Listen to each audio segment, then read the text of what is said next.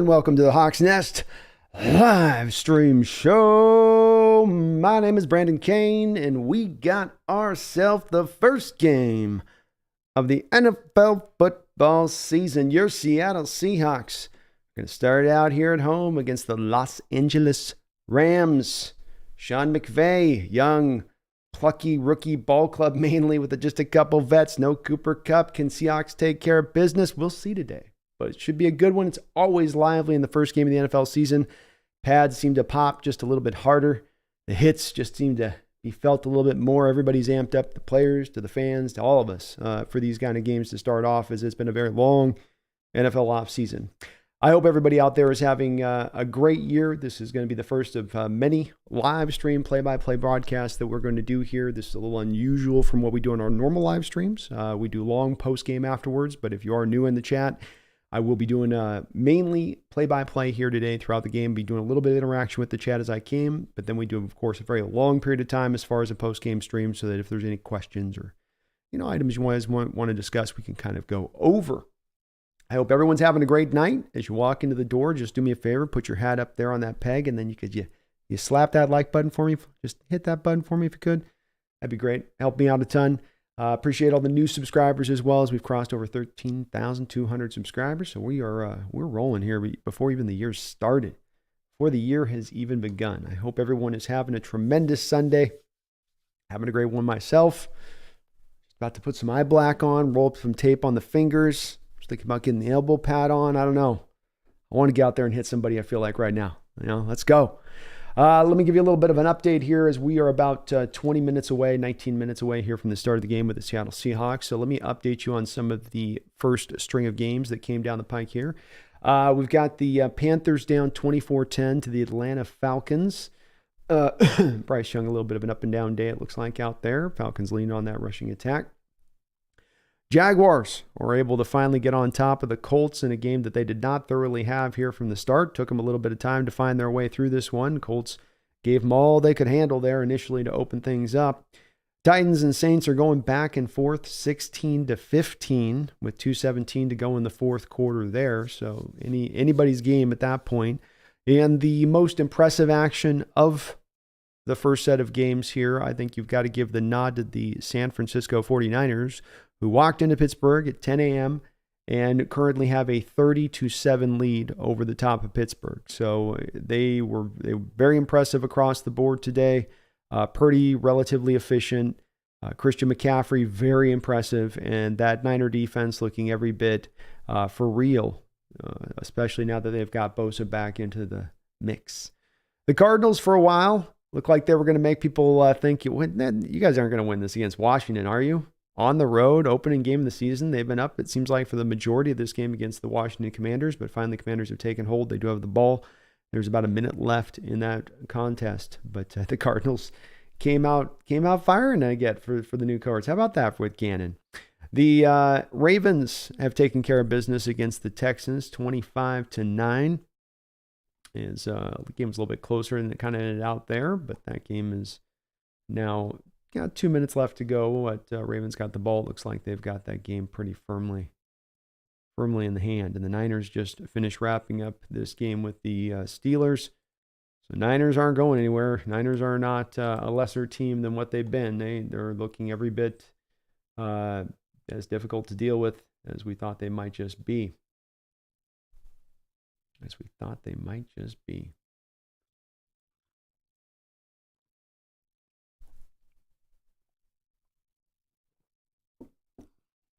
Strange opening weekend fantasy, I'll tell that too. Let me get some hellos out the way here, because of course I'll be busy once we get rolling. William Leonard, how you doing, man? It's good to see you. Mark Habercorn, hello. William Osbako, go Hawks. Mark says Steelers suck. Steelers are very disappointing to me in this game. And it didn't help that they've lost a couple of linemen. I think Larry Ogunjobi coming into this game was a little bit beat up. And then Cameron Hayward's got the groin thing, hit him early in this game. They had another guy, Leal, went down. So, that didn't help matters. But, all that being said, they were pretty disappointing in this game, watching them all across the board. And Pickett doesn't look like he's taken some big, huge step forward either. See, Lord of Bravos, what if Purdy is actually really good? Keep expecting to see the bubble burst, but maybe it won't. I have to acknowledge, as a guy that has been a long believer that the bubble could burst, Bravos, that the bubble indeed could potentially just remain. I'm certainly have been wrong before in the past. The thing that does strike me as I watch this game against the Steelers, and as I continue to watch, Purdy go, is that he's never really forced into the bind of having to really push the ball up the football field. There's always the check down. There's always the little throw on a little dig route. There's always something there that's really easy for him to just go get. And he's got players that are getting separation across the board, and they're wide open a lot of times. And there's a couple of good throws in there. I'll give him credit on that. But the thing I'm waiting for a team to do, and I thought Pittsburgh would do a little bit more of this in this game, is force things down on him a little bit. It's easier said than done. And when you don't have the line that can stop the run, it gets even harder. So there's a lot that goes into this with Purdy's success, more than him just back there, of course, just slinging it. But I'll acknowledge, maybe he is good. Bravo says, so does Kenny Baby Hands pick it? Yeah, Kenny's bubble didn't burst today, but his hands might have. Stimpy, how you doing? It's good to see you in the house. How you doing? Sean Lee, what's up? Herbicide says, God, I hate the Niners. I know, I do too. Of course, you guys got to go into Pittsburgh, 10 a.m. Boat race them. Okay, yeah, sure. We're the Niners. Z-Lord says his arm is not strong, but somehow he makes it work. It must be frustrating to be dink and dunked by this guy in the field laughing out loud. Yeah, it's my thoughts exactly. It frustrates me watching where it's like, just press the routes. Just run things short and make them throw a 9. They don't have necessarily speed burners on the outside. But then you do have Shanahan, and Shanahan's good. This is where Shanahan's in his wheelhouse, drawing up plays, confusing defenses, getting them one way, coming back the other way. It's an easier said than done. Sean Lee says, if we blow the Rams out, I'll feel pretty good about this season. You definitely would like to see that today. That would be encouraging. I'll take the dub above all else, but that wouldn't be bad. Herbicide, the Cards jerseys are horribly ugly. They're like, hey, it's like the Cardinals went and said, hey, we're already an organization that, isn't well revered in this league by players, front offices, or anybody out there. The fans don't particularly, we're not really a fan team. How can we drive this further in that direction? I don't know, let's make worse uniforms than what we had. I know, but we already had the non-ferocious Cardinal that's actually an East Coast Cardinal because we carried it over when we came from St. Louis. It doesn't look like it doesn't actually look like the Cardinals in our state. I know we already did that. We're going to go harder than that. Yeah, let's go harder than that. Let's mess up the color schemes and the designs and make it just look like you want to look away. How about that? Yeah, let's do it. Solid idea. William Leonard, a bully statement, big time bully statement by the Niners. Big time. Z-Lord's short story is we're going to have to earn it to win the division. Niners ain't lying down for us. Well said. We got Ricky Waters raising the flag tonight. Let's go, Ricky Running Waters. Love to see it. Jesse says this could be the equivalent to 2012-13. Well, so we said we're going to be dealing with the Niners. We got that part of the element in. We got to take care of our part here now. Pickens is good, William. He almost made a hell of a catch in this game. Him and Pickett couldn't quite get on the same page at times, it seemed like. Check, is Najee Harris a bust? I don't know if he's a bust. I mean, he's been a pretty productive football player. My idea of a bust is a guy that is not a particularly productive football player. I think he got hit with some kind of injury a little bit earlier on in this game, which is why he didn't have more carries, but 6 carries, 31 yards. Granted, 24 of those came on the back of one run, but he probably hasn't been exactly what the Steelers thought they were getting when they drafted him in the first round. Megan Gock, Roger, my lady from Dan Enda. Thank you for the $10 donation. I do appreciate it. This is Happy Hawks Day, y'all. Up at 5 a.m. always and needed more coffee. Ready to get beaten in Fantasy B? Well, it's not this week. You're not my matchup this week. But I am going to indeed probably lose in my matchup this week and probably be one of the lower score fantasy players. And it's bad. It's the worst kind too, where you sit a guy on your bench and you got points sitting on your bench and you lose your team. It's not a good opening week for your boy out here. Okay? Not the best start, but that's okay. I start slow, but I finish strong. C-Lord, haven't even been keeping tabs on the Mariners today because I have the football fever. C-Lord, Scott, the football fever, and it's going to overtake him all night. He's going to have to watch day and night, full months, never stops. There is no more sport when you're watching this football now. It's beautiful. Megan, thank you for that tenner. Appreciate you. I hope you're doing well in your fantasy. I haven't had a chance. I've been locking into my team today and my disappointment. But hope you're doing well. Roland Connor, how's it going? Says, any score predictions? 34-14. I like that. 34-17. I'll give the Rams a little bit of hay on this, offensively speaking. Cheese Taco has been a member of the Hawks Nest for 10 long months. Thank you for that long-time support. Cheese Taco says, let's go, B. So excited. We're back at last. Everything is right in the world. Let's have a good game. Go Hawks. Go Hawks, Cheese Taco. Let's have a great game. Let's go out there and make a kind of statement like the Snyder team's made today. I know it can't make it with the same resounding blow when you're playing a Pittsburgh team that many thought might be even a playoff contender out there in the AFC, but we can try. We can try. Zach says that the Niners O-line might be the worst in the NFL. It's in pass protection, I might say that, check. That certainly could be the case. This is where we come back to, again, not only the benefit of forcing Brock Purdy into throwing deep, getting him out of the dink and dunk stuff, but then you also get to test that offensive line, which you can't do if you're going to allow them to just dink and dunk. And I know I'm not saying this is easy to do. But this is the key to really. That's when Brock can beat that, because the team will eventually start to figure out how to kind of put those clamps. He's not always going to have the surrounding talent around him. And let's all face it, he threw for 220 today. So let's not, like, on 29 attempts, let's not act like he was out there just, lighting it up. But once he gets in those conditions where he's got to push the ball up the field and then he's going to have a pass rush, let's see there, at that point. I've got a little bit of some theories on that if you can pull it off, because I don't think he always has the best awareness about the pass rushers incoming, breathing down his throat. Robert, my brother Pennington in the house. Good to see my brother in the house. Rob, I hope you're doing well out there, man. Loved you, man. Hope the fam's well.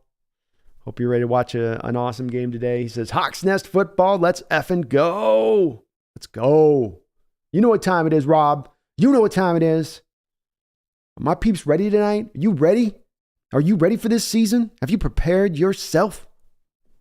I know my brother has. You know I have. I'm doing a heat check out there. Give me that wrist. How's that pulse? We got football, baby. Let's go. Cincinnati Bengals suck. Cincinnati falling to the Cleveland Browns. Falling to the Cleveland Browns. How about that? And not even with necessarily Deshaun Watson looking all that good in that game. 24-3. Kind of nuts. Watson 16-29, 154. Burrow 14-31 for 82 yards. What the hell happened? I mean, the conditions weren't great. It was raining and stuff. Probably should acknowledge that. Rob, thank you for that $20 drop, brother. And let's effing go is right, man. Let's effing go. Appreciate you. Love you.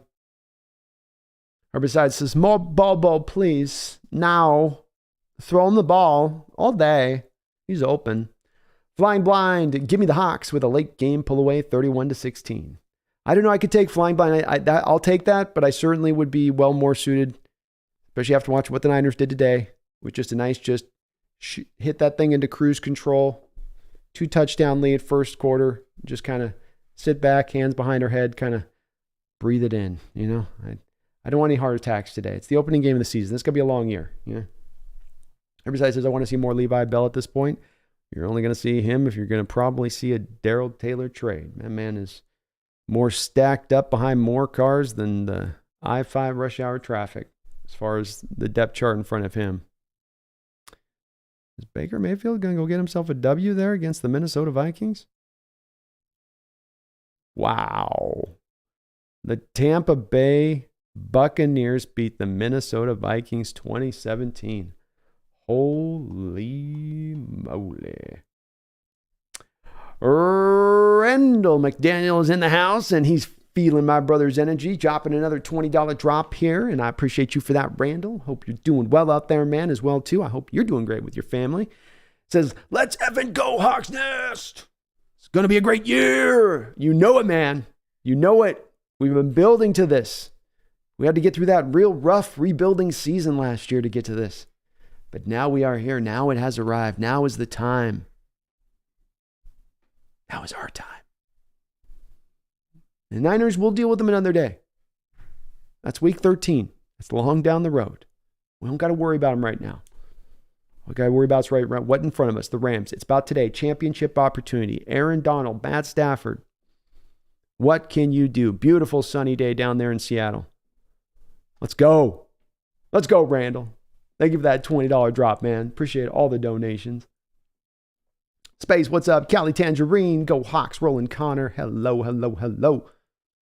Snail has been celebrating 7 months as a Hawks Nest member. Thank you for that, Snail. Says, fight, fight, fight for Washington State. 2-0. Let's go. Let's go, Washington State. Very impressive. Very impressive. Both the Washington quarterbacks holding it down. Sea Lord of Bravos. Looks like Anthony Richardson might have just been concussed. It did look like a solid shot he just took. Paul Third, they really beat the piss out of the Steelers on the road. So many pundits with egg on their faces. Can't remember where I seen it, but someone called him Kenny Kitten Mitten Pickens.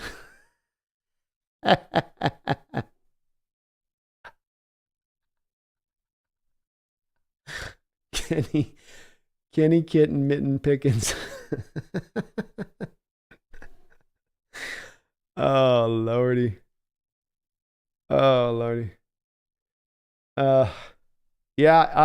It's Paul, it's very impressive the Niners did. And I still finished for I had some question about the Niners this year, and I still do have some questions. None of that changes after this week, but for the record, I did say they're 13 wins and they're winning the division. I was on the record of saying we're 12, we're number 2 in this division probably, but that is where I was on record in my prediction show saying, but you know, to me, where the Niners are susceptible a little bit is in if a team can find at some point at this point to provide a formula for other teams to kind of take down a guy like Purdy, and it's hard to do when the talent is as it is with the Niners, but then also how can they do over the long term of the season with so many players they're kind of riding on, in my opinion, that are the top heavy guys. If you lose a couple of those guys, do you have the depth to sustain yourself after that point? Kelly Tangerine says, hi, Pumpkin. I'll let her know. They said hi. You want to say hi? Can you give me a go Hawks? Go Hawks? Go Hawks. Oh, she did it. She did it. Hell yeah. Good girl. Yeah, you're a good girl. You're pretty good at that. I like it. I do. Appreciate you though, Snail, again for all that long time support on the channel. Brian Myers, Brandon, good to see you. Great shirt. Thanks, man. Oh, as I spill on myself.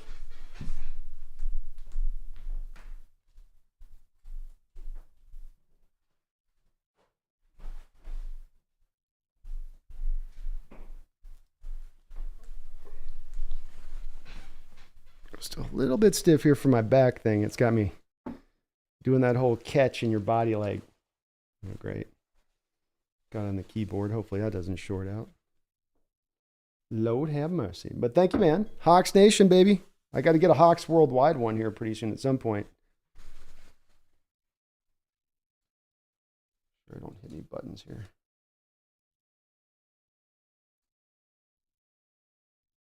I'm always good about dumping on my keyboard.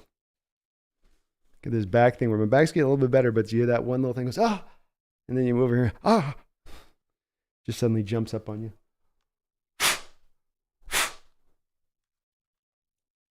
Oh, yikes. Got a little bit on there.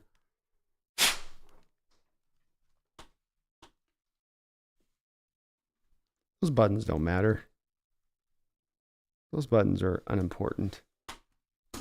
Just about to start up here on the game. Soon.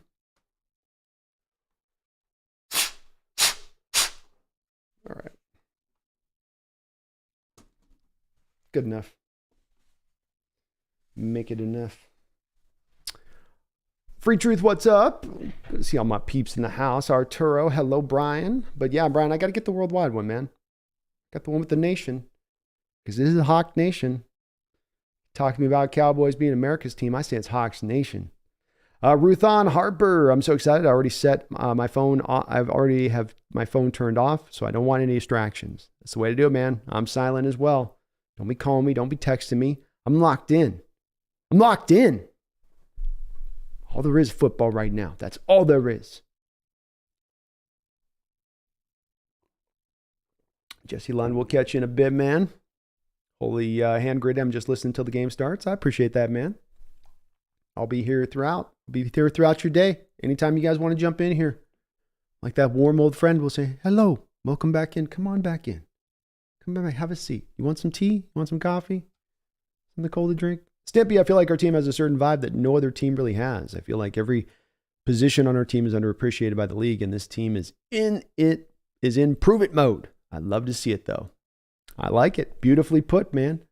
I agree. Kingdom Joe in the house. How you doing? For truth, I'm definitely ready. Amazing Disgrace. This is going to be so many touchdown dances. It'll look like a dance party. Boom, boom, boom, boom, boom. Boom, boom, boom. Lou, go Seahawks. Go Seahawks, Lou. Good to see you too, man. Hope you're having a great night. Lou in the house. Spoon inactive. Very disappointing. I think they're probably being very careful with him. I think if this was a playoff game, I believe you might be making more of a consideration for having him out there today. But because it's not, you are going to be protective. You need him against Amon next week. St. Brown. Amon. St. Brown. Don, how you doing? Fleece. Hello. Don says, hello, Brennan all, and happy Galactic Orville Day. Hope everyone is well this afternoon. Well, happy Galactic Orville Day to you too. Big country. Hello. And Keldon in the house. Oh, Keldon says, y'all stop. These Steelers were the preseason world beaters. 49ers coming for these Hawks. It's a legit win. It's a legit win, Keldon. This is more an impressive win by your Niners than it is the Steelers messing up or giving them the game. They took that game from them. They wanted it more in the morning. They were more physical on both sides of the line of scrimmage. Everybody the good that you saw of the Niners last year was on display today. So complete props. I'm not going to give you any and buts or anything like that. I tip my cap to your team, kind sir. Ski Nation, let's go, man. F graveyard shift. I'm here for it. F that graveyard shift. You're going to be locked in. All right, we're getting started. Seahawks are going to get the ball after a fair catch here to the 25-yard line. Geno Smith in a pistol formation with Walker behind him. Noah Fant goes in motion. Throw's going to be out to Tyler Lockett quickly for a quick little 4 or 5 yard gain. John Robinson, how you doing? It's good to see you in the house. And if you guys are unaware on the skin new, I probably will not be responding as much over to the chat as I am going to be doing this play-by-play. What the smell? I tried to super chat, but my phone thinks I'm in AU, but my store is set to USD. I will do a fat dono when I get back to the States, listening to you from Bering Sea. You are a lifesaver. Well, we got Geno back again. A little bit of a pistol look here to Kenneth Walker, who will go right up the middle for a gain of about 3.5. Well, thank you for that. I'll try to give you some scintillating play-by-play. I'm always trying to improve on this, folks. So hang in there with me, but I love doing this. And I'll try to keep you updated on all the action today with our Hawks. Seahawks coming up in a little bit of a hurry up here. Geno, empty set. 5 wide, step back to throw. Donald near, back out to Tyler Lockett, who makes the catch right on the sideline and then rolls out of bounds for a first down. Little 5-yard out route there. Kind of like the first throw that you made to DK to the other side of the field. And DK just comes through and just sort of bashes the corner who's going to cover Tyler. And then Tyler frees himself open. Pretty fun there. It's effective.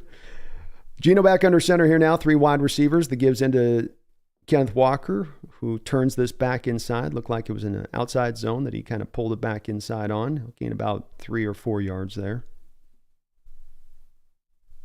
5 yards. They'll give him 5. Good job getting that all the way up the field there.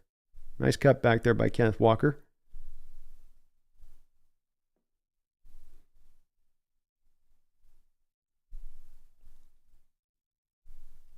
Geno back in pistol.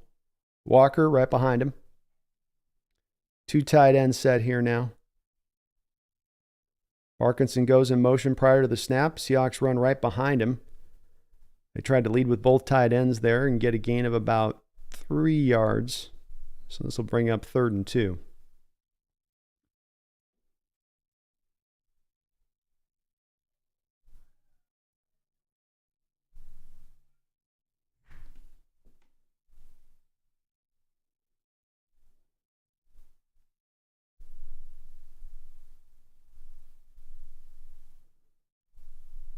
Geno back in shotgun, 4 wide receivers here. Drops back to throw. Looking, a lot of time. All the time in the world. Finally gets it out to DK Metcalf, who's open and still on his feet. All the way down, dragging tacklers. Nice and far down the field. Geno had all the time in the world to throw there. He could have had a camp out. Tremendous job up front. Rams only brought a 3-man pressure look there, so that's where a little bit of that's built in, where it's going to be hard to get pressure with 3 men, and then Geno's got to wait for kind of the guys to run through the coverage there, especially the shorter coverage looking to stop the 3rd down play. All right, the Hawks at the 25, 11:52 to go here in the first quarter, opening drive. Give is into Kenneth Walker. He bounces around, doing a good job of scraping through the offensive line, just kind of not a big play to be had there, but finding little spaces where he can to get upfield and get positive yardage. It's not as much a dance thing as it's just picking the correct hole, picking what is there. Short gain on the play, though. 2nd and 7, empty look here, 5 wide. Geno back in shotgun, blitz coming. Geno's got to get rid of it, and he just throws it away. Smart choice there. I don't think that he had recognized the blitzer was coming prior to the snap. The linebacker came off the edge, and I think Geno was probably thinking that that guy was going to drop back out. And instead he came. 3rd down and 7.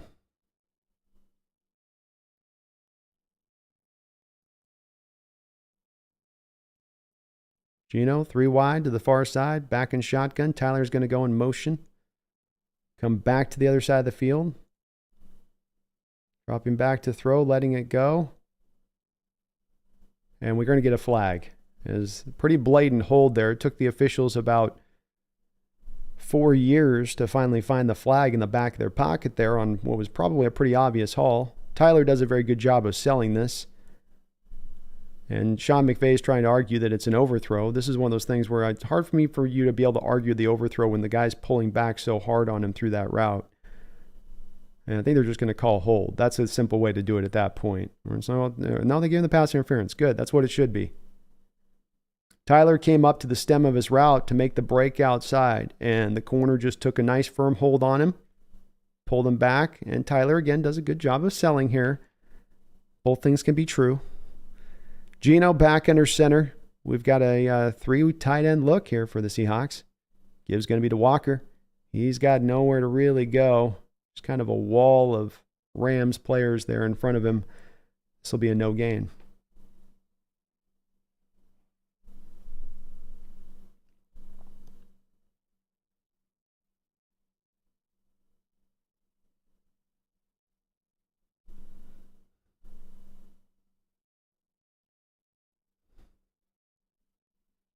Seahawks on the 12-yard line, 2nd and 10. 10:39 to go here in the first quarter. Nice opening drive. Geno back to throw. Seahawks going to try a little bit of a screen game, and screen game is still a little bit uphill battle here in the early 2023 season. This is going to be about a 5-yard loss. The Rams had that snuffed out completely. And Haynes just took too long to get out to the block there. If you see Haynes, he takes a beat longer to sit down like he's sitting down in pass protection. You got to get out there. 3rd and 16, Geno back to throw, looking. He gets away from pressure, scrambling to his left, looking down the field. Tyler Lockett getting mauled again. I guess they're not going to call it. I didn't see a defender. Very physical coverage down the football field in the end zone.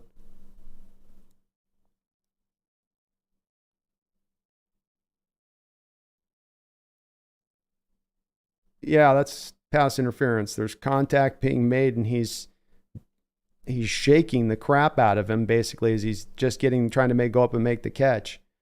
No call, though, so we'll get a 36-yard attempt here for Jason Myers. Myers-Lissette. Kick is up. Kick is good. So, relatively successful opening drive here by the Seattle Seahawks. Heavy targets to Tyler. Snail, thank you for the $5 donation. Oh, wait, I'm sorry. I'm even further behind. My bad. Megan, thank you for the $5 donation. Appreciate the double donation. Says, B, is this where I tell you I have the Niners D in my second team?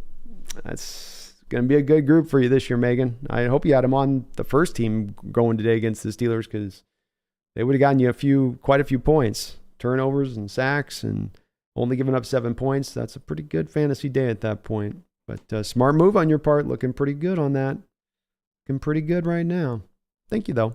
Appreciate you. And congrats. Pretentious Cameron has been celebrating 12 months as a Hawks Nest member. Thank you for that, Cameron. Says, go Hawks. Let's go. Let's go. Opening drive. We score some points. I can take that. We'll just score every time. Sometimes field goals, sometimes touchdowns, but every time. How about that? Snail with a $5 donation. I do appreciate you, Snail, for that $5.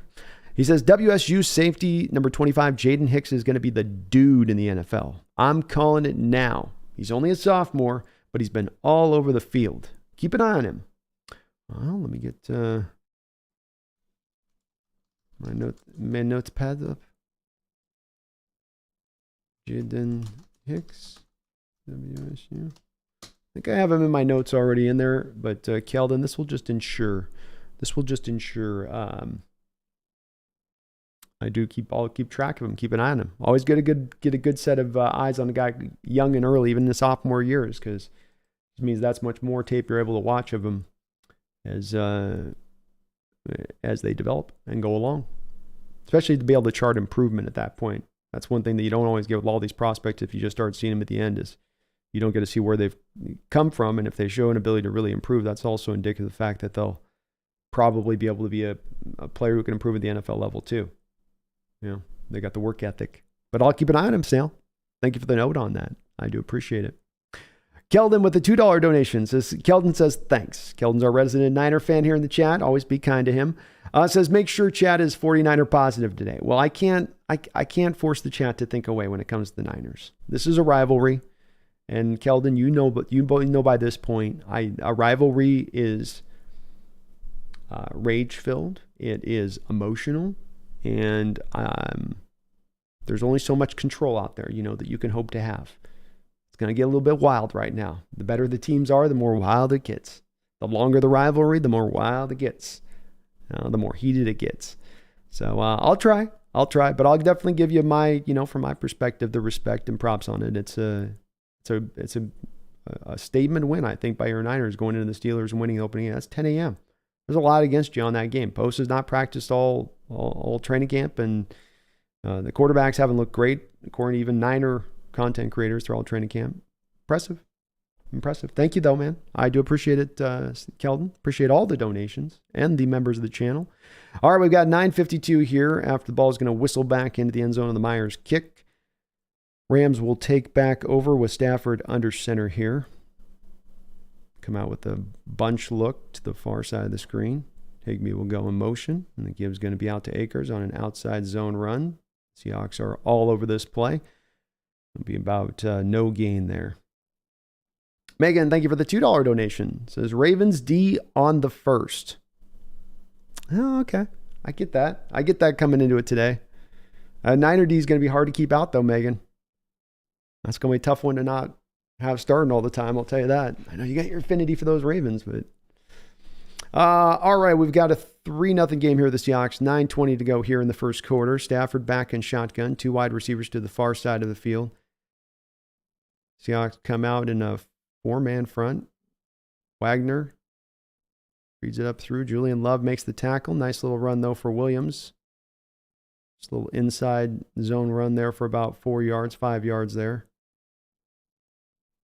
Wagner kind of shot around the gap there looking, I think he was kind of freelancing just a little bit there. Trying to like it, though. He's trying to penetrate.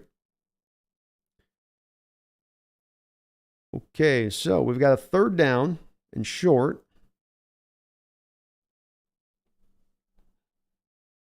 Third down and 4. Stafford and shotgun. 3 wide. Tutu Atwell goes in motion. He's looking for Atwell. Coming back over to Higbee. Higbee is going to get drugged down for a tackle. First man of the year to give up a completion in coverage is Jordan Brooks.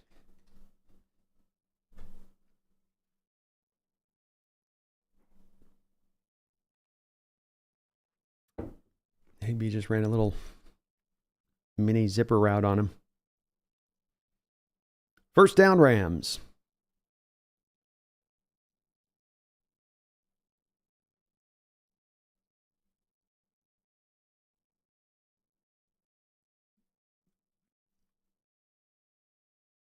Again, a run here for them. They've got some room to work with here. This will be a nice run. Almost about 10 yards on the play. Cam Akers.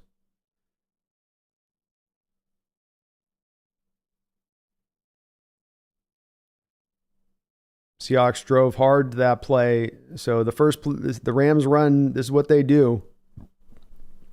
They'll come out and they'll run a same look over and over again as far as how it looks, but they always will run different plays out of it. And here we've got a second first down run here as they cross midfield for a gain of about 2 or 3. So they ran with Higbee in motion to start the game, ran behind that side. You have the defensive line for the Seahawks then anticipating that. Then on that prior play, they crash down to the side where they think the play is going, and then Akers is actually then out the back door, out the back part of where where you think it's going. Smartly constructed there by McVay. Second down and 8. Stafford's going to go back under center here. This is a very common look where they got this bunched trips kind of look here to the far side of the field. And then they'll send a guy in motion. See if they do that again here. They do not. Give is right up the middle. And he'll get up for about a gain of 2 or 3 right up over the A-gap. Rams definitely going to test out the rushing defense of the Seahawks here today. The part that was the question mark coming into this season. Another 3rd and 4 here for the Rams. Certainly a point where they're missing Cooper Kupp in this game. This would be like an automatic if he was in here. Stafford pointing, directing traffic. He's going to change the play. He's seeing a blitz look here show by Bobby. Bobby drops back out of it. And looks like we're going to have a false start or a delay again. False start on the Rams. Stafford was trying to guide a lot of traffic down in there. He thought he saw Bobby coming. Bobby then was playing a game with him, it looked like, where Bobby thought he made the check to the read, so Bobby dropped out of his blitz. Look, it would appear. So a little bit of games being played between Stafford and Bobby there.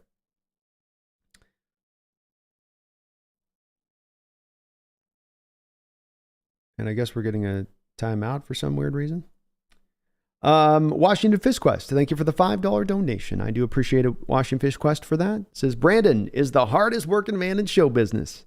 Hey, gotta kiss myself. Good guy. Oh, yeah.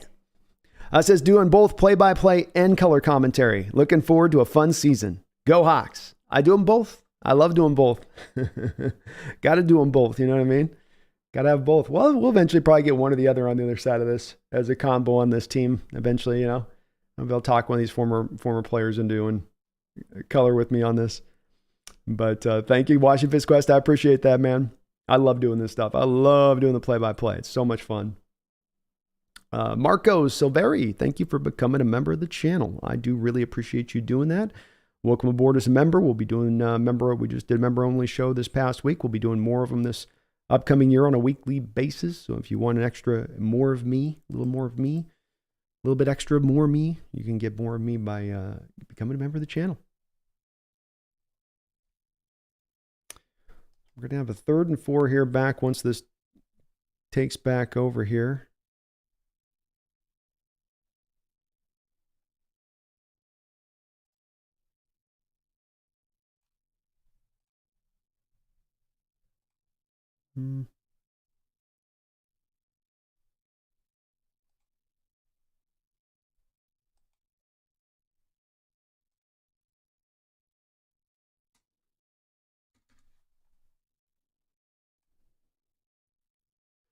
What's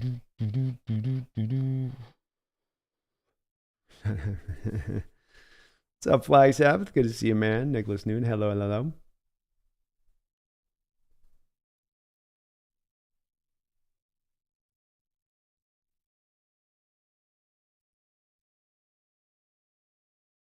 I guess the Rams called the timeout there.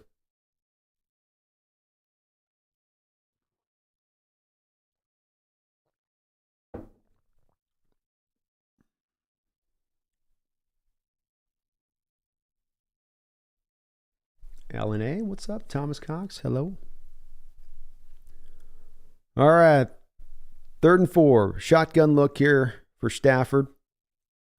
Seahawks got their showing a 3-man look here.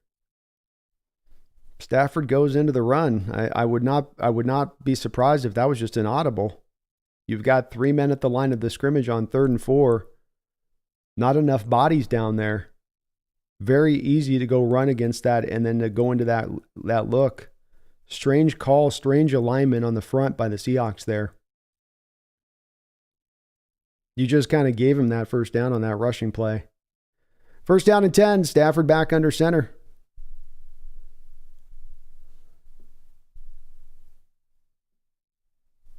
Flea flicker. That is going to go nowhere fast. Kobe Bryant was blitzing on the play, and he was right in the face of Matt Stafford as he was trying to throw that ball. That flea flicker was the quickest flea flicker you'll ever see from transfer of running back to quarterback. He handed it off, and then he handed it right back to him. He was about a foot away. He went, oh, hell, this is dirty. Bryant was blitzing on the play. Got to give Hurt props on that one. Good call on the corner blitz there. Very good timing. That's what sent that play astray. 5:13 to go here in the first quarter. Rams driving at the 35-yard line of the Seattle Seahawks. Seahawks showing a cover 2, 4-man front. A little bit of an errant throw there by Stafford. Will be dropped by the receiver. This will bring up 3rd and 10 now. Seahawks not bringing a lot of pressure on this opening drive. 4-man fronts. Not even really any 3-4 looks that I can see here early on. They might have mixed in 1 or 2 here on this first drive, but that's mainly what you're looking at here.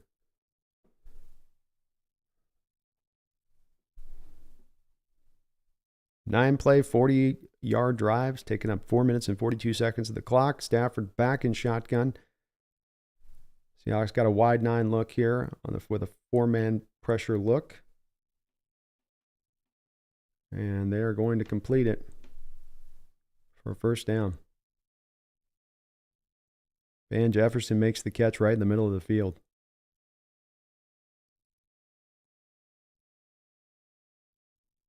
Seahawks playing off coverage, cover 3 look to Mike Jackson's side of the field.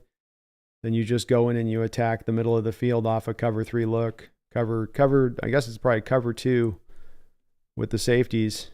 And then Julian Love's got to try to rally, and then Jackson's got to try to rally back to the middle of the defense there where Jefferson's route's taking him, and neither could. 1st down and 10. Pitch play outside here to the running back. Bobby Wagner is all over that play. He read that one clean and true. And that will be a loss of about 3 or 4 yards there. The gang came back up around him and helped rally after he was able to really force the issue on that play.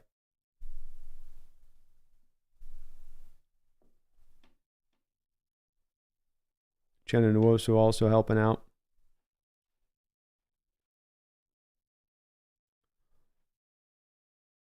Second down and 14. This drive has lasted forever, it seems like. 3:43 to go here in the first quarter. Rams at the 29-yard line. Stafford back to pass. Easy completion inside. Julian Love in coverage to Pukanuka. This will be down 3rd and short.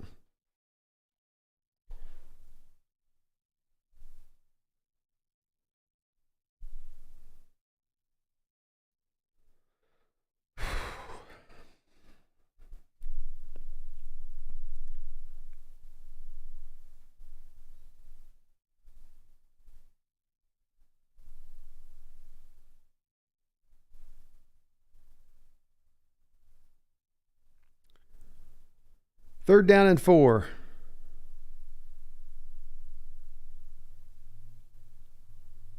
Stafford's going to throw and complete this right over the middle of the field for a 1st down.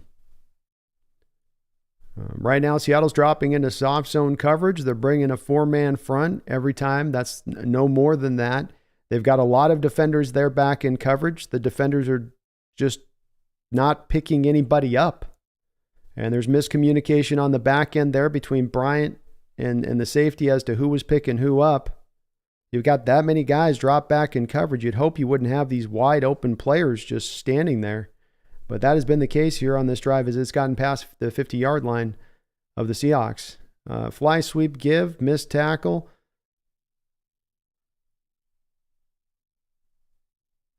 And do we have a fumble here? I don't think we got a fumble. I think he was down. We'll have to see on a little bit. We have a flag and maybe a fumble. It looked like the guy was down to me. Let's see how it really goes on this one.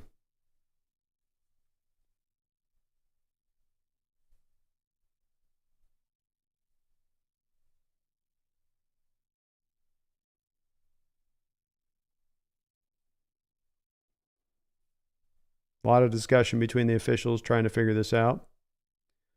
This guy was here. That guy was there. I thought you had meatloaf last night. No, I had the chicken parmesan. No, I had the meatloaf. I want the parmesan tonight. Okay. We've got a holding flag on the Rams. So they have finally determined that. I was taking you into the discussion, the referees there, by the way. That was inside the conversation of what was at hand. So you got hands to the face on the Rams. And the penalty enforced, and it'll be first down. 1st down again.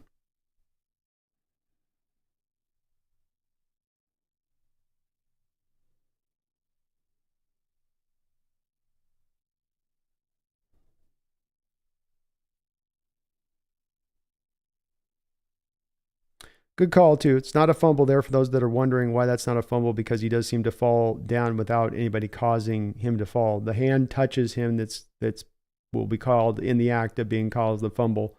Carroll might try to challenge this, but there's really not a point to do so, because you can see on the replay there that the hand goes up to the leg of Atwell as he's coming past. So when that hand comes up and hits that defender at that point, that's considered, part of what caused the tackle.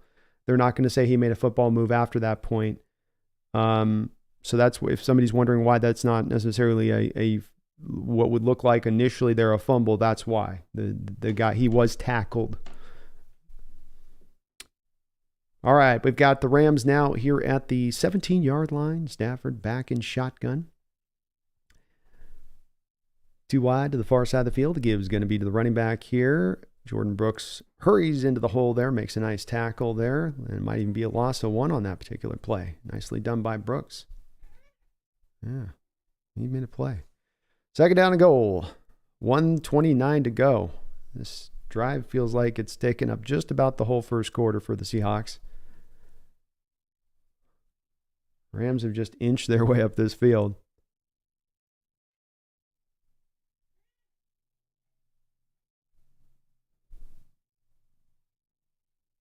$14-play, 58-yard drive, taking up almost 9 minutes of this first quarter. Rams in a 3-wide look here. Bubble screen, broken tackle. Almost into the end zone on that one. A lot of missed tackles to begin things on this opening drive for the Seahawks. So if you're looking for some worries about from last season carrying over, issues in tackling, issues in the defense playing a lot of the soft kind of defense. There's not any aggression to this defense right now. It's just kind of sitting back, and that's going to be a touchdown run on 3rd down and goal for a touchdown here for the Rams. That's a very, very, very tough opening drive there, that Seahawks defense. We're all continuing to hope this team eventually starts to drive up and does a little bit more of taking it to other teams, and maybe this is just an opening drive thing where they're trying to get a feel for what the Rams are going to do in this game. But a lot of just sort of sitting back in coverage there and missed tackles and soft coverages and yippee-ki-yay. Yeah, King Bomber, I don't know why you don't some press, some man. I mean, mix something else in. Stafford dropped back and he threw it to the same place in the field. Anytime he had a third down, open middle field will be wide open. I can hit that whenever I want, and it would be. I don't know the point of what this defense is trying to attain to at times. Like, what is it trying to stop? You give up the play, you get the yards down the field, and then you give up the yards also short. Don't you want to take something away?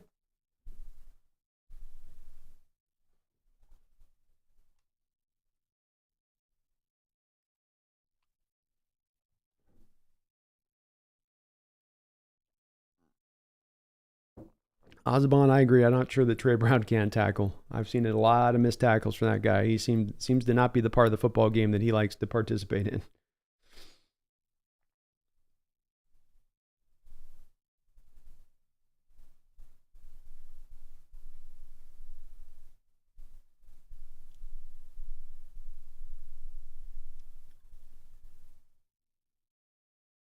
Get some more coffee. I'll be right back.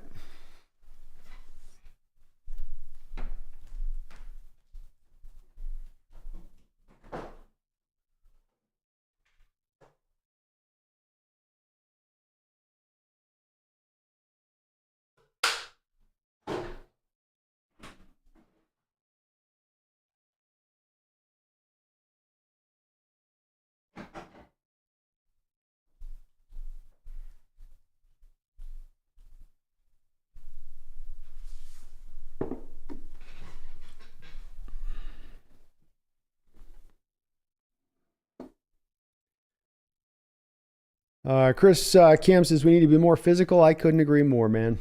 We need way more physicality in the defensive side of the ball. As I say, you got to have an identity. You can be a soft zone coverage team that's then just going to, hit everybody, hit anything that moves essentially once they catch it, or you can be a ball hawking or aggressive team. The defense continues to be one that you go to and you say, what are you trying to establish as your identity here?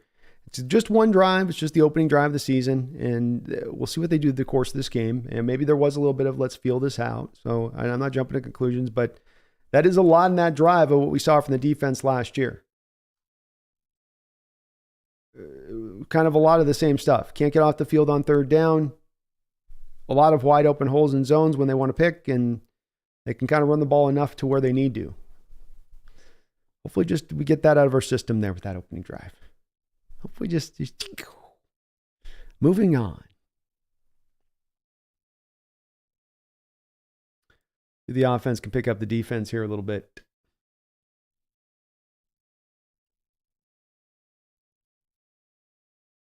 That ball's banged into the back of the end zone. Seahawks will take over here with 39 seconds left to go in the first quarter.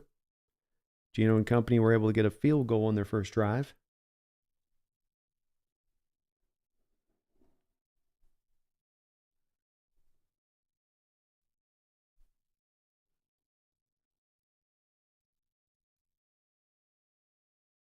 All right, Gino and the boys back out on the field here. He's going to start out in shotgun.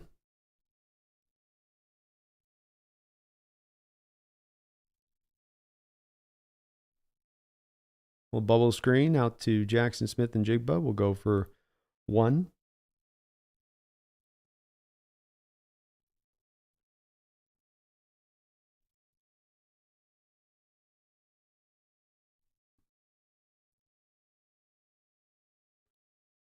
Might be the last play here of the first quarter.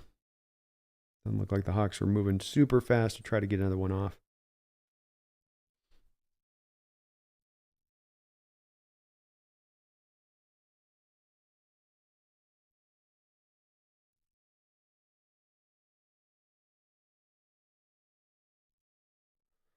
All right, so that will finish off a quick first quarter of action here. As the Seahawks find themselves down 7-3 at about a 2nd and 9 here.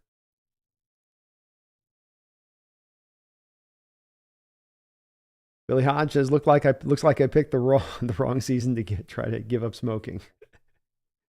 Maybe so. Could be. See, Lord says on a positive note, nowhere to go but upwards on it for the defense. That part's true.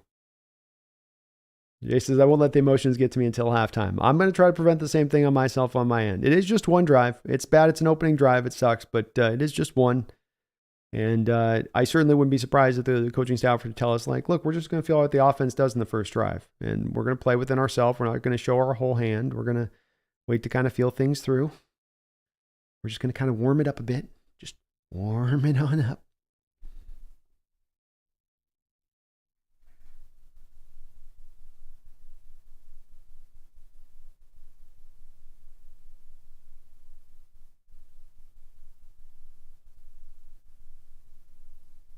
This is the kind of thing that drives me crazy when we play a guy like Brock Purdy last year and he beats us twice and everybody's going, well, Purdy beat you. It's like, I'm questioning guys.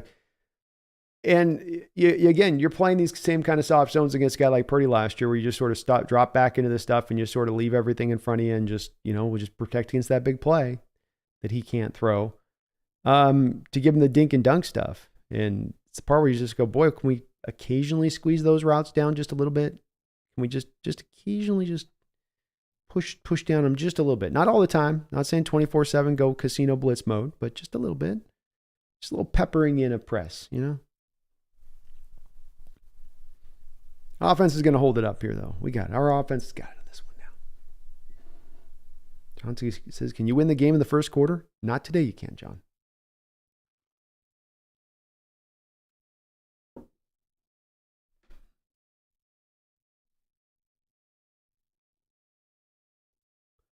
Pete over there talking with Bobby on the sidelines, getting things right.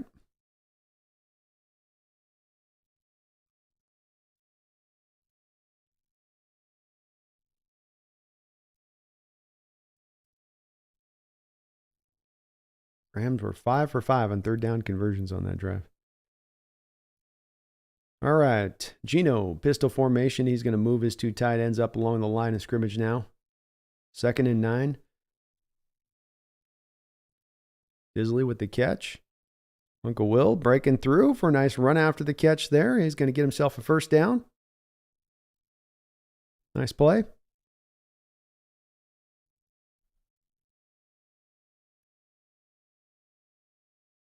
Rams definitely bring a little more pressure at Geno, stacking a little bit more up at the box than the Seahawks are on the other side of things. And Donald coming up trying to pull the ball free from Will. Will says, I'm a former defensive tackle too.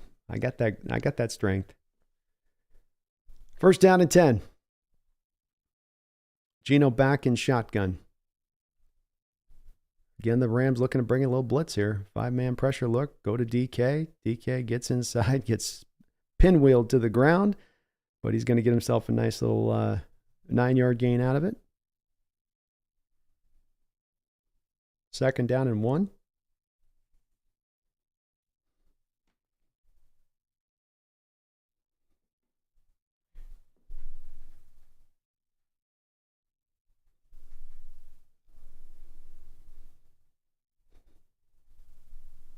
$13:42 to go here in the second quarter. Geno and pistol. 2 wide, 2 tight end look here. Tyler goes in motion. Gibbs going to be to Kenneth Walker. He's got a little bit of space to work with. He's out in the open field a little bit there. Nice little 11, 12-yard gain. Best run of the day for him so far. Looking good.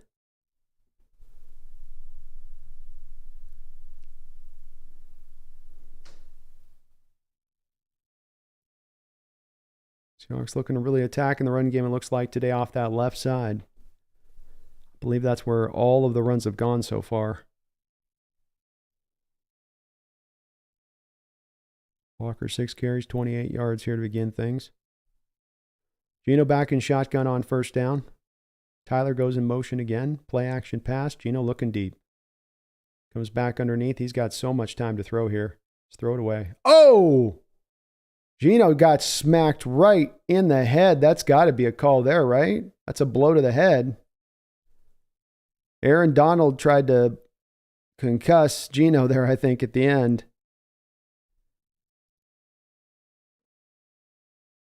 The dirty play call. That's Aaron Donald for you right there. So Seahawks with a hold, but you're going to get the personal foul penalty as well on Aaron Donald. as he gave a forearm shiver to the face of Geno Smith. He might have broke the cage of his helmet on that one.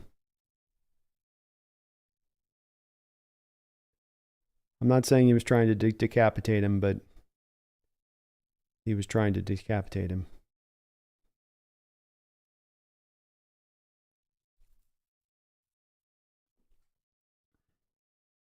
First down and 10. We got a whoopity-doo here. Fly sweep back to Geno. And he's going to run this up for 5 or 6 yards. You had DJ Dallas starting out as the quarterback, who then gave it to the fly sweep man that gave it back to Geno, who was a wide receiver, who then ran it up the football field for a gain of about 5 or 6, kind of salvaging it. Well, razzmatazz from your Seahawks there. So Dallas to Charbonnet. Flip it back to Geno. Geno had Bobo deep. Oh, he just didn't have the guts to pull it. He had Bobo ready to roll there on the play. It was wide open, and Geno just didn't realize the safety was going to the other route, and back was turned to Bobo.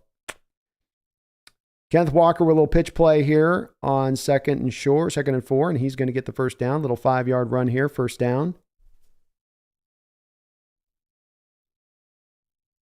Bobo running free all the way up the middle of the field that prior play, and the safety angled away from him, going to look to pick up Disley coming down the field the other way. I don't even think that safety knew Bobo was in that route at that spot. This place would have come unglued if Bobo caught that. Went deep on that. First and 10 here. 11:40 to go in the second quarter. Play action pass. Little throw out to Kenneth Walker in the flat. Nice little drawn up play there by Waldron. Creative little play. Get Walker the ball out in space. He's going to get himself another 5-6 yard gain on this play. You got both Charbonnet and Walker in the game at the same time there. So it was a play action to Charbonnet.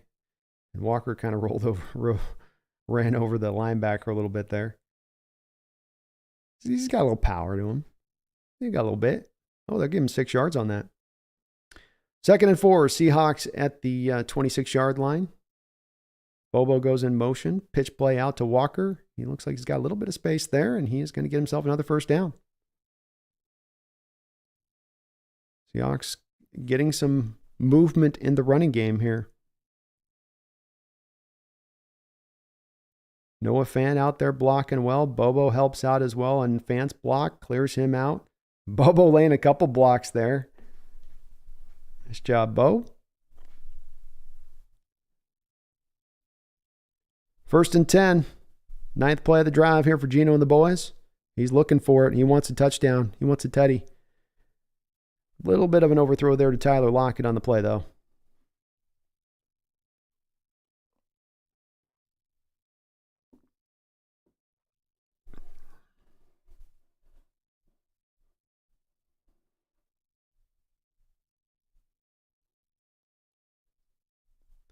Second down and 10.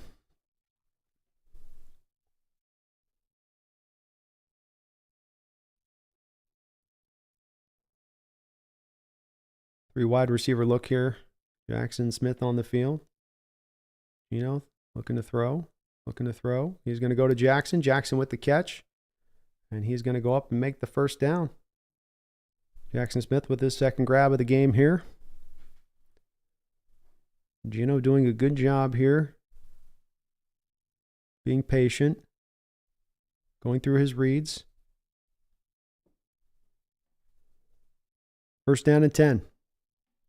From the 11-yard line. Zach Charbonnet with his first professional carry. He'll run into a few piles there of bodies. And he's only going to get himself about a gain of 1 on this play.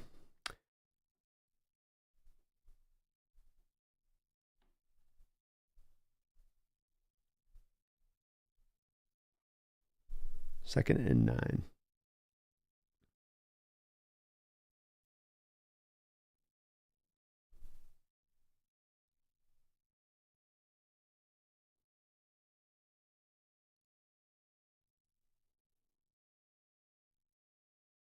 Rams bringing a blitz here on Geno. Got to get rid of it. He does to DK Metcalf. Touchdown, Seahawks! Great job by Gino there to recognize the blitz. He's got one-on-one then with DK out on the outside. DK just wide open out there. I'd love to see the route that freed this up if it's almost a blown coverage thing. The man's in press on DK. Oh, he just got him with a gnarly release there. DK just hit him with a nasty release. One step off the line of scrimmage and a little head fake pump. The Ram defender bought it to the inside. DK took it to the outside and was in the back end zone wide open at that point. So the tough part with blitzing the Seahawks is then you're going to have to leave DK one-on-one out there. And Jason Myers just sneaks this through the left hand upright. And the Seattle Seahawks go back up 10-7. What a great drive there offensively. And Gino, really good job on that play in a couple of different spots. First off, reading the blitzes coming. He sees the Rams show their hand a little too early here. He sees it, and it's not one he sees where he now is changing the play there. Instead, what he's doing is he's going to now, and we used to see Russ would do this as well when he gets that kind of, they're sending everybody field of things. We don't have this fully blocked up. There might be somebody free here. And we used to see Russell do this where what you do is you back up. You buy yourself time by taking 3-4 steps back because your intent the whole time is probably to go back to DK no matter what there with the one-on-one matchup. If you got to throw a trust ball, you'll throw a trust ball. But you go back there to throw it up and put him in a place to then go get it, but give DK enough time to get the route fully cemented. And that's what Gino does by backing up that few steps and doing that, and then shows off the arm strength, being able to throw off his back foot, still putting that on the spot where he put it. A very nice throw. Great run route by DK. Variety of guys doing good things on that particular play, and a fantastic drive there by the Seahawks. I think that was a 12-play drive they just answered back on with the Rams. Hopefully giving this defense a little bit of momentum now. Keldon, thank you for the $2 donation. Says, in this era, that offensive coordinator is your best coach. Thoughts? You might have to put a little more elaborate, Keldon, what you mean in the comments, a little bit more on that. In this era, that OC is your best coach. Thoughts? In this era, that offensive coordinator is your best coach. I think Waldron is our best coordinator right now. I don't know if he's a better coach than Carroll, if that's what you're inferring. I wouldn't say that I agree with that. I don't think Coach Carroll's lack of necessarily fully really updating this defense where we want to see it necessarily means he's a bad coach, or that we should, that paints the whole picture, portrait. I would say it does not. And we'll see where the defense is at. We got one drive. They played one drive this game. So we'll see. And it wasn't like the Rams just ran up the field on them. It took them 14, 15 play drive to pull it off. So, we gave them a good amount of fight for them to get there. But yeah, Waldron is definitely our best, the better of the two OCs, I think, or at least shown himself early on to be, the more dynamic one there with it. Really nice throw there by Gino.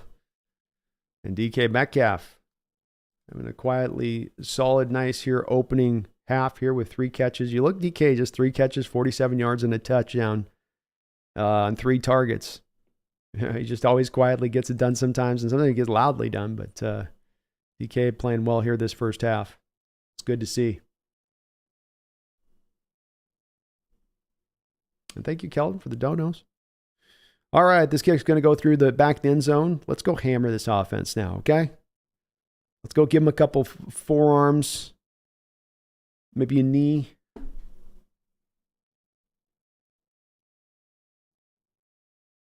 $9:16 to go here in the second quarter. Seahawks up 10-7. Keldon says, okay, stay loyal to the old man. Keldon, we went through a rebuild last year where we had $57 million of dead money. We had moved on from 2 Hall of Fame football players. We had 6 rookies starting across the board. They were the ones who decided to hitch their wagons to Geno Smith. Like, we can't just look at the one bad thing and say that's all that there is here with this. There's also the player development of the young guys. There's been a lot of things, the atmosphere environment Carroll creates. 1st and 10 here. We've got Seahawks again, that 4-man front. Stafford looking to attack deep here. And that will be, we got a flag on the play. I think we might have a hold here on Los Angeles.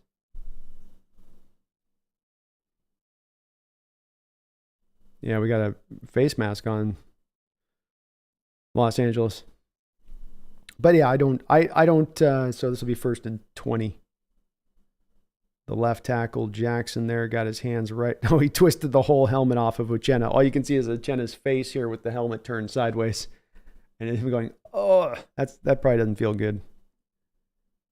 That's probably not a happy time. Stafford with one of his ballsy throws. 1st and 25 on that. Stafford back in shotgun here. 3 wide.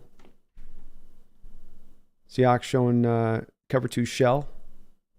Wagner going to blitz here. And looks like we got a false start by the delay of game by the Rams. Okay.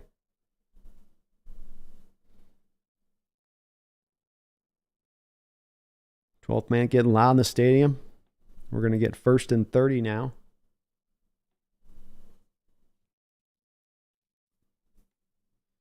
I'll tell you what, Keldon, too. I'll cover your thoughts on this. I'll expand a little bit more in the next commercial in regards to this. Rams out of the gate here, already been penalized 4 times for 40 yards. 1st and 30, they're going to hand it off inside. The Seahawks swallow this up with Uchenna Nwosu and Bobby Wagner. It's been a bit of the combination here early on. And they're going to make the stop here for no gain. 2nd and 30. 8:55 to go. Snail, thank you for the $2 donation. Says, DK can't catch, quote unquote. Where's the haters now? That's right, Snail. That's right. Where's the haters now? He's going to have a great year this year, I think. 2nd down and 30. Stafford under center, 3 wide receivers. The give is into the running back here. Seahawks again do a good job. Boye Mafe pulls the running back down after a gain of about a yard or 2. 3rd down. 3rd down in a long, long way. Okay. Just give up less than 28 yards on this play and you're good. Fans getting loud in the stadium. Many of them on their feet. Seahawks cover 2 shell look. Rams 4 wide receivers. Empty. 5 wide, sorry. Quick throw and catch. And that will be a short little completion there, which will take us to 4th down. Good job of the defense bouncing back after that last drive, getting themselves a 3 and out. Well done there. Get that offense back out on the field, right? Get that hot cooking offense back out on the football field. I love it though, Snail. You know I'm an ardent DK believer. I'm a believer. All right, here's the punt here by the Rams. Back to receive is DJ Dallas with a little bit of room to work with. He's still on his feet, getting up the field. Nice is DJ Dallas on that play. He sort of slow rolled it a little bit. He almost kind of looked like he caught it and sort of jogging a little bit, but there was a little lane there to get up the field, up the sideline. Got that ball all the way back up the 50-yard line, and this Seahawks offense is going to have something to work with to begin things here on their 3rd drive. But thank you, Snail. Yeah, DK showing out early here. So, Keldon, I mean, look, you can go, the defense needs to be updated. Defense I'm not happy with. The defense should be better. And all of those are going to be critiques that I will listen to when it comes to Carroll in recent history. But you can't just throw out all the good with it too. You know, and I'm consistent on this, Keldon, because I'm like this with your Niner coach Shanahan, where I've long said every time I talk about Shanahan, even anytime that I've given criticism of Shanahan, said, but he's a very smart offensive coach. I think he's still a really good coach. He's one of the better coaches in this league. You know, it's where we want to always paint with that yes or no brush, the broad brush of yes or no. And sometimes in situations, the answer is it's complicated. Yeah, it's complicated. Christian Joyce, thank you for the $3 donation. I do appreciate you. Says, you are awesome. Tell us field position more often. Will do. And do please, if you guys have anything that you need that may be a little bit of a missing when the play-by-play comes in, just do let me know. And I will try to, I'll try to build it in a little bit more often. So yeah, I will try to give you a little bit more of an idea of where they are on the field as far as the as far as the thing. I've been trying to think of a way I could do, like have a virtual field below me or something, with a little ball that I could have connected back to but I'd have to do some coding or something to probably make that work. Maybe I'll just put Chat GPT on it. But thank you, Christian. I'll definitely let you know on where we are on the field a little bit more often. Appreciate the donation. Eric, 99, has been a Hawks Nest member for 23 long months. Thank you for that long-term support, Eric. I really do appreciate it. It says, yo, Brando, let's go Hawks. Let's go defense. Bennett, let's go. Let's go. Oh, sorry, that's the Bennett emoji. My bad. Thank you for that long-time support, man. Let's go. That's the right way of going about defense. Shut up that offense. Shut up that run ground game. Take care of business, Wasn't a great first drive, but it's just the first drive. Just one drive. Especially opening drive of the season, everybody's got jitters. Everybody's a little nervous.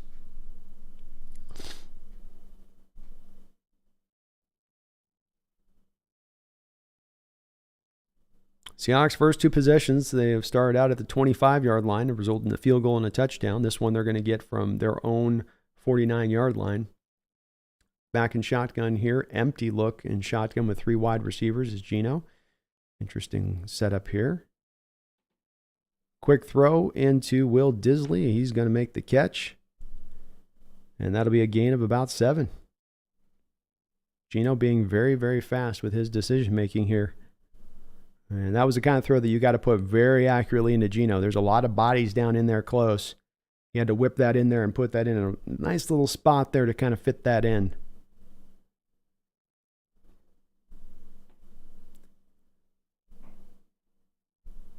Second down and 3. From the 45 of the Rams, Walker dancing around. He's breaking it outside with a little bit of room to work with. Again, breaks it back outside as he sets up the defender. Two kind of points in that run that he did so, and he's able to break that out for what looks like about a 15-yard gain.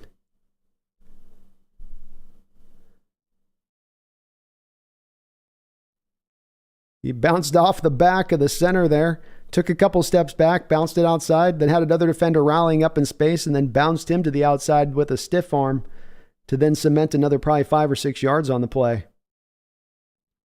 Got a little bit of that Marshawn Lynch baby stiff arm. It's just a little baby stiff arm. Walker 8 carries, 48 yards. Seahawks on the 29-yard line of the Rams. Lockett's going to go in motion. Pitch play out to Kenneth Walker. He's feeling good here. Another nice little run on the pitch play. Love to see Seattle working out in space with the run game. Gain of about 6 yards there.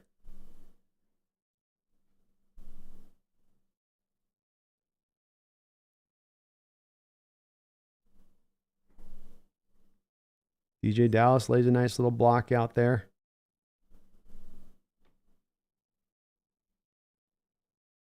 Walker looking really good here to begin things.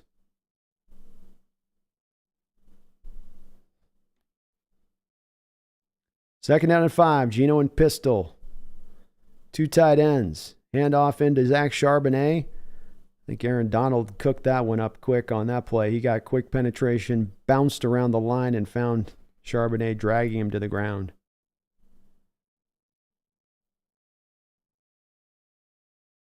Yeah, he got Charles Cross. He whooped Cross on a swim move there. That's just lightning fast. Prime Donald kind of move there where he just beats you so quickly.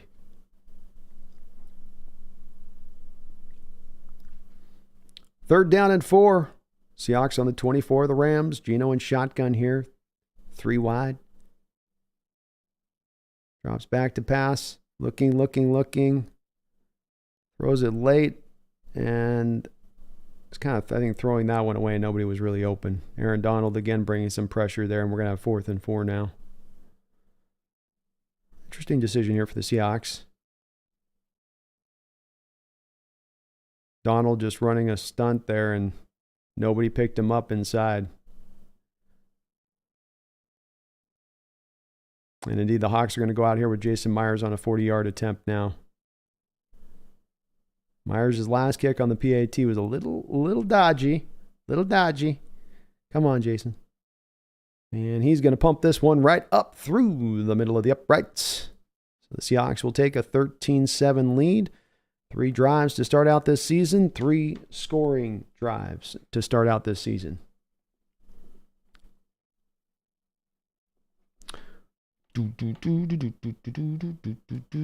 Let's go.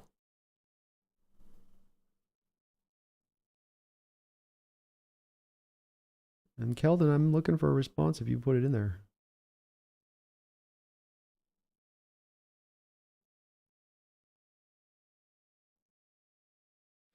Expat Adventure Turkey, thoughts on what I'm seeing from Zach Charbonnet? He hasn't had a lot of room to run into. He's had a couple of attempts, but he's been clogged up both times. There was not really anywhere to go with the football.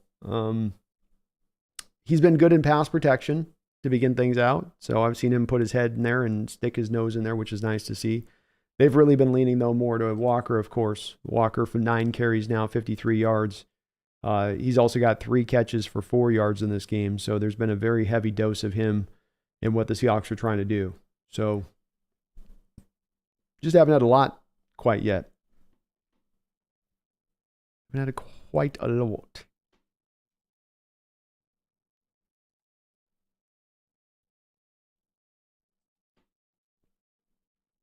Give you guys some updates on scores around the league. We got the Packers up 7-6 on the Bears, and 7:16 to go in the second quarter. The Raiders are up 10-6 on the Denver Broncos with 4:49 to go in the second quarter. The Eagles are 16-0 up on the Patriots, and the Chargers are up 14-10 on the Dolphins. Early games, Falcons won over the Panthers. Browns took down the Bengals 24-3. Jaguars were able to push past the Colts. The Buccaneers surprised the Vikings 2017. The Titans lose to the Saints in the opening week of the season 16-15. The Niners whopped the Steelers 30-7, and the Cardinals were able to just about take it out from the Commanders, but they snuck it away at the end with a 2016 win, and the Ravens got the Texans 25-9. Those are your current set of updates on games.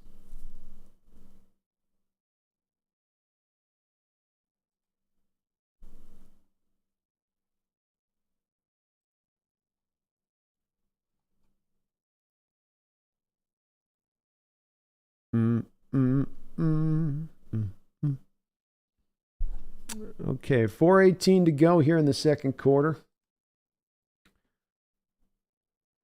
I'd like to get another quick 3 now, get it back over the offense, as the Rams do have the ball after halftime. Seahawks started out with the ball in this game. Short kick here to the 4-yard line. Rams are going to fair catch this ball. They're not going to play the Seahawks game on this one, which is the Seahawks want to, of course, try to have the returners return it because they think it's an opportunity there for them to get you shorter than the 25-yard line or maybe even cause a turnover. But doesn't look like the Rams are playing that game today.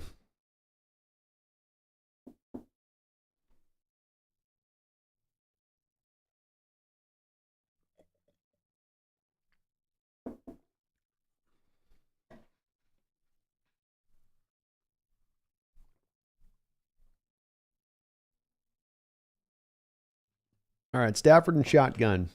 1st and 10. 25-yard line, dropping back to pass, looking through about 3 reads there. Comes back around underneath. The ball will be incomplete. Darrell Taylor providing some pressure there late on Stafford. Good job in coverage to hold up, though. He had some time to go through some reads.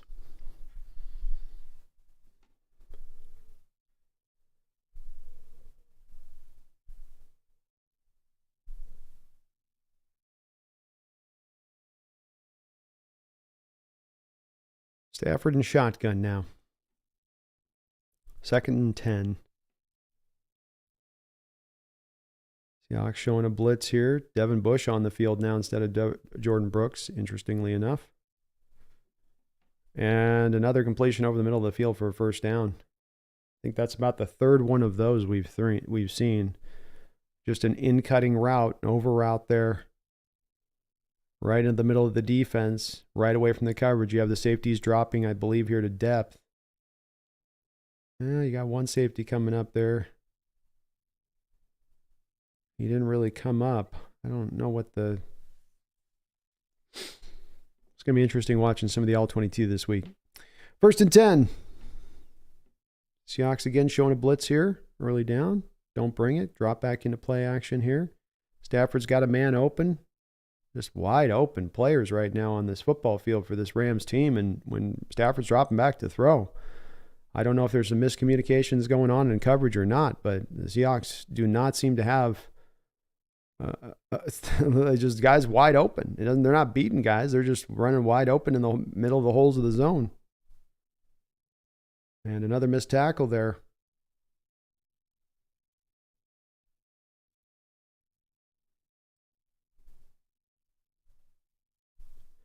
First down and 10. Rams already on the other side of the field here. Seahawks 41-yard line after a big play. Gibbs going to be inside. Another missed tackle. Should have been stopped in the backfield. Ends up going for about 2 or 3 yards. Every single play, the missed tackling stuff's kind of showing up. Like somebody's missing a tackle every single time.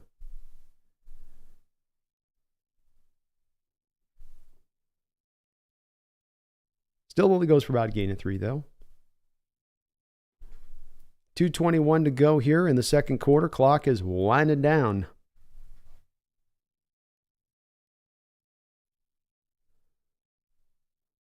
See if Stafford gets another playoff here. Yeah, he's going to get another playoff.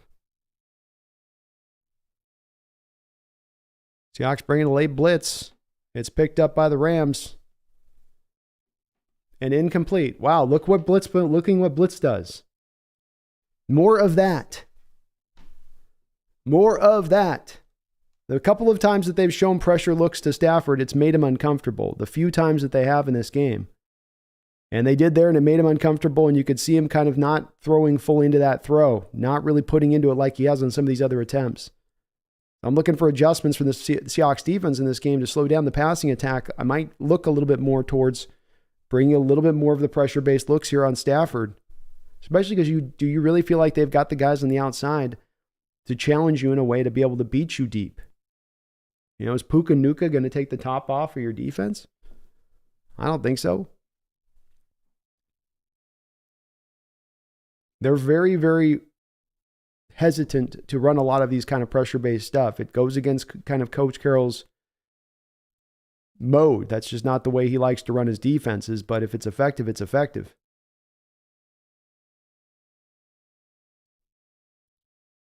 Eric Gilbertson, thank you for the $5 donation. I appreciate that support and all of your support from everyone out there tonight. Thank you so very much for that.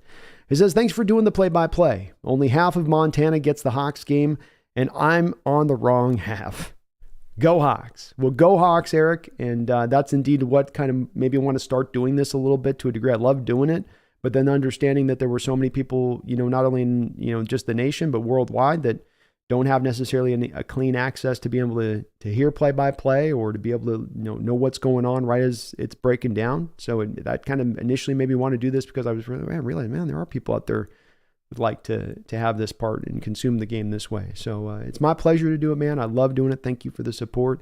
I'll continue to do it in every single game this season, whether you're getting it over there on the east side or not. I know I was living in western Montana for a while, and even over there, it could sometimes be a hit or miss situation of whether we are going to get the games or not. So I'll be here throughout the season for you, my guy, and hopefully keep improving on it. That's my goal, is to keep getting better at this bit by bit.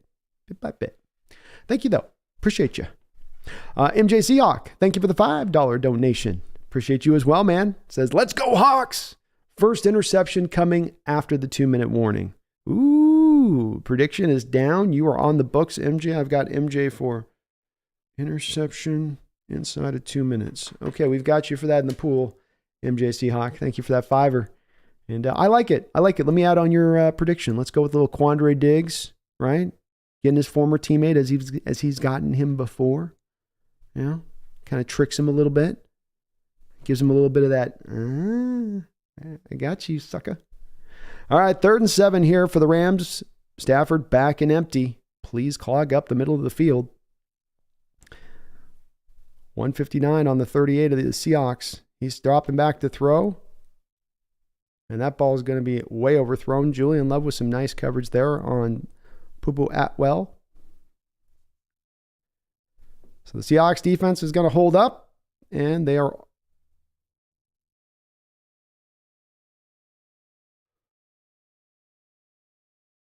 Jaron Reed, I think, was wanting a hold call there. Talking to the official going, come on, man.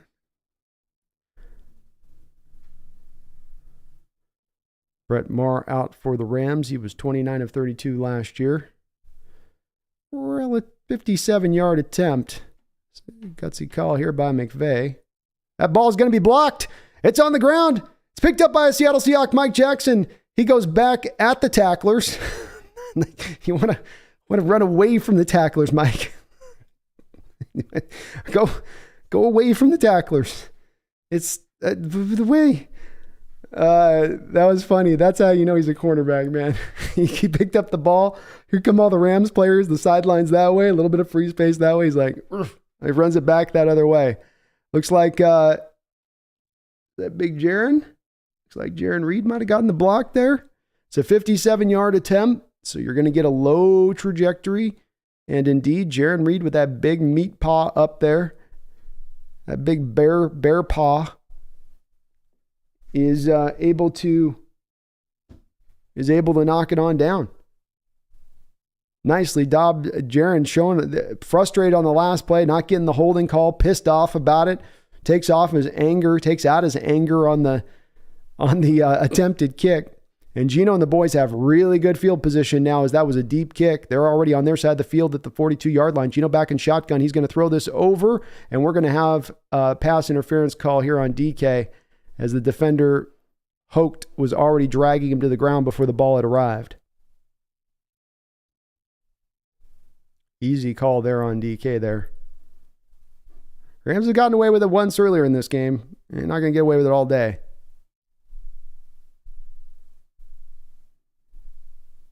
That's an easy call. He just panicked. Yeah, he had that arm wrapped around DK from the moment DK cut inside him. He panicked. First down and 10. Seahawks on the 39-yard line of the Rams. 142, 3 timeouts. Gino back in shotgun, empty formation. He's going to whip this on out to DJ Dallas out in space. Dallas wide open. And he's going to get a nice 13, 14-yard gain. DK and Yeast out there, John. Seahawks, 136. I wonder if that's a play where DK just takes up a lot of attention. They're going to show the replay. This is going to be nice. Oh, yeah, well, kind of. They tried to get, and this is a handoff to DJ Dallas up the middle, keeps his feet, stumbles for a moment, regains his footing, and then he's going to get a good little 5-yard gain. So they were getting a little bit of a chuck on DK with the first guy, who then had to drop into coverage to DJ on the previous play. Didn't have enough time to get out to DJ Dallas in the flat at that point. Feeling the effect of DK on that, on a couple of these plays without him actually producing catches or yards. 2nd and 5. DJ Dallas tripped up at the line of scrimmage quickly there. Interesting call by the Seahawks. Going to a run there. Passing was working so well. Dallas tripped up, though. Clock will continue to run here, just getting inside 1 minute. This will be a 3rd down and 5 now. Gino's going to run a little bit of a hurry up here.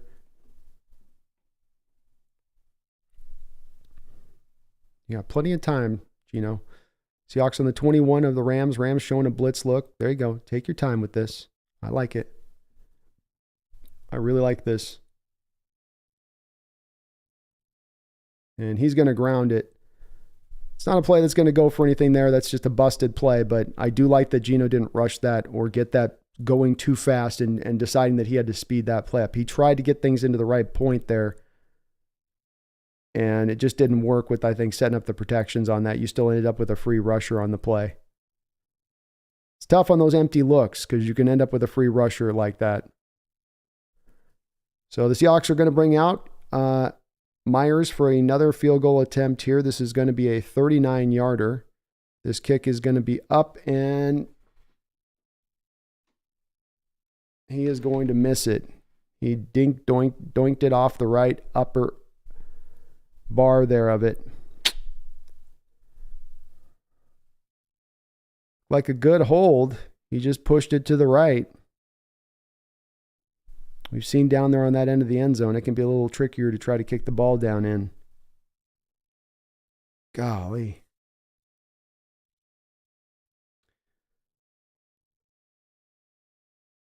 This will give the Rams the ball with 31 seconds remaining here in the second half. Chris Cam, thank you for the $5 donation. I do appreciate it. He says, is it me or do we not disrupt the receiver within the first 5 yards anymore? We do not. We do not. More often than not, Chris, I see the very same thing, and I'm oftentimes very confused by it as well. There was a moment in preseason where you had actually Mike Jackson in, I believe, the Cowboys game coming up to press a guy, and then you just had him then just try to turn and burn, or try to run with him step for step post-snap when he needed to get a press. He needed to disrupt the timing of the route. They made a conscientious choice somewhere in about like 2015, 16 or so. I don't know if it was because maybe the rules started to lock down more on the being physical at the line of scrimmage, but we just don't have a lot of guys that get up there and really do much to disrupt routes. We allow free and easy releases off the line every time, and teams can count on that. That's where I come back to saying again that really the defense could take some big steps forward, in my opinion, which is more of a feeling of putting a little more of a pressure-based approach forward. And what I mean by that is not just a pressure-based approach by we're going to blitz, throw at, just run everybody at the line of scrimmage. What I'm talking about there is just making things more uncomfortable across the board, making the receivers uncomfortable off the line of scrimmage, making the quarterback uncomfortable pre-snap because he's seeing guys up at the line of scrimmage. Like we saw Geno just there. Guys are coming to the line of scrimmage. I got to start to process a little more as a quarterback. I can't just drop back, go through my reads and throw it. I'm making that guy think an extra step. I'm making him process an extra step. These are what I mean when I say more of the just a pressure-based approach to where you're going to try to attack offenses, whereas we try to go to more of the finesse, read and react, kind of just drop back, wait for them to kind of make a mistake kind of thing at times in those coverages. And, that can sometimes work.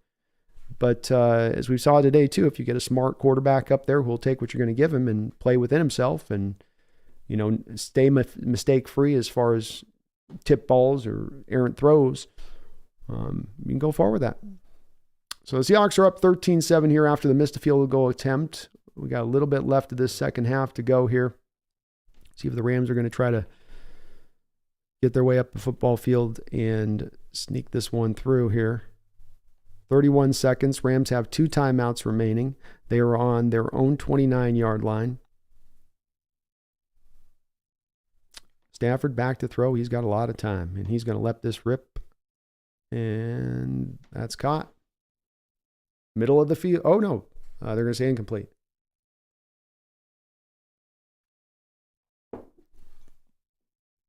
Tough catch there. Yeah, he threw that behind Nuka there. Nuka was wide open in the middle of the field. Stop me if you heard that one before. 2nd and 10 now. Stafford drops back to pass. Whips it back over the middle of the field. This ball is just going to be dropped by Nuka. 3rd down and 10. Hit him in the hands on that one. No excuses there.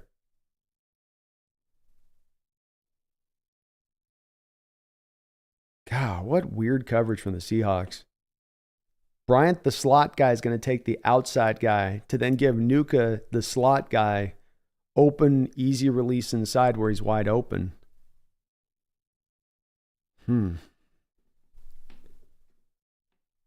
Because then you got Bryant leaving his slot, and now Trey on the outside has to go find Nuka to the inside, and he's starting out from off coverage on the outside. Stafford and shotgun here, 3 wide receivers. Some quick pressure, and it's going to be caught. 1st down. Where at? Middle of the field. Rams offense this first half has been able to do their damage in the passing game explicitly right there in the middle of the field all day long. I guess Seattle was anticipating a little bit more of them trying to hit more of the sideline routes in this game. And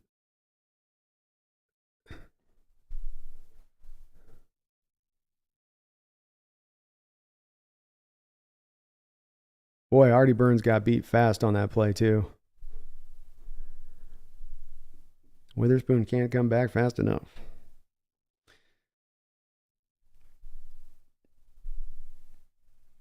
All right, Rams up at the 40-yard line, 1st and 10, 16 seconds to go. One more timeout left here. Wide open, middle of the field, 20-yard gain up the football field. Rams will take their final timeout. Whew. I guess this is hard. I guess it's really hard when it's like, well, they're from the start of this game when they're throwing in the middle of the football field. and usually on a route that's going to be 10 yards or more. And I guess there's just not a defensive call in the Hawks playbook to say, okay, that team that doesn't have a lot of playmakers on the outside, okay, that team that doesn't have Cooper Kupp, if they go into the middle of our defense and start throwing in the middle of the defense, there's just nothing we can really do. Because there's no seemingly adjustment being made by the Seahawks defensive coaches at this point in time. These guys continue to be wide open in the middle of this defense whenever they want it. Whenever the Rams want that throw, Stafford can go to it. If he's inaccurate on it or whatever, that's another thing. But it's kind of there to be dialed up at any point in time here in this game.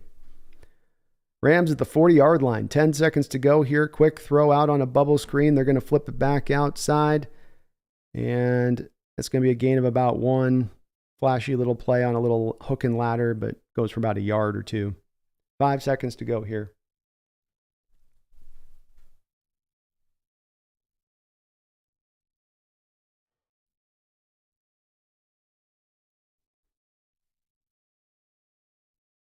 So another field goal attempt here by the Rams. Seahawks blocked the last one. This will be another very long attempt. 56 yards here for Brett Maher.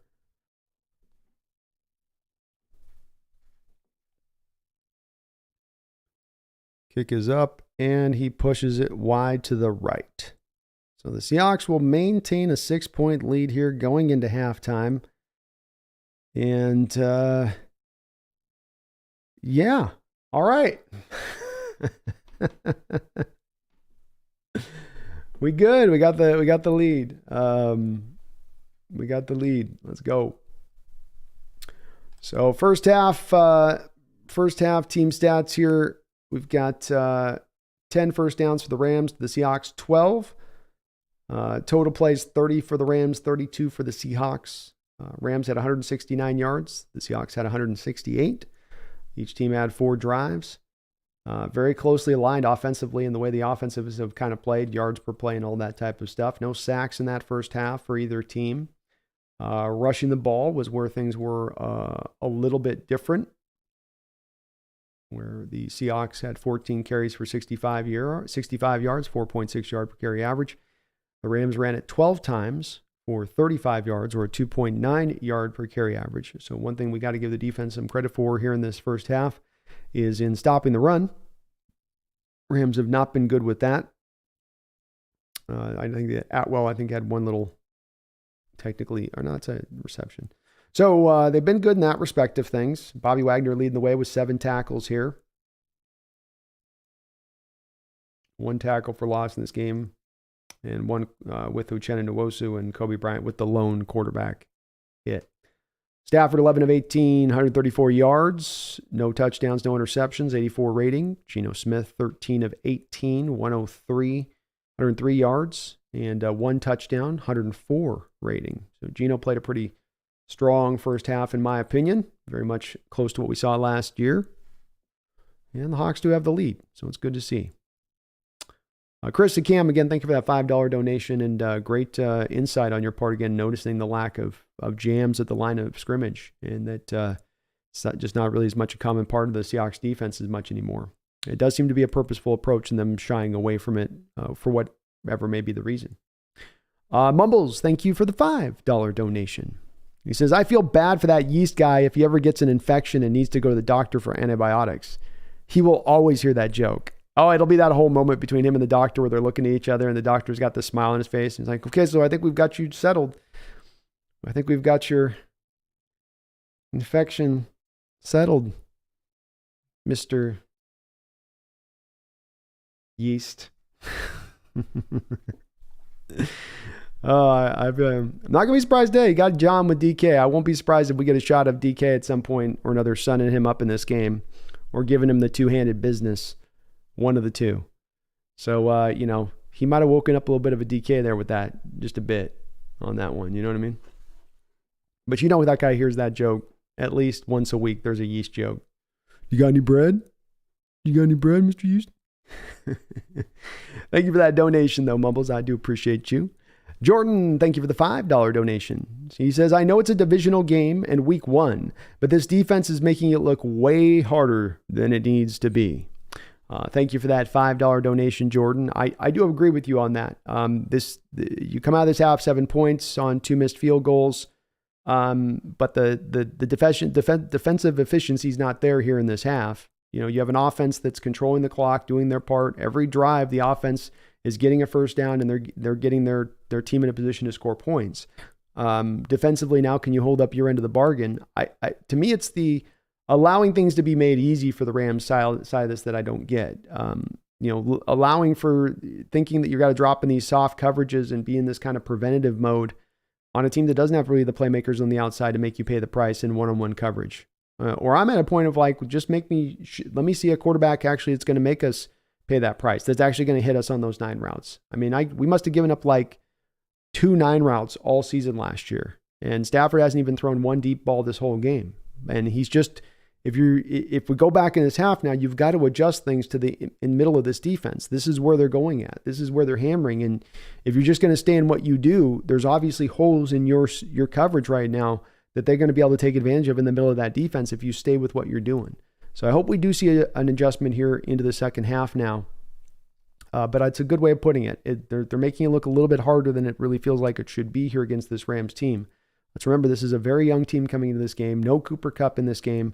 Their efficiency offensive-wise shouldn't be this easy to run through. And hopefully the defense tightens it up here in the second half. And bottom line, you did only give up 7 points. So if the defense is only giving up 7 points a half, they're doing their job. If we go to just bottom line mode, but obviously it does matter with the kind of opponent we're playing here in this game. Geez, Taco, thank you for the $2 donation. Says, I hear second half adjustments are all the rage. That's right. They're like totally in. Everybody wants to do it. Second half adjustments. I swear it's first half is for losers. Second half is what we're going to make it happen. Thank you, Cheese. Let's get those second half addies in. Get those addies in, those adjetties. Mumbles with another $5. Thank you, Mumbles, for the double dono drop. Says, man, wide open, middle of the field. In other news, turf is green. Yeah, it gets rough when you're watching it and you're noticing it, or I'm noticing it as just a bystander in this game, just watcher of the game. I'm not a coach, and you're going, okay, coaches, do we have a defensive call in the playbook for no passes in the middle of the field, for coverage in the middle of the field? Can we set a couple of extra guys out there maybe? Or maybe tell guys to lean that way with the leverage? Maybe a little bit. Just a little bit. So just a little bit. No, we're going to stay within ourselves. That's how you leave your identity. That's how you leave who you are. Yeah, but just a little bit. Just to make them know. They'll eventually throw outside. Give it time. Thank you, though, Mumbles. Appreciate you. Watching Viz Quest, thank you for the $2 donation. Says, glad we're up. Hope we can be more aggressive on offense. Certainly would be nice having a lead, you'd think, to maybe give them a little bit more opportunity to take some shots a little bit more on this game. That's been one place where I think Gino's taken one shot here out to Tyler at one point in this game, but otherwise it's been pretty much just sort of taking everything up in front of them, taking what they're given, which I'm okay with Gino doing. I mean, the offense has done their job in this game for the most part. We'd love to get touchdowns, but it's hard to argue when you don't have a single punt in a whole half. Hard to be mad at that. Well, let's see. Let's see if they're setting Rams up a little bit for something in the second half on that fish quest, to your point on that. William Leonard has been a Hawks Nest member for 17 long months. Thank you for that, William Leonard. I really appreciate that long-time support of the channel. It says, our D feels like a preseason D. Let everybody develop and get grooved in. It does feel a little bit like a vanilla preseason D. Yeah, I mean, it's 4-man fronts. It's real rare shows of blitz. Not even bringing blitz, just showing blitzes have been really rare in this particular game. And I think relating it a little bit to what you'd see in a little bit of a preseason, as far as just those vanilla kind of looks, is I think that's a good comparison on your part. I think I would tend to agree with it. And maybe some of this is them slow rolling it. Maybe they're going to get in the second half and start tightening things down and showing Stafford stuff he wasn't seeing in the first half. And this was kind of the setup game aspect of things. I'm open to that. And it is nice at the end of the day. He did hold them down to 7. So block field goal, missed field goal or not, those were long field goals too. It wasn't like you had them down at the 20-yard line when they're kicking, they're missing chip shots. Like those were long field goals to try to hit. So defense wasn't a complete S show in the first half, weren't horrible. Jeremy Trudeau, thank you for subscribing to the channel, Jeremy. Welcome aboard the Hawks Nest, and thank you for subscribing to the channel. Please do, folks, join in with Jeremy in the Hawks Nest family as we are trying right now, like mad, to get to 15,000 subscribers this year. We're looking like we're going to be right on track, and you can help us get a little closer to that mark by subbing up today. So thank you for doing that, Jeremy, and appreciate all of you guys who are supporting the channel with dono drops as you do. Very, very kind of you. I'm going to be right back here, and I'll be right back in just a sec. Get a little bit more water.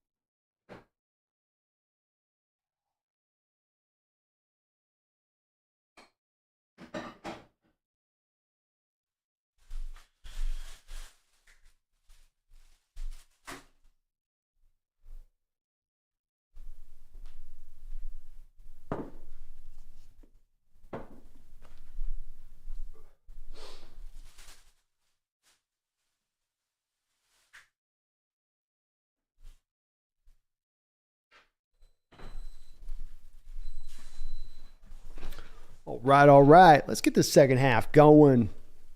Put this thing down. Let's put this baby to bed. Oh, wow. We had a subscriber train. Let's go. William James Biderman. Thank you for subscribing as well, William. Thank you for joining the Hawks Nest. Thank you for coming aboard.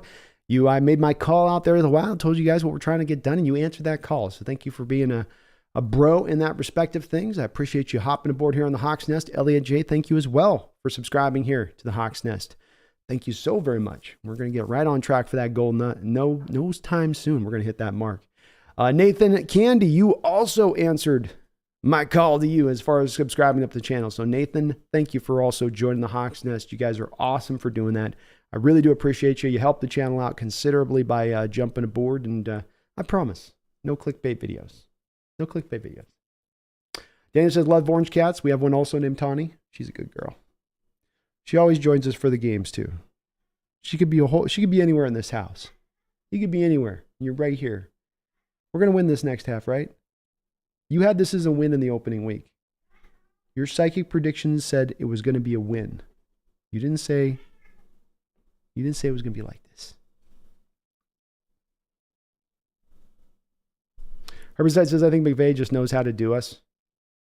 He has been definitely a bit of a thorn in Coach Carroll's side since he's come on to the Rams. Coach Carroll's been kind of turning it around in recent years, getting a little bit better with the defensive performances against McVay's teams. But McVay definitely understands conceptually what Carroll's defenses are trying to accomplish, and he kind of goes the opposite direction with it.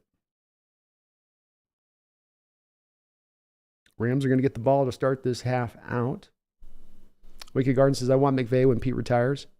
I'm not so sure that Sean McVay is going to be a guy that's long for the coaching world out there. I'm not so sure.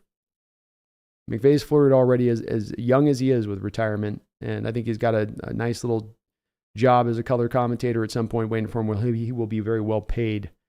So I think he probably eventually ends up taking that out sooner than later. Certainly before we're talking about the next job he's going to have to take.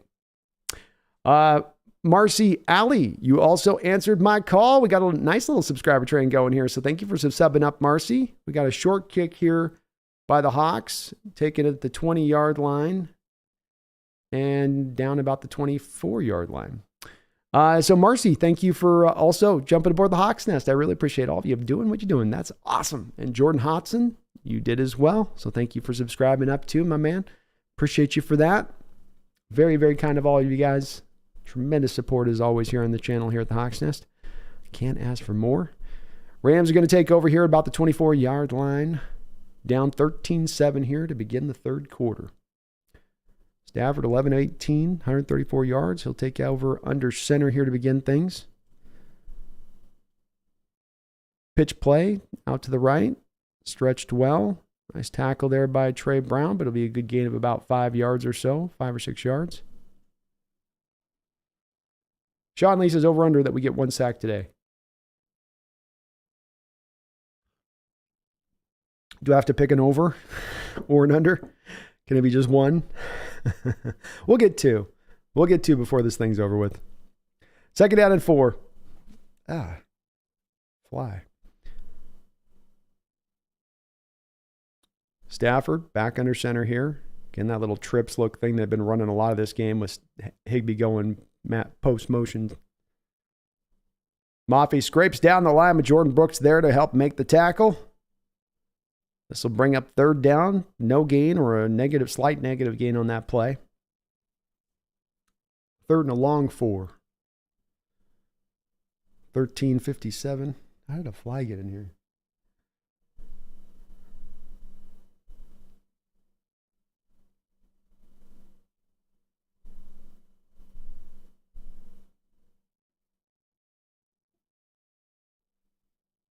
Stafford and shotgun. 3 wide. The 29. Atwell goes in motion. Stafford back to throw. And he's going to complete an in-cutting route there for a first down.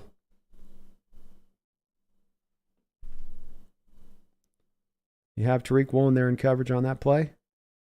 Tariq gave him kind of just a soft press on that.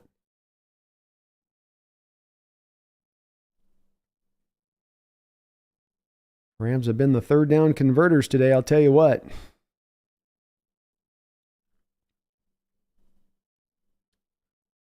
That's 10 targets for Puka Nuka here. First and 10, play action pass. Oh, he's running free and deep and drop pass. Drop pass by the Rams, wide open in coverage running down the middle of the field. A great pass by Stafford to Van Jefferson, and he just completely whiffed.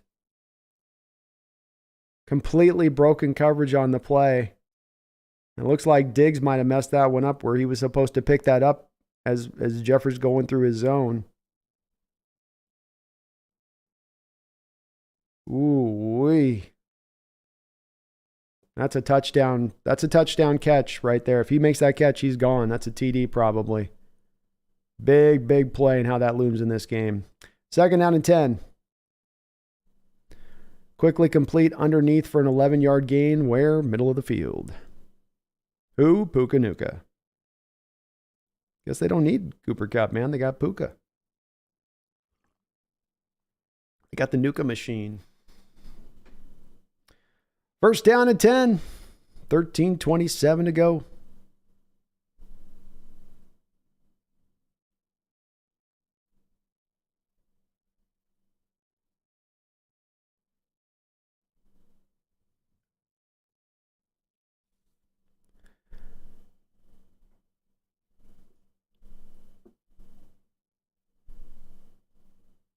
Give is going to be the running back here. Boye Mafe all over that for a tackle for loss in the backfield. This will be a loss of 4 or 5 yards on the play. Nice job by Boye Mafe. He has remained very good in the run game today as he was last year. He read this play quick, got into the backfield fast.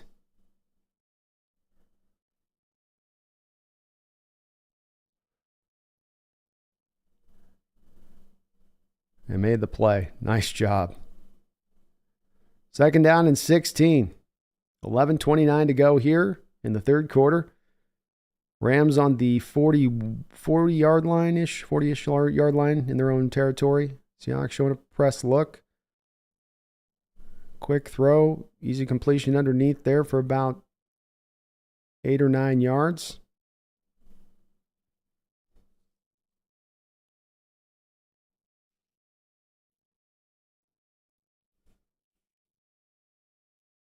So bring up 3rd and 8.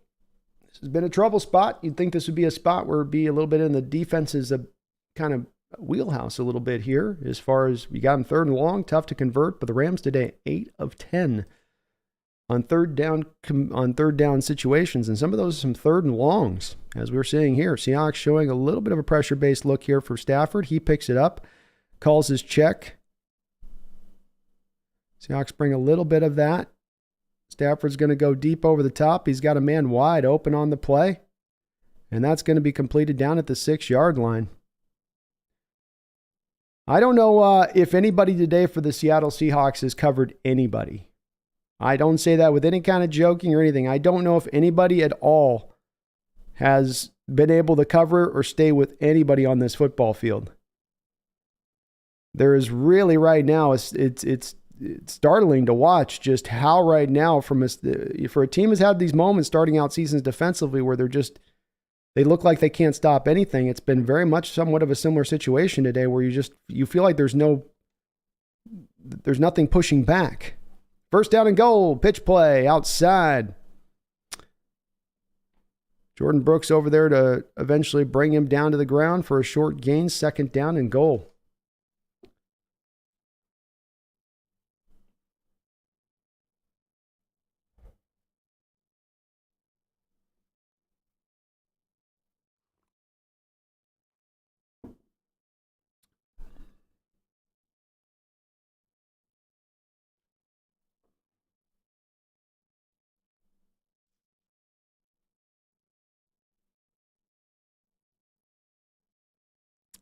Second down and goal.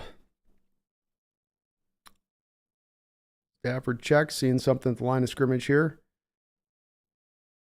The give is into the running back, who cuts right up the field for a touchdown. Whew.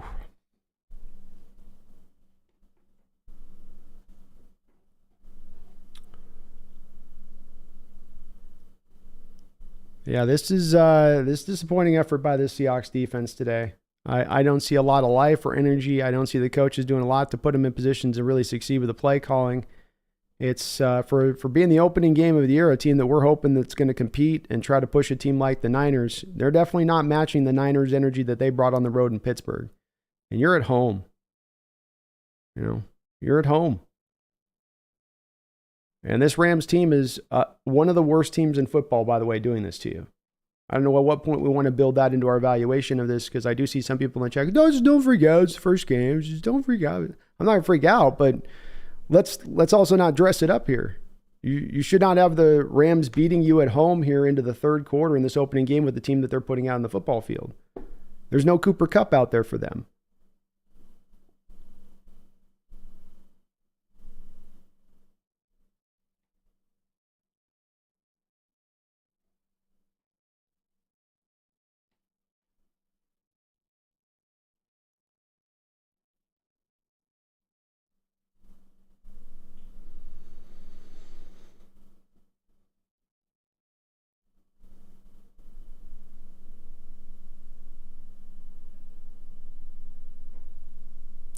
The Rams will take the lead 14-13 here, 8:56 in the third quarter. Offense might just have to need to score every drive the remaining part of this game at this rate. See how it goes.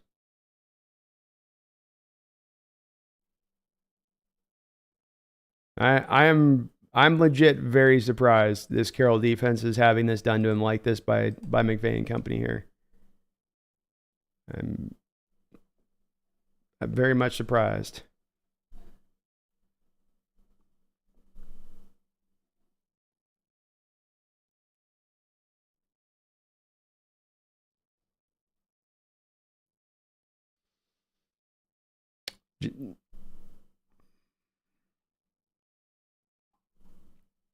Jonathan Salazar, thanks for the $2 donation. Says new defense, new season, same defense. Yeah, that's I think what makes it most frustrating for me is it's not just a defense that's not maybe the first game of the season. They're not looking at their best and like, okay, we'll give them time. But this is also they're losing defensively in this game in the same way they've lost defensively in recent seasons. And that's the run, the stopping the run's been, even though there was that touchdown run, that has been better today. So I'll give them props there. But I think it's also been a little bit because the Rams have known that they can throw on us, that they haven't run on us more. I mean, they have 23 pass attempts to 17 rush attempts because they know they can get 8.8 yards per, average attempt from Stafford as opposed to the 2.5 yards. So it's like, why do that? We'll just sit there and just throw on you all day. But it's stunning to watch just how wide open guys are. It's one thing if you have a guy kind of close in coverage and they're a step away, or the ball comes in and the player just makes a great play in coverage on, the receiver makes a great catch or something. But you're seeing guys running wide open through just massive holes in these zones. I mean, you have the one catch down there to the guy there where he's open by 4 yards over the top of Trey, I guess because Kobe Bryant ran into him. But then you have the play just before that where Van Jefferson's wide open because Quandre Diggs doesn't pick him up through the back of the zone. And that would have been a touchdown on its own. I mean, like, they've scored what they've scored in this, but this could easily be a game right now where it's, in actuality, could be 30-13. If you don't have a couple things breaking the right direction here. So that's what's got me more worried about this as much as anything else, is that we're looking at this team as a hopeful contending team, and this is not the makings of a contending type team. It's just a bad opening game for the defense, but this is a poor performance here, and it needs to be called out for being so. David Pugh, thank you for the $10 donation. I do appreciate it. Says, I'm going to say it. Reek getting worked by Nuka in short routes and us losing backup wide receivers deep is an effing problem.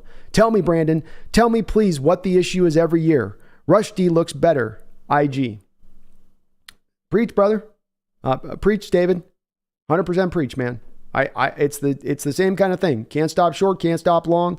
The whole thing with the dropping into the zones and deep zones and all of that is supposed to be that you don't give up the big plays. But my problem, and I've been saying it for years with the Carroll defense and leaning into the deep zone coverage all the time, is that you're not stopping the deep plays. It's okay if it's one thing if you're like preventing the deep shots. You're stopping the deep plays on the outside on 9 routes, but everything else that's a chunk play in between, you're not. It's tough. All right, Seahawks offense comes back out on the football field. Kenneth Walker here is going to run it first. Nice job bouncing out wide. He's going to get a 5-6 yard gain here. Really nice job on the jump cut to get outside there to turn that into a 6 yard gain and not a negative play by Kenneth Walker. Offense has got to feel a little bit of pressure here. They have indeed marched up and at least gotten to a field goal attempt minimum on every single drive up until this point. May have to be some moments here down as we go down the stretch here with Carroll where you got to start thinking a little bit less field goals, a little bit in those 4th down situations of let's get some touchdowns here. Gino back in a pistol formation, 2 tight ends on either side of him, 2 wide receivers. Parkinson goes in motion. Play action pass. Gino dropping back to throw. Flips it out over to Parkinson. Throws it at his feet. 3rd down and 5. But David, thank you for the $10 donation. And it drives me crazy too. You get beat out on the short stuff. And Abraham Lucas is now questionable to return. I guess he's got a bit of an issue here going on with his knee. So we've got Jay Curhan now over out on the right side. It gets better.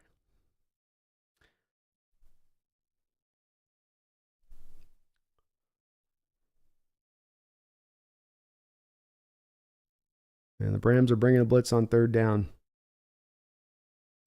And the blitz causes Gino to throw the ball earlier than he wants. So you're seeing 2 different defensive methodologies at play. You have the same theoretical structured defense on either side of the ball here. You have the Vic Fangio scheme on either one. But you're seeing 2 different ways of implementing the Vic Fangio scheme. And this one here, the Rams defense, knowing they're short on a little bit of the talent up front to get it done on their own, they're going to manufacture stuff for their players, manufacture stuff defensively, bring some pressure-based looks. Seahawks on the other side of it defensively, going to sit back in a little bit of the softer zone coverages, kind of wait for you to make a mistake, wait for you to trip yourself up. And we're sort of seeing how that plays out a bit. Great punt here by Dixon. Jeez, dude. Energy is not good right now. The energy, the momentum, everything's a little off. And the team on a punt like that, where Dixon puts it right down there for a guy to down it, and Burns is flying out of control down the football field.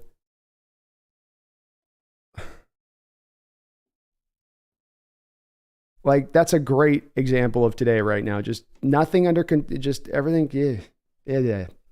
All right, Brandon Taylor, thank you for the $5 donation. I appreciate you, man. Says these long Ram drives are brutal. Feels like death by 1,000 cuts. Our offenses look pretty damn good as expected, but where is our secondary? You tell me, man. I'm sure there's somebody in the chat that can tell me I'm wrong on this somehow or another, but like, tell me where the secondary's been today. Where are they at? Anybody seen them? Has anybody seen anybody cover anybody? Or be close in coverage? Maybe a couple times? I mean, I'm overstating it a little bit, but yeah. It is brutal to watch. And I kind of hoped eventually here they would go to a little bit more of trying to take it to offenses rather than letting offenses take it to them. That's the whole point of transitioning a little bit away from the old defensive scheme. That was the issue with it, is that you let offenses just kind of take it to you. You know, you were so built into stopping the run and preventing the big play that you would allow everything else. And as we're seeing that here today, maybe back in the old days, stopping the run and preventing the big play was enough for a defense to more often than not win by that method of approach. I don't know if it's the same way in today's NFL.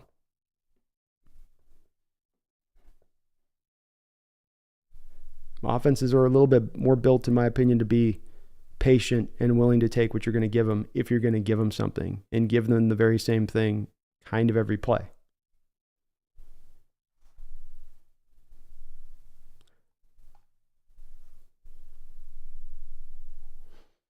Thank you, though, Brandon, for that $5 donation. David Pugh, thank you. Jonathan Salazar, I really do appreciate you guys. So it's not as fun an opening game here on this, but, you know, hey. Don Mata, thank you for the $10 donation. He says, Rage donating B. Seahawks D ate ass for breakfast this morning, maybe. Well, they weren't having Wheaties. I'll tell you that, Don. I think there was a lot of like Lucky Charms it was a lot of sugar-based fuel stuff. They were super amped up before the game and it crashed right about game time. I guess that's what it must be. I'm trying to hold my rage back as well and give this game some time to marinate, but it's pissing me off as well. Again, not just because it's bad on this, but because this is the same exact flow that we've seen for recent years from a Seahawks defense. 1st and 10, Stafford under center, play action pass. He's going to flip it out wide here. Easy completion for a 10-yard gain. Jordan Brooks in coverage. 7:47 to go here. Rams offensively doing what they wish when they would like.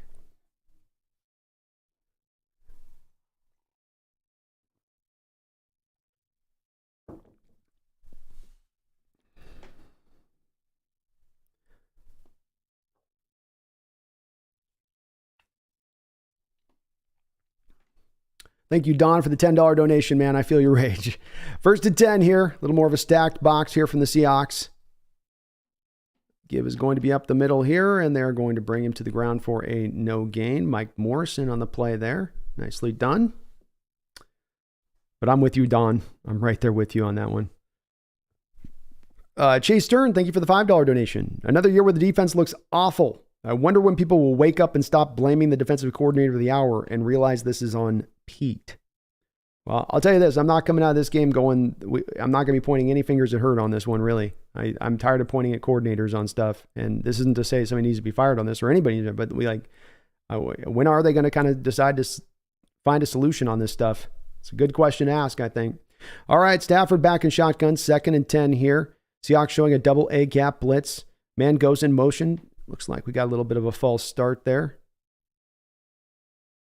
We get a delay. I guess they're going to call a timeout because we were going to get a delay. That's what I'm saying. When you hear me, guys, is calling the play-by-play. And the few times, because every time I see the Seahawks come up into a bunch look defensively or stack a box defensively, I note it. Do you guys note how whenever I do that, then the next part of the play is something good happens? It's a penalty or a forced throw or something happens. You're forcing them to do something they don't want to do quicker than they want to do it. But then the team does it, gets success with it, and then falls right back away and doesn't do it anymore. Goes away from that method of approach for the next 15 plays. And then comes back for one play and shows it to you. And it is maddening on that. We're going, go back to that thing you were doing. You just had the thing there that you were doing that was good. Go back, try it again. It worked. It worked.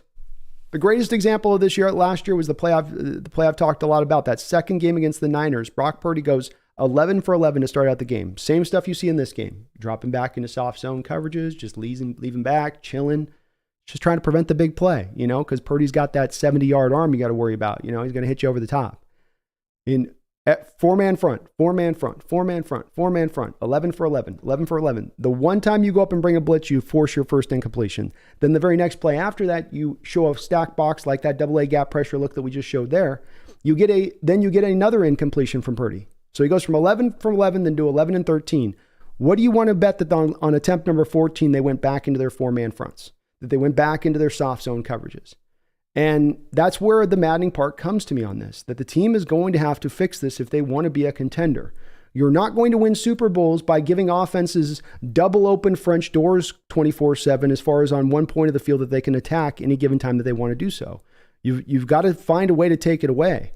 And that'll be maybe after this game, especially if we do come away with the loss on this one, the place that's going to be the question mark on if they're going to have that or not this year as far as a place to pick up and clean up, because this isn't just going to be a one game off thing for those folks that might stand there and say, well, it's just one game of the year. It's the first game of the year. There's time to adjust. This won't be just a one game thing. This has happened for prior years. This will be a common identity point of this defense moving out throughout the course of this year, especially when you take into account the fact this is not a top 10 offense doing this to you. This is not a top 15 offense. This is not a top 20 offense. This is not a top 25 offense doing this to you. You got to put that into perspective of this as well. At home, first game of the season.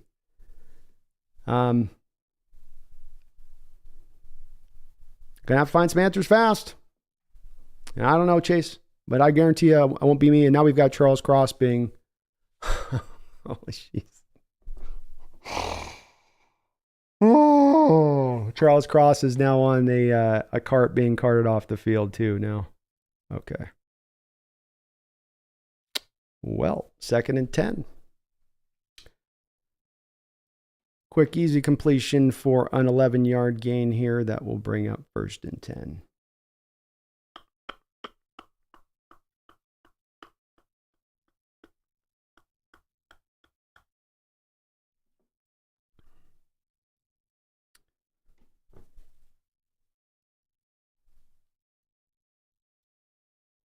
All right, 1st and 10, 6:01 to go here.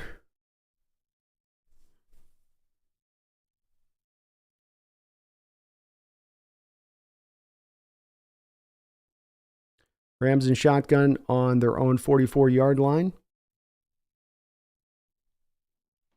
We got a running play here, which is going to be up. I thought it was upended. Kept his feet going. Looks like he's going to get 6 or 7 yards.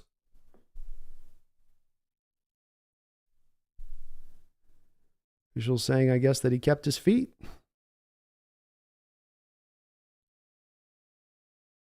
I think he was down there. Carroll might want to challenge this. Carroll says, no, I'm not challenging it. Okay. 2nd down and 3. Nice run by Akers. Way to keep your feet, I guess.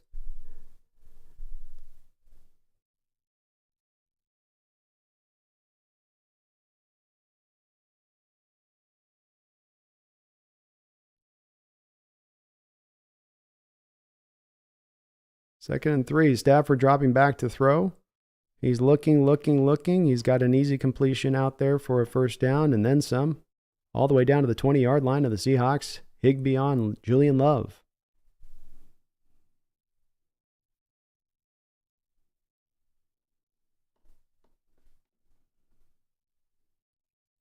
R. Levis, thank you for the $10 donation. I do appreciate R. Levis. It says the worst part is the wild swings on defense. Each of these drives have what should have been drive-ending plays, only for them to turn around and let the Rams right back on track the next play. It's well said, Levis. Definitely the Rams haven't done this for the most part with deep shot plays where they're just chunking you down the field. It, as somebody said, sort of the death by a thousand cuts a bit. Nice little trip up of a tackle there on the run play. That looked like that was going to go for quite a bit. That got shut down there for a short gain. This will be second down. So I agree with you, man. I agree with all these comments. I'm not trying to just be like, I agree with everybody. You guys are saying exactly where my mind's at on all this stuff. It is very frustrating. This is a little bit of why, to say to Levis, I'd love to see them do a little bit more, try to force the issue in those situations. You get a 3rd and 9, 3rd and 8, 3rd and 10, you need a longer developing route as a quarterback to be able to complete those throws. You're only going to get that if you have time to throw. And part of what can help in forcing that issue a little bit is we got a 2nd and 7 here. We're going to give out of Jaron Reed. Nice job in the run game there on 2nd and 7 to keep that for a 1-yard gain. Sometimes when you bring those pressure-based looks, though, you can force the quarterback to throw faster than they have time to let the routes develop, and you prevent the 3rd down conversions by that. But if you're just going to commit to the front 4 and hoping those guys get the pressure, then he's going to have the time, if those guys don't get their pressure, to drop back and let the route kind of slowly develop. 3rd down and 6.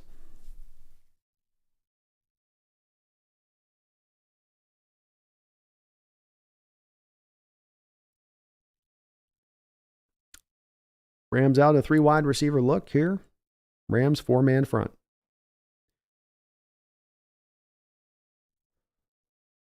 Ball is going to be thrown over and thrown away by Stafford. Didn't like what he saw. 4th and 6. This will bring the field goal unit out. Thank you, though, Mr. Levis. Chase Stern, thank you as well on that, man. Well said on your part. Well said on your part. Jonathan Salazar, David Pugh, Brandon Taylor. Thank you so much.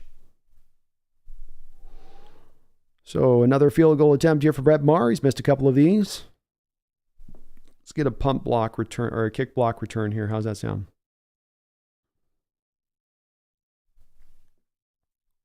Maher did miss 57 and 56. This 38-yarder is going to be significantly closer.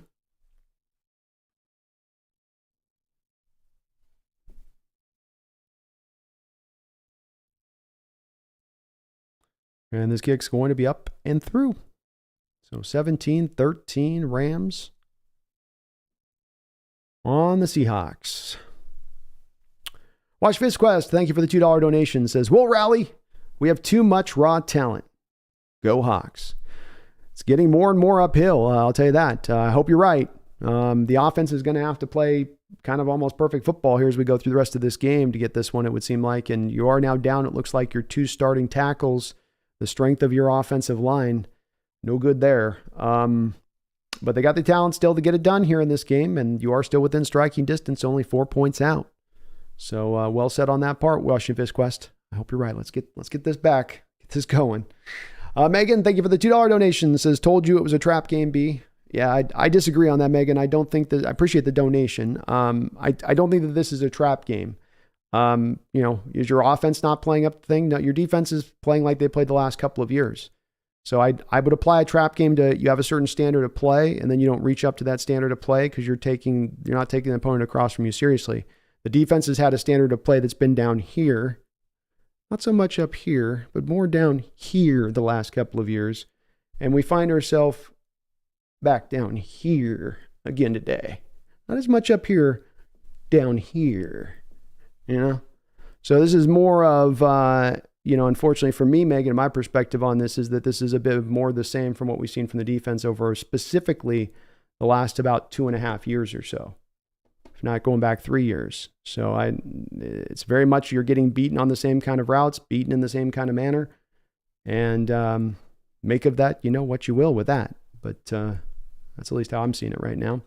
Barry Satoro has been a member of the Hawks Nest for 25 long months. Thank you for that, Barry. It says, already time to push the panic button. I'm not going to be one of those folks that goes, it's just 1 week thing. I will, I get the people that want to be patient, say, we'll just give stuff time. This is just one. I'm not going to freak out completely. I'm not going to maybe hit any panic buttons or anything like that, but I'm going to put my finger on it. And I'll tell you this, if you're talking about me being an advocate for the Hawks making a go-for-it move at this point, I'm finding myself very quickly in a mode of saying, no, don't make any go-for-it moves. I don't know that this team is going to be ready or right this year to do this. This is not the energy of a first game that you want to see from a team that you're hoping to contend. And some teams have a bad year. Sometimes there's contending teams that have a bad opening game of the season. That technically has happened in NFL history, but it's obviously not the rule of thumb. And it doesn't tend to be a harbinger of good things to come when you're playing at home like this. That part is true. But thank you, Barry. Thank you for that 25 long months of support to the channel. I do appreciate it. And my hands rubbing the button right now. It's rubbing it. Portola 45. Thank you for subscribing to the channel, Portola. Welcome aboard the Hawks Nest, and thank you for jumping aboard the Hawks Nest. I do appreciate it. I do indeed. All right, Geno Smith and the boys back out on the football field here. I believe this is their second possession here with 2:30 in the second half with 2:39 to go. Drops back to throw, doesn't see it. He's going to look back over. He's going to hit Kenneth Walker. Kenneth Walker's going to run around and find himself a 3 or 4 yard gain. Worked hard for it, but only get about 3 or 4 out of the play. Second down, or I guess he got a negative 1 yard gain on that play. Okay. You got Stone Forsythe and Jay Curhan in the game now.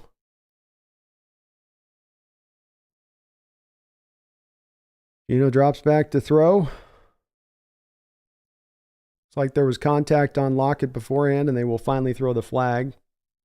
Number 1 for the Rams is very, very, very physical after the throw. He still will just be, I think he thinks if he had the number 1, everyone will think he's Sauce Gardner. Handsy man out there, that Darion Kendrick. A lot of he got away with one in the end zone earlier. Almost got away with that one.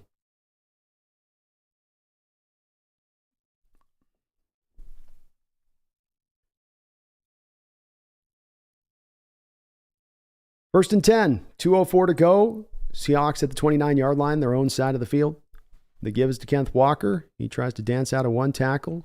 Can't get out of a second. No gain here, and you can just kind of feel Rams right now have got the momentum. Defense is flying to the ball. Seahawks offense looks like it's about a step slow. I mean, they need, if I'm an offensive coordinator here, I try to dial a big play up. Try to take something up here or something and you got Tyler Lockett now on the ground.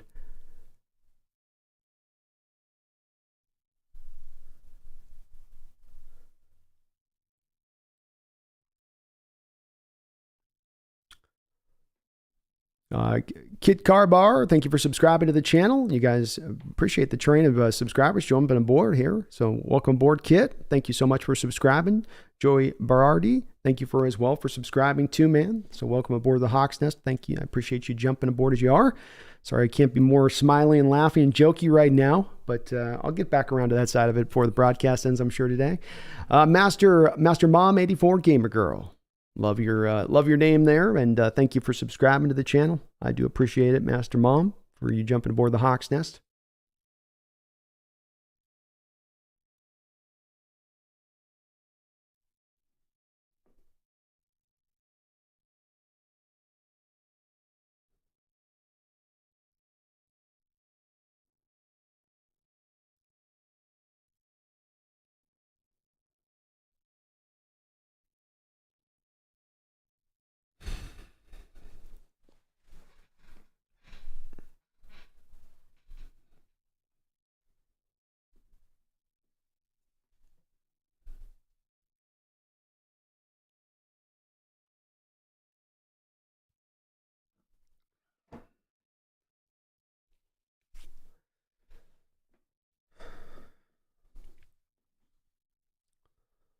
Portola Kit, Joey Master, thank you again for subbing on up to the channel. Why haven't they fed DK? I don't know. He's got 3 targets in this game, 3 receptions. Then he has a 4th target, which was a pass interference. Seems the Seahawks really wanted to lean in on the run game here today. They've got 16 attempts to the running backs to 14 attempts, 14 catches. Actually, I guess they're throwing a little more than their I should say. Let me take that back. They're 21 passing attempts to 16 rushing attempts. But they've tried to lean a little bit more into the balance of things, I think. Anything else, Tyler Lockett's going to go into the tent. So another Seahawk down in this game.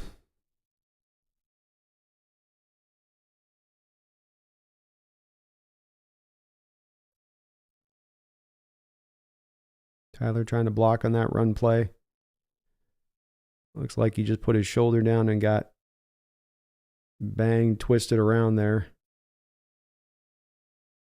Maybe concussed on that play, the way he looks.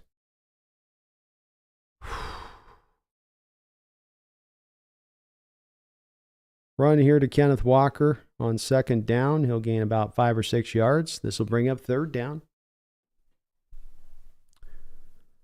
Walker has run well today.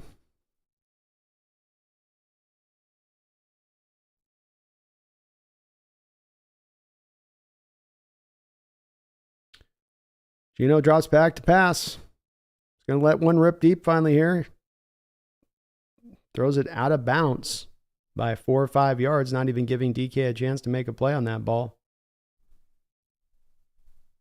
Wow.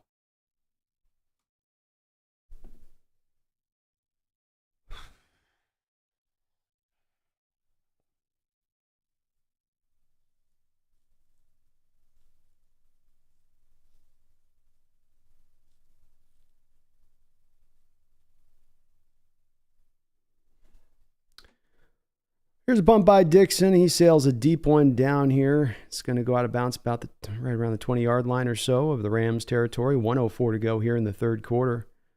Rams will come back out to work.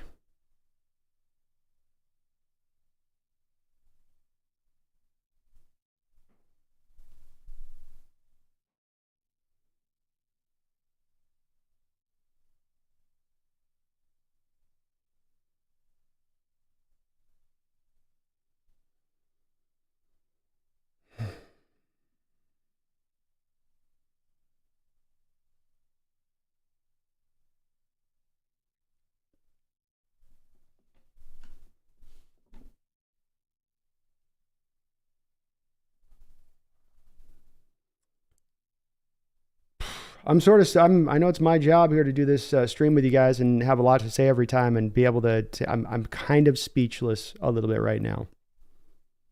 Just kind of am at this moment. I'm a little bit shocked at what I'm seeing here.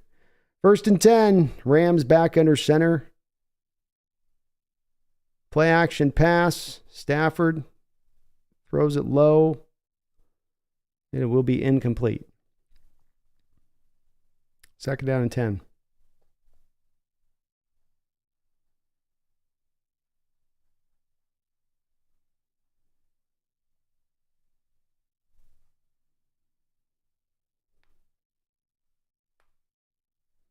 Seahawks came out with a nice 3-4 look there. A little bit more of a stacked front there.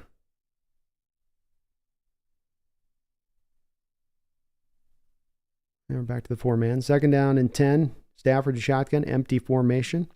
Seahawks showing a cover 2 shell look. Stafford drops back to pass. He's looking, getting nowhere to go. He's going to run with the ball. And he is going to be dragged down just short of the 1st down marker. Pass rush for the Seahawks today has been absolutely non-existent.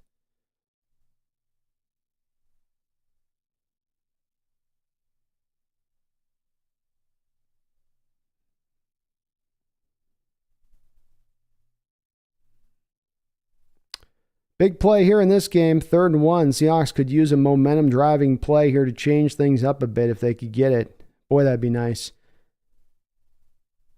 4-man front. Stafford's going to do a quarterback keeper, and it looks like he's going to get the 1st down. I think there's probably been about 2 or 3-4 looks in this game from the Seahawks. They're coming out in that 2-man front, where you get a 1 tech and a 3 tech, and then the outside linebackers are in the wide 9 technique.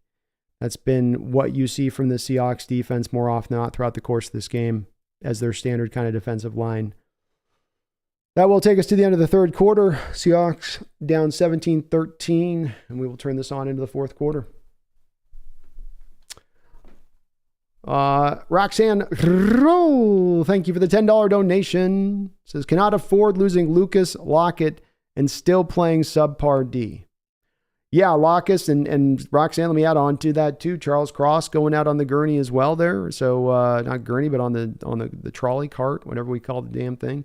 So he's out too. Offense now gets lightened up. I've got to say, as much as I'm giving Hurd a hard time defensively in this game, Waldron has been pretty uninspiring as far as the play calling goes. What we got, maybe one bubble screen this game. We've had one traditional screen. We've had no fly sweeps. The passing attack seems to be just in a dink and dunk mode. You got these 3 wide receivers to work with, but you're just going to throw it 5 and 6 yard routes all day long.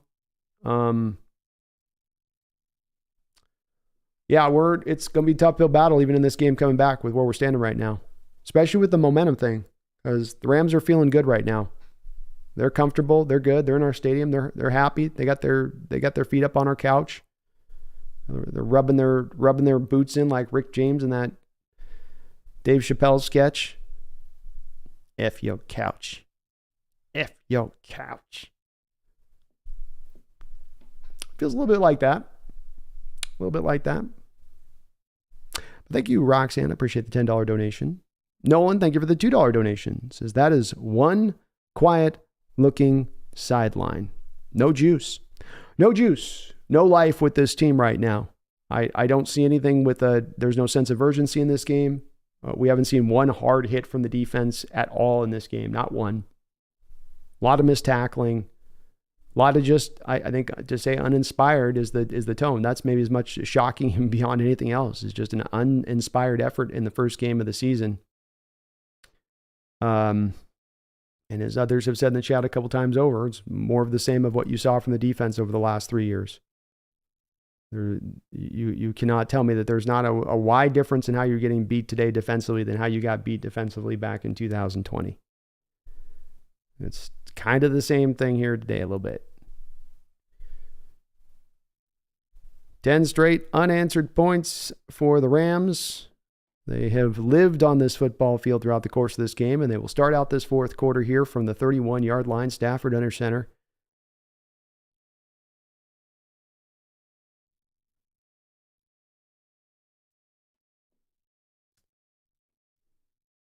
There's a hard hit. Second down.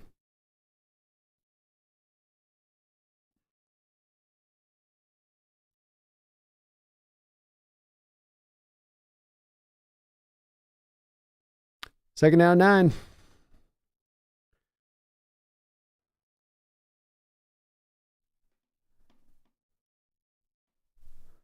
The ball will be completed for a first down.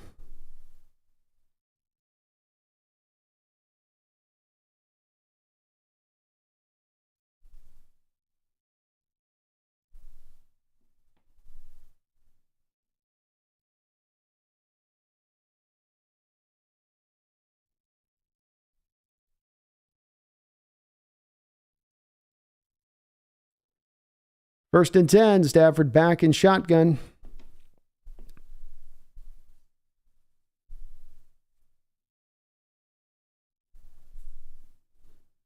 Play action pass. He's going to drop back to throw. All the time in the world, wide open. Where? Middle of the field. The Rams have seemingly found a vital opening in the Seahawks coverage, and that would be dead center middle of the field. Right at the edges of one hash to the other hash. Seems to be right where you can attack in this defense, and there's just not really an adjustment to be made. It's just once you do, that door's going to stay open. And you just kind of hope they don't keep walking through it, I suppose. First down and 10, Stafford back in shotgun from the 31-yard line of the Seahawks. He will give off here. This will be a gain of 4 or 5 yards. Everybody in the chat, I understand too if we're going to be angry and whatnot. I'm with you guys on being angry. Please do make sure that we're not being angry towards each other or taking out our frustrations on each other. So everybody just, I understand there's going to be disagreement on this. There's going to be some people saying be cool, be chill. The other people be angry and pissed off. Everyone's going to be in their emotions a variety of different ways or not in their emotions. What was that? Let's just be cool, though. As much as we can. I get the frustration. I'm angered with it, too. Trust me, I am. But don't take it out on your fellow 12s. It ain't their fault that this team is playing like they're playing today, right? No matter where you stand or what you feel on the situation. Be cool. Defense is definitely gassed. Offense hasn't been on the field at all this half. And, yeah, they just 10 yards this half for the Seahawks offense.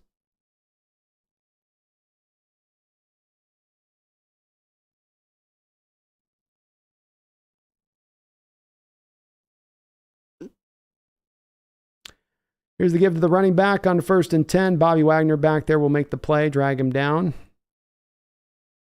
2nd down and about no gain there.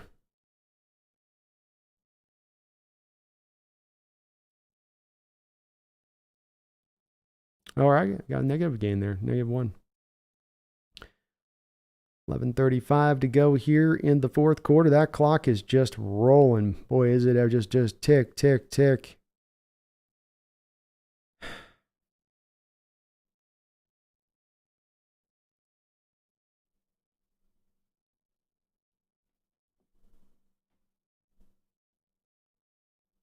Incomplete pass there on 2nd 11, 3rd and 11 now.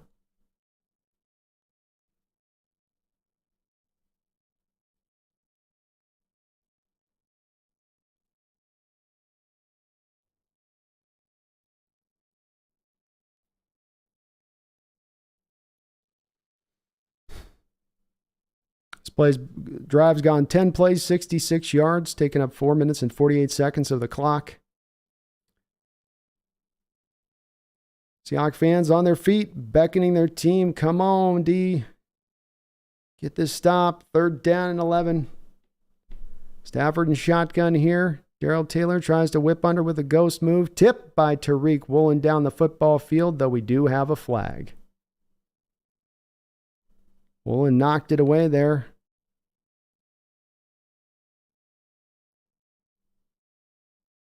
See where the flag is.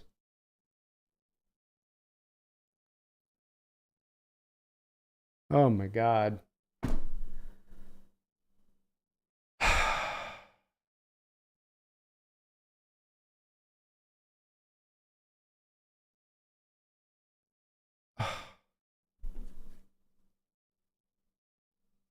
Trey Brown, hands to the face. Automatic 1st down.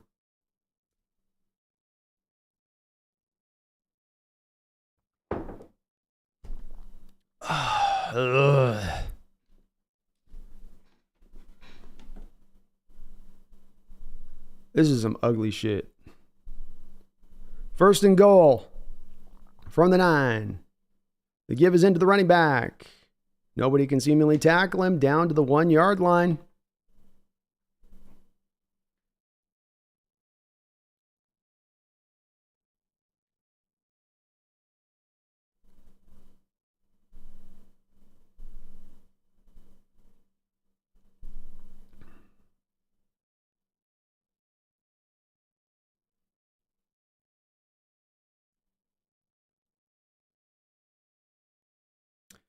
Second down and goal. Stafford under center. We've got a quarterback keeper that's going to be stopped up right there at the 1-yard line. So good job of stepping that. Clock continues to roll. 10:19 here.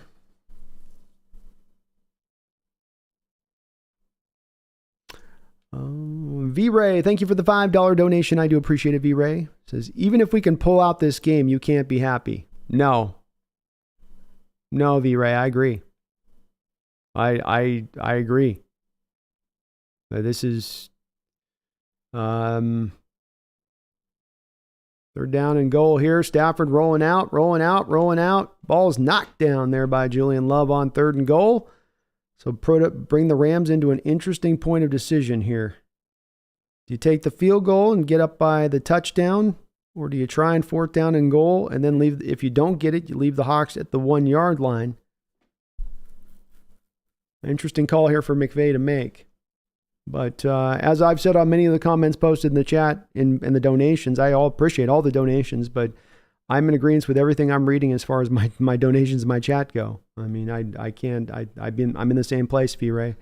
And indeed, we've got the Rams coming out on 4th and goal. Stafford under center, man goes in motion. Pitch play out wide. He can moonwalk in if he wants. Untouched. Touchdown. Rams.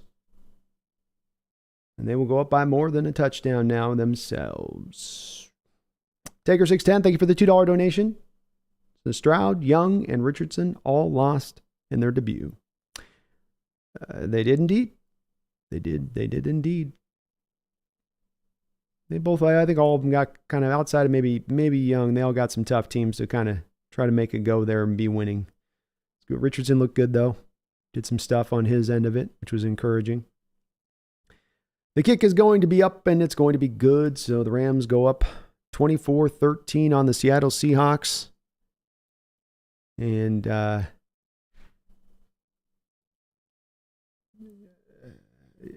yeah, wow. I'll be back in a second.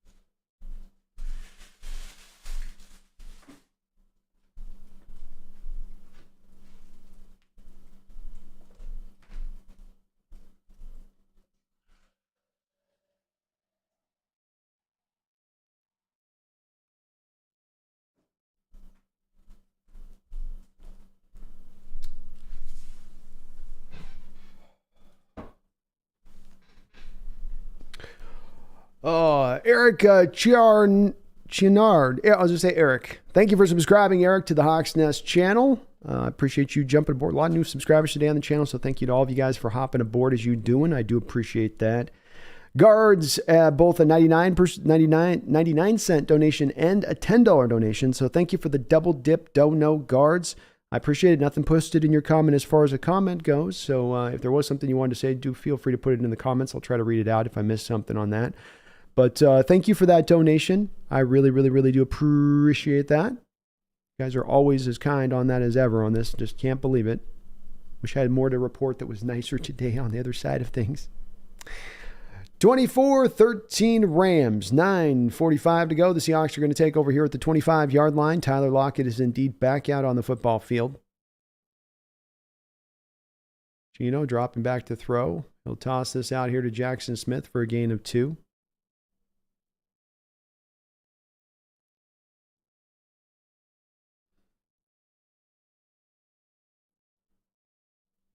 Guard says, sure, I love football. Hell yeah, Guards. I love football too, man. 2nd down and 8. Geno dropping back to throw. Quick throw into DK. Well, either was knock three through or dropped.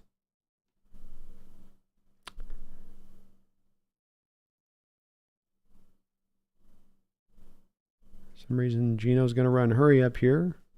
Clock is stopped after the incompletion. No reason to run hurry up. It's 3rd and 8. Okay. Dropping back to throw. And he'll throw that into the ground there. Quick pressure. Not sure why they ran hurry up there. They didn't need to really do that. And this will be a punt.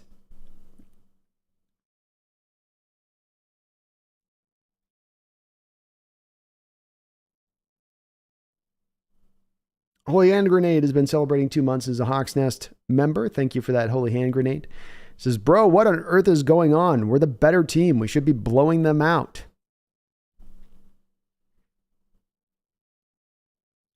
As I said on the earlier a few minutes ago, I'm supposed to have a lot of good analysis for what I'm seeing across. I really don't here. And some of this is hard-headed approaches of the old not changing, and some of this is just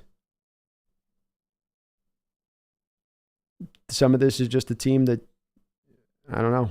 They certainly got hit in the mouth in this game, and they've shrunk back from that hit. Rams gave them a bunch on offense that first half, and in that second half, after the offense couldn't get going, after the Rams were successful in the first drive, you could feel this team's energy just went, okay, we can't get through this team. And offensively, the energy is gone. Defensively, you can't stop anything. It's a tough game.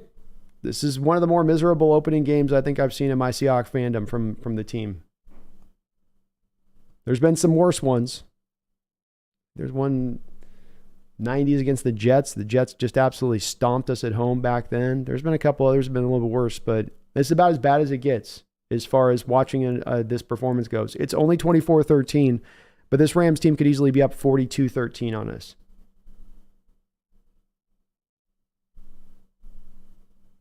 This is not a close game. This is not a tight game. This is not you stayed step for step and they've just now kind of widened out. They've been the far better team today. And it's very disappointing as we were hoping there might be even some Super Bowl aspirations. But even if you are the most ardent person sitting there right now saying, well, this is just one game. You can't determine much from one game. If you're looking at this team thinking this is a team that's going to turn itself into being a Super Bowl team this year off this, that there's some that they can come off of this bad performance to turn themselves into that, I'm a struggle with finding the footing on that one. I'm gonna have a hard time getting to that stage of things, and I'm just adjusting, just adjusting in the moment. That's all I'm doing. Got to just readjust expectations, I think, based on what we're seeing with this team, and I think we are back into a model here as I look at this team and going, okay, this is a team that's going to have to get through another year of trying to figure itself out. And maybe it's going to take another year for Coach Carroll to realize his old defense isn't going to work. Or maybe what they'll do is they'll go like they have the last couple of years where it's 12 weeks or so of bad defense, and then it'll be good defense in week 13 onwards. And that's how it works. One of those will be applied. Connor McLeod. Thank you for subscribing to the channel, Connor. I really do appreciate it so very, very much. I appreciate all the new people hopping in here, man. We got a lot of new subscribers tonight, man. Thank you so much. We're trying to get up to 15,000 this year. It'd be great. Especially going to need you guys subbing up as we might not have as much traffic here. The team's not going to be as good. So please do get subbed on up.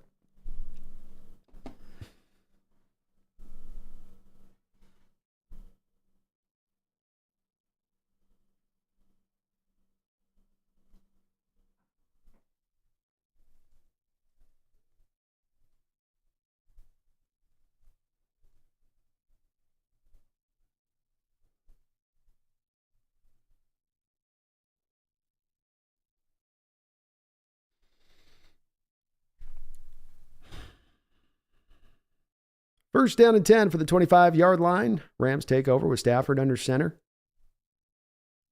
The give is going to be here to Cam Akers. Uchenna Nwosu with some real quick early penetration there. Gets in the backfield. Get a negative 4 or 5 yard gain there. Nice job by Uchenna.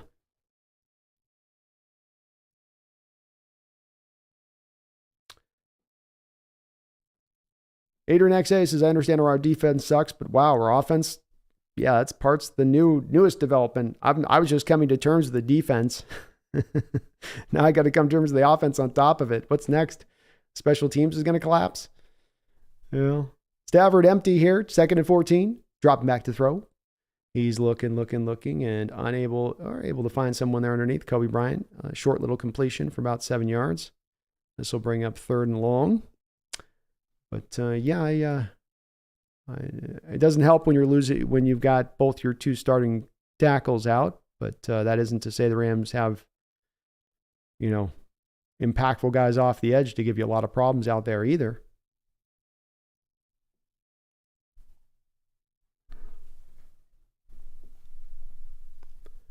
Third down and 8. This has been a trouble spot for the Seahawks throughout this day. You wouldn't think with that kind of situation it would be, but it has been. Stafford back in shotgun, looking to throw. No pressure again. Able to get the ball off. Seamlessly get the throw out to Puka, who makes the catch. It's a very good catch by Puka on the sidelines. 1st down and 10. Los Angeles Rams.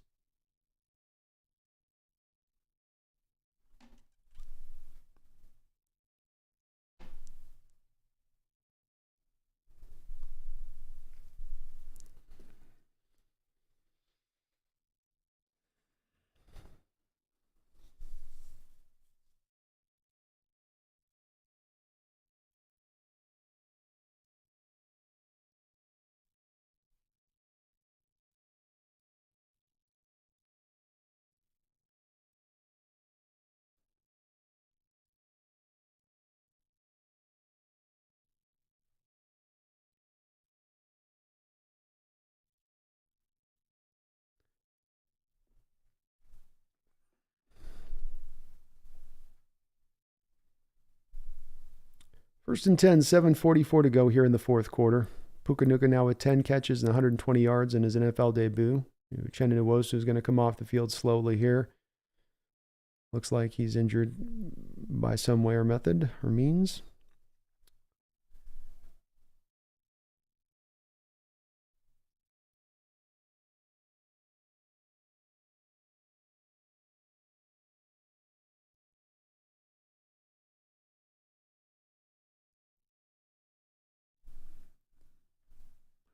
First down and 10, 7:28 to go. Stafford under center at the 50-yard line. Gives to the running back. Big hole there. Seahawks unable to drag him down. Missed tackles across the board. Never actually get him off of his feet on the play. Officials just blow the whistle dead. Kind of a mercy blowing of the whistle there for the Seahawks defense on that one. 2nd down and 5.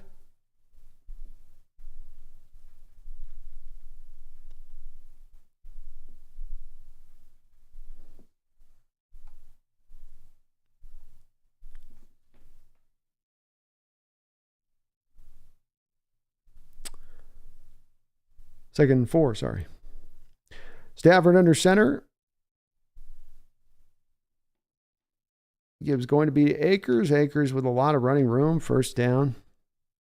Ball third, thank you for the $5 donation. Says it's week 1 madness, Brando. Lions bait KC. Browns thrashed Cincinnati. A lot of good teams have stumbled out the blocks and will no doubt bounce back. Yeah.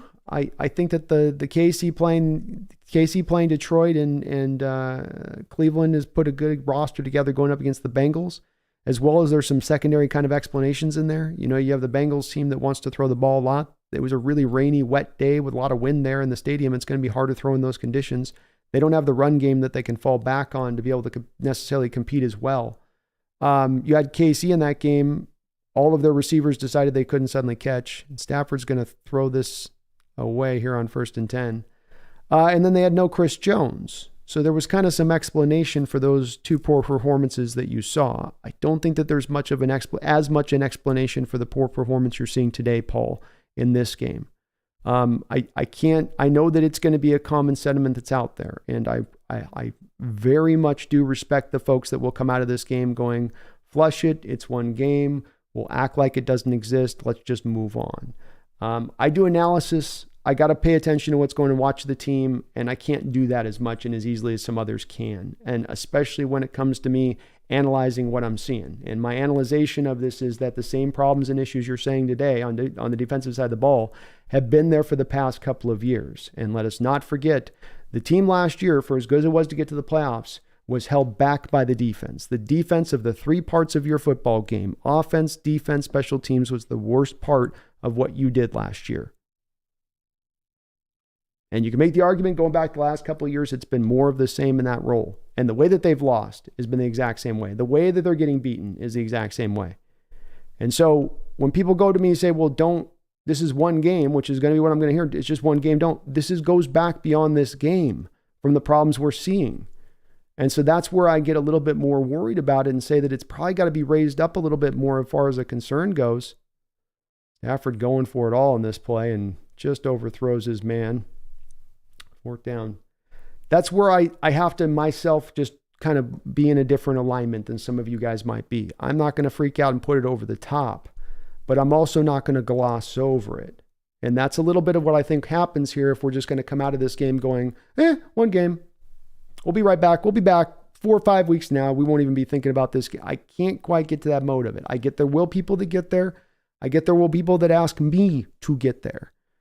But I'm struggling with that one. So we've got a field goal attempt here from Brett Maher, another 54-yard attempt from him. He's got 0 for 2 in this game from 50-plus yards out. See if he can get the third one up and through. He does. The Rams will go up 27-13, 2-touchdown lead with 4:57 to go here in this football game. But I do have doubt that they bounce back, Paul. Maybe they bounce back to being a better football team than the one we saw today. But the hope this year, as I was looking at this team coming into the season, was it could be a team taking a step forward on the back of a playoff year last year to go be a contending team. I look at this coming off this game, and my evaluation outlook for the season is going to change considerably at this point. Not that we're going to be bad, but that once again, we're going to be a team that's you can't come in the vicinity of talking about being one of the elite teams in the league. Just can't, in my opinion. Not with what we're seeing today. It's, again, the folks that might be in that line with you might say, Paul, remember this. This is a horrific Ram team. This is a team that's leaned into their rebuild tank season. They said, we're going to go tank this year, and they're beating you at home by 2 touchdowns in the fourth quarter. I'm kind of surprised there's not a few more people here with it's one game. I'll just speak it out loud. Think about this for a second. No Cooper Kupp today. It doesn't quite add up to me, and I can't quite come to that phase of there's an excuse here. There's a realistic excuse as to why this is how it is. Is there really? I don't see that as clearly from my standpoint of things on this one.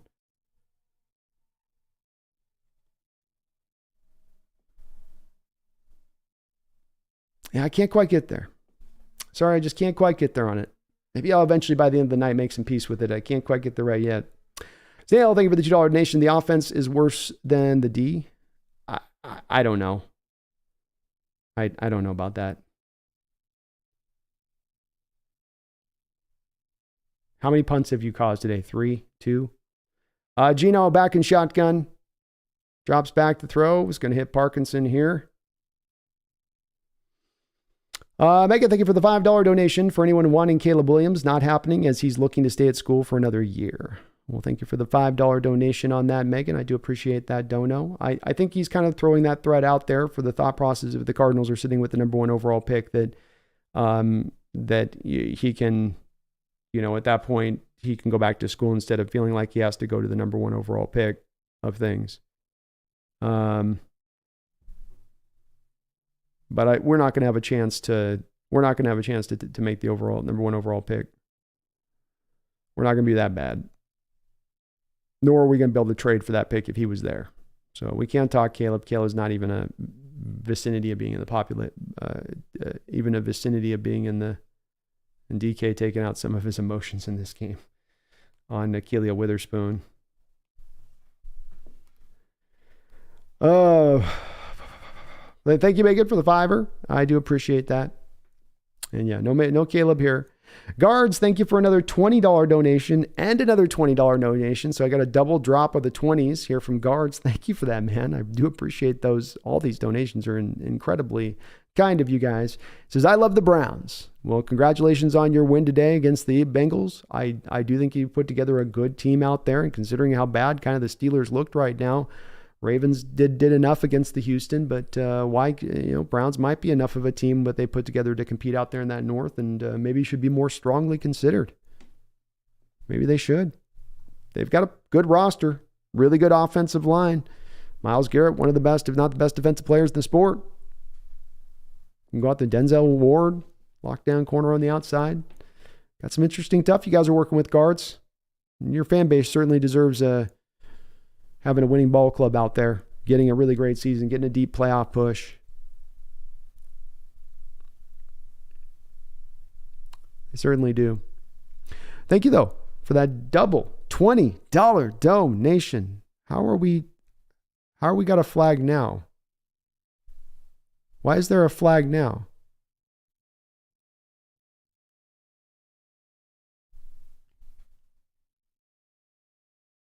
Oh, dude, when it rains, it pours, dude. Sportsmanlike conduct at number 14. They're calling that on him because they didn't call the previous play where he knocked the guy to the ground. I'm guessing DK's over there woofing.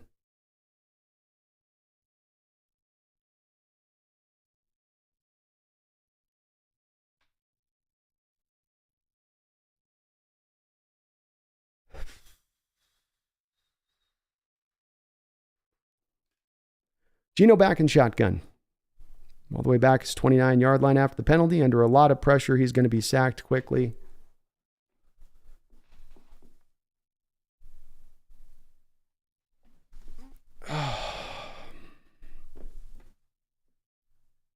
Jordan, thank you for the $10 donation. Says this exact game is why I wanted Pete gone a few years ago.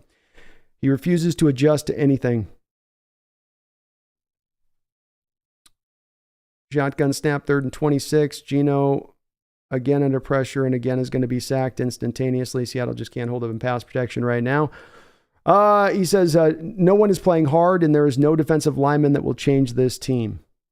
Well said on all accounts on it, Jordan. The folks that have been upset with Pete Carroll for the lack of changing ways, I think that they have more of a stronger argument to be made about some of this being what we're seeing in respect of this here is the lack of the changing of the ways. Defensively, where's the adjustment? Where's the willing? And you don't see it. It doesn't come into play. We're just going to do what we do.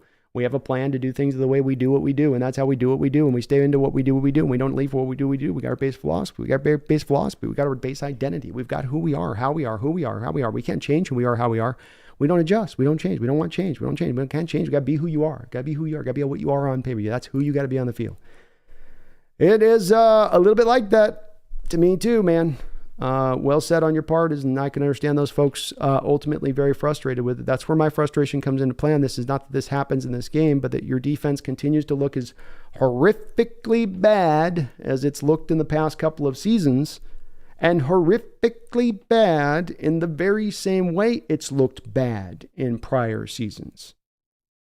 And I guess maybe there will be somebody I need to talk to within the chat and one of the folks that isn't worried about this game or concerned about this defensive performance, into the understanding of where we align up on that. We have a defense for years on end now that you can point to from, call it schematics or however you want to do it, get to layman terms, the way they play their coverages, the way they play defense. And we're going to sit back in our read and react. We're going to sit back in our soft zones. We're going to play off coverage on the outside with our corners. We're going to prevent the deep play. That's what we want to do. Okay? And that's every play, that's what we want to be doing. But we're going to give up the short stuff in front of that on the other side of that. And it goes down to the rudimentary base philosophy, which is just what I explained. It ain't all more complicated than that. No, let's not gum this up with X's and O's, right? It comes down to being just as uncomplicated as that.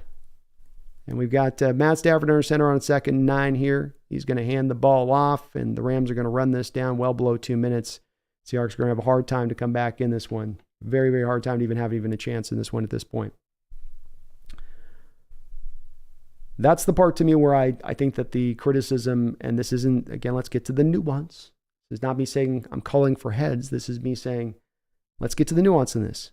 Pete brings a lot to the table. Pete's a very, very good to great coach in this league, but there is this, like with all these guys, these holes to the game.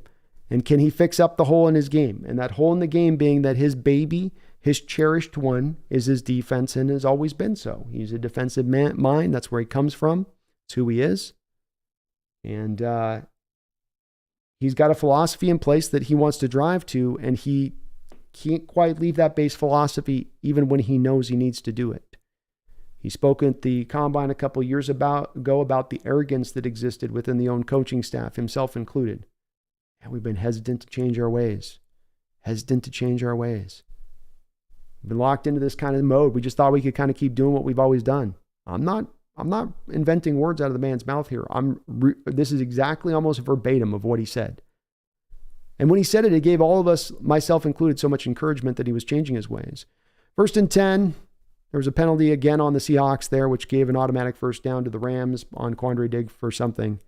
This is going to take us down to the 2-minute warning now at this point on this run. Doesn't go for much, only about a 2-yard gain. So he says that he understands it. He says that we've got this thing we were doing that we need to change. And we get the change to the 3-4 defense. And then they go, well, no, it's not actually a change to the Vic Fangio scheme. We're going to do a hybridized thing. We're going to hybridize it. Vic Fangio scheme's a 3-4 base scheme. Instead, you're going to predominantly run 4-man fronts. Why? Because you want to keep the old. Because you can't let go of the old. Because that old defense, man, you got national championships with it. You got multiple time Super Bowl appearances on the back of that defense. It's a badass defense, man. It's badass. But can you as a coach reach a certain point where you go, yeah, but it's kind of seen its day. I got to move on to something new. And he got partially the way here with the defensive changes. Partially the way there with the changing to the theoretical Fangio scheme, but can't quite get all the way. I'm done ranting about it, though. We'll see what you guys think here in the chat here on post-game stream. Guards, thank you for another $1 donation, and I wish your Browns the best of luck this year. As I say, a Browns franchise, a Bills franchise, a Vikings franchise.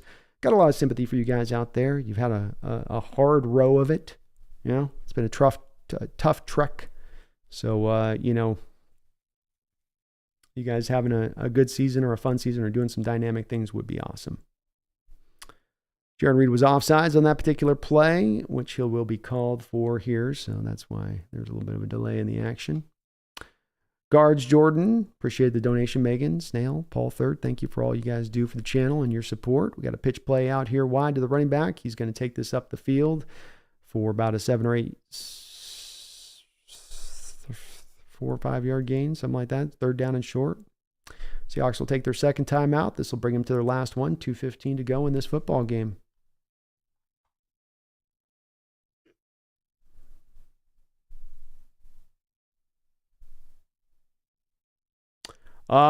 Century Seahawk, are you doing a post-game stream with Brendan? Century Seahawk. Well, me and Brendan will be doing a post-game on Tuesday in regards to this game. But I will be here for a little while tonight, as much as I can stomach to bear in my frustration after this football game is wound up, as we're going to discuss this through, no doubt about that. So we'll turn this over here in the post game and spend a good amount of time trying to make some sense of this particular football game, which as I said before, and this has been one of the more disappointing openers I've seen in Seahawks history. And this run will go for a first down, as the Seahawks offense is not even going to get back on the football field in this game.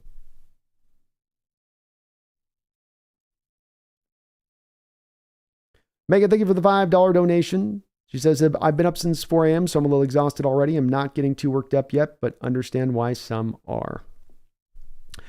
Yeah, I'm not going to expect, I think the best way I'm going to try to put this, and I'm not going to probably overstate it too much, Megan, with it. Thank you for the $5 donation.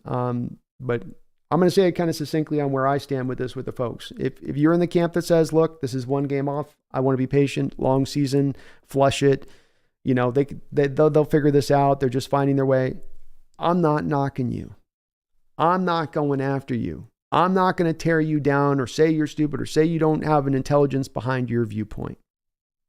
Okay? We got it. Is that all thoroughly clear?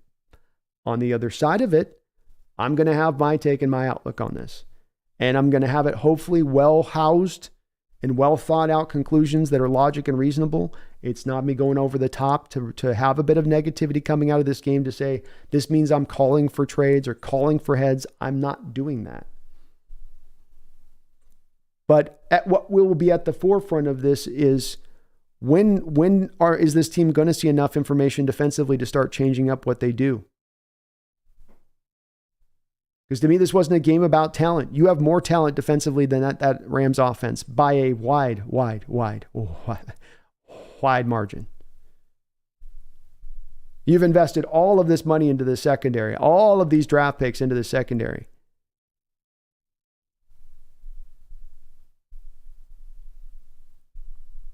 I've seen it blamed on talent many times before. I can't see talent being the problem here. Comes down to one or two things. Either that defense wasn't ready to play today, or once again, Sean McVay, who's done this since he's arrived there with Coach Carroll, out-chess matched Carroll. Chess is, I released a video a couple days ago about Oluwatimi, chess not checkers. You got Carroll playing checkers. You got Sean McVay playing chess.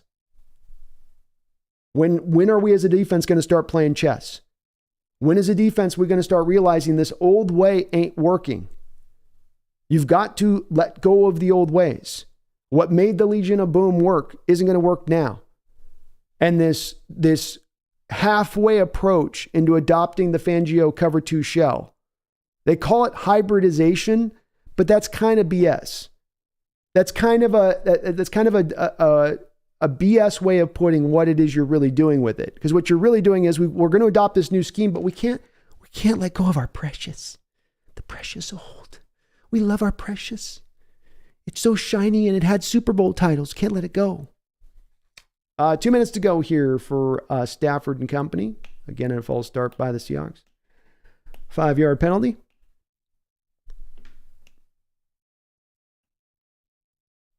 All right, let's see what we got on a couple of donations here. Stop yammering away for a second. Rodney Prescio, thank you for the $2 donation. Says, pathetic. We were embarrassed. Secondary needs help. Well said, Rodney.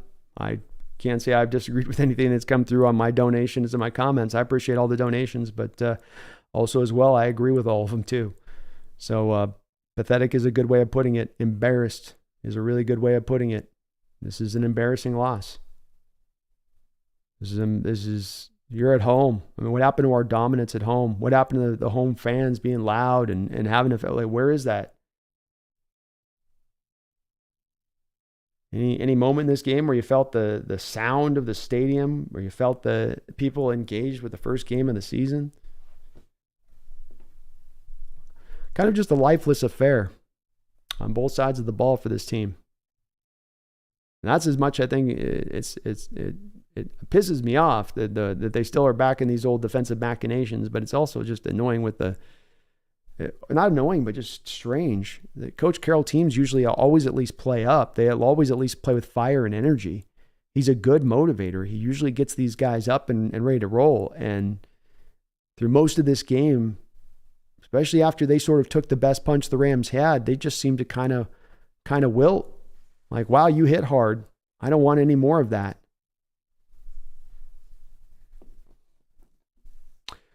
Thank you to Rodney. Adrian XA, thank you for the $5 donation. Week 1 always has the most upsets. You have offseason to prepare for week 1 opponent. Sean had an entire offense to scheme this game on 2 weeks.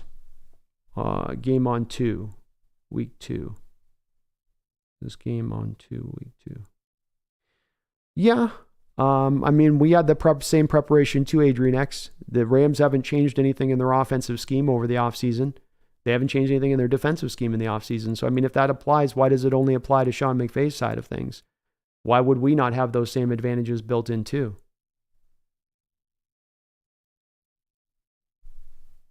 That's where we, to me, Adrian X, get back to this being you being out-coached as much as anything in this game.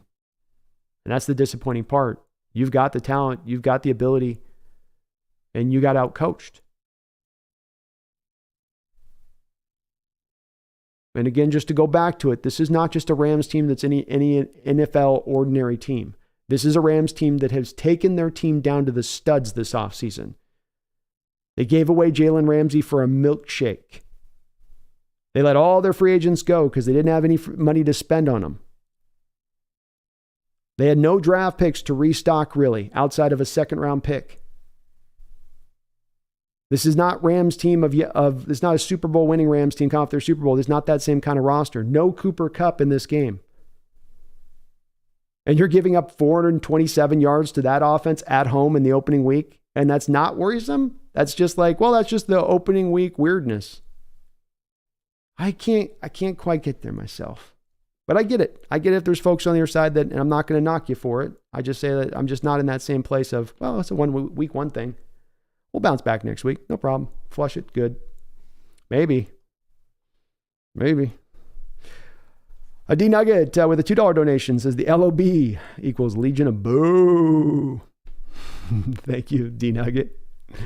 Well said, man. Brandon Taylor, thank you for the $10 donation. Brandon, thank you for the double dono. I know that's your second one tonight, so thank you for that. He says discipline. Expectations don't win games, and now players are acting like children instead of taking responsibility and staying disciplined just because they're losing. Sigh. Bad game all the way around, man. That's all I can add to that, man. Bad game all the way around. Not in control of emotions and frustrations and yeah. Well said, Brandon. Definitely not a lot of discipline in this game.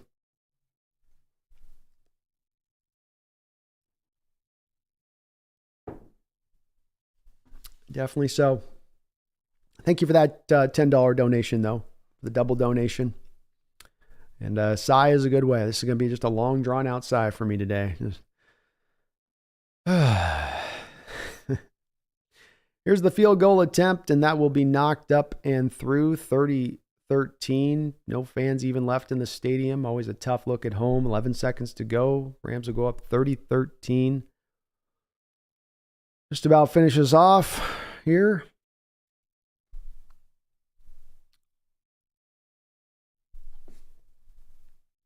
Wu-Tang Financial. Thank you for the $10 donation. He says, I got love for Pete forever, but this is a fireable, bad performance from the coaching staff. This team is sloppy, and the scheme is bad. Dysfunctional in every phase of the game. Well said, Wu-Tang Financial. I'm not at the place of necessarily calling the head, but as I say, the people that are frustrated with this, saying this goes back multiple years now, this is exactly the energy we've gotten from this team multiple times over. This is what you got today again. This is exactly what you got today again. And you got beat by a much less talented foe. You got taken by the woodshed by the other opposition coach. And as we've seen the last couple of years, Coach Carroll doesn't seem to have a whole lot of answers for when the defense starts to go in this direction. And they've gone in this direction far too often in recent years.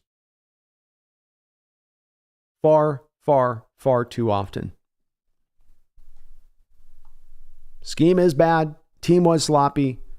And yeah, dysfunctional. The special teams was okay today, but everything else was not good.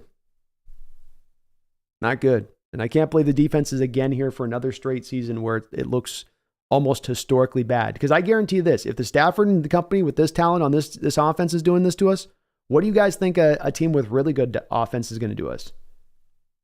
Who actually has a lot of playmakers on the outside? Like, what do you think happens then? We're going to play better against them? We're going to play up to that opponent? Maybe. I don't know. I don't know. I'm getting kind of 2020 vibes off this defense right now a bit. A little bit of the 2020 vibes. That will finish up finally. Finally, we'll conclude this game 30-13. Can put this one in the books as a miserable opening performance there by your Seahawks. Thank you, though, Wu-Tang. I appreciate the $10 donation. Adrian X with another donation as well. So, Adrian, thank you for your multiple donations. All you guys, you do one, you do many, and I appreciate that so very much. I know I'm in a dour mood, but I let it not be understood very well so that I really do appreciate all of the donations and the support to the channel. Very, very, very kind of you for that. Adrian says, I agree with Megan. This was a trap game. This is going to probably be a common sentiment that's out there. I can't quite get myself into that same mode, Adrian X, myself in this situation for this game. To me, a trap game is a game where you're playing along over the course of a season, and you get around into mid-year, deep into your schedule, and you're playing a lesser opponent, and yourself have gotten to the identity of being a good team, and then you play below the line on that team, but you set a standard of play. You've gone through a season. I don't know if in my life I've ever heard anyone say that the opening game of the NFL football season for any team is a trap game. The first game of the football season is a whole different animal than the rest of the season. You got everybody amped up, everybody to their nines ready to go. And I don't know that the team was that thoroughly dominant so much last season that they just came into this year going, we're just going to moonwalk through teams. We're not going to have to do like 50% of our try hardness to get there. I don't think that that's the way that they played that. I really don't. And it's especially true to me when, again, the problem with the trap game thing, or the problem with saying this is a one game off, the issues that happen in this game, and we're going to deconstruct them throughout the post game here, but the issues that affected you in this game, lack of pass rush, soft zone coverage, lack of press coverage, lack of willingness to blitz. These are the same things I've been talking about for 3 years. So you're going to have to excuse me on this if I'm not going to be in that same place of saying, well, it's a one game off thing. Well, it was a trap game problem. No, this has been going on for a while. This is not a horse of a new color. This is the way this defense is lost. Go back to 2020. If I turn on the tape of any of those games in the first 13, 14 games of that season, it's going to look almost exactly the same as this game. Almost exactly the same. That's not by luck. That's not a happenstance. That's not a trap situation. That's simply because defensively, you're running the same kind of back-end coverages that you ran before, and offenses know it, especially a guy like McVay who really knows it, having played you twice a season now for well over half a decade. They're going to know how to attack it. That's why you transition from that 4-3 to the 3-4 in the first place. Is because you are acknowledging teams are learning how to attack this defense. As Coach Carroll said, let me say it one more time, from his own mouth, his own words. This is not me saying it. This is Coach Carroll saying it. Just at a you can go find the quote. It's from the NFL Draft Combine, an interview he gave 2 years ago when he was talking about the transition to the 3-4 defense. It's on YouTube. You can find it yourself if you don't believe me. We were arrogant in our ways. We were arrogant in our approach. We thought the old could work for far too long. We should have changed quicker. Well, I ask you, if he put that quote out 2 years ago and we find ourselves here right now, what's changed? What's changed from the time he placed that quote? They said they're changing to the 3-4 defense, but there wasn't a lot of 3-4 looks out there. It's 4-man fronts. It's a 1 tech and a 3 tech with wide 9 at outside linebacker. There's been a little bit of a move away from the cover 3, but if the cover 3 and your move away approach from that is going to be quarter, half, which is again back into the soft defense and is again with the corners and off coverage dropping to depth, if you're not going to run any kind of man principles at all, then teams, maybe it's not cover 3, maybe it's quarter, teams are still going to easily be able to attack it because you're not tight in your coverage. You're loose. You're loosey-goosey. And you're again hoping, like you did back in the 4-3 days, that front four on its own, without any blitz help or anything else, is going to be able to generate pressure. And then meanwhile, you have McVay on the other side, who's only got Aaron Donald on the inside, generating pressure with his defensive coordinator all over the place, Raheem Morris. Manufacturing stuff for his players all over the place. And the few times you do it defensively in this game, you have success with it, but you constantly run away from it. Run away, sprint as fast as you can away from it. So that's where it's hard to get to the trap game angle of this for me in my respect of it. You talk about this being a midpoint of the season or deep into the year. Bodies are tired, guys are tired. You got a couple injuries here. You're just kind of, you're into the doldrums of the year. It's a long season. That's one thing. That's a trap game. That's a trap game. But I don't know if you go to week 1 saying that's a trap game. Everybody's amped up in week 1. And this is not, again, just from my mouth. Listen to what players talk about when they talk about the games that are the hardest. They'll say week 1's one of the hardest games because everyone's turned up for that game. Everyone's ready to go. Megan, thank you for the $5 donation. Says, good thing about this for me. I won my second fantasy matchup. Congratulations, Megan. Well, there's a little bit of a silver lining for you on that one. So congrats. I haven't checked mine out yet. I'm still too emotional to go over there and check right now. I don't need more bad news. Stimpy, thank you for the $2 donation. It says 3 yards offense second half, over 400 yards defense. Bad both ways. You got it in both directions on this one. You know, you can have it the hard way. You can have it the soft way. We took it both ways. We said both. That was our answer to that one, Stimpy.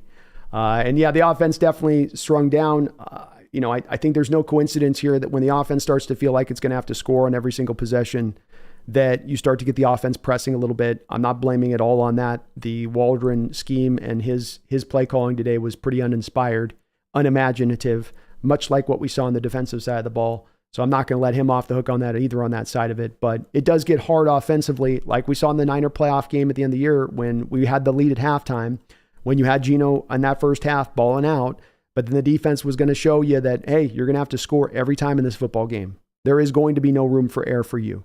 And then that starts to make everybody press just a little bit harder, I think. Brandon Taylor, thank you for the $5 donation, the triple dono tonight. He says, in other news, Broncos with a week 1 repeat, losing 11-16 against the Raiders. Ooh, brutal. I thought they were going to have to win there.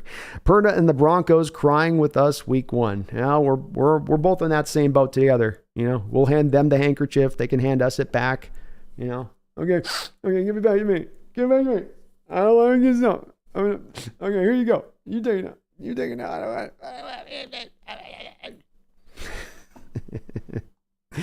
Oh, thank you, Brandon, for the $5 donation. I do appreciate it, and appreciate all the donos today. Very, very, very kind of you guys and your support of the channel, even when I'm being a little bit pissy. Sam Fisher, thank you for the $10 donation. Says, where's the blitzes? Where's the beef? Where's the press coverage man match with guys like Reek on your team? I'm not worried about the offense. Tackles were out, but my goodness, with this defense, how do we win 10 games? I think that you guys are just wonderful, and not just in the donations, but I love your guys' comments on top of it. Smartly put, well thought out, as you guys always are in that respective things, where it's just great questions. Where's the blitzes? My frustration with it as well. You're getting eaten up down the football field.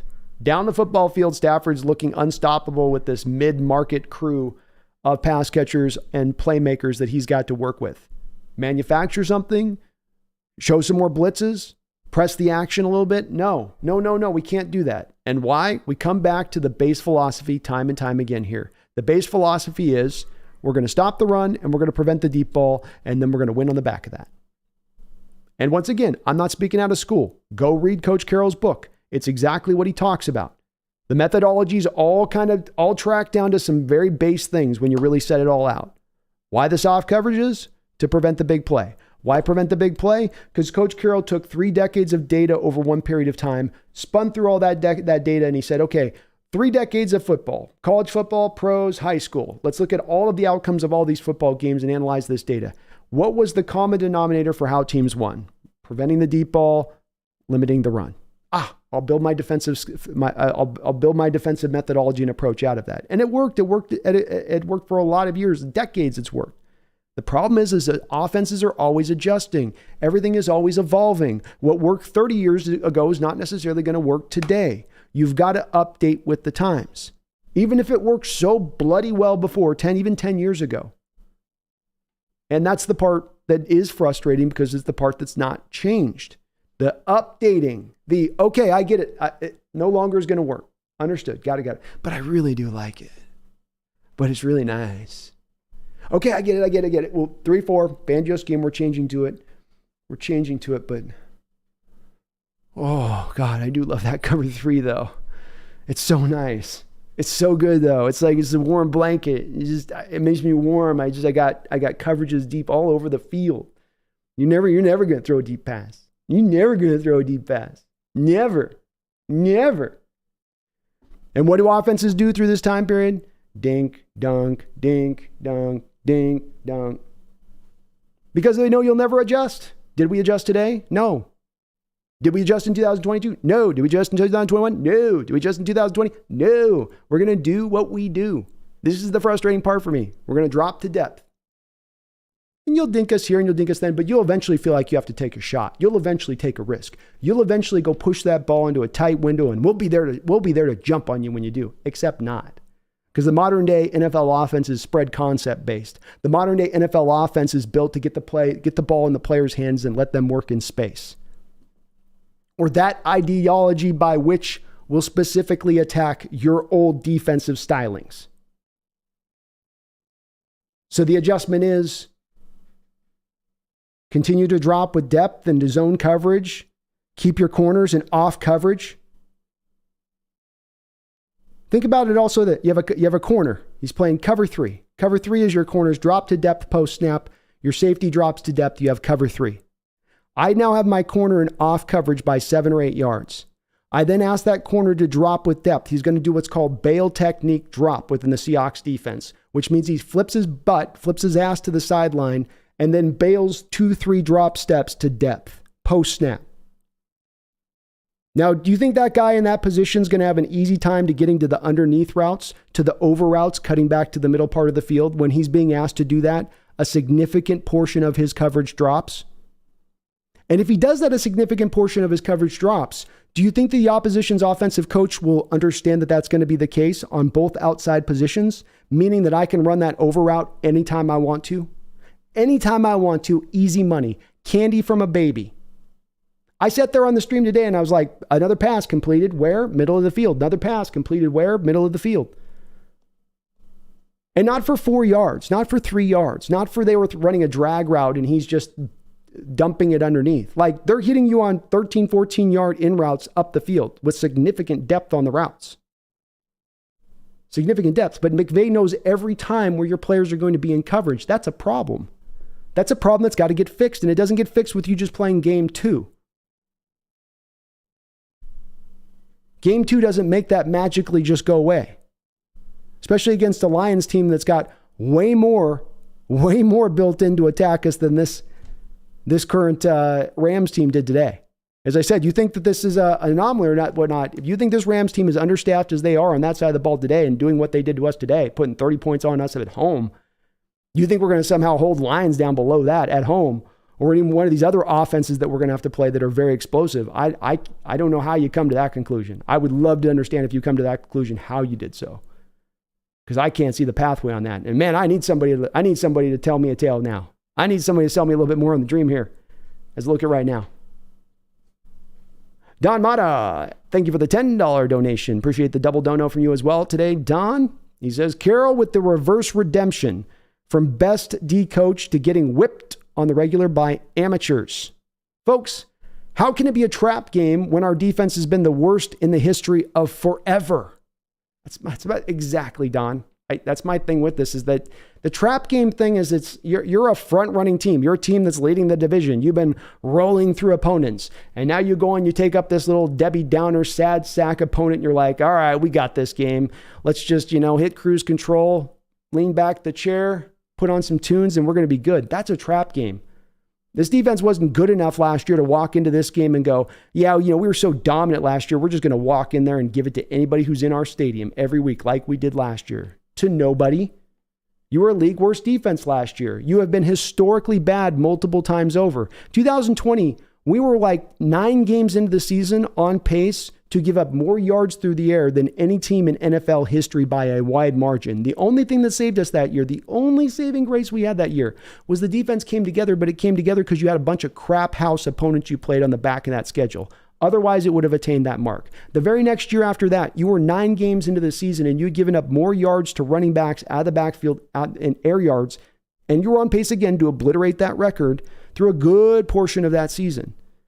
And this is the same way they look today is the same way those defenses had looked to create those kind of situations. This is again where we come back to the concern here of it not being a 1 game off.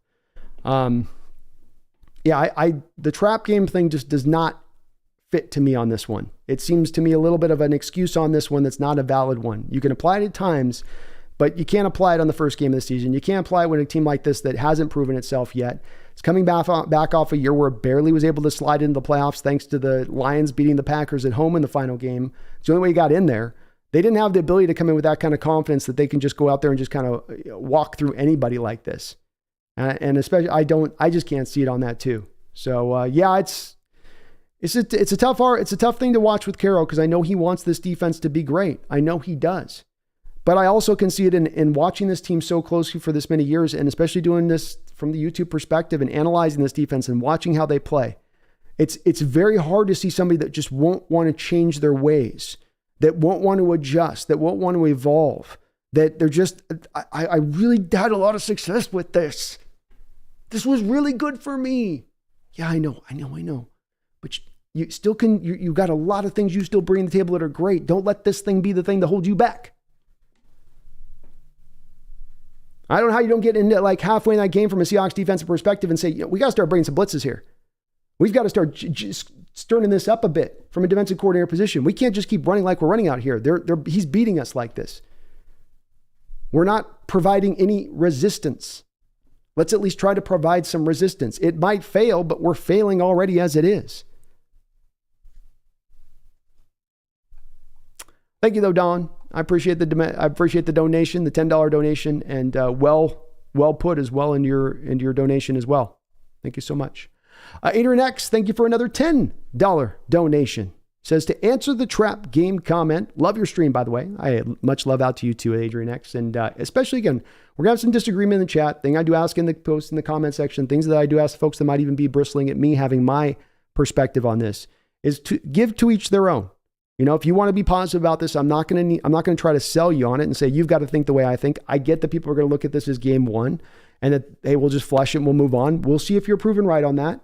But I am going to take a pretty firm stand in saying the outlook of the season is going to be a little bit more discolored to me coming out of this game. Not to say we're going to be bad or have but to say this is a team that can go out there and eventually this year at some point push to be a conference title contender, much less a Super Bowl contender. I don't see how that they cross that landscape that far. That's a long way to go. Adrian X says, you said you were playing a bunch of nobodies. Rams, you and I both thought this was an easy game. These Hawks are young, so I'm sure they believed it. I think I guess what I would say on that, Adrian X, is I think that there's a difference between the way a fan views it and the player views it. And that you have a young players that haven't accomplished anything that believe that they have the confidence that they can just go out there and cakewalk this game. That seems silly to me. Why, as a rookie coming into this game or as a second-year player coming into this game, what builds up that feeling that that's going to occur and that's going to happen just by, your presence of being out there? Again, it's maybe my understanding is different from others on the trap game thing, but the trap game thing for me has never been this is the very first time in my life I've ever heard anyone talk about the first game of the season in any sport talking about as a trap game. And the reason it's the first time I'm hearing about it now is because it's not really a thing. Trap game doesn't really mean that. Trap game means, as I said, like in my understanding of trap game is you've played through a season, you're in a current season, you're not at the beginning of a season, you're in a current season, you've gone through a collection of games, you're riding high, you're playing well, you're feeling good about yourself, and then you arrive with a lesser opponent that you play down to. And it's obvious that you do so when you do so. But this is the first game of the season. I said there's a lot different things of what happens in the first game of the season versus being week 7 or 8. When the bodies are getting sore, the bodies are getting tired, the mind's getting tired. I don't know how they don't get up for this particular game. I don't know how they just think that that would be the styling that they are. And quite frankly, even if this is a game where they've done that, this is still a bad reflection then upon, if it is the truth, if that is the way this is still a horrible reflection on Pete Carroll. You couldn't get your team up for week 1? A team with Super Bowl aspirations, with aspirations to go deep in the playoffs, you couldn't get up for week 1 at home with your fans in the house? I don't know that makes Carroll look any better calling this a trap game, or that this puts it in any better of light that we provide that to the excuse on this. In fact, it might almost make it look worse. Getting a team up for week 1 should be one of the easier things you do as a coach. It's been a long off season. Everyone's hyped for football. Everyone's hyped for it to go. If you can't get them up in week 1, how are you going to get them up in week 10? I'd say. But Adrian, thank you for the triple donos, man, and appreciate the discourse. I do. Appreciate where you're coming from. And as I say, you won't be alone on that. Meg is with you. There'll be a variety of people on your camp of this. I know there will be. And that's why I say let's keep it respectful. No matter if there is some disagreement between different parties here, please keep it respectful. Ed Biss the Sickest. Ed, thank you for the $2 donation. Said this team got worse all around and can't adjust. Well said. That's what they've put on football field in week 1. That's what they showed you in week 1. We'll see what they've got as far as an answer to that into week 2, but that is indeed what they are as it stands right now, which is a team that looks worse across the board. And the can't adjust part is really, I think, the most important part of your statement. Where was the adjustment today, offensive or defensively? Where was the, okay, they're doing this, let's adjust, let's go to this thing. And there was nothing you brought defensively as an adjustment today that I could see. You just kept staying in what you were in and hoping it was eventually going to work. And that's also a microcosm for this 3-4 year problem I talk about with the Coach Carroll defenses, because that's also how they've operated for the past 3 or 4 years when things have gone wrong. It ain't working? Well, just stay at it. Stay at it, keep doing what we're doing. Eventually it'll break through. Eventually it'll come together. Well, if it's broken at a schematic level, if it's broken at you're not putting your players in a position to succeed level, then that's not going to be the case. Well said, though, Ed. Thank you for that donation. P. Gizzy 206, thank you for the $2 donation. Says the same play over the middle, over and over. We just couldn't stop it. There's that, and great comments going together on top of the donations, but these comments go together. This is because I think people are thinking, and not just because I agree with it, but for the folks that push back on the side saying this is the one game off. These are folks with their comments that are speaking to very specific things. You know, it was a trap game. That's kind of a vagary. That's a trap game. I can't really pinpoint actually a problem. It was just the team's spirit wasn't there. Coaching staff wasn't there, player wasn't there. These are specific things. Can't adjust. And then P. Gizzy's comment speaks to exactly the specific part within that. Here's one specific part within that. In that you kept things wide open in the middle of that football field throughout the whole game. There was never a coverage that you could go to tighten that up. And not even a matter of you weren't stopping the throws, by the way. Those zones were looser than, I mean, it was like a guy that has like a 30-inch waist wearing 44-inch trousers. Those zones were so loose. You guys 4 or 5 yards off coverage of the nearest receiver. But all day long, whenever Stafford wanted to, whenever he wanted to, I want a 13-yard in-cutting route in the middle of the field. There. 13-yard. There. Seahawks coaching staff on the other side. Wow, they're hitting us with that. Should we do something? Should we squeeze more of our coverages to the inside? We don't really have that in our playbook. They'll probably just stop throwing it eventually there. You think they will? Yeah. Eventually they'll just stop throwing. I mean, they can't throw there all game long. I mean, they can't just keep throwing there all game long. They got to stop at some point, right? No, not necessarily. Modern day NFL offenses, they don't need to be about the long ball. They don't need the pretty plays of throwing 55-yard rainbows down the football field. This ain't the old ways anymore. It's not about just the shot chunk plays anymore. In fact, it's the complete opposite. Are we going to adjust? Are we going to change? Are we going to modernize? Or are we going to stay to the old? That is the part to watch as we go forward in the season now.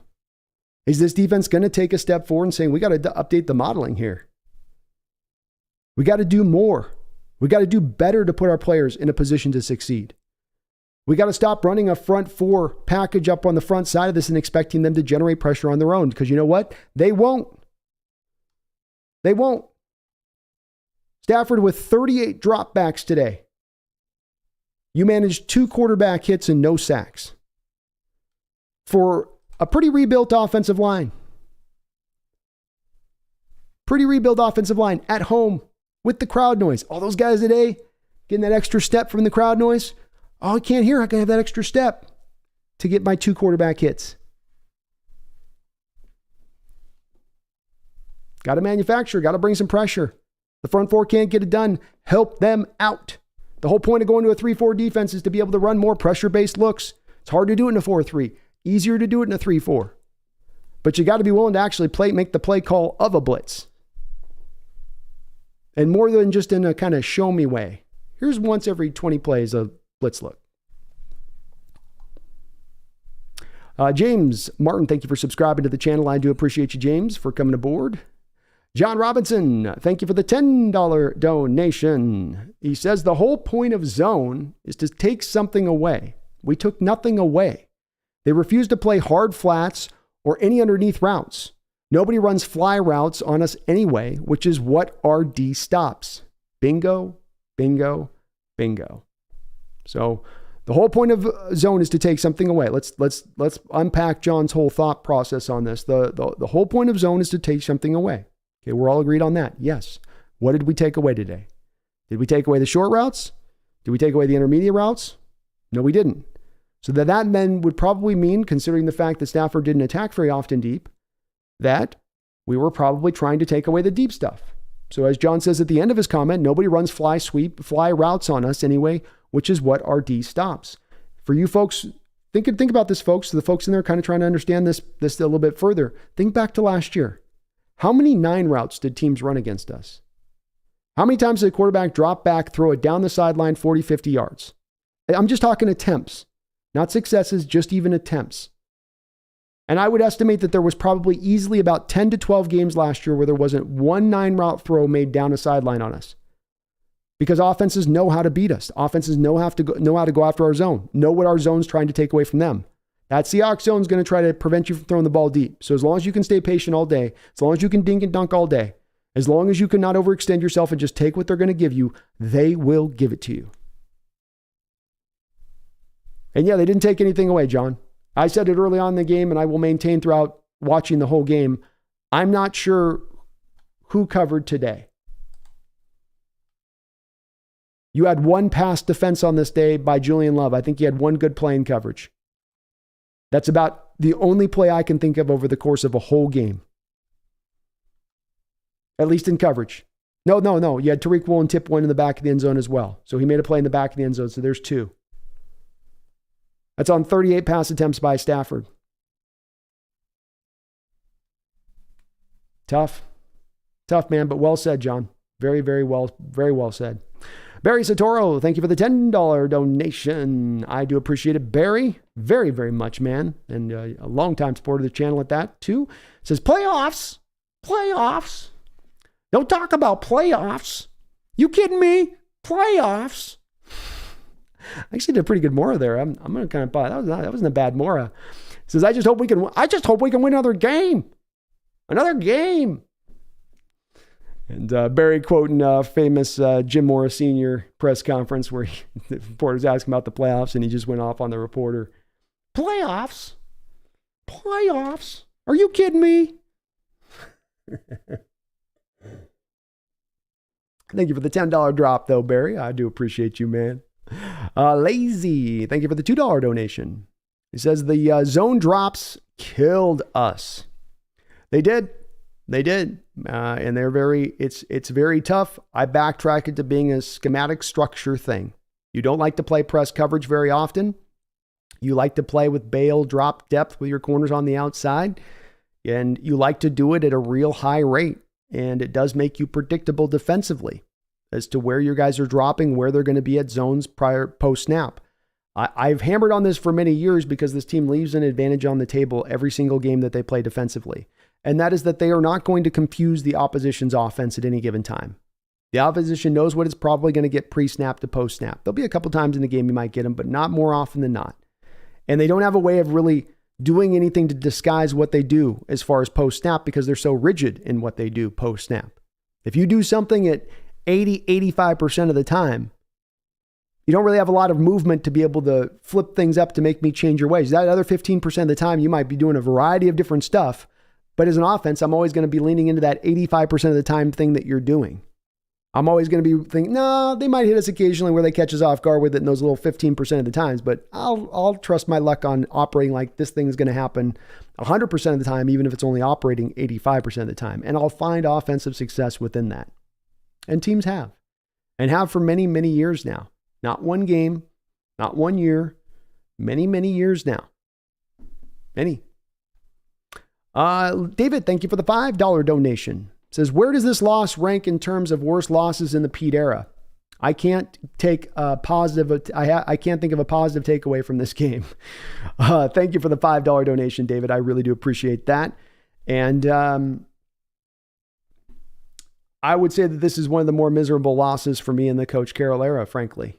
I can't pass it off just being the opening game of the season, or we'll get right back to front on the other end of this. As you say, this is a miserable loss at home, first game of the season. You're losing in a manner by which you've lost in recent years too, especially when we look to the defensive side of the ball. I think that this is this will probably be on track. I'd have to go through my mind and my history here, but it's definitely one of the top 5 all-time worst opening day losses that I can remember in Seahawks history. Especially when you consider the expectations involved, the team playing at home, the Rams where they were. Part of this, I think that some people aren't really realizing or thinking about a little bit too with this game and this Rams team is that this is a horrible Rams team. This is a team that should end up one of the worst teams in the NFL when this is all said and done that just did this to you. This isn't a playoff team. This isn't like, well, they're a solid club over there. I mean, you're not just going to, take them out to the woodshed without even trying. No, this is not a good team. No Cooper Kupp. And they blew the doors off of you. Blew the doors off of you at home. So this is up there, David. I don't know if I would go to the number 1 point or anything like that, but it's got to be up in one of the worst ones I've seen. And I'm tremendously disappointed today with the performance I saw from this team. I'm tremendously disappointed that Coach Carroll still will not move off of his spot at times where he is so stubborn. And it's that stubbornness that also makes you great. It's that stubbornness and commitment to your ideology and belief that can take you to the highest of heights because nobody can shake you. And you can find that in that certainty there, that consistency to get to the greatness spot. But it can also be the double-edged sword that cuts the other way too. And unfortunately, right now, we're getting cut by the other end of that blade. And the team, as of yet, has not decided to suture up the wounds and start figuring out what can be a different way for them to go about this. Unfortunate. But, David, I think you're right. It's one of the worst ones I think we've seen in the Coach Carroll era. Coach Carroll teams win or lose. You usually don't have to question where's the fire at on Coach Carroll teams. They may not have enough talent. You don't have to usually question where the fire is, where the will is, where the want is. And today I saw a team with a lot more of the going through the motions kind of feel at times, especially when things got down, especially when there'd be those moments you think there'd be resiliency. The whole we can win it in the first quarter, can't win the second quarter, we can win in the fourth quarter. It's all built within resiliency, that whole sentiment. But there was no resiliency today. There was no bouncing back up. They got hit and knocked to the floor, and they just kind of held their mouth. They're like, oh, it's going to hurt. See what they do next week. Adrian X, thank you for the $2 nation. He says, we knew our D was our issue, but our explosive O. We all knew our D was our issue, but our explosive O. Definitely didn't have any explosive offense, and I wouldn't let the offense off the hook anyway, and that was an awful second half on their part. It does get a little harder to evaluate the offense when you have both of your tackles go out in this game a little bit. Also, by the time the offense got out there in that second half after the Rams had scored after their first possession, it was getting to be pretty crystal clear the offense was going to have to score every time. And I maintain, having watched this in 2020 with Russell, right? Remember how Russell was all explosive in all those years, right? But if you looked at our schedules, we got through there, we had games we lost a lot of times, and it would be Russell starting to throw interceptions because it's like, well, he's got to try to score every single time. The offense starts to press. The offense starts to go outside itself, not just staying within the confines of what it was doing a bit. And I don't know if that's as much, I can't say for sure that was what was happening today on the surface of it. Obviously, Waldron's play designs weren't great today either. There wasn't a lot of creativity to what he was bringing. But I have a hard time quite arriving at the offense, putting anything really as much at the offensive's doorsteps on this game when it all breaks down to it, when this is a defense that couldn't stop a soft breeze today. And it's hard to evaluate much offensively if your defense can do nothing on one side of the ball. Can't stop anything on third down, can't get off the field, can't create any turnovers, can't get any pressure on the quarterback, can't really play anywhere in coverage of anything close to being tight. It's just bad all the way around on that side. But Adrian X, thank you for all the donations. I do appreciate it. Kyle Mulkey with a $5. Thank you, Kyle. Says, if it's up to Mike Tirico, the game has an next to it since we didn't have Adams and Witherspoon. Defense fall apart. No excuses next week. The game has an asterisk next to it since we didn't have Adams and Witherspoon. Defense fell apart. No excuses next week. I mean, I guess. Yeah, I Mike Tirico might say that. I definitely wouldn't say that. Every team's going to be down defensive players, offensive players. I mean, they were down Cooper Kupp too. I mean, Cooper Kupp is at least equivalent to Adams Witherspoon loss for the Seahawks on the other side of it. And yet they were able to still carry on through. But there won't. I have a feeling next week's going to be interesting at this point. Thank you, though, Kyle, for the $5 donation. Bob Lauer, thank you for subscribing to the channel, Bob. Welcome aboard the Hawks Nest. I appreciate all the new subscribers who jumped aboard the Hawks Nest today on the stream. Very kind of you for doing so. Megan, thank you for the $5 donation. She says, I love you, B, but disagree. But I have a severe migraine and need to walk away before it gets worse. Love you in the 12s, and we'll talk soon. Sounds good, Megan. You take care of that migraine. I hope it does feel better out there. Thank you for all your donations tonight. Sorry we do disagree, but I do feel pretty firmly about where I stand on this one. MJ Seahawk with a $5 donation. Thank you, MJ Seahawk. Says, I just hope none of these injuries are serious. Practice is going to be lit this week. Hopefully not. Always discouraging when you see Charles Cross having to leave the field on the cart where you can't even walk off the field. That makes it a little worrisome when you think about that guy just being out for a couple week period. And I already feel a little uneasy when I've got Stone Forsythe out there and a Lucas. Having Stone Forsythe and Jay Curhan out there at the same time is very worrisome, as we saw at the end of the game. Those guys are really not NFL tackles, and you're just not going to have the time to be able to, especially longer developing routes and deep down throws down the field. I mean, you talk about those explosive plays, Adrian X. I think once you lost your two tackles, you couldn't trust them in pass protection for the long developing routes to take those shots down the field.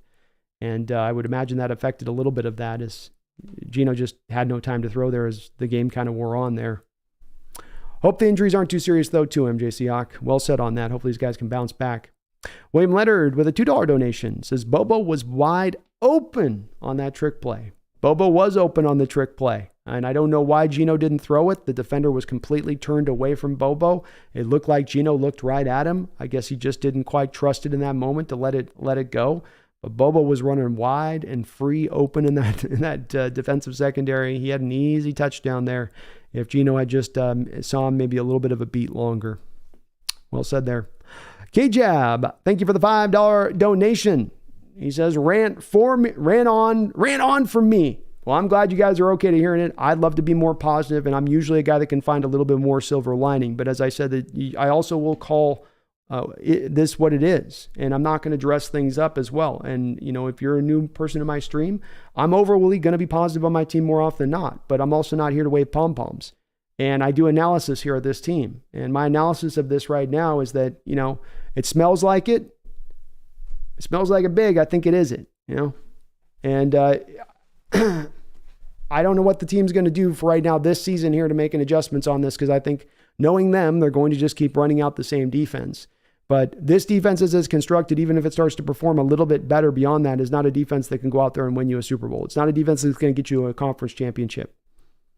They need to be better than that. They need to be more than that. And whether it's going to take another year of this or not, I hope if we've got to go through another season of 10, 12 games of soft zone defense getting picked apart right and left, that eventually Coach Carroll makes a decision to start dialing it up here, that eventually he gets enough collection of new data to say, the old way of kind of doing this isn't working, and now I got to try to do something new and different. This is not working. I've got to try to change my way, and not change my way and just in like saying it to everybody in a media session, but actually doing it. Actually doing it. And unfortunately, I think we're going to have to wait a year on that. But I don't see how this defense suddenly, Jamal or Witherspoon's presence, and it makes this defense turn around from what they just looked at today, where the Rams it simply will, at their speed. They were going on the Seahawks defense like they were on a treadmill. 3.0, I can go a little bit more now. Let's go 4.5. Okay, 4.5. A little more, 5. Oh, that's too much. Let's go back down to 3. They just went up the field, whatever speed they wanted today. Uninhibited. We'll just go up however we want. Whatever throw we want to kind of make. Wherever we want to go in the middle of the field, we'll hit the middle of the field. It'll be fine. Tough, man. Tough and frustrating, K-Jab. But I promise you this, I'll be doing plenty of ranting here tonight. I'm just getting warmed up. ZX, says, thank you for the $5 donation, Z. Says, I hate the 3-game preseason because the mains get minimal action and they look flat. Yeah, I don't know. I mean, this is the part that I struggle with a little bit is like, McVay has been one of the big trendsetters in the league with not starting his starters throughout preseason and resting guys, but he has seemingly found the way to get his team ready, and good to go. Whereas you aren't. Makes me kind of wonder what it is that he's doing, and he's able to get these guys prepped and good to go where you can't. But definitely flat is a good way of describing it. That's the way they look to me too. It's just kind of a flat sort of experience out there from the team today. But the new trend is definitely don't play guys in preseason at all. Basically, that's how they roll with it. Thank you though. CX, thanks for the $5 donation. Brothers, thank you for the $10 donation. Says when I said Richard Sherman for defensive coordinator, I was serious. I'm sure Richard wouldn't have just sat back in soft zone all day. I'm sure he would have dialed up a couple blitzes at some point here. Absolutely. I would have taken him over what we got today from the defensive play calling because it was a whole lot of nothing. Whatever defense you were drawing up today was one that just allowed for big old holes in your coverages. Big, wide open, huge spaces. Wide open spaces. You were like that country song basically defensively today all day. The Rams were out there foraging in the fields, wherever they wanted to go. Wherever they wanted to go. I'm going to be right back, folks. Bear with me 1 second. A little more coffee here.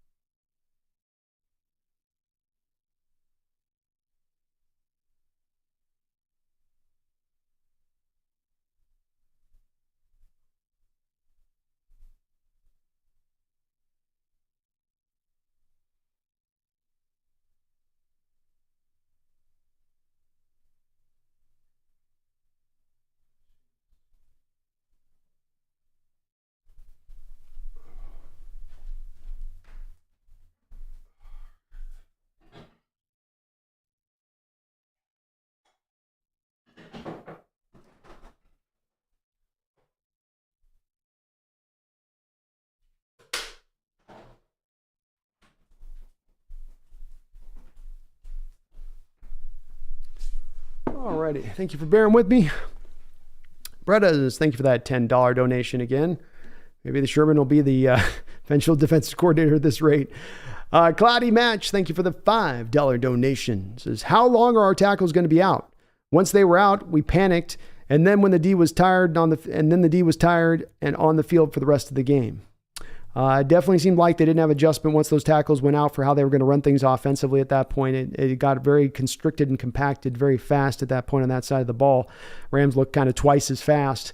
I don't know as of yet, Cloudy. I haven't heard an update from within the chat. I'm sure somebody will hear from Coach Carroll's press conference, an update on one of those two guys. Lucas was standing up on the side, so maybe there's a little bit better hope for him, is that at least he was upright, whereas Charles Cross was taken out on the cart.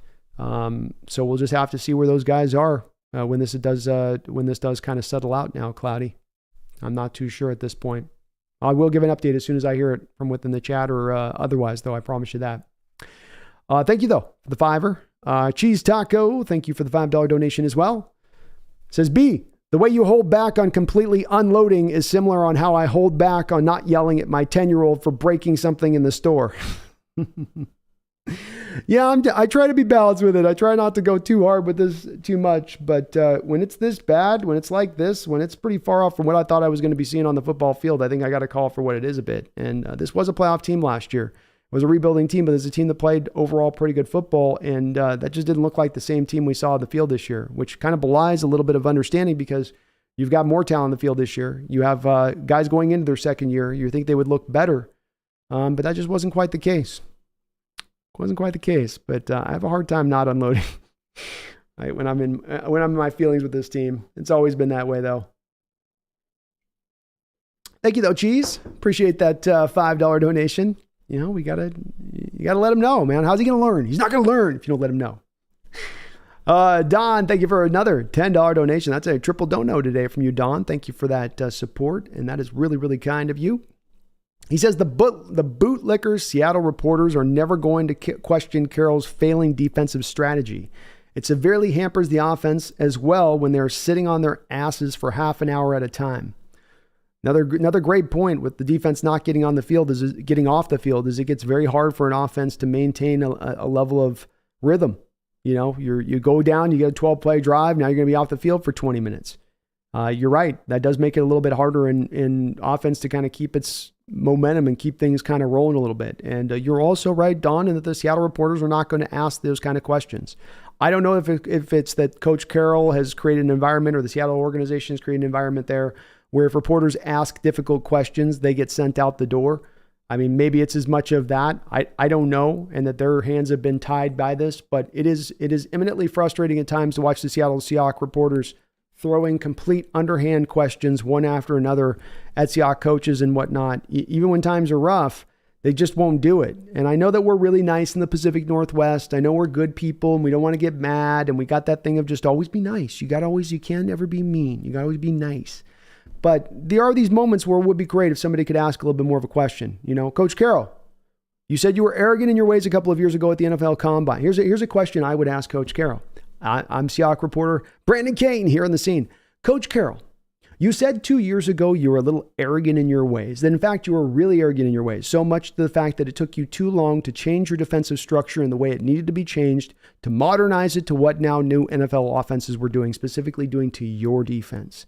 Now we find ourselves a couple years removed from that changeover, and yet your defense continues to get attacked in the same manners by which draw you to supposedly make that change that caused you to remark of yourself that you were arrogant in your approach. What has changed? What has changed, Coach Carroll? Because your scheme and what you do on the field, you can go all day and you can get geeky with me and go, well, it's technically... they're not running cover 3 at 80% rate. Now they're running cover 3 at 35%, and they run quarter halves at 20%, and they're running quarters defense at 7%. So there you go. I mean, technically their coverages are getting varietied up, and there's a variety of them. See?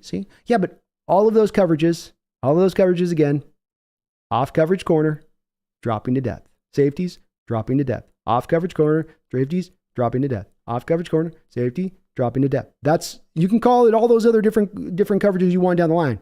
You can go from cover 6, cover 2, it all ends up with our guys off coverage dropping to depth. You know, things always don't have to be that, to me, super complicated on that stuff. But Don, I agree with you. I'd like to see them ask some of the questions. They don't have to go as hard quite as much as I just did on the question to them, but you can phrase it in a nice way to where you can still ask the tough question, you know? Coach Carroll, I know you made these changes 2 years ago, and a lot of the reasons you made, here's a nice way of putting it. Coach Carroll, you made these changes a couple of years ago, and you spoke about it being a little bit overdue for the time period to have to make these changes for your defense. And specifically at that time, you're getting attacked with the short pass considerably. You know, teams just kind of getting you up the football field, death by 1,000 cuts. The new defensive scheme continues to seem to be dropping with a lot of depth in coverage, where you're now continuing to not really work to seemingly try to take away those short routes, those underneath routes, those things that were beating you up last time. Why have you not made that transition? What's holding the defense back from cleaning that aspect of it up? And, you know, I'm sure there would be some excuse, but at least you'd have something to operate off of. Why not change your ways when something continually is broken and you're not changing your ways? This coverage thing's been beaten for years. Okay, don't change it. Wait, what? Yeah, keep doing it. It'll come around. It'll come around to being right again here soon. Okay. Thank you though, Don, for that $10 donation. Well said, man. All the way around on you. Thank you for all the donations tonight from you, man. Grass Daniels with a $2 donation says, was the vanilla scheme due to no Adams and Spoon? Maybe, Grass. I mean, maybe the whole thing with the defensive change is just all waiting upon Adams' return for them to finally decide that they're going to unveil this whole new defense, and that if he's not on the field, then they just go back to the old. I guess it could be that.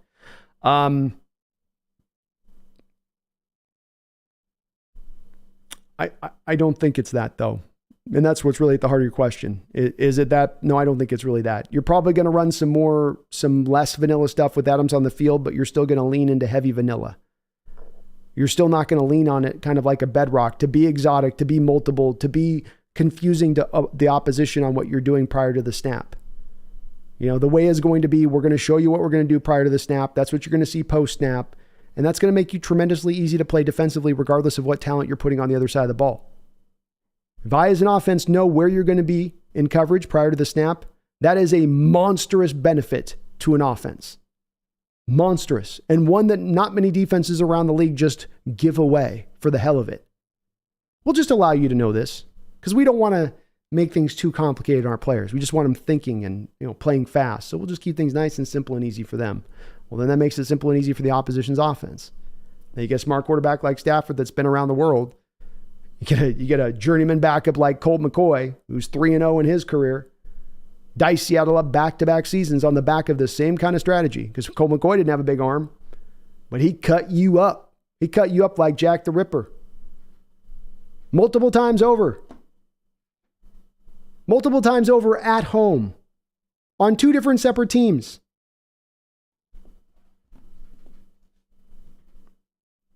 Thank you, though, Grass. MJ Seahawk, thank you for the $5 donation. Says, after Myers missed that field goal before half, we could not do anything. Everyone failed. It did. That was the beginning of the end at that point. It all just kind of fell apart on the back of after. As soon as that field goal bounced off, it was done. I will say that it was kind of failing defensively before that anyway.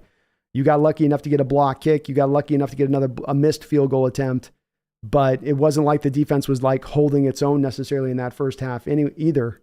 I don't think that you caused maybe 1 or 2 punts the whole game. But that point, it definitely, everything at that point, the whole cards collapsed. The house of cards collapsed at that point, MJ Seahawk. Well said, man. Thank you for that donation too. Adrian X with another dono. Adrian, thank you for all the donations tonight. It says, we lost this when we didn't score after that blocked field goal. With the missed kick, I definitely think the game turned. The momentum definitely shifted heavily at that point. I don't think that it was going great at that point either. It was a little bit bumpy of a ride even in that opening point. Offensively, you're rolling pretty well, but yeah, that's definitely where it twisted and turned. I wouldn't say that the reason we lost this game though would be say, well, we lost the game off a missed kick on Myers. That's where the loss comes on, I'd go more to the collection of, always with this, I go to the collection of plays rather than just the one play. Luis O'Shea, thank you for subscribing to the channel, Mr. O'Shea, and welcome aboard the Hawks Nest. I do appreciate you for jumping on board. DJ Owen, thank you for the $5 donation. Says, damn it, I sure miss Dan Quinn. Our coaching D nowadays has me saying no, and offensive play calling makes me think we are dealing with a double agent. Yeah, maybe Waldron was doing a solid to his once former mentor today. He was helping him out a little bit. He's like, I got you, Sean. He was winking over there at the other sideline to Sean. Like, Sean, look, Sean, look at me, Sean. I'm winking. Since we lost Dan Quinn, the defensive coordinators that have come through here have not impressed at all. I certainly think this is Coach Carroll's defense, and that's really at the heart of this issue when it comes to why the last 3 defensive coordinators just not worked. Well, because all 3 defensive coordinators that you've recently brought in have all been in-house hires, meaning that what Carroll's wanted, the last 3 hires, is what we call yes men. Not guys that rock the boat, but guys that will fall in line. Because this is Coach Carroll's defense, this is Coach Carroll's baby. And that's just the way it's going to be when he's the head coach of this team, for good and for bad. It's just the way it is. So it does make it troubling. But that's where I do come back to DJ, where I go, I don't know if another defensive coordinator here would help any better. At the end of the day, we've got to get Carroll to what I call the come to Jesus moment here. Coach Carroll, you are still a very fine head coach in this league. There are a lot of things you bring to the table that you do really well. And you once maybe could have been considered a defensive mastermind. But we've been a very long period away from you being a defensive mastermind. You're riding off reputation on that side of things for a very long period of time here. So can you recognize that within your own self of your limitations and that you got to fix that? Like you said a couple of years ago, been arrogant in our ways. or are you going to stick in this lane and ride it right off the cliff? And this is what's going to determine Coach Carroll's success moving into this future with this team. This is what's going to determine whether this team can take a step forward moving on into the future. Because if Coach Carroll can't make his peace with that, if he can't come back around to, I have to evolve, I have to change, then this team can't get to the mountaintop again with him. I think he can get there. I think he can make that change. I think he can come to that peace because he's shown other marks. He's shown other ways of being willing to evolve in certain aspects of things. But this is the baby. This is the sacred cow. This is the place that he, looks at like Gollum in Lord of the Rings at his little ring in his hand. My precious. It's my precious, not my precious. And you've got to get him around to that where you've got to let your precious go here. It's holding you back. You're emaciated. You haven't eaten. Just like Gollum was. It's not doing you good, the ring on you. It's hurting you. We'll see if he does. But it will be the quintessential key for Coach Carroll moving into the future. Because if you're going to run soft zone coverages, I don't care if you put Witherspoons out there and Jamal Adams out there. If you're going to run soft zone coverage 90% of the time, 95% of the time, if you're going to be unwilling to ever blitz, if you're going to be unwilling to run a lot of different coverages to confuse quarterbacks, then this defense can never get to be in a state that's going to be good enough to carry the water enough to be able to go out there and take them anywhere. And that's why I'm concerned here above all else. It ain't just the one game. It's that what of this game is going to carry on into the future? What of this game is going to continue to be a part of this team? And if I've seen it, if you're a person that says this is a one game, well, walk me through. We've seen this for 3 years. I see it again now in this game, and then it just magically disappears into game 2, 3, 4. Can you understand if you are on that side of that, of how that's a little bit hard for me to see how that dream works?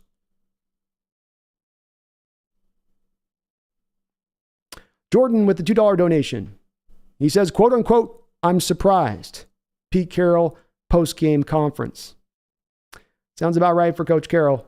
All it's missing on top of that is that, we just didn't know what to do.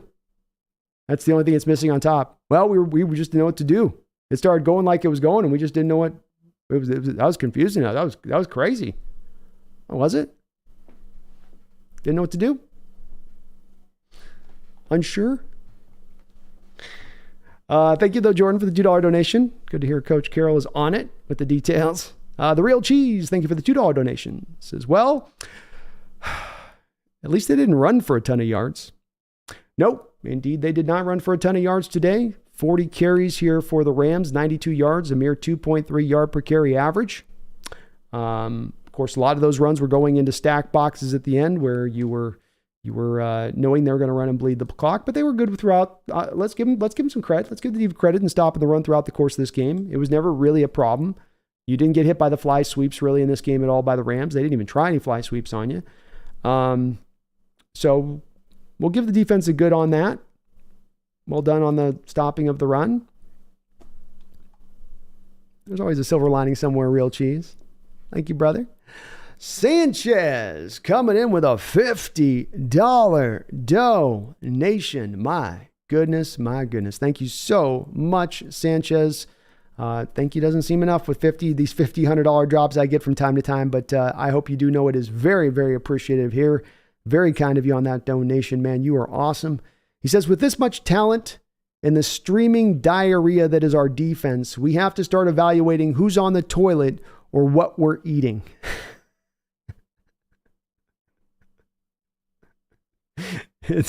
It's one of the two. It's one of the two, Sanchez. It's one of the two. And this is way too talented of a team to get beat at home by a rebuilding Rams team in the first game of the season. You're way too good. You put way too good of a team together to lose like this in this fashion. And it brings a lot of questions up in my mind. And hopefully this team can turn it around. Hopefully those of you in the chat that say, well, it's just a one game off. Well, it's just the first game of the season. Well, they just laid a stinker. A lot of teams laid stinkers in week 1. I hope you're right. I truly, whether we disagree or agree on this, I hope you're right. I hope what we see this week wasn't something that I'm going to have to watch throughout the course of the rest of the season, because it's going to get brutal.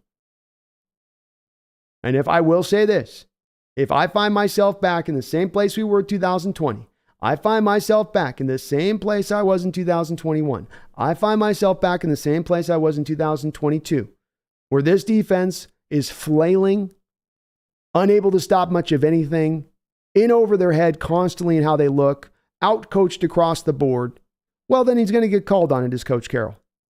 He's supposed to be a defensive coach. That's supposed to be his expertise. He has dumped innumerable resources into the defensive side of the ball, innumerable amount of money into this defensive side of the ball to get this right. I referenced this a year ago. I said this a year ago. It's just as true today. I got a pastry chef that can't make a donut. And I got people out there telling me that's not a problem. It's great that the offense has been where it is. Great that the offense is taking the steps it's taken forward. But the defense is where he's tried to make that his baby. And the baby's is about to perish. But thank you, Sanchez, for the $50 donation. Well said. And you're right. We got to figure out who's on the toilet or what we're eating. One of the two. And what's the heart of Sanchez's comment there is we've got to figure out what the problem is. And the problem is not merely stroking over the top of it, painting over the top of it, ignoring it, putting your fingers in your ears and going, no, it just doesn't exist. It's not there. That's not going to correct it. That's not going to fix it. It's not going to make it go away. Hoping it just turns around game 2 probably is not going to be enough to make it go away either. Again, considering it's been a bit of a couple-year problem. But we'll see. Maybe they do turn this around next game and this is just some weird one game off thing. I will absolutely eat, as I always say to folks, if I take a hard stand on this or say I don't think this is a one game issue and I'm shown to be wrong or off, I'll absolutely eat my crow. I'll say such and such was right. This person was right. It was just maybe something else there. We'll learn very quickly this next week with a 10 a.m. game out in Detroit with an offense in Detroit that's going to be much better than the offense we face today in the Rams. So we'll learn very fast what is the truth and what is not the truth of this situation in that regard. Real quick. Sanchez, though, thank you for that $50 donation. Not the first time you've dropped a hearty amount like that in here, and I hope you do know I really, really do appreciate it from you, man. Thank you so much. Connor Oshwagler with a $2 donation. Just saw Hawks pressure percentage was 5th lowest in 5 years. Was 5%. Hawks percentage was 5% lowest in 5 years. Nobody was creating any pressure off the edge for the Seahawks in this football game. Some of this also, too, was the fact that Stafford had a pretty easy time of navigating through where he was going to go with his reads, knowing where he was going to attack prior to the snap, which just led him less to having to necessarily hold on the ball for a long time. But they had some opportunities to create some pressure, too. They trusted the front four to generate that pressure. They didn't want to blitz in this game, obviously, Connor, and that brought them with the 5% pressure rate like you talk about, which is the lowest of any game that they played in the last few years. And so we thought we had BT Jordan here, the pass rush specialist who was brought in, and maybe he could help these guys. I'm a little gobsmacked right now at how bad they looked. It's definitely throwing me off. Connor, though, thank you for the $2 donation, and thank you for that stat. Very interesting. I wouldn't have guessed it was the lowest in 5 years. I knew it would have been low, but I would have had some other games I would have thought that were probably close to this one in the same vicinity, because we've had some games where we've had some struggles to generate pressure in recent years, especially with the team wanting so heartily to try to lean on the front four to generate the pressure. Taker610, thank you for the $2 donation. Oof, he says. Well, at least the Broncos lost. There is that. The third round pick looks a little bit better on our side of it, I guess, from that standpoint of thing, Taker. Thank you for the $2 dono, though, brother. Appreciate you. Brian Kennicott, who has been celebrating 7 long months as a Hawks Nest member. Thank you for that long support, Brian. I really do appreciate it. Says, Clint Hurt defenses do not get off the field. Frighteningly uninspiring. Well said, man. That has been a common trait of the Hurt defenses here that we've seen since he's come in. Just can't get off the field. They get you to a 3rd and 8. They can get a first couple down, but you get to 3rd and 8, and it starts to feel like automatic that you're going to get the first down conversion. That's how it felt to me in this game. And it's so weird because usually in my life of watching football, when you have a team in 3rd and 8, that usually tends to be to the advantage of the defense. That usually is more to the defense being able to convert that as a stop than it is on the offense to have success within it. But that's gone the opposite way there with this. And it is very concerning to me. And there doesn't seem to be any answers for it, Brian, as you say. These are Clint Hurt defenses, not a Clint Hurt defense today. Clint Hurt's defenses since he's become the defensive coordinator here, going back a little bit of time now, right? Not just a in the moment now, a couple of years issue that has been going on. And whereas before I could maybe point to a little bit of it being a bit of the issues with the talent, now I can't do as much. I could give a little bit of room last year for saying, well, you're going to the 3-4 and you got 4-3 defensive linemen. So what can I expect? I mean, you don't have the right linemen in place. It's going to be hard to run your scheme. It's not the case though. You're not running 3-4. So we can't lean back to that being the issue. You got this weird 2-man front thing that you're running. That's what you're running. So you can't say that. You got the right guys in here to fit what you want to do on your defensive line. You got the exact kind of guys you want. You've had multiple second-round picks brought out to the edge. You spend all this money on Uchenna Nwosu. Where's the pass rush? But uninspiring is the right way to put to is this the finishing touch, and maybe the most important thing beyond the losing the X's and O's. Where's the team that's hitting, playing with fire, tackling, out there going and getting it?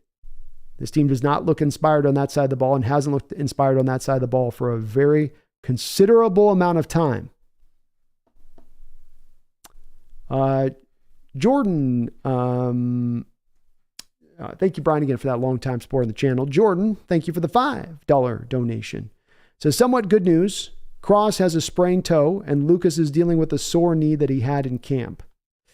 I'm a little worried about that Lucas knee. I think even going back to last year, he was dealing with that knee. I wonder if eventually they're going to have to do something to deal with that in more of a major way, like surgery.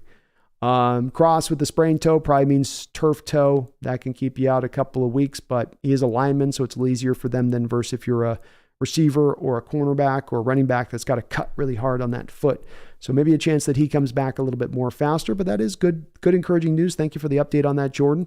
That would lead me to believe we're going to get both those guys back, which we're going to need the offense at this point in a major way going through the rest of this upcoming season. So hopefully those guys can get back sooner than later. Randall McDaniel, thank you for the $20 donation.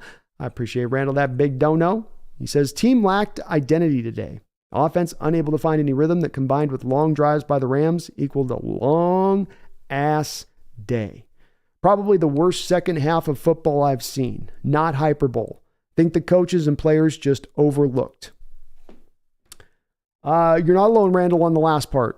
We've had a few different folks, Adrian XA, Megan in the chat. I'm sure there's a couple people in the comment section that I didn't see that had mentioned this as well, that might have felt like, well, this was a game where you were overlooking this Rams opponent. I struggle with that one being it's the opening game of the season. I really do, Randall. No matter how bad the Rams were to be set up for this upcoming year, this was the opening opponent to play. This is an opponent that's played you tough in recent years. I just don't know how the team could have operated with some kind of confidence that they were good enough to walk in and just walk over people with sort of half energy effort. And again, I will say if that is the case on it, Randall, if that is the case, if this is that they overlooked, if it's not just a matter of there's some other things going on here, but it's that. If that is the case, that's still not a great sign to me, because that to me now makes you head coach couldn't get your players up to play in game one. You struggled for them in the first game of the NFL season at home. You couldn't get them up for that. I mean, that's disconcerting to me too. But I agree with you, man. I think this is one of the worst openers I've ever seen, Randall. It might be the worst. The only one I can think that's in competition is the Jets and Bill Parcells came into the Kingdome in like 97 and completely tore us apart. But that was a bad Seahawks team at that time. This was a team that we thought would actually be a pretty good football team to have that done to it. It is very disappointing, and I don't think it's hyperbole on your part. I think it's accurate. We'll see where this is going to go out the rest of this year, Randall, but I think we've got to put this game in the right perspective of it, which is that this is an ugly loss, and it does not necessarily bode great for this upcoming season that this thing just gets turned around, no problem. There could be some big issues that belie this team and belie it throughout the whole course of the season. I don't want to say that's the truth. I hope it's not the truth, but this was bad, folks. This is a bad loss. This is a miserable, miserable loss. Holy Hand Grenade, thank you for the $2 donation. It says, Yo, B, does Jody need to give Pete an ultimatum?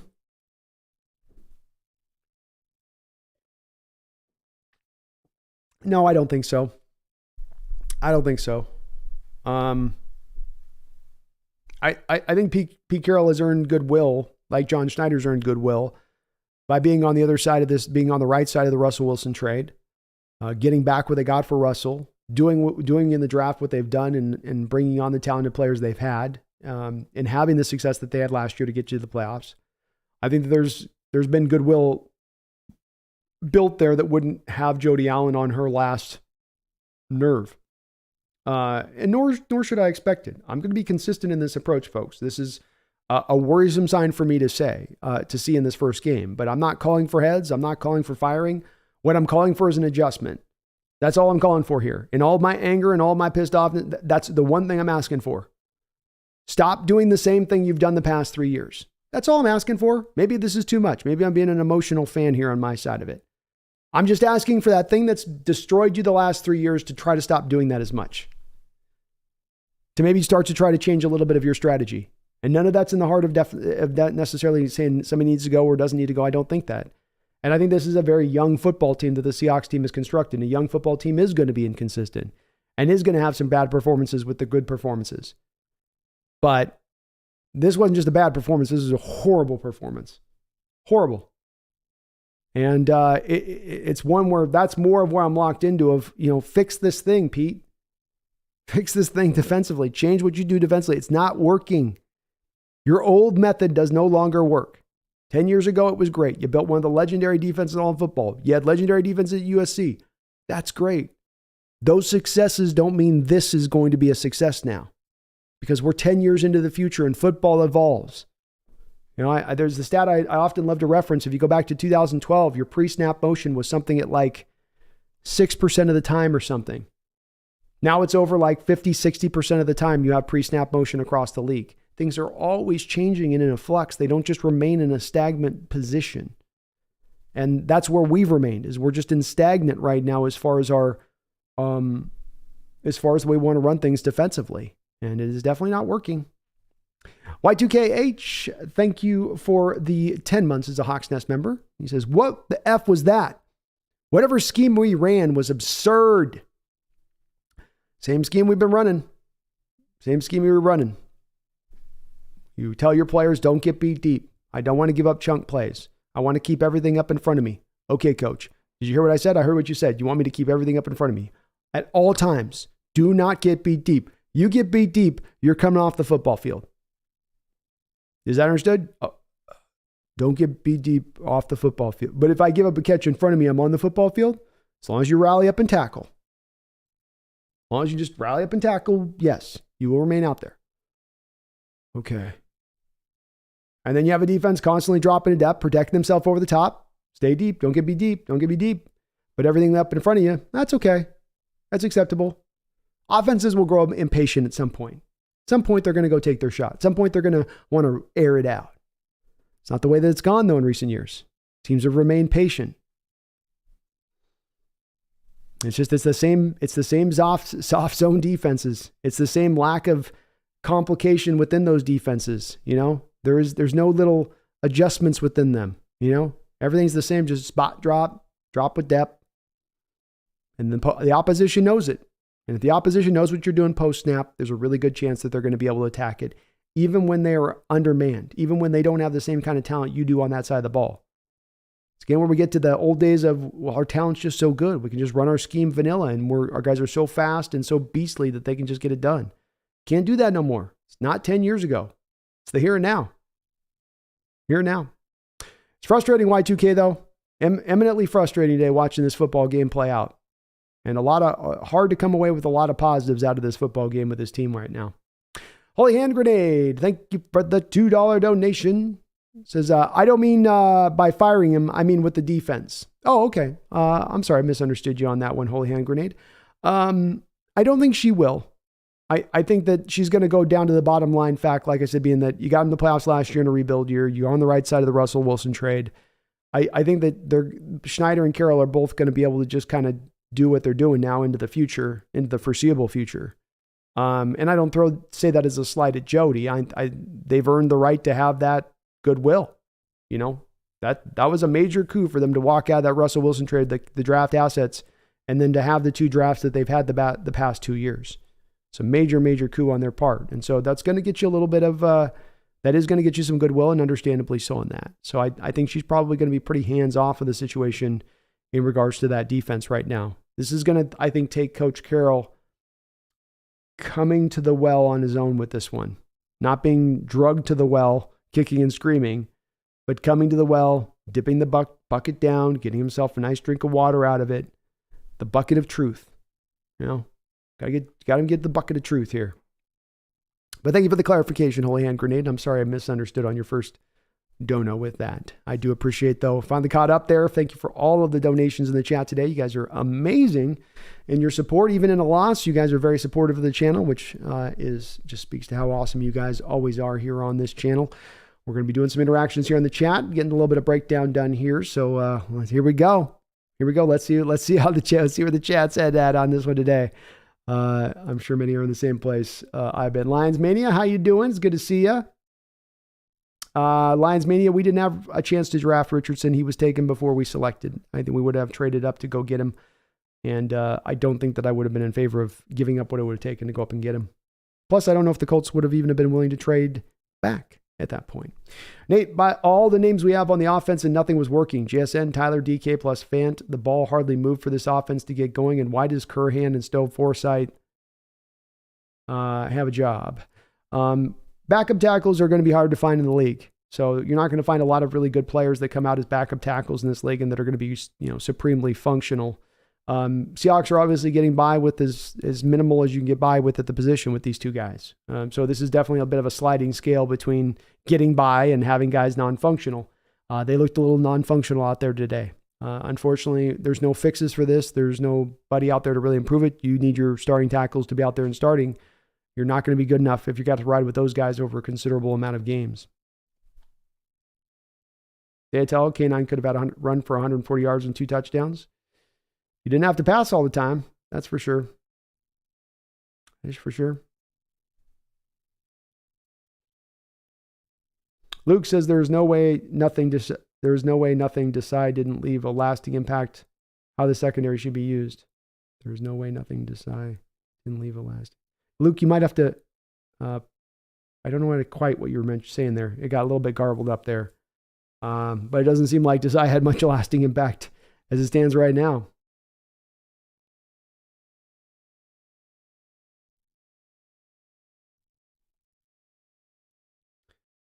King Zhao, King Zhao, the run game was explosive and we need to stick to the game. Yeah, I think it's hard once they're scoring every time offensively. Something that'll start to slowly, I think, drain away is the ability to run the ball if Rams' offense is going to get up the field every single time a bit. But they definitely ran, to your point, very efficiently in this game. 18 carries, 85 yards. Walker, 12 carries, 64 yards in this game. They definitely were pretty efficient with how they were running it and ran well throughout the game. Rexus says, why did our offense struggle so much today?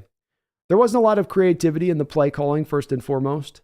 There didn't seem to be a lot of ways that they had to dial up to take plays where they could get some chunks of yardage. Everything seemed like they were just trying to keep everything really short and get the ball out of. It was almost like you felt like the Seahawks offense was playing the Niners defense with the gameplay calling, trying to get the ball out of the hands so fast, so worried about, I guess, the pass rush getting in there back to Geno. But just there wasn't a lot of guys, I guess, getting open for Geno, I suppose. And then you got about midway through the third quarter, you lost both of your starting tackles, Rexus, and the backups came in there, and then it just completely went sideways. It completely got weird. Colombo Lajos, thank you for subscribing, Colombo, to the channel. I appreciate you joining up and joining on to the Hawks Nest. Thank you so much. Dayatel says, wasn't DK's block before the whistle? It was, Dayatel. I think he was talking trash. And the officials really at that point threw the flag on him because of the previous play where he knocked the guy down. It was sort of like a makeup call, it felt like a bit.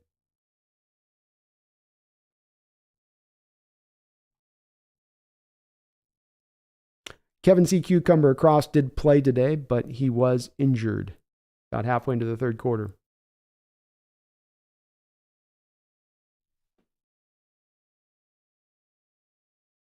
SL Hazard, we need to get Chris Jones. Our secondary is great. We need someone who can pressure the quarterback at the line.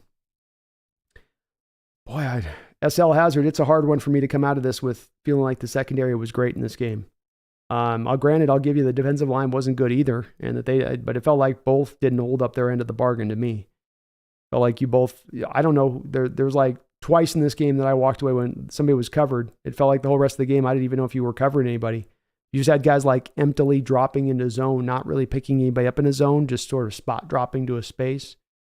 I thought maybe before this game we could be closer to being a player away from really contending with the Chris Jones type. I've got to be honest with that. We look much further away coming out the other end of this game by my view of it. Luke P says tackles injured. Stone and Curhan worked. Donald bull rushing, pulling 2 defenders. Gino has no lane to scramble for a play to develop or a gap to open to rush for 5 yards. Well said. Yeah. Very well said. Y2K, thank you for the $2 donation. Appreciate that, Y2K. Says, D may have holes, but we have talent. Unacceptable. Agreed. That's why I'm going to be hard on this game, Y2K. That's why I'm not passing this off to it. Just overlook the opponent. First game, whatever, we'll flush it. This is unacceptable. This team shouldn't look like that. Not against this Rams team. Not with the talent that they have laid to bear.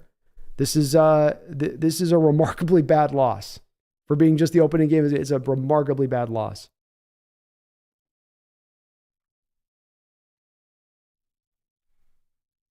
We'll see what answers the coaching staff has this upcoming week.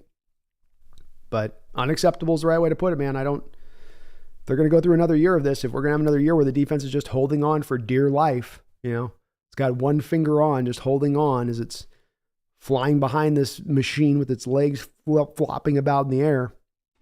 You do hope maybe just finally, we got to go through another season of this. At some point, they will adjust some of their ways, try to do something maybe a little bit different than we've done it for year after year after year. Thank you, Y2K. Appreciate you, man. Well said. Michael Hyde, thank you for the $2 donation. Says, how would you feel if we hired Dan Quinn as head coach? Certainly Dan Quinn is going to get a job sooner than later, Michael. In fact, I think he's kind of got his pick of the litter. He might have even been able to go to Denver if he really wanted to take that job. I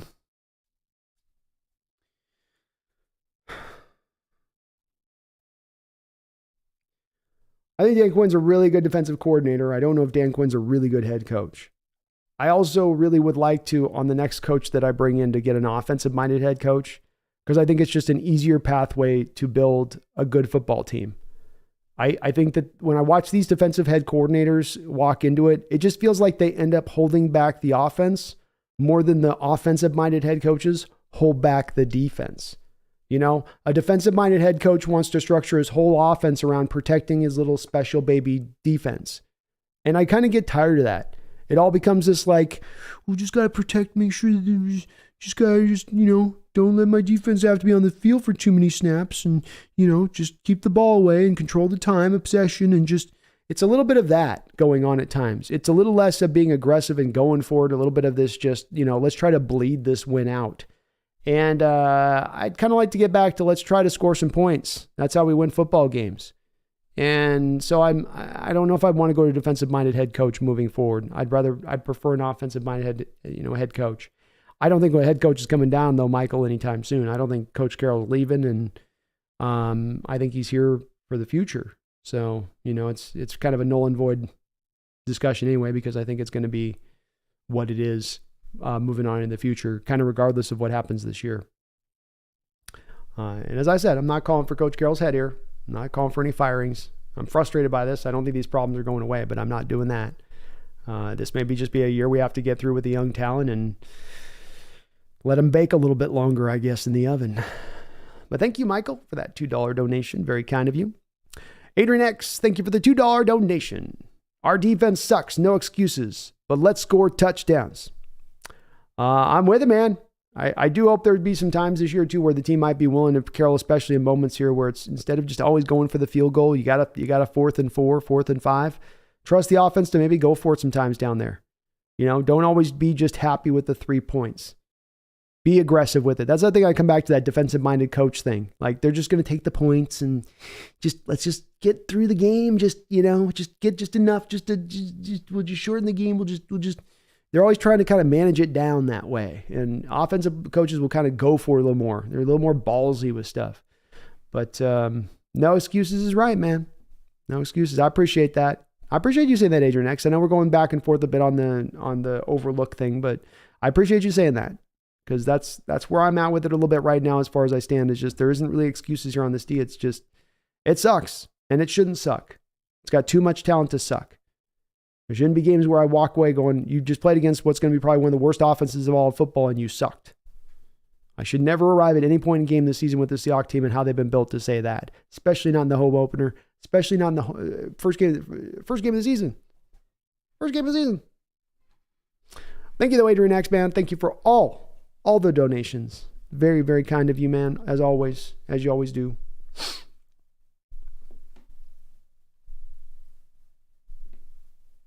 John Doe says, Curhan looked overweight to me. Usually looked pretty good to me. Looked terrible today.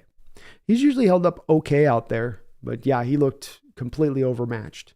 And it wasn't like the Rams were running Von Miller or Leonard Floyd out there at him. Herbicide says, why didn't we run the ball more? It was working at least. I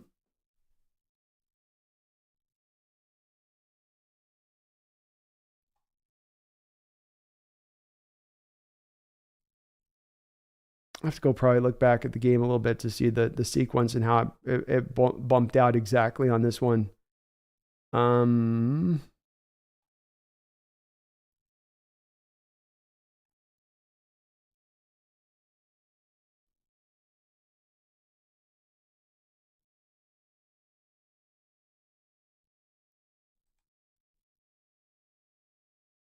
Yeah, I'd have to check out the sequence. It seemed to me like they started scoring a little bit, and it started pressing us to have to throw to score. They got up a bit. We tried to think at 1.5 points, a couple runs that got hemmed up, but I just think the team ended up feeling like it had to score every time, which meant throwing the ball.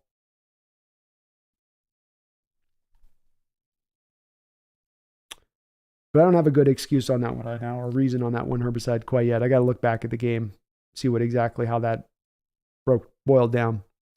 Luke P says, sorry, my bad. I meant Desai ran the secondary really well. There's no way, no one was cued into how this defense could be changed. Certainly looked, I guess, a little bit better last year, and how we had to run it in. Never looked this bad last year at any given point in the secondary. To your point on that.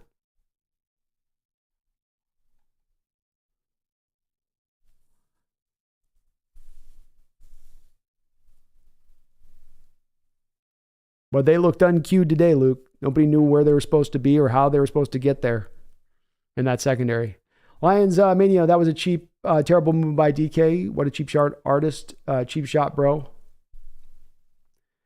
It's football. There's nothing illegal about what he did on that play.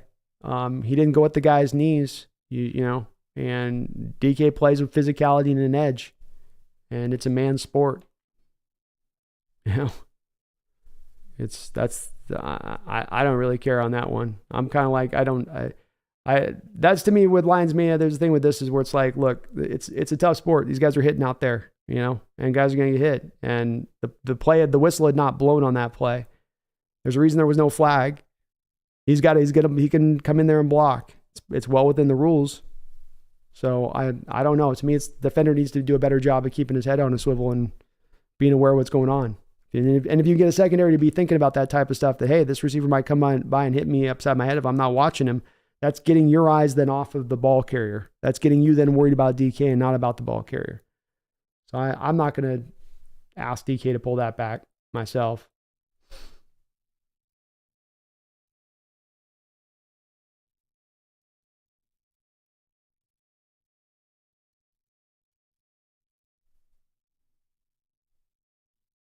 King's House is Evan Brown with Lewis always doubling Donald. It's so easy for the D-line to rush through us. Yeah, it is. I mean, they didn't have a lot of other talent at that point to go at it. You should be able to single block those other guys. I mean, why? And then you're one-on-one at that point. And if you're blitzing, then there should be a hot route throw for Gino to get to at that point.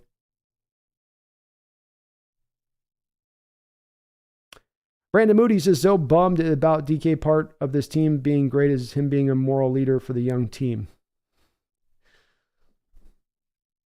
Brandon says, thanks, Brandon, for your forum. We got punched in the mouth, but it's round one. We have time to recover, adjust if this punch didn't rattle our mindset. we'll find out next week, Brandon. We'll find out very soon where this team is at and what they are. The Lions offense is going to test even more so than this Packers team did. You're on the road, 10 a.m. game. We'll see where the team's at next week and if they can bounce back. And my pleasure, man. Got to be able to vent somewhere. Luke says, yeah, technically no whistle, but kind of a diva actor move to push him from behind when they weren't part of the play, and he's no factor in the game.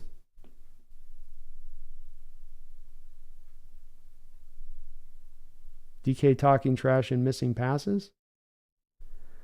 Yeah, I don't know. I'm not going to be in the same place some of you guys are with DK on this. I don't. It's football, man. You know, he can go in there and make the play. If it was such an egregious move, why didn't he get flagged for it? And like, this is where we get to the place too of like, eventually they're going to get to flag football with this kind of mentality and stuff of like, anytime guy gets hard in the football field, we've got a bunch of people that like are clutching at their pearls going, the guy got hit hard. Like, yeah, it's football. You get hit. That's the name of the sport. And DK plays that edge all the time. That ain't anything new for him. He didn't have, I don't believe, a drop in this game, or he had one drop in this game where the defender was hanging all over him. I don't know on that one with DK being... DK getting mentioned here doesn't make any sense to me whatsoever. You come out the end of this game, and if the first 5 things on your lips or your mouth is to say something about DK as to being the reason you lost this game, you're not properly accommodating as to why you lost this game. And that's one of the things that I find with DK at times with it, where there's a lot of preloaded criticism ready to roll on him. Second, he steps out of line. Second, he doesn't do the moment in the game, he's not doing anything he's supposed to do. 5 targets in this game, 3 catches, 47 yards, led the way for you on that. Only 5 targets. Why didn't the team try to target him more? Don't know. One of those targets, I know for sure, Gino way overthrew him out of bounds, so he didn't have a chance to that. So he had one potential throw, which might have been a drop, which the guy's hanging all over him on DK throw. I don't know. I don't know. The defense, the problem here. Lack of offensive moving the ball, lack of offensive creative. That's the issue here. Team playing without any fire. That's the issue here. DK wasn't our problem today. Audibel, Seattle didn't punt the ball until the third quarter. Offense was pretty good for a lot of this game. Just then when it went sideways for the whole rest of the half. Thing is that they didn't get the ball also, Audibel, until midway through the third quarter because Rams had the ball for that time. So.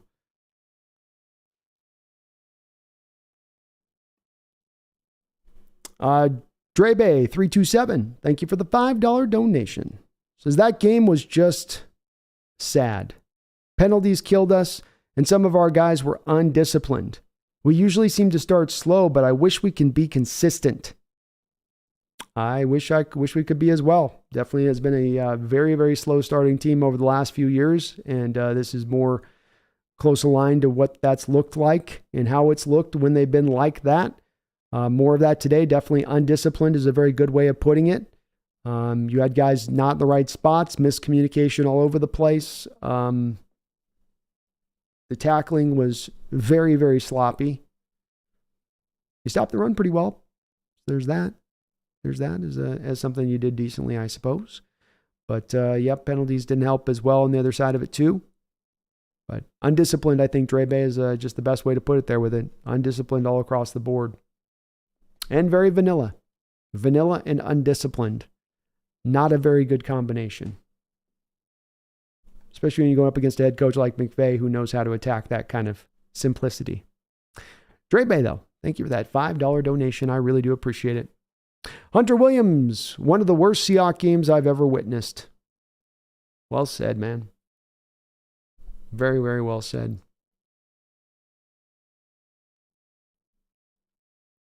I have nothing more to add. Just, yes, that was brutal. LCL Hazard, I'm talking about overall, not this particular game. Okay. I feel you, man. We definitely need that presence inside. You're not wrong there. We definitely need a better defensive line play on the inside. That's for sure. Yeah.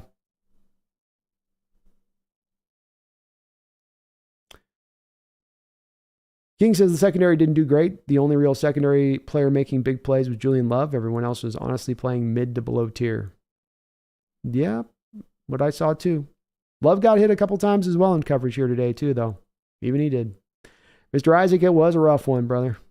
Good to see you in the chat, man. DVN says we're in for a rough few years. Well, we could be in for a rough year at this point. That part is for very sure. Timothy, based on the results of this game, it looks as though the Seahawks across the board were overrated. Timothy, I can't argue that. That does appear to be where it sits right now. Strazik says soul-crushing game, but as ever, go Hawks. Go Hawks, man. Always go Hawks.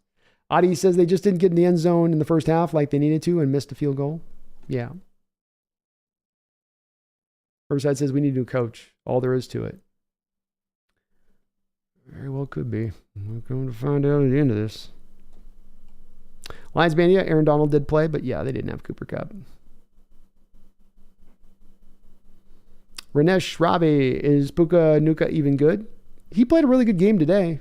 I mean, he definitely played well. He's not Cooper Kupp reborn. We made him look that way. But it was more today about our soft coverages allowing it than anything else. SL Hazard says, I don't drink on Sundays, but I might have to grab a beer and sit on this loss. What the F? I agree, man. I'm going to be bummed about it all evening too. I got to do the post game after the stream here, and it's going to just be bumming me out. It sucks. I might be drinking today with you. Alexander, had they had Kupp, they would have scored 75 points. Facts. Matt Callaway, even Dirty Pete was scoring on this defense in practice. Nobody should be surprised. There you go, Matt. We should have known it was all going to hell when Pete was dicing him up. Dylan says, hey, B, what would you do with this current Seahawks D room? What scheme would you go with?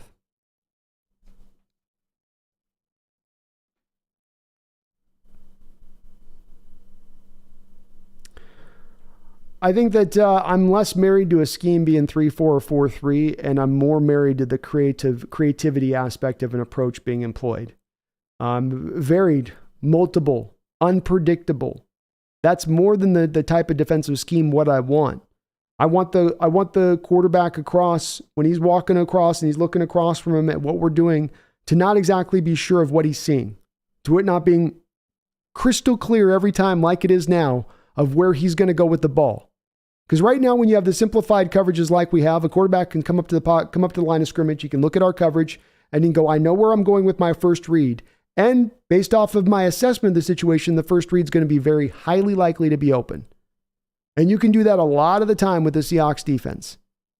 I want to remove that away. I want to stop having it be 24/7. I'm running a front four pass rush, never getting home, never causing any pressure. I want a defense with an ability to generate pass rush when one is not there. I want a defense that's willing to take risks and gamble, that's not so devoutly attached to just always removing the big play, that's the end-all be-all for your defense, even above allowing offenses to completely move up and down the field on you at will. More about trying to drive towards the big plays. But it can be either one. It can be 4-3-3-4. But I want those things that have been missing out of this defense for years. Years.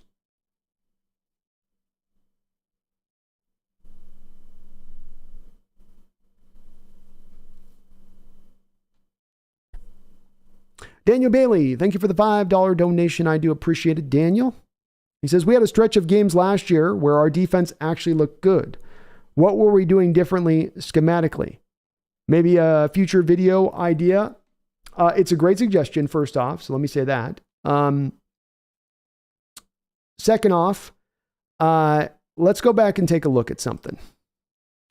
So let's go take a little bit of a look here, if we can, at that 4-game stretch that you talk about.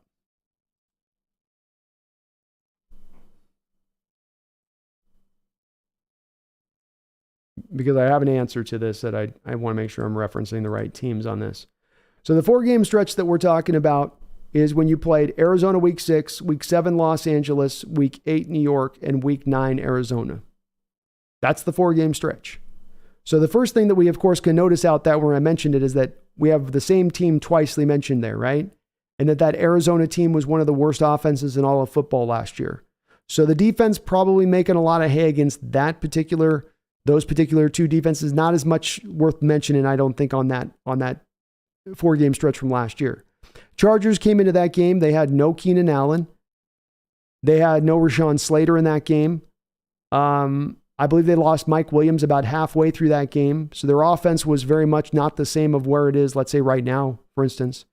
And then you had the Giants, who were okay offensively last year. Kind of my bottom line point on this a little bit is that, they were tied for 17th in the league last year for points allowed.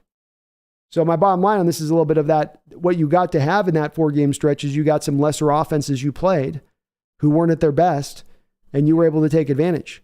But that 4-game stretch is the epitome of sample size compared to the last 3 years of data on this defense.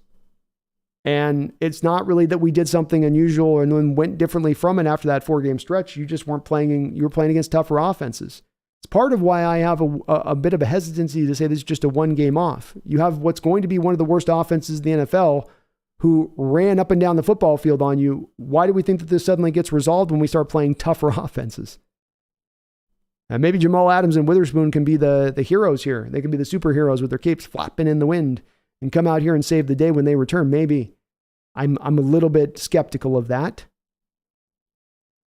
I'm a little skeptical of that.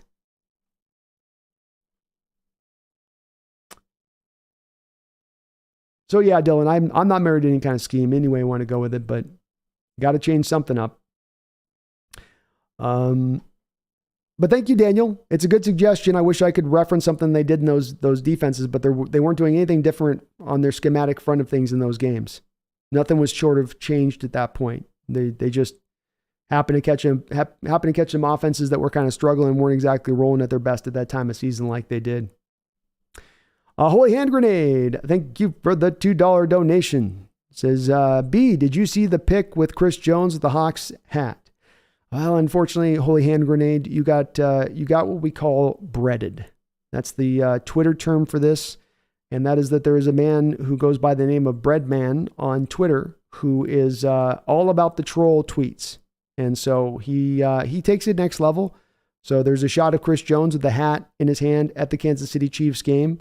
And the Breadman took a Seahawks logo and put it over the top of that hat. And he must have had like 8 million tweets of people that viewed his tweet because so many bought into the fact that there was a Seahawks hat that Jones was wearing. Like people became convinced of it. But it was actually a mock-up that he did. So he got you. He's gotten us all at one given time or another, Holy Hand Grenade. The Breadman goes next level here. He don't mess around, you know. He's very elaborate. He's very, very elaborate, but he'll get you at one point or another. Sadly, I don't think that there's any chance Chris Jones is coming our way at this point, Holy Hand Grenade. Wu-Tang Financial, thank you for the $5. And Holy, thank you for that. Multiple donos over too for you as well. Wu-Tang, thank you for the $5. It says, nobody should get more blame than the coaches. This was the most embarrassing loss of the Pete Carroll era. Team was straight up not ready to play. Beautifully put, Wu-Tang. I've said it before, I'll say it again on this. I appreciate all of the donations coming through the channel today, but I also really appreciate the comments and thoughts of where you guys are operating from, because I think you're thinking intelligently about this. I don't think that this is just emotionally based in the outlook of this team and what we saw today. I think many are catching this for what it is, which is this is not just merely a bad loss. It's one of the worst losses we've seen of the Coach Carroll era. And you can try to scrub it up. You can try to make excuses for it. I always say there's a difference between making an excuse and an explanation. And when you go into the explanation for this loss, it becomes very, very concerning about this upcoming season.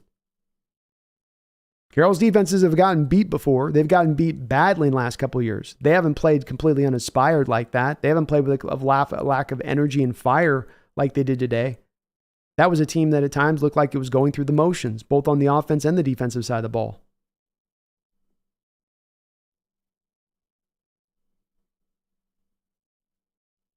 It was rough.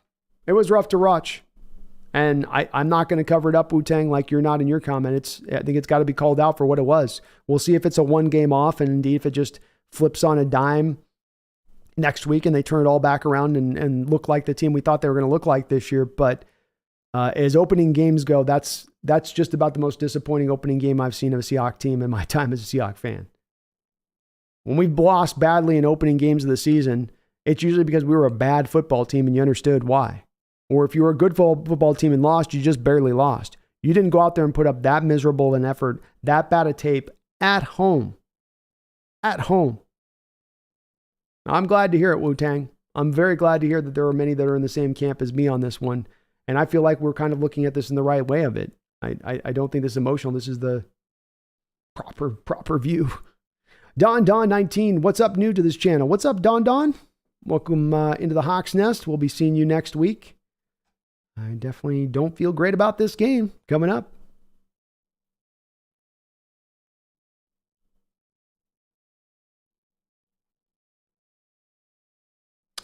Keldon says, yeah, if you want to give Shanahan credit for losing that Super Bowl, you have to give Quinn credit for nothing he did without Shanahan. Yeah, I'm not there's more, I think more within the Seahawks fan base, Keldon. There's more pro big Quinn guys than me. I'm not the biggest Quinnanite. Audie Bell says, quit playing soft zone. Feel ya. James Peters says, time to rebuild, waive Diggs and Adams, and get signed some defensive line and O-linemen. No push whatsoever on either side of the ball. Yeah, you got you did a well too. Got a little bit of running game going today, James, to a degree. But yeah, they definitely nothing on the defensive side of the ball. That's for sure.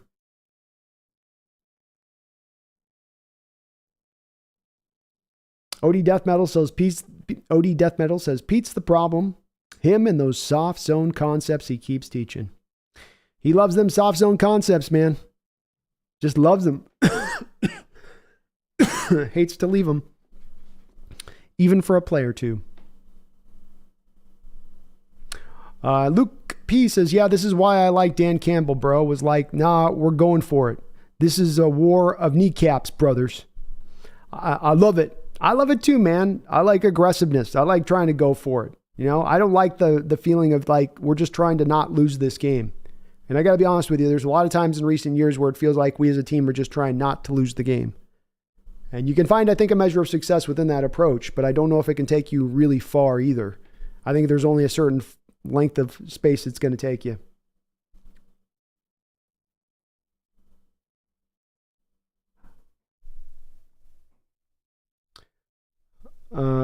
SL Hazard, DK's taunting penalties isn't getting cute anymore. It's starting to get annoying. He needs thicker skin. James Peter asked if I've heard anything on the tackles. It looks like Cross has got a toe, so I'm guessing it's a turf toe. And Abraham Lucas is dealing with a little bit of that knee thing he had from last year. So we'll have to see where both of those guys go as we go forward here a bit. Brandon says, too much talent to suck for real. 100%. 16-bit blocker. We did a great job of covering the grass. Our pass rush couldn't break through a wet napkin. Jordan has nothing to do with thicker skin. It's just who he is. Yeah, I think it's just who he is too. And do I like seeing the taunting penalty on it? No. Do I think a little bit of why they called it is because he hurt the guy in the field and they felt bad for him hurting the guy, and so it's like, oh, we'll call him now if he says anything. But I don't know. I really don't think that it's costing us games necessarily, DK. I think he's helping us win football games, and I think we got bigger fish to fry too, rather than DK at this point. You know.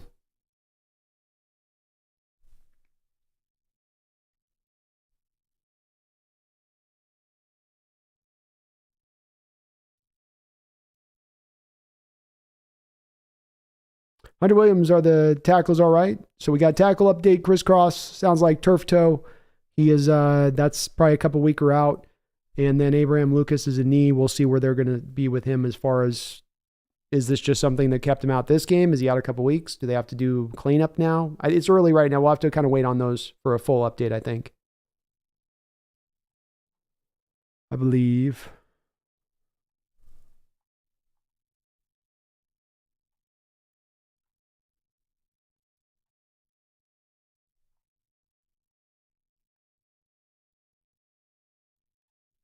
Oh, wow, I got behind the chat here a little bit.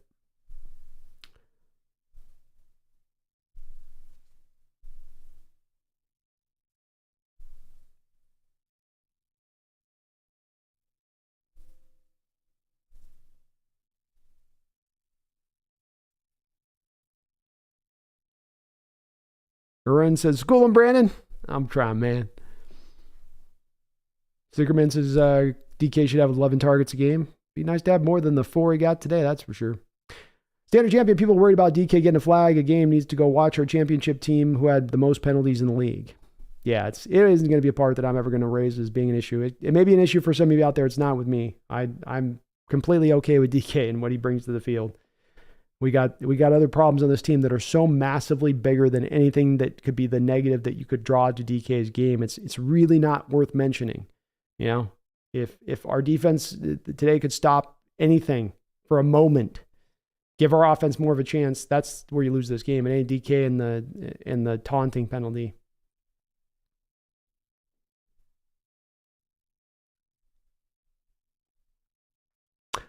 Oh, a little bit behind on the penalties. I'm sorry about that. Dre Bay, thank you for another $5 donation. I do appreciate it. Says that game was just sad. Penalties killed us, and some of our guys were done disciplined. We usually seem to start. Oh, sorry, I did read that already. Dre Bay, my bad. Daniel Bailey, thank you for the $5 donation. He says we had a stretch of games last year where. Oh no, I read that too. See, I'm getting a little bit.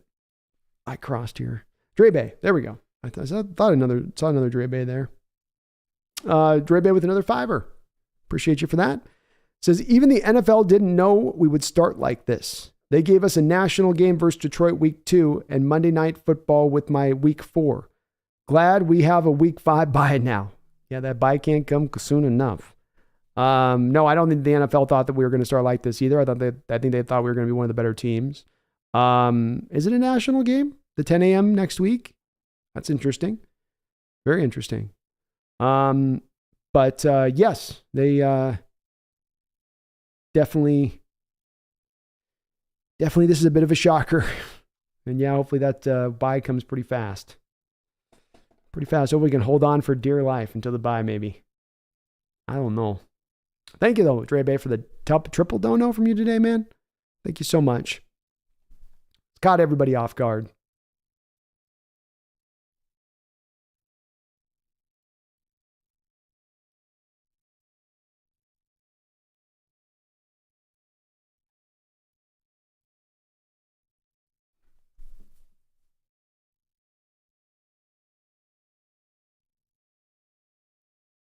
Marcus BD28. If I knew before the game was played that the score would be 30-13, I would have bet any amount of money on Seattle.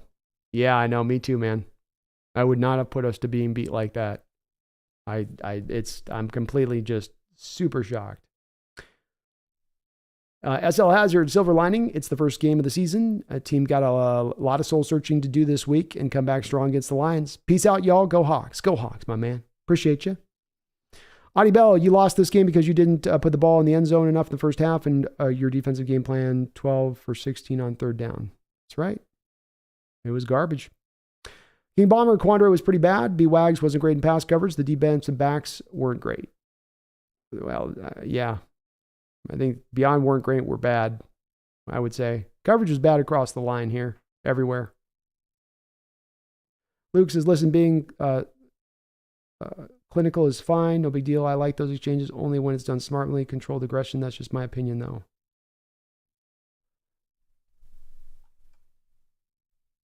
Yeah, I don't know, Luke. I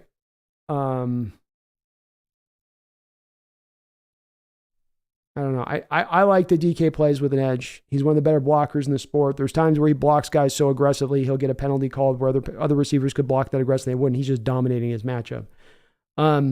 I don't think it's really been a big issue with him on the deal. I as much as it might make you mad today that him having the taunting penalty, do any of us out there at all today believe that the reason we lost this game was a taunting penalty by DK Metcalf? Or has there been any penalty by DK Metcalf in the last 4 years of him being here that's literally costed us a football game? Or been a main cause of us losing the football game is he couldn't keep his head on right. This is why I'm not going to really dwell on it too much, and I'll just say, not really, you're going to get me on that one, because it's like, yeah, okay, it's about a 15-yard penalty. The bigger issue here is not this. This is not what we should be talking about. This over here is what we should be talking about. This right here is why you lost the game.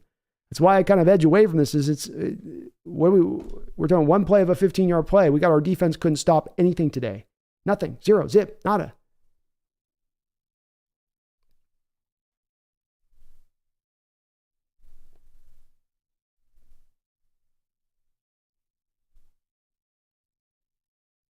ADL Williams trade for McVay.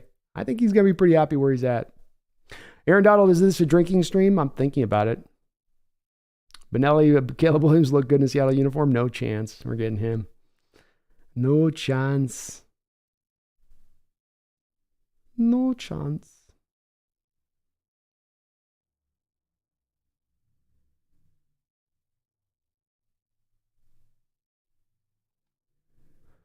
Power Code says, well, there goes our season. Nothing has changed.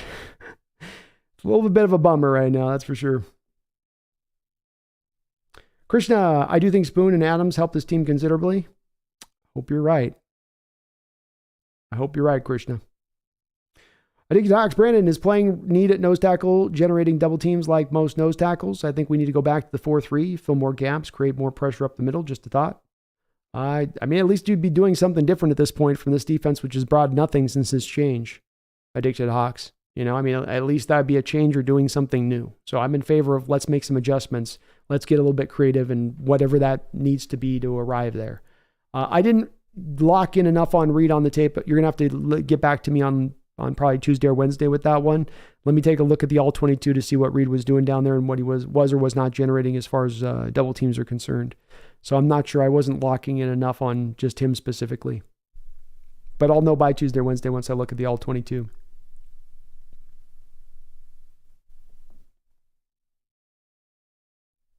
T-Money says, hey, it worked when we had an all-time defense. Now we don't. Maybe change it up, Pete. Change it up, T-Money. Change it up. I'm with it. U2K says, this is Pete's defense. It's all he knows. He ain't changing. It doesn't look like it, Huey. Signs do not look good to see in the house, man. Does not appear to be where this is heading. Luke says, I'm mad DK ain't focusing his energy and getting those hands right. He's catching pads instead of pigskin. Yeah. Luke, I don't get this harping on DK thing. I really don't, man. DK was targeted 5 times today. One of those targets was thrown 15 feet over his head, out of bounds.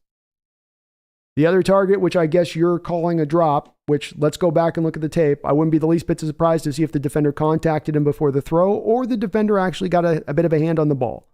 But even if we're going to call that a drop, I don't know why your concentration's on DK right now. As I said before, he's not cost us a game at any point in time in the past with the penalty situation. He's had his share of penalties, but it's not ever cost us a game. He helps to win us more games than he loses. He was our best receiver out there today. I don't know why we're picking at that particular scab here. You've got a bleeding wound over here going on, and we're looking at that.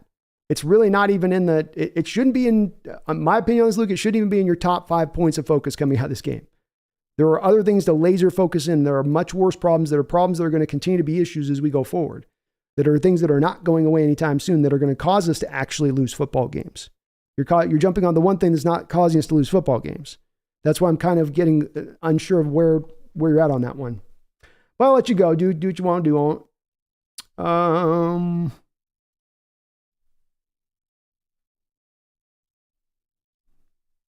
16-bit blocker says that 2-4 defensive look is so bad, it's like a junior high coach came up with that trash. Agreed. It's a dumb front. It was stupid from the moment that they unveiled it, and it's remained dumb. Ever true, evermore.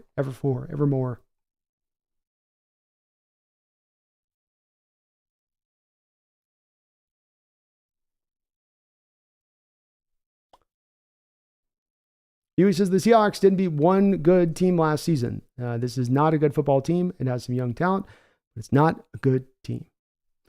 We'll see how if that is the way they play out to be in this year. We'll see.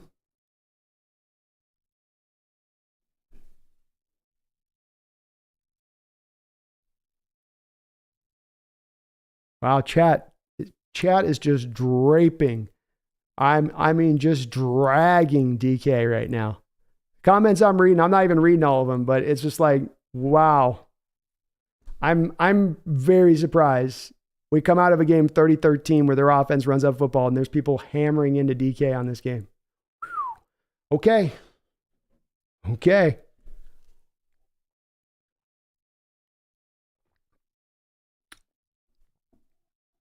Alexander says, can we say week 2 is a must win? Can't believe I'm even thinking that so early. I don't know if I'd say it's a must win, but you're going to have to start turning this thing around real fast if it's going to get turned around.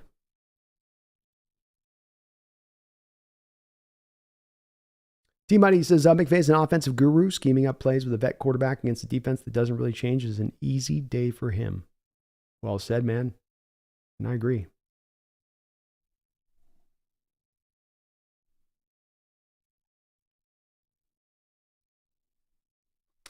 Fishboy, Jalen Carter alone had more pressures and sacks than our whole defense, laughing out loud. Oh, yikes, did he? I haven't checked and seen his day yet. That sucks. Herbicide says, Chris Jones ain't going to help with what I saw today. I saw the same thing. Chris Jones ain't solving this problem. He's not a miracle worker. Big Country says Prime LT wouldn't have solved anything. I think you're right. There's some big issues here from today that popped up. It ain't just one small thing. Dre Bay. I'm sorry, I'm behind on some things. Zorn76, I guess, Go NFL Live. Thank you for subscribing to the channel. I hope you're not subscribing so you can spam my chat with NFL links, but thank you for subscribing. Zorn76, thank you for the $20 donation. I appreciate that strong donation to the channel, and very kind of you for doing so, Zorn. I hope you're having a great night, brother, out there. He says, I'll spare everyone the old man rant and simply say, go Hawks.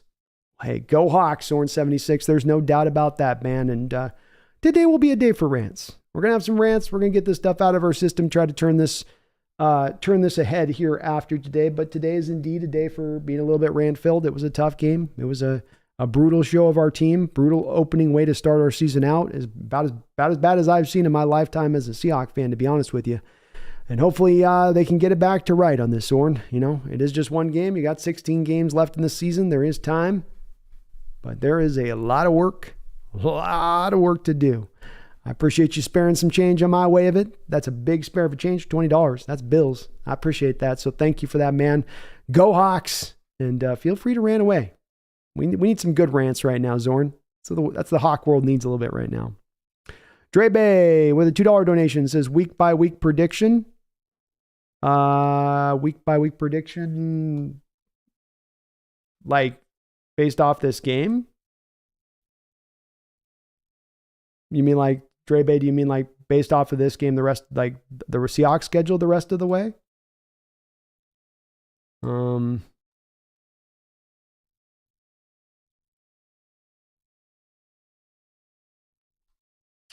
Well, it certainly is, it's me. Then I'll give you an answer because you donated to me, Dre, and you've donated to me multiple times over. So I'll give you a response on this one. As far as I'll give you the breakdown of the schedule, but I'm going to say this in advance. I'm not loving coming to a conclusion off of one game and changing my outlook on the season off one game, but this is a bad game. And I don't think that this is just simply, some just, we'll just cover it up and it'll bounce right back next week. I think you lose to the Lions. I think you beat the Panthers. I think you lose to the Giants on the road. That puts you at 1-3. You lose the Bengals 1-4. You beat the Cardinals 2. Let's see. So we got 1-2, 1-2, 1-3, 1-4. So you're 2-4 after the Cardinals win. You lose to the Browns 2-5. You lose the Ravens 2-6. You beat the Commanders 3-6. You beat the Rams the next time 4-6. You lose the Niners 4-7. You lose to the Cowboys 4-8. You lose to the Niners 4-9. Lose the Eagles 4-10. Beat the Titans 5-10. Beat the Steelers 6-10. Beat the Cardinals 7-10. Because we're going to finish strong. We're going to win the last 3 games. So I would probably take us from 12 wins to like 7 or 8 wins right now at this point with the team I saw on the field today, Dre Bay. I don't like changing the prediction that much from where I saw at the start of the season, but this is a significantly different team than I thought we were going to see this year. This scheme was significantly as unimaginative as I've ever seen here with Coach Carroll. And I don't think that stuff is just suddenly going to change after we saw it today. They don't have a willingness to change what they need to change. And they're stuck and stubborn in their ways. And unfortunately, if you're going to do that, then you're going to be stuck in your approach and stuck in your results. So I'll go with that, Dre Bay. Thank you for the donation, though. Appreciate you. Daniel Bailey, thank you for the $2 donation. Says, bummer that DK penalty subtracted 18 points. Laugh my ass off. Daniel being sarcastic on that with the DK thing. Exactly, Daniel. Exactly. Well said, man. Well said. Daniel pointed the fact there's other things at play here than DK. Much other things. He was not the issue here today. Doesn't mean the penalty's not a bad penalty, but we got, as I say, the bigger fish to fry. Yeah. Thank you, though, Daniel, for that donation. I do appreciate you. Randall McDaniel coming in with another $20 donation. Thank you for the double dono drop tonight, Randall. I do really appreciate that. Very, very kind of you for doing so. As ever, when your contributions in support of this channel unfailing, and I hope you do know I appreciate it, Randall, even more in a tough loss like we've had to experience today. He says, ugly game. Effort, bad. Scheme issues, continue. We've all seen playoff teams look bad and bad teams look good week one. Guaranteed Pete gets the effort cranked up next week. Gonna have to wait and see about the scheme. DK is not the issue. Well, Randall, as you always do, you put that beautifully well all the way down the line. I don't know if there's a whole lot extra to add because I'm just in complete agreement with everything you said. I do believe that you're going to get the team. I think the most important part of what you said in there was that this team is going to get back to at least playing with a better amount of energy. You cannot feel like this is the Seahawks team that's going to come out onto the football field for every game this year. Because while Coach Carroll's scheme has been gouged quite often in recent years, while this defense has been taken to task a lot of times in recent years from that X's and O's standpoint, from that chess match that can occur. It's not been because they haven't been ready to play or they aren't giving their whole effort or they're not giving everything on the football field. And that definitely was a little bit of a strange oddity to what we saw from a Coach Carroll team today like this when that's just never been a past part of his teams. We will have to wait and see on the scheme though, Brandel. I think that other part gets corrected, but I don't think that the scheme part gets corrected. And I think that they've just become very stubborn in their approach on that defensive side of the ball, thinking that the old way will return to working at some point. They won't say it out loud. Coach Carroll won't broadcast it from the mountaintops. But I think deep down inside in places he doesn't talk about at parties, that's what he wants to do, is just keep back in the old as much as he can. He'll give the appearance of change to something new, but he then always slides back into the old ways of doing it because he's just had so much success in the past at doing that. And how come it can't be successful again in the future? It's just, you just got to wait for it to click in. That's all. You just got to wait for it to click in. That's all. Just wait. It's going to click in. It just got to it will. I know it will. It will at some point. Okay, not this year. Okay, next year. Okay, next year we'll do it. Okay, now we'll do it. But you got to change eventually. You got to move. You got to evolve.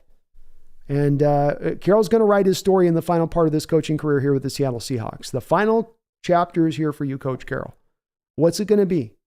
The man found this extra final gear to his career that no other coach has had. This man was able to avoid those pitfalls that have caught so many coaches so aged and elder into their career as a coach, being that you do get stuck in your ways, being that you don't like to adopt the new, being that you want to stick to what you know and how you've won in the past. And that it's not about getting old as a coach. It's not about that, well, he's in his 70s, he can't be a head coach. It's that your thinking gets old. Your methodology gets old. Your lack of willingness to evolve becomes null and void. And that's a little of what my worry here is with this team going in the rest of this season, is that there's some signs of that coming off this game. There are some signs of that over the last 3 years. 3 years, not one game, over the last 3 years, with a variety of different personnel in the house. But Randall, thank you so much for the $20 donation. And no, DK is not part of the problem. 100%. 100%. And thank you so much, Randall. I do hope you're having a good night out there, even after a tough loss like this one.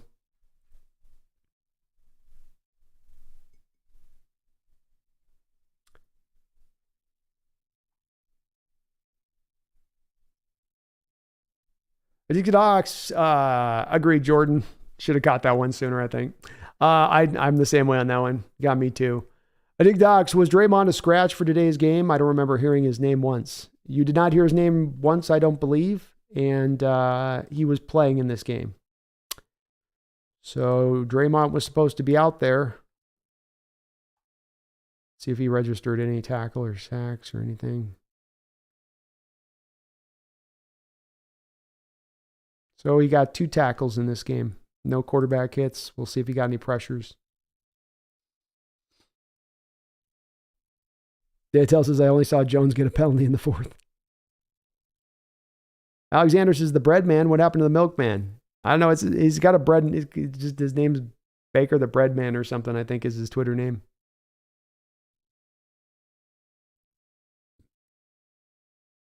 High Low says, now the Niners are going to run through them and we're going to look stupid. Yeah.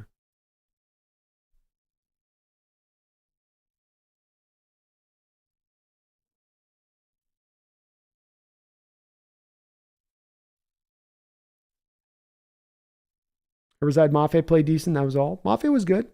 He didn't provide much as far as pass rush, which was part I was hoping he'd step forward this year in, but he was very active in the run game. Part of why you were able to clog up the runs today, Mafe was a big part of it.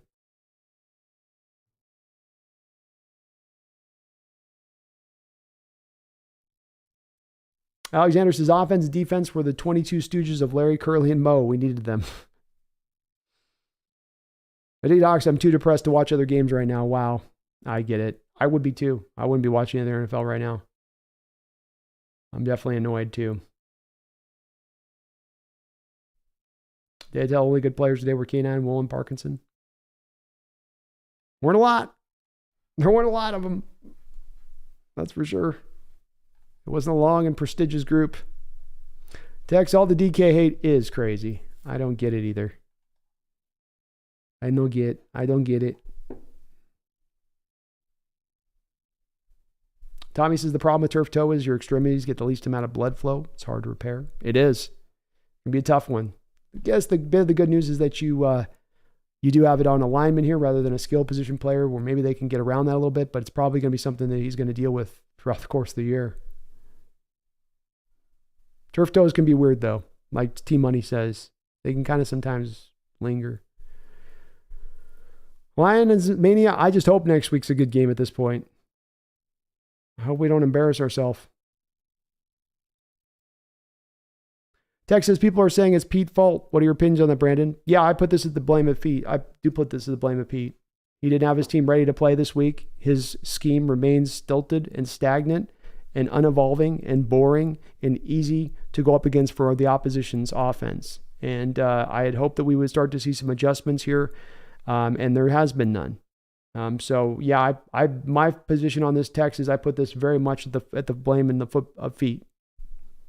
You know, at one point or another, when are we going to stop making excuses for Coach Carroll's defenses? Does he get a 20-year excuse for his defenses for the Super Bowl he won 10 years ago? Is that the way this works? I mean, there's things he brings to play that are really good, and I'm not calling for his head here.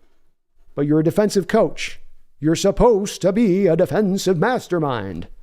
You're supposed to be a guy that can put your players in a position to succeed with your grand defensive scheme. When is that occurring? Where is that occurring? When has that occurred over the last few years? And he does seem to always get a pass. I see so many people in my chat which will go to the defensive coordinator every time. We got to get Hurt out of here. We got to get Richard out of here. We got to get Ken Norton out of here.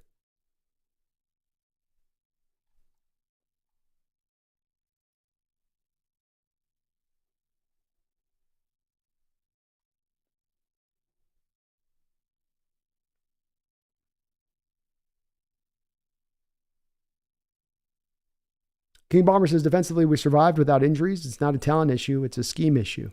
Agreed. David, how you doing? Good to see you in the house. Ball is well. A bit behind here. DVN, thank you for the $5 donation. He says, the DK slander is insane right now. I'm already fuming about this loss. My blood is boiling seeing comments about the only player who scored in this game. Yeah, deviant, I'm not getting over the hill on it because I think some of these are also deviant, and somebody else mentioned a little bit of almost troll comments. I know we've already got a couple Niner fans in here, so it makes me think we might have a little bit of a small grouping in here coming in here to give us a hard time after a very tough loss. I'm not sure that that's what's going on, but I have some thinking that might be what's happening here. I'm always and 100% going to be a backer of DK Metcalf, and the guy has been an unbelievable player for us since he's come here. He seems to have some part of the fan base that's always a little tiny contingent of the fan base, a very vocal part that's a small part of the fan base that seems to want to be ready to be up in arms. Like they're sitting on the edge of their seat so they can jump up and wave a finger at DK and say, bad, bad, bad, bad, bad, bad, bad boy, naughty. And while they're sitting there seemingly holding him to this insanely, incredibly high standard, they all also at the same point in time seem to be not mentioning much about the defense that's been a shit show for years now. And that's why I come back to thinking it's probably more this is trollish behavior going down here than anything else. And I'm not taking the bait on it. It's very silly if your head's in the DK clouds on this one. If you're looking at DK Metcalf coming out of this game, and that's one of the first 5 things you go to in your mind for the reasons we lost this game. You're seeing this game very unclear. You're not seeing it clearly for why we lost this game. And I would beg you to go back and watch the tape. Go back and take a look at the All-22. And what you're going to come away from finding this is there's a lot more blame to be parsed out than that one penalty that you get off of DK here in this game. But again, I think this is probably Niner fans that are popping in here, DVN. You know what I mean? You know how that goes. Thank you for the $5 donation, man. I appreciate you. Jordan, thank you for the $5 as well. Says the most irritating thing might happen, and we blow out the Rams, and then Pete will be reaffirmed in his defense, and we cycle back into the chaos. Could have been that. Yeah, I guess that could have been maybe a worse way for this potentially to go, is that this maybe at least raises the issue of we have a problem here and you need to fix it. This can't be just covered up with the hopeful arrival of Adams and Witherspoon back into the fold, that this is going to require you to do more things within the schematics. This is going to require you to do things to be more creative. This is going to require you to do more things than just running your base simple coverages and expecting that to be enough. It's not been enough. It wasn't enough today, hasn't been enough the past few years, and it's not going to be enough into the future if you're going to continue to run with it like they've continued to run with it. Well said. Well said there, Jordan. Very well said on that. And we'll hopefully, my only thing with it is that I'm not so sure that this really draws back change. I don't know that there's anything that Coach Carroll can see at any one point at this point in time that can get him to move. I think he's at a spot where he's made a determination that he's going to live and die by this defense. And if it doesn't work, then it's just going to fail. He is not going to update. He's not going to change. He's not going to move to anything new.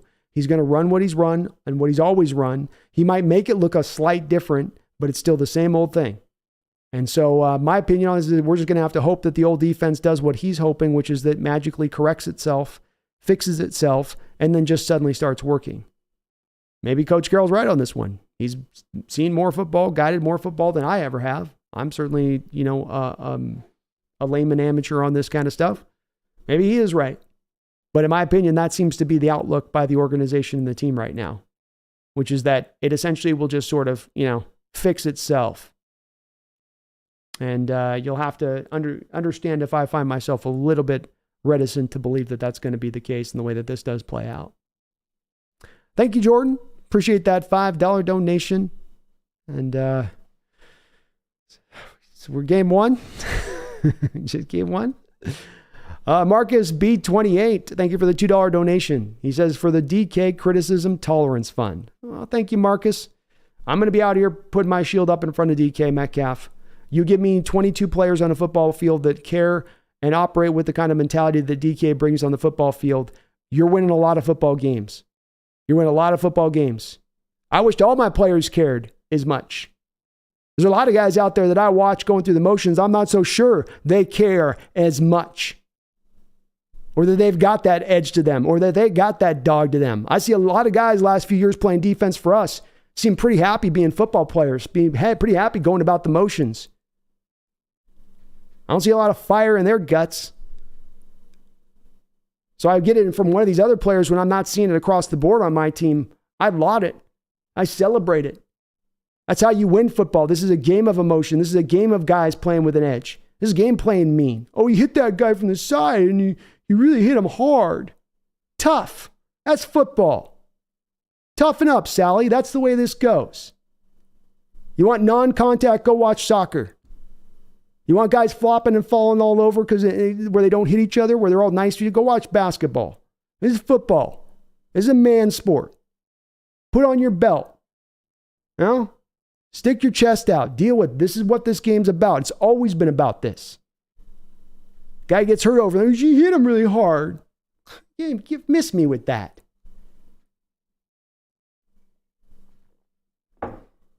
What are we doing here? You shouldn't have hit him so hard. That was a real mean play. What? But no, you know me, Marcus. I love DK. I'm a backer of DK. I am utterly shocked that there's even any fans in the Seahawks fan base that I have to go through with, and I do it way too often where I do have to go through back and forth with so many and trying to talk them into why DK has been as awesome as he's been for us. But there seems to be a segment of the fan base that has it out for him. I'll say that. There's a segment of the fan base that just, they're ready. They were, I think, almost ready to move off from him the second they drafted him or something. I don't have a reason for it. I don't get it. I don't understand it. But it's strange and frustrating, I'll tell you that.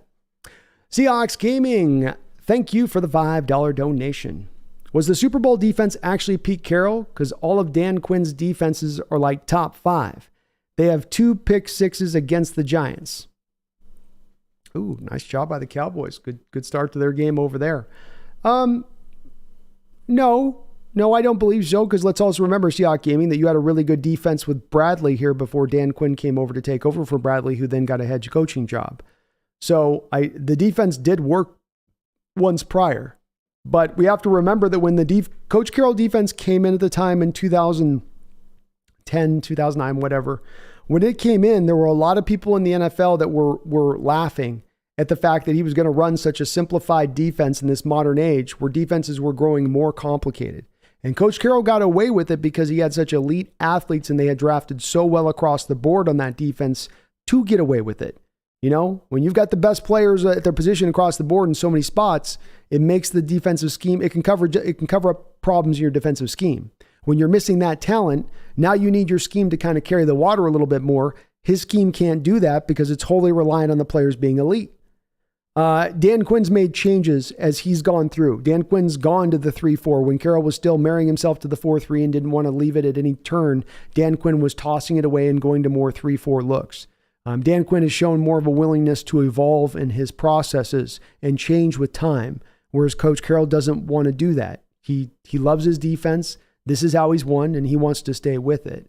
So I can't get to that spot myself where I think it was Quinn that was carrying those defenses. I think Coach Carroll, like I said, if I'm going to give him a knock now, Seahawks Gaming, in my opinion, if I'm going to knock him down and say, well, no, this is Carroll's defense, it's not this coordinator, then I'm going to remain consistent on this and also give Coach Carroll credit for, instituting that defense as he did and allowing them to rise today and to be as dominant they were. You get the credit on the front side, but then you're also going to get the blame on the other side when you don't update that and you just keep holding on to that old thing. It's this dead corpse that he's holding on to, and he's like Weekend at the Bernies. It's like it's going to snap awake at some point. It's going to snap awake, and it's just like it's just turning more to bones, less skin, just decomposing faster and faster and faster. And that's where I more lean into it with. But I think with Quinn, it's been more for him in that standpoint, from my side of the Seahawks Gaming, of him just being willing to more update and grow with time, run more man-based concepts within his defense. Just a little bit more married into being a little more exotic in his approach. The very things that I've asked and begged Coach Carroll to start to build into his own defensive side of this. Thank you for that $5 donation, though, Seahawks Gaming. I hope you're having a great night. Joshua Ipak, thank you for the $10 donation. I do appreciate you. He says, I hate to bring it up, but my day just got worse watching Jalen Carter's Game 1 highlights. Absolute monster and game changer. 6 pressures and a sack in his NFL debut. No, it's understandable to bring it up, Joshua. I've said, this is going to be something that's going to be brought up throughout the course of the year, and I can't knock people for doing so. It's going to be an inevitable comparison to go out there and make. I thought he was the best player in last year's draft. I thought he was a game wrecker. The fact that if he goes on bursts on the scene for the Eagles and he provides them that kind of impact, it's not going to shock me in the least. And we come back again and again here to fear. Fear is a big thing. You operate with fear or you operate with confidence. And you can go from 2 different sections. And I would say that there's a little bit of a fear-based approach within this organization at times. And maybe it's because you've been hammered on past mistakes and you don't want to go back over that ground before. But you didn't take a guy like Carter because you were scared of the off-the-field stuff. You didn't want to take the risk. You got a defense right now that drops into soft zone coverages and doesn't want to blitz. Why? Because you don't want to take the risk. We get back to again and again the philosophy seemingly being of this organization is being driven right now to play not to lose. Play not to lose. Rather than going out there playing to win, play not to lose. And it feels a little bit like that right now as we stand. Maybe it's just the game one crap fest this was and how bad this is resonating. Maybe give me a night to sort of sleep on this and I can turn around on this one and get to the other side of it. But as it sits and as it feels a little bit right now as we're sitting on the onset of this, and that seems to be where the organization's operating from. We'll have to just track the Carter thing throughout the next year, 2 years. We'll have to see what happens when Witherspoon actually gets on the field. Who knows? Looking at as bad as the secondary was today, Witherspoon might be a vast improvement over what we got on the outside. And it might help to free some other things up if he can come out there and, play well. But thank you, Joshua, for the $10 donation. You can always update me on the Carter thing. And yeah, that one's tough, man. That one's definitely tough coming out the other end of this game. I don't think you got 6 pressures across your whole defensive line over the course of this whole game. And he did it as just one player. Carl Nerney, thank you for the $2 donation. This is not calling timeout on 4th down, touchdown, said it all. 4th down, touchdown, said it all. Yeah, you can tell at that point, Carl, the spirit was kind of lost there. The team just looked like it had. My comparison for it was like they got smacked in the mouth and held their jaw and got real small rather than squaring up and saying, all right, let me give it right back to you. Let me give you my best punch now. They're instead going, oh, Sean, you swung that really hard. That hurt. My jaw's sore. Why'd you have to swing so hard? Just kind of feel like the team didn't have an answer once they'd done that early on into the second half. As soon as the Rams kind of scored it, they're kind of like, wow, they're really better than this. This is rough. It's tough, Carl. It's good to see you in the chat though, man. Long time subscriber to the channel. Appreciate that support. You as well, Joshua.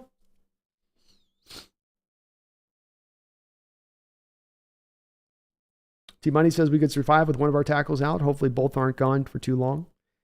Yeah. It's going to be hard to make it work with 2 out for a very long period of time. James, I'm not looking forward to Thanksgiving. I'll tell you this, James, we've committed to Thanksgiving being a drunk stream, and it will be a very early drunk stream if this is the team I've got to be watching. Oh, Lord, does it look like it's going to be a long year as it stands.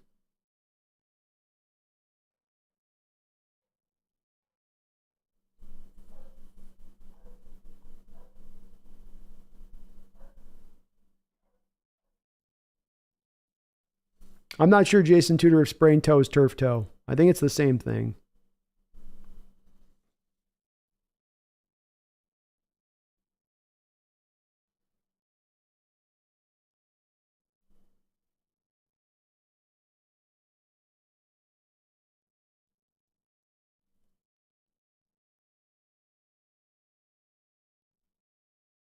ADL Williams says we lost to Shat Stafford and Poo-Poo Scatwell.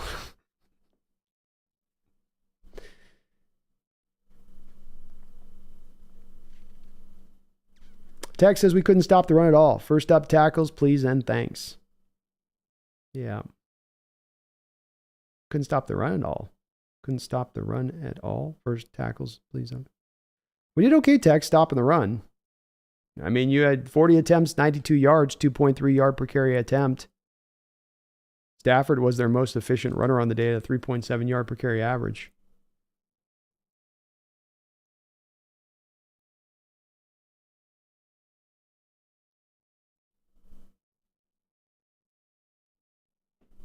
Seattle Supersonic Boom Shakalaka says didn't catch the game till halftime and it was complete shit. It was. All the YouTubers giving us props before the game and it was trash. What the F? I didn't even get to watch a single snap. Oh, yikes, man. It was brutal. You missed the best part of the game too, which was probably the first half. Big Dogs, Brandon, with the way Trey Brown and MJ played, will Spoon be playing nickel or cornerback when he's healthy? Shaking my head. I kind of don't have an answer for you on that, Addicted Hawks, because Kobe Bryant didn't play particularly well from the slot either. What's the more dire need at this point? I don't know.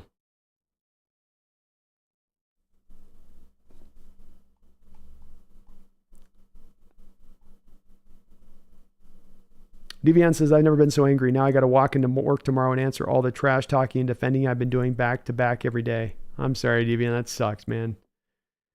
That sucks. Hang in there, brother.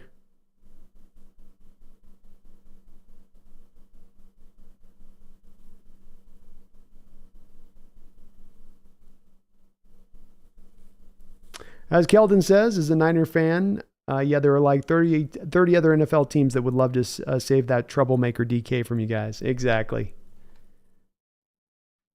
They would be lining up. Yeah, Jordan, you're on the right trail with this. You're reading it right. What's going down there?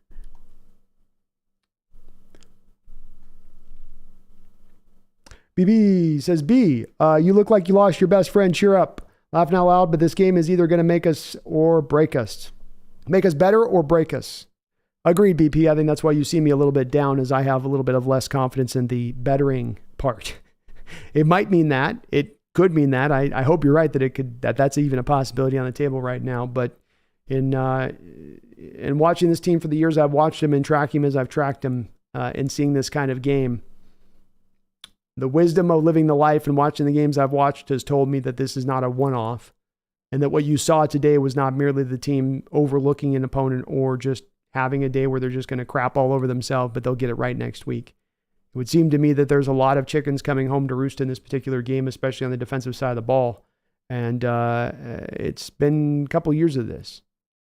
And that does get me concerned and gets me depressed for this year. Am I going to watch another year of defense looking completely helpless for good portions of the season? I've had to watch a lot of seasons that up until this point. It'd be great not to have to go through another year of that. But that indeed does look to be the signs that we're seeing right now. Dig Doc says, Brandon, don't look at the all-22. I don't want you to have heart arrhythmia. I know. I'm going to be mad the whole time watching it, probably. Just shaking my head.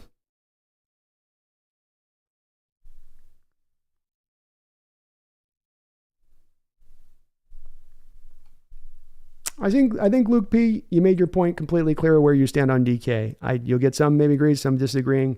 I think your points are paper thin on this, and I'm pretty sure you're just trolling at this point, which is why I'm not really reacting to your deal, because you've obviously got a dog, or you've always got some dog in the fight of you're not liking DK as a player. You're overlooking a lot of the parts that the player's been a really good player for us, and you're not mentioning any of that. You're not mentioning any of the good that he did in this game. You're latching onto the one bad moment or two bad moments you can find from this game because it suits your bias. It suits what you think and believe. Or you're a Niner fan and you're just trying to turn us up, which is what I think you are, and you're just trying to wound people up. And I'm not taking your cheese. Kelly, I feel like a lot of teams got better. Falcons, not sure if we did. We need pass rush. Still haven't had it since 1 year Clowney was here, other than Nwosu. Agreed. I don't think that we've stepped forward here. I think they look to have taken a step back. Nick, I won't be feeding Luke anymore. No, sir. Kingdom Joe, think y'all had a bad day watching this. I had to listen to it, so I appreciate you hanging out with me, Hawks Nest. Thanks, Brandon, but the only guy in my department was a Rams fan. It was a long day. Oh, dude. I'm sorry, you guys. That would have made it even worse, having to hear a Rams fan. Power Coach, this team didn't look like they cared. Neither did the fans. That's frankly pathetic. Agreed. I've long thought that we've lost some spirit in that stadium at times, in the way that we 10 years ago used to be loud and hungry and would do everything we could to help our team. And now you have a bunch of people in the stadium. It's like they're all in a bunch of pills or something. Everybody's just sitting on their hands and, quiet, and the stadium's not as loud. It's why part of the reason that we're not as imposing a home field advantage as we once were. I don't know if we can ever recapture it again. Maybe it's just the newest generation doesn't want to be loud anymore. They're just about sitting there staring at their phones and being quiet through the whole game. Kind of sucks. Your parents were able to be loud. Your grandparents would be able, your great grandparents would be able to be loud, but I guess you can't because, you're busy looking at your phone. But yeah, they didn't look like they cared out there today. They didn't look like a lot of players that were into that game. And a lot of reasons why this game is just so disappointing as it was.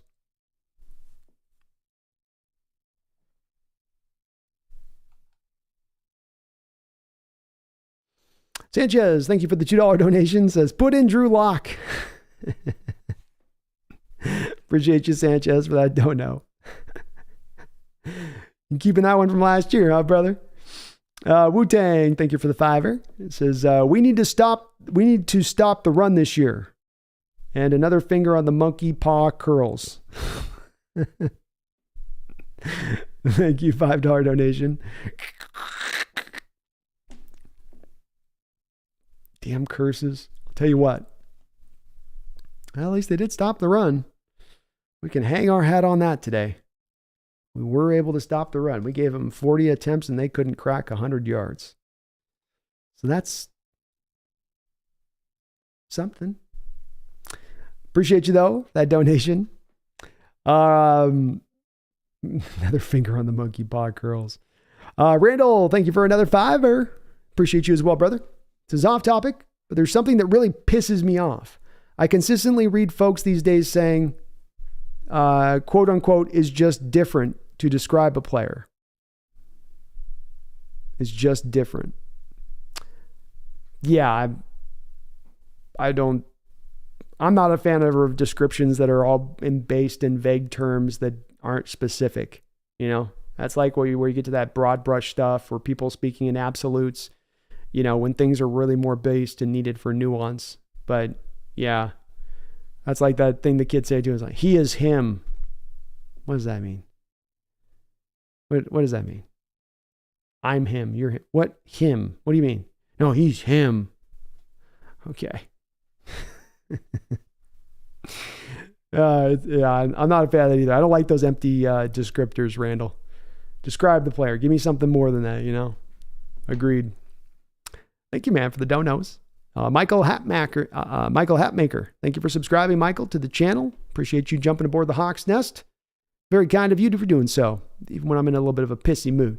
Holy Hand Grenade, thank you for the $2 donation. Says, at least we're not last in the division.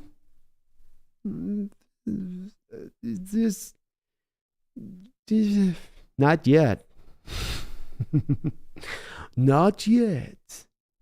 Just wait. Just wait. Technically, we're tied for last. Sanchez, thank you for another $5, brother. He says it could be worse. We could have thought Daniel Jones was a franchise quarterback. Well, that is true. That is true. You got the Cowboys beating 26-0. My fantasy team today got ran over like my Seahawks team did. It was a universally bad opening week for your boy over here. But Cowboys making a hell of a statement against this Giants team. And we get that win against the Giants in a couple weeks. Maybe they'll be bad too. But they got the best of them today with Daniel Jones. Goodness. Not even a point up on the board for the Giants. So it could be worse on that, I guess, Sanchez. You're right. You could have paid Daniel Jones $45 million a year to be a franchise quarterback. That's true. That's a true silver lining, at least. Austin Witt. Thank you, Mr. Witt, for subscribing to the channel. Appreciate you. If you haven't already, please do join Mr. Austin Witt in subbing up to the channel here. We're trying to cross up over 15,000 subscribers this year. You can help us get to that mark by subbing up today. I really would appreciate it. And I do appreciate you too, Mr. Witt, for that subscription. And Joe Mann has become a member of the channel. Joe Mann, thank you for that very much. Appreciate you as well. Keep an eye, Joe, on your community post as we will be doing some more member-only content this year. We're doing a show every Thursday for members, and we'll continue to expand on that throughout the course of this whole season. So thank you, Joe. Welcome aboard the Hawks Nest as a member, man. Appreciate you guys. I know it's been a tough loss, but you guys have been ever kind here on the chat today with the comments, donations, subbing up, membering up, all that good stuff. I hope you do know that even as I'm in a little bit of a, as I say, pissy mood, I still am in an appreciative mood of you guys and your support. I hope you know that. Bear with me 1 second. I'll be right back.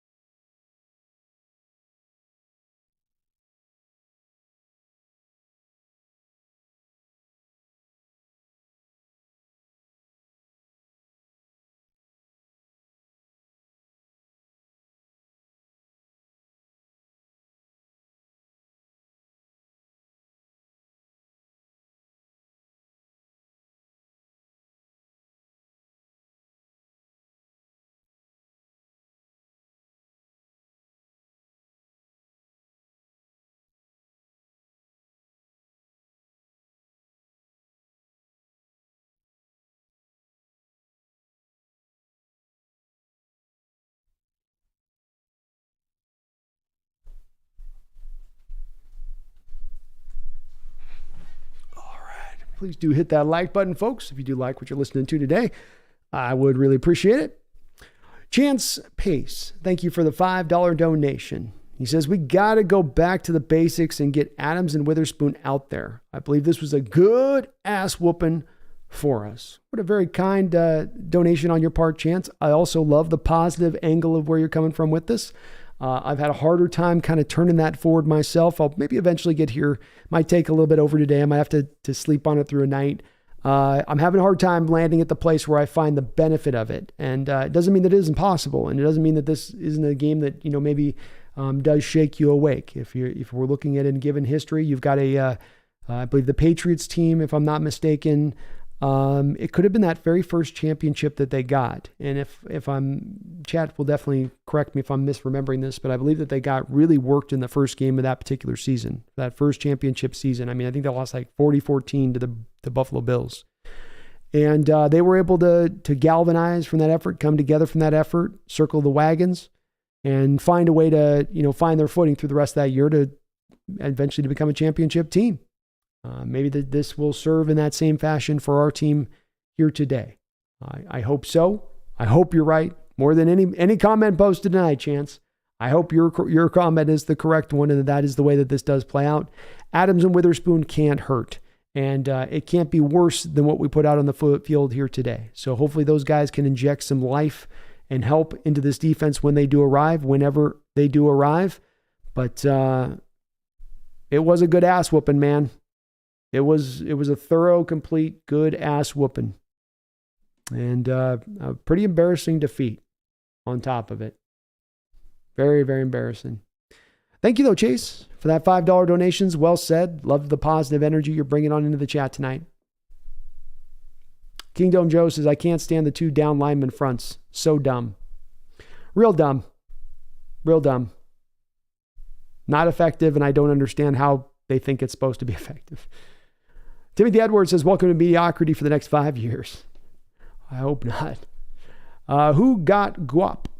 They're casual fans. That penalty ain't even close to the reason we lost. Agreed, man.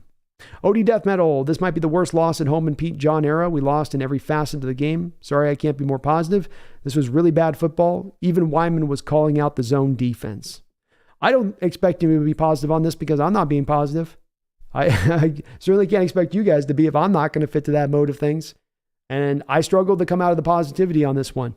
I do believe that it is right to say that this is one of the worst losses of the Coach Carroll era here. This is not a loss and this is why I'm also kind of bristling and pushing back on the folks that want to kind of wash over it and go, okay, well, one loss, wash it, just wash it away. Just, eject that sucker out, move on to the next. There's problems and issues that occurred in this game that are going to continue to carry forward. And there's problems and issues that occurred in this game that shouldn't have happened in the first place. Part that I keep coming back to on this is you put up this miserable performance against a crap Rams team. I mean, a team that is literally crap. And they blew your doors off. At home, opening game of the season.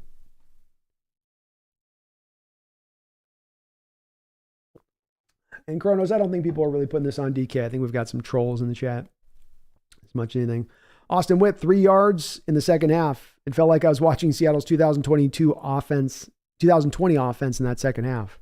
Yeah, it lost all of its life, Austin. I mean, there was no creativity employed at all. It didn't help you lost both of your tackles about halfway into that third quarter.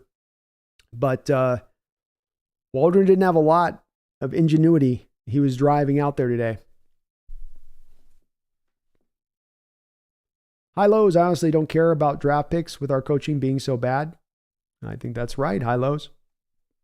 This isn't a talent issue we're looking at right here. You were a more talented team out there and you lost. This does come back to coaching. This also means you can go out there and put more talent on that defensive side of the ball. And the schematic failings are going to still exist. They're still going to be a part of this team. And that's the part we should be locking in on. That's the part that does need to be fixed. Travel Nature Fanatic, welcome to the 2023 Seahawks group therapy. Well said. Well said, man. That's for sure. And Power, I love DK, but respectively, he needs to keep his mouth shut. Yeah.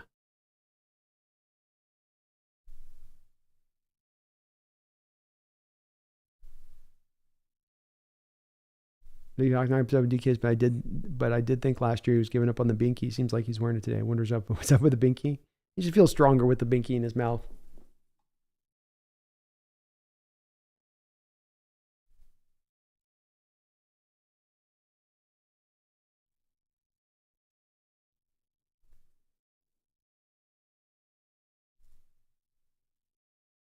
Who got good? People rather have our players soft. Look at CJ Gardner. He's tough, gets penalties, and gets his team hype.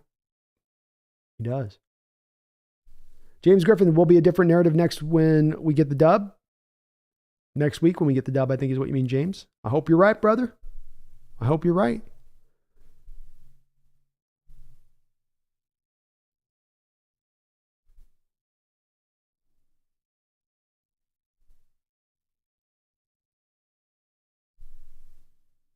Jordan says, I won't say we can't win next week, but we cannot call defense the same way next week. No. You got a guy in simple Jared out there who is going to, if you keep your defense simple, he'll be more than happy to attack your simplicity. He's not going to overthink it out there. He's not going to try to do too much.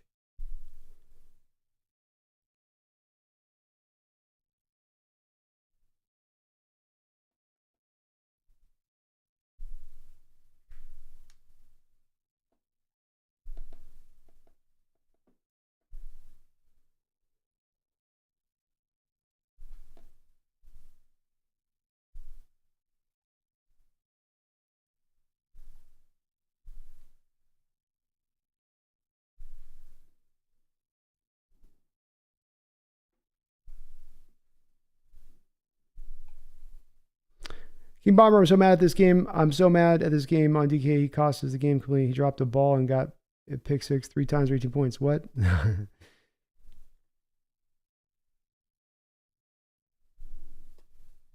Dig Zox says, Brandon, instead of frying fish, let's take the fish out to the trash and order a pizza or grill a steak. Anything better than fish we're eating right now. I'm with that. I'm not a big fish guy, so I'd go steak. I'd go for a nice fillet right now. Dorian Scarlett, is there any chance that we change our defensive philosophy? Unfortunately, Dorian, no. Because this has not been a recent issue. This is an issue going back. And when you consider that the problems defensively have been going back for many years and that the issues defensively have remained the same through those many years, how do we have confidence that those issues now suddenly get resolved now? Why is now suddenly going to be the moment that Coach Carroll and company are going to have the light bulb snap on above their head and say, oh, we need to actually adjust this. This isn't working. There's been plenty of evidence for that in recent years past, and that's not been enough to move their needle. I don't think that this one will be. I don't think a bad season of defense would be enough to be. I think at the end of the day, Coach Carroll is going to live and die by his soft zone defenses, and there will be no willingness to change that defense in any way, shape, or form. I wish it wasn't the truth. Dig Docs, Brandon, when you watch the All-22 film, I'm wondering if Mafe really rushed wide, made moves on passing downs. Seemed like he banged into tackles a lot when I watched him. I'll have to check it out. I think he had a pressure or two in this game, but admittedly, Addicted Ox, when you're doing the play-by-play, it does get hard to concentrate kind of on one little thing in there, because I'm just trying to kind of call the game. That's why I got to go back and watch the 22 to kind of get the full feel for what's what. I'm not sure.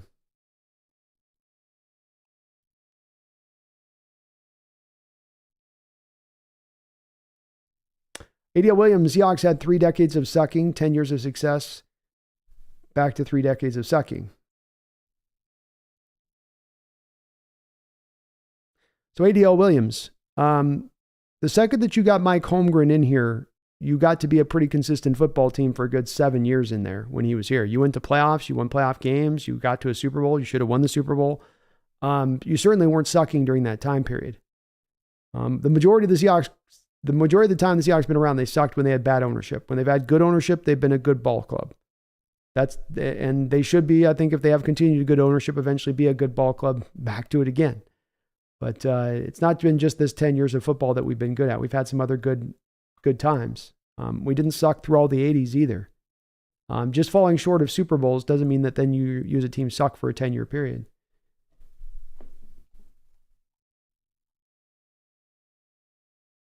Nas, all I can do is hope the defensive play calling was the result of not having Spoon and Adams. It'd make a lot more sense to run more man and blitzes with those guys. It would. It would indeed. We'll see if they're willing once those guys come back. I hope you guys are right on that. BP, you guys are something. 11-5 was the pre-record, but this game, everyone has jumped ship. Yes, it was a bad game, but we still have the rest of the season to go. We do, BP. We do indeed, man. I think that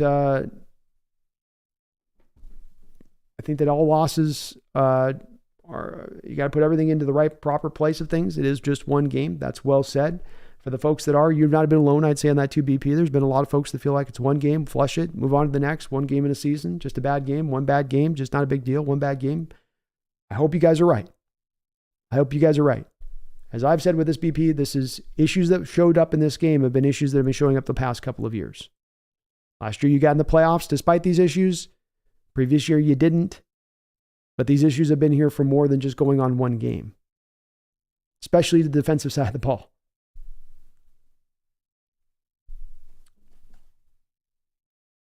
Mike says, this is why I'm calling for Pete to be fired, because he won't change, and we've seen every indication that supports this. I can't argue with that, and I wouldn't want to argue with that. I'm not calling for his head, but for folks that are at a point of being frustrated with this, saying, look, man, you've had multiple times to turn this defense over since the Legion of Boom. You have dumped untold amount of resources to make your team more talented so that they would be on brighter display and look better. At what point does the rubber meet the road here? At what point do you get held responsible for the fact that you can't construct a functional defense anymore? Or as I said earlier on this, I got a pastry chef that can't make a donut. Doesn't make he can't make other tasty desserts, but I need a pastry chef that can make a donut. And I got a defensive coordinator that can't do that right now. A defensive coach can't do that.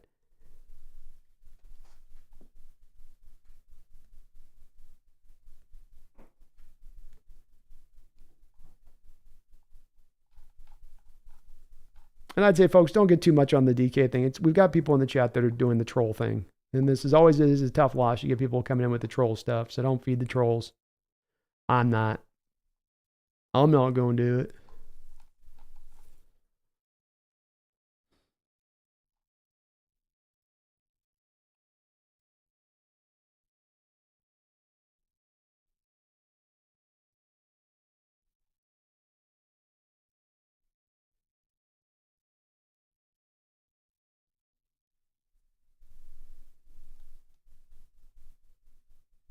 Sanders Champion says, love how the chat here on Twitter and Reddit obsessing about DK when Pete just showed us his weak defense is here to stay. Beautifully put. I think that's Luke P., I don't know where you're coming from, man. I'm not really sure of what the point you're trying to make at the end of the day. And I do think you're trying to troll a bit with this, and not really sure of what trolling accomplishes myself. You're caught up heavily on DK. You've probably put in the chat 30 posts in regards to DK.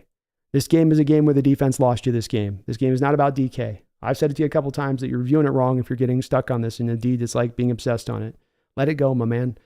Get it concentrating on the defense. Let's get onto what's the bigger issue problem with this team.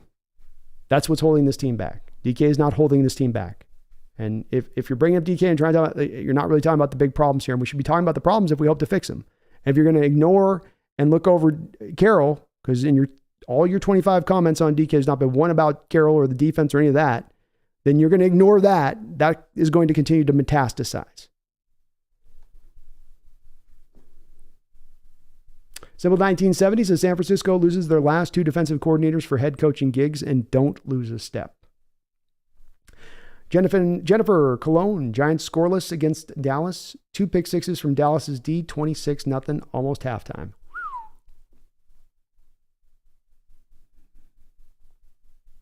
Unrudd says the only criticism DK should be receiving is using nail polish to paint his nails.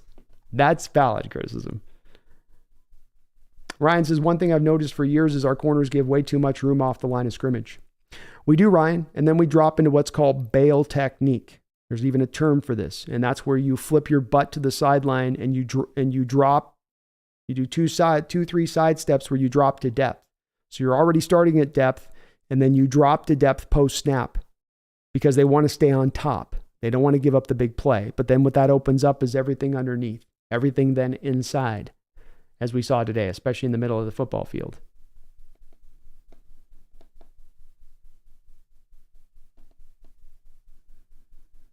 Fleece, run D was looking pretty good today. David says, defense wins championships. We need a new philosophy, new coaching. Very well could be the case.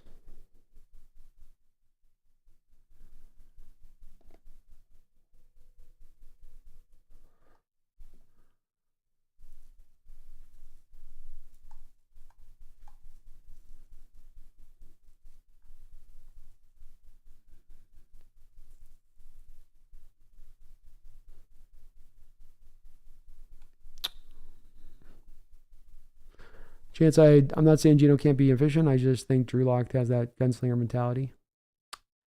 Yeah, I think you're also going to get some more turnovers potentially with that gunslinger mentality back there.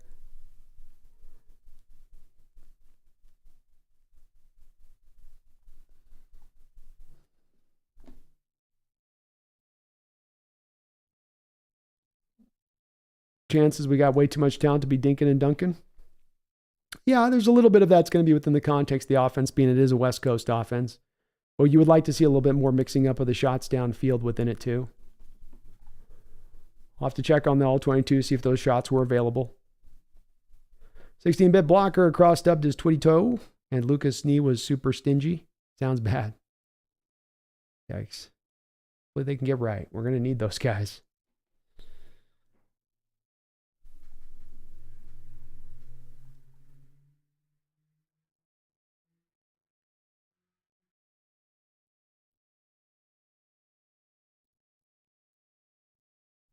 James Jones, the Seahawks have drafted all those talents on defense. All that was a waste.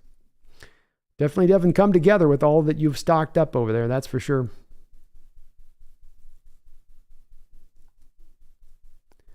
And I hope we do beat him next time, Fleece.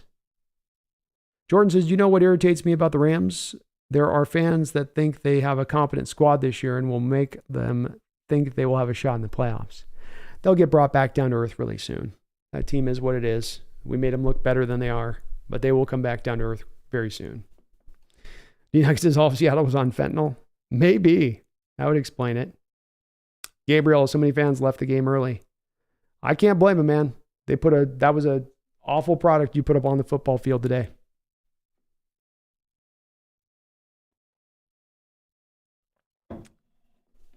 Jason Tudor says the quickness isn't about young people, Brandon. It's because the team got popular and thus expensive tickets. So now only old people with money go and they're quiet. I mean, I don't know, Jason. I was in there last year down the lower level, and I was sitting there, and Megan was with me. Went and saw the game, and we had a whole front section in front of us that was filled with a bunch of guys that were all about 18 to 28 in age. Not a gray hair to be found between them. All these just young kids in there, and none of them would stand. Not even scream during any point of the game. They wouldn't even stand. They just sat there the whole game, stuffing their fat faces, not helping the team out at all, And so maybe it is. I mean, I know that the tickets have raised, and that's probably a bit of it. But you walk in that stadium and you're quiet. You walk in that stadium and I just want to watch my entertaining game. I'm here to pay my tickets. Let me be quiet and just watch. Yeah, you can do that. That's your right. You bought the ticket. I can't force you to do something. But I'll tell you this.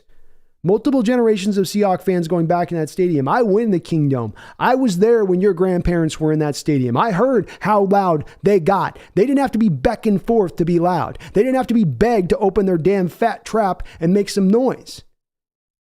They got up and they helped their team. And that wasn't a great team. That wasn't Super Bowl winning teams. A lot of those teams were bad and they still showed up. They still voiced it as loud as they could. And the fact that we within that stadium now have so many that go in there and go so quiet at times is so disconcerting to me, where you're watching a tradition die. You're watching a tradition that goes back multiple generations come to a complete stop for no real good reason. Don't go to the game if you don't want to scream. You want to watch it on TV and sit at home and be quiet, then do it there. Leave the seat open for somebody that's going to make the noise heard. It has an effect. We've shown time and time again. We've had a whole game we've won by the noise that we generated. But it's gone. Home field advantage is gone. It sucks. Very much sucks.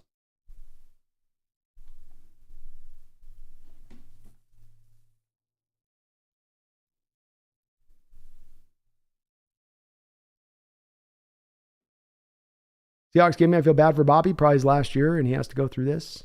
Yeah. Well said. Liam says, we had this convo last year, but I'll say it again. As a young person, we'd be rowdy if the tickets weren't so expensive. I get that. Again, and that certainly is just a, what do they call it? I think of the word here, but it was just my personal experience going in there. I've had a couple of times in the stadium that I've gone in there in recent years. When I look around at the guys that are being quiet, it's never somebody with gray hair that's older. When I walk in there, it's young people that are choosing not to be loud. So maybe it's just that these are really affluent, rich young people who can't be bothered because they're too highfalutin to go there and be that way. But it isn't old people when I walk in that are being quiet. That's been my stadium experience over the last probably 5 times going in there. I can see whole swaths of whole sections of people just completely being quiet down the line. And it frankly blows my mind.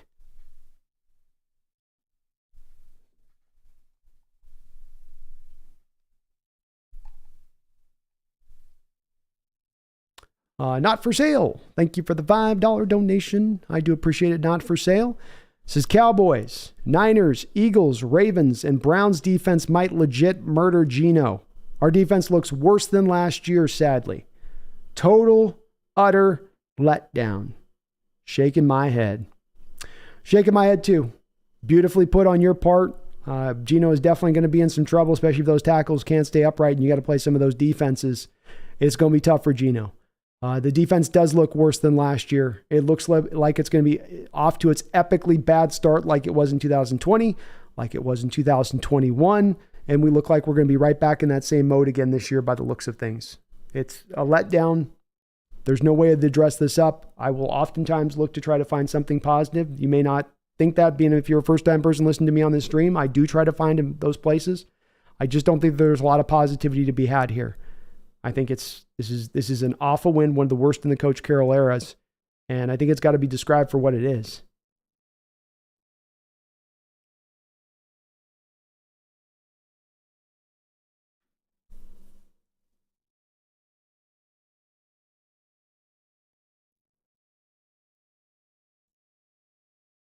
Hawks 808, what do I think of our OC? Underwhelming today, not particularly creative. I continue to not understand why this team absolutely refuses to utilize bubble screens or fly sweeps in their game call. Joe, man, how you doing, man? Thank you for that. Thank you for becoming a member of the channel. Appreciate you. Says Jamal and Spoon can make or break this team. Maybe. Quite a lot to ask of them. Seahawks Gaming, I agree with you. We're not a Chris Jones away from being a playoff team. I think we've got to dial back any sort of aggressive trade. Go for it at this point.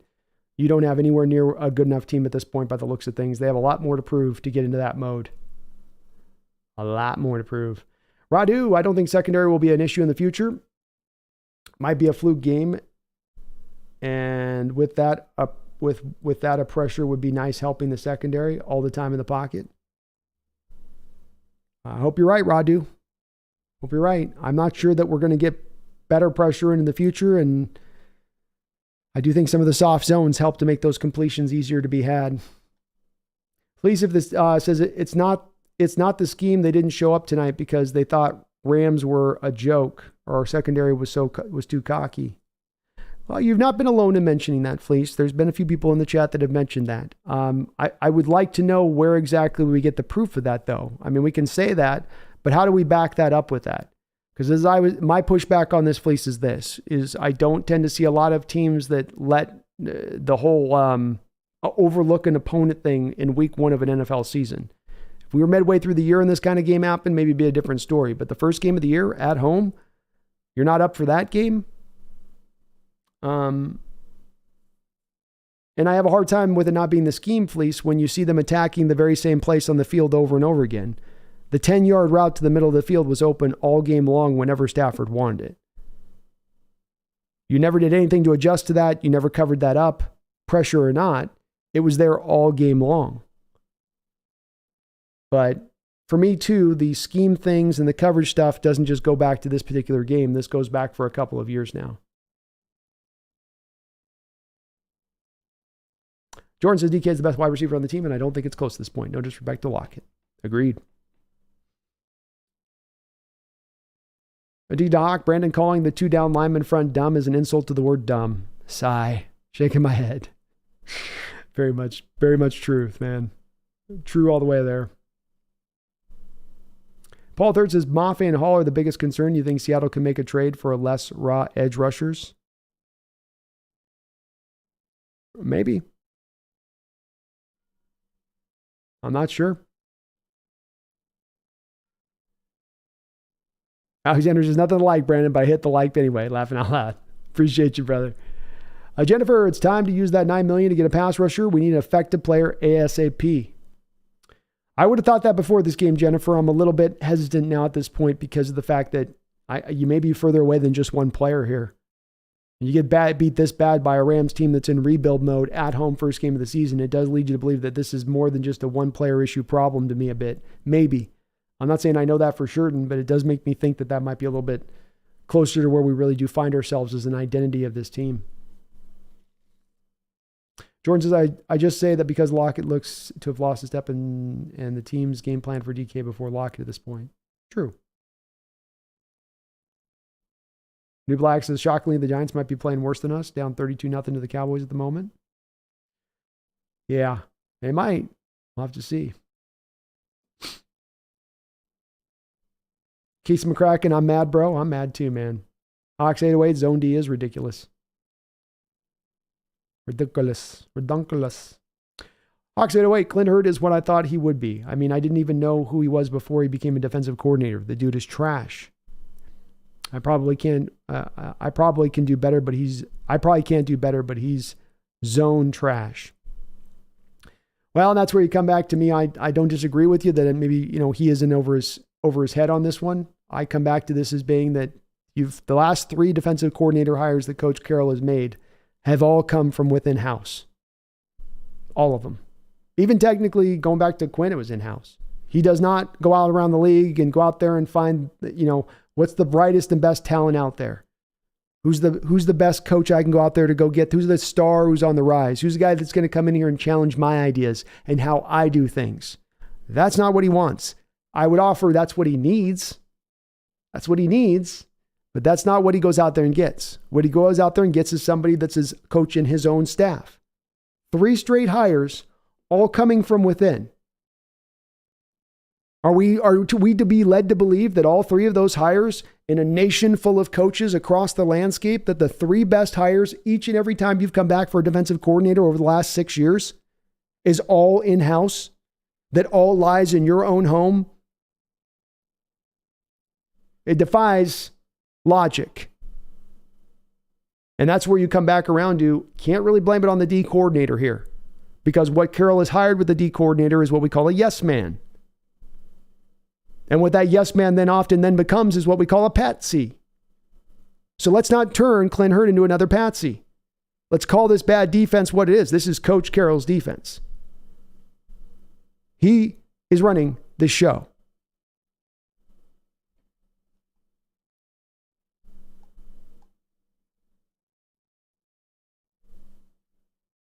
And Fleece, the people on Twitter are talking about Caleb Williams. We had a couple people talking about Caleb Williams. There's no chance of Caleb Williams. There's no vicinity where Caleb Williams is coming to the Seahawks.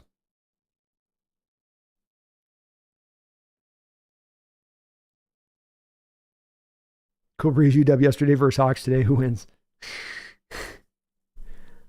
I'll still say Seattle. Kurt says, tired of the whining over not taking Jalen Carter. It is what it is. We haven't even seen Witherspoon. Agreed. And Carter wouldn't fix these soft zones. I'll say that. He ain't gonna fix the easy way it is for a quarterback to read this coverage and attack it. Shadley says, I'm tired of the bend but don't break scheme. When the D is on the field for so long, it can be tough for the offense to get into any sort of rhythm. I'm tired of it as well. It's one that doesn't seem to bring a lot of benefits with it. It allows offenses to eat up the time of possession. It allows them to easily convert third downs, even third downs and long. It allows them to remain consistent over the course of the football game because you're going to give them easy completions out there, easy plays out there. I'm more out with it too. I would much rather an attacking defense that took some chances.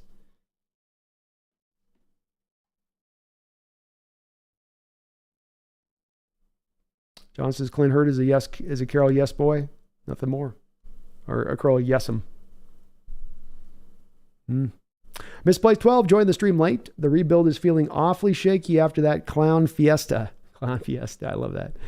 Feels like another year coaching is happy to lose so long as it isn't to a 9 route. Please tell me I'm wrong. Nope. The defense is absolutely obsessed with stopping a 9 route. A route which no other offenses in this league even run against you. Why? Because everyone used to run 9 routes back in 1988. That's why. And Coach Carroll can't seem to figure out that it's 2023, not 1988.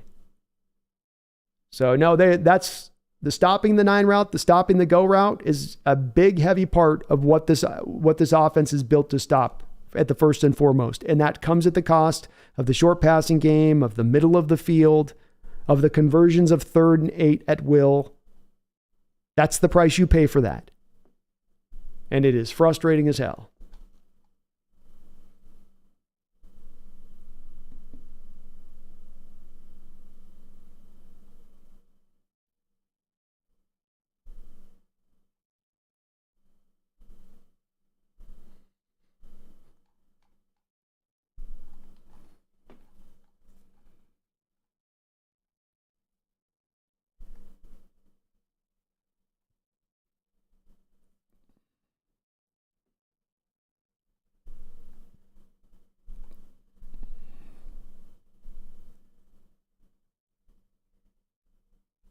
Kingdom Joe, thanks for the hanging out. This is a tough loss, Hawks Nest. Great play-by-play as usual, Brandon. All the negatives bringing me down. I get it, man.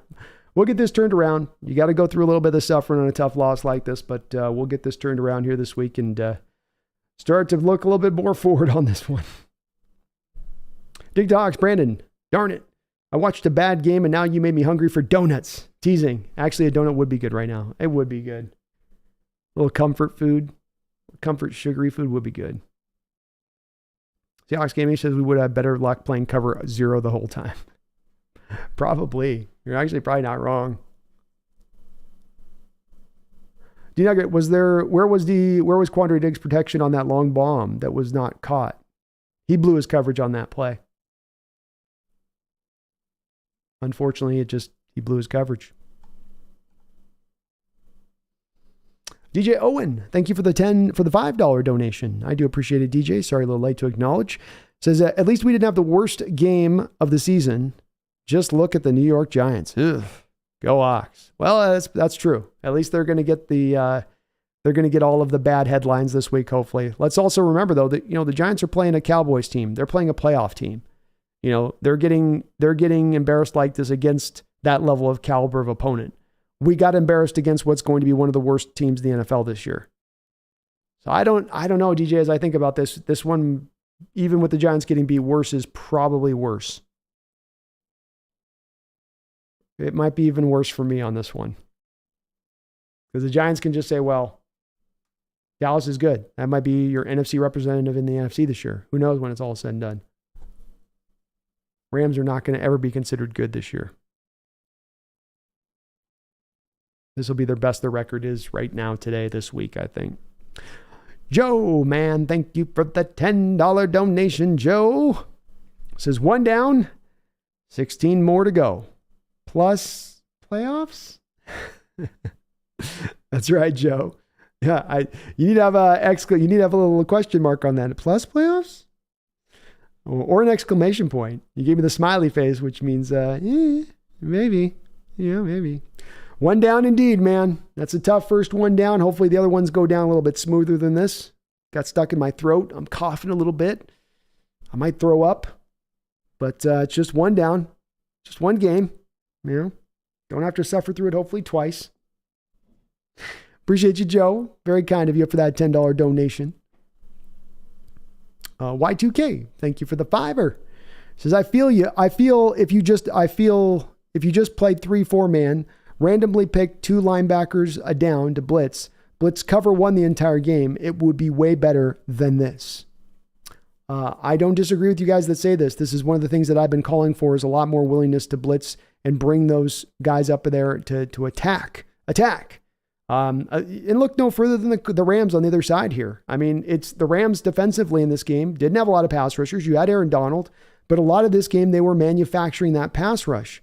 They weren't scared to blitz. They weren't scared about DK taking the top off or Lockett taking the top off. We have way more dangerous targets on the back end. Yet you had the Rams operating with way more freedom in the way that they were bringing those fronts up there. As I was saying during the telecast, this is a diametrically, you're seeing two defenses that are technically the same. They're both running the cover two the cover two shell. Both of them are. But they might as well be in different eras for the way that they're both running the defense. And the Rams showed you today of how to run it effectively, and the Seahawks showed you today how to run it ineffectively. And you can't run the Fangio defense on your heels. You can't run the Fangio defense to play not to lose. You can't run the Fangio defense to constantly just protect against the big play and never run with any sort of aggressive approach. It doesn't work. But that's what we've done here.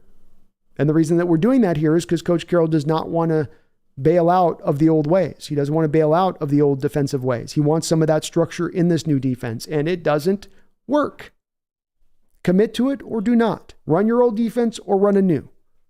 But trying to split the difference, as we saw today, ends up accomplishing nothing. What did we really stop today? We slowed down the run a little bit, I guess. But you got nothing defensively right now you really can hang your hat on, and you haven't really for about 3 years. Find something you can hang your hat on. Find something that you can build upon. I'd like to see it too, Y2K. I'd prefer that than this. You'd at least probably cause some turnovers. You'd at least probably cause an interception or two.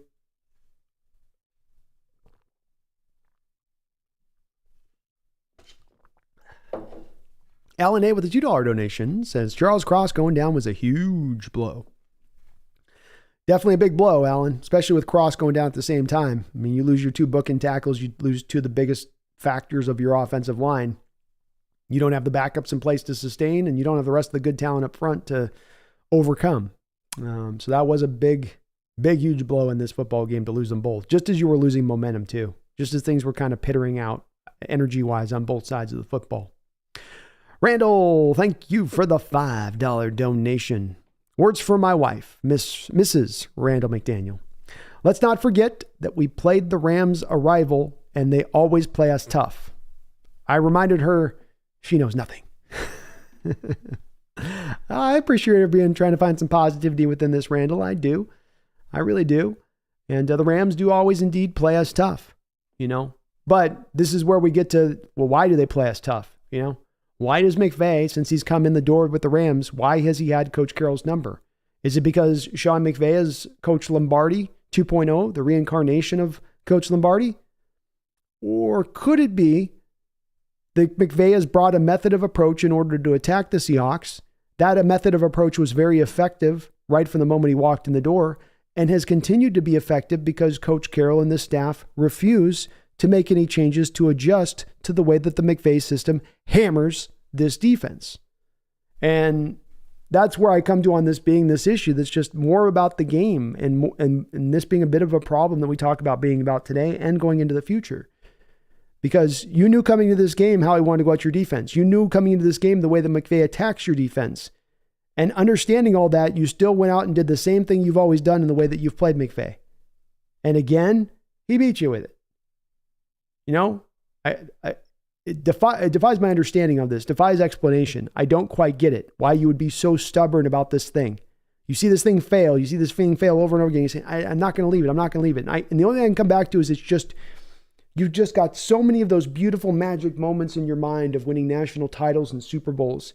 And it was such amazing success to be had, and it worked. It worked. It's got to work again. It's just got to work again. And that's the only thing I can think of is that there just must be an obsession with the fact that this thing once worked before, so it just has to at some point or another come back around again. It's just too pure. It's just too beautiful. It just works so magnificently. It must. But it's not. Those days are gone. Over with. They're not returning. Adjust or die. Adjust or never get back that mountaintop again. What do you want to do, Coach Carroll? Do you want this to go with a whimper? Your defense? A man supposedly known for his defenses. Do you want to be known at the end? Yeah, at the end, Bo, his defenses couldn't catch a cold. Couldn't stop a trickle. Wouldn't adjust, wouldn't change, wouldn't update, wouldn't evolve. Stuck in his ways. I'd much rather as a coach fail out trying something else different and new than just being, well, he just kept doing the same old thing, hoping it wouldn't work. It's that definition of insanity. Doing the same thing over and over again. It keeps failing, but you continue to try it as though it's like a broken clock. Eventually it'll be right. Mr. Exul, thank you for subscribing to the channel. I do appreciate you for doing that. Sanchez, thank you for the $2 donation. He says, we're trying to beat the Lions 0-16 record. God,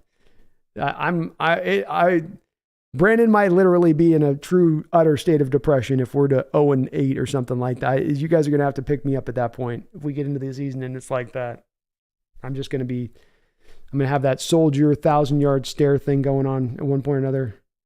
Just unable to process. Like, Please don't do that to me, Seahawks. Don't do that to me this year. Jason Tudor, thank you for the double dipped you on the dono, man, but it seems like you had the same comment on there. And he says, Yoda, commit or do not.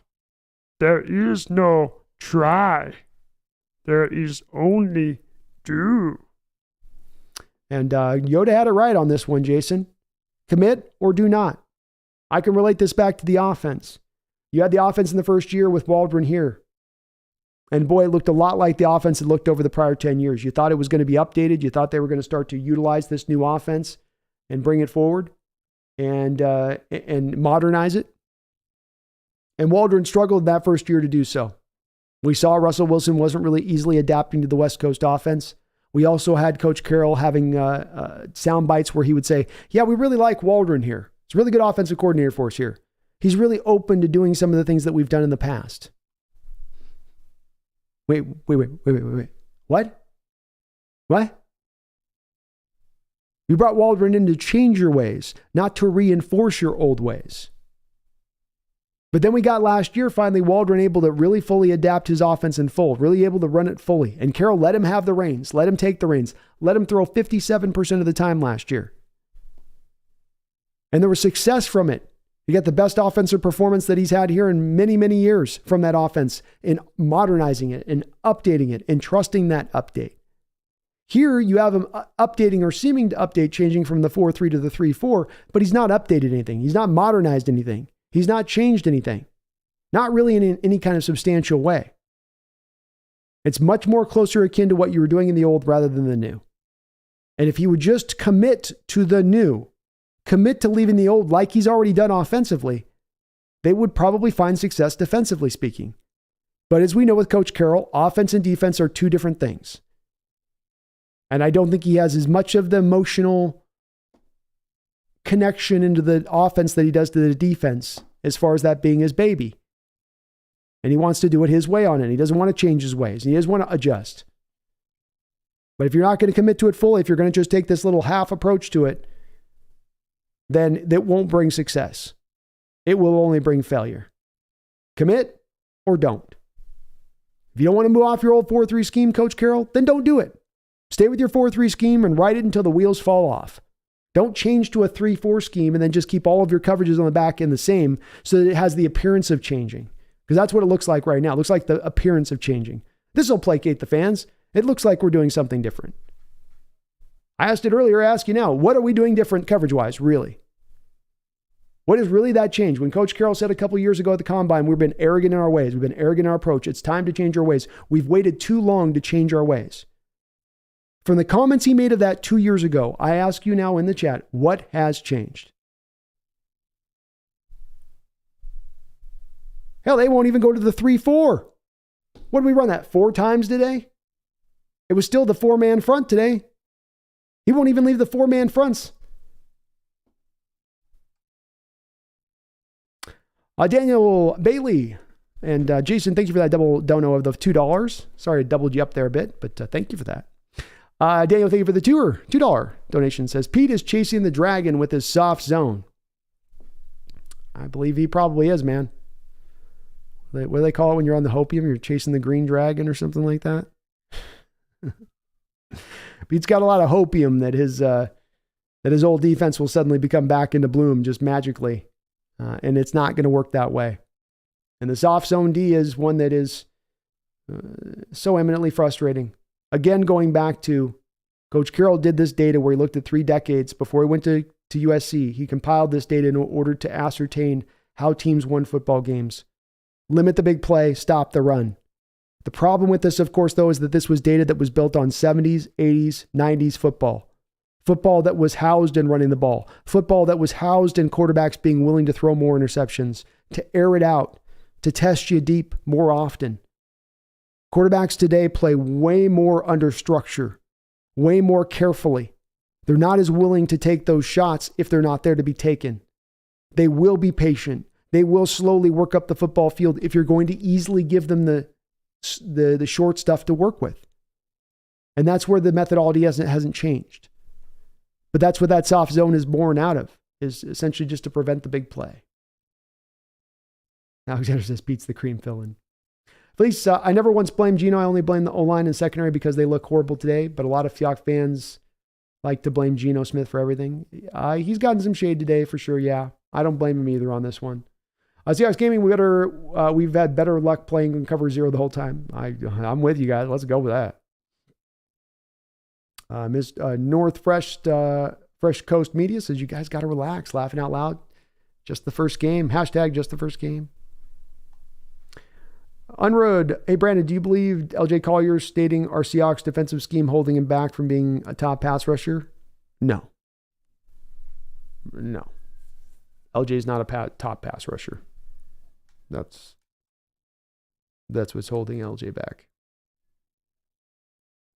in my opinion. Let's see, though.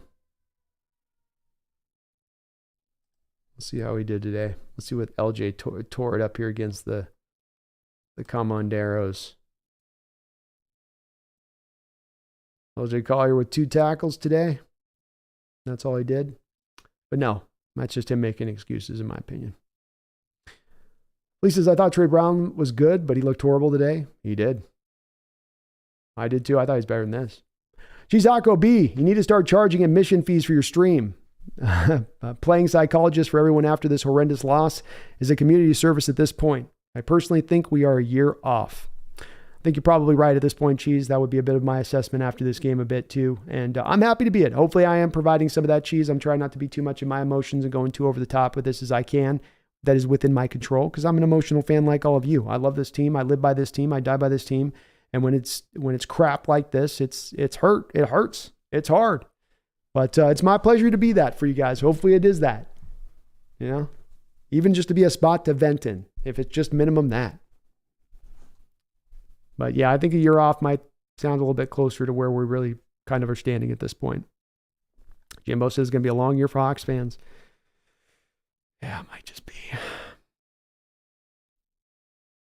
Mike says Geno wasn't bad today, but he wasn't good either. O-line looked like 2017 again. Yeah. He looked pretty good in the first part of the game. Second half, it got really rough, though. James, I can't believe I wanted 8 months. I can't believe I waited 8 months just for us to get absolutely dominated by a 70-year-old quarterback and some wide receiver named Pinocchio, Nokia.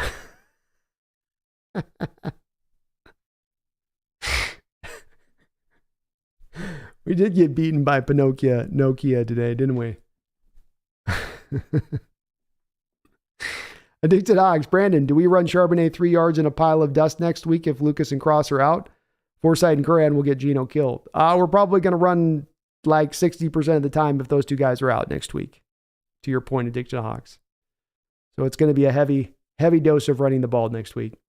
And like you say, 3 yards in cloud, they won't be pretty yuns. They'll just be run them into the wall and see if we can get a couple of yards to make this a makeable 3rd down.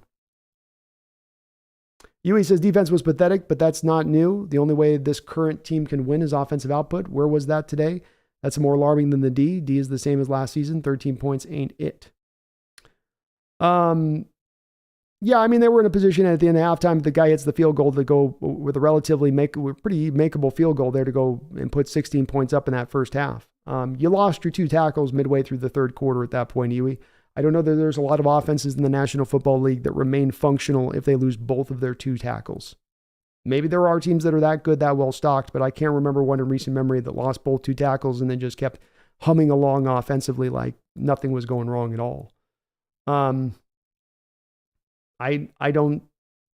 think if the defense plays to some kind of functional state in this game, you have a chance offensively to do something. The second you get back in this game in the second half again, where you start to make the offense feel like it's got to score every possession, that starts to inform the offense a little bit in how they play, and they start moving outside of themselves as well. These things are definitely connected, as they were UE last year when we played the Niner game. You came out of that game like this game. You came out of that game at the half. You were up in the game, right? You were leading. But the offense was also fully well aware that the defense wasn't stopping nothing today and that you were probably going to have to score every single time in order to get it done. And that kind of pressure is tough to throw on the offense. You can't put the expectation out there that they got to score every time for you to win every ball game. And right now, that's where this defense has them in their mind state and thinking. Greg, defense being on the field 5+ minutes on almost every drive was the real problem, and the pass rush not getting home or any pressure. Agreed. Fleece says, why does everyone hate on Clint Hurt? What did he do wrong? I don't know. I'm not sure on that one. At least let all the hate on Kobe Bryant and Trey Brown, not Hurt. I agree. I'm not putting on Hurt really as much as anything.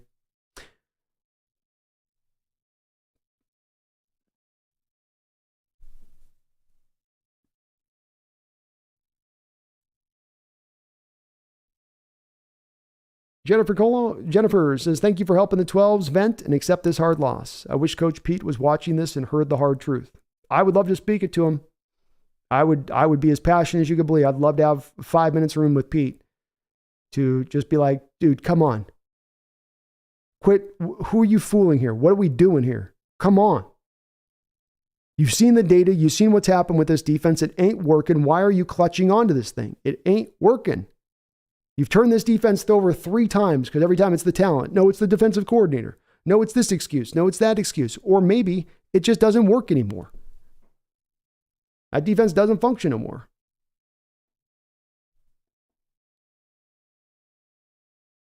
Jackie Treehorn, hey B, I've noticed a lot more haters in the chat lately. Congrats, brother. That means your channel has finally made it. Hell yeah, man. That's how I take it too.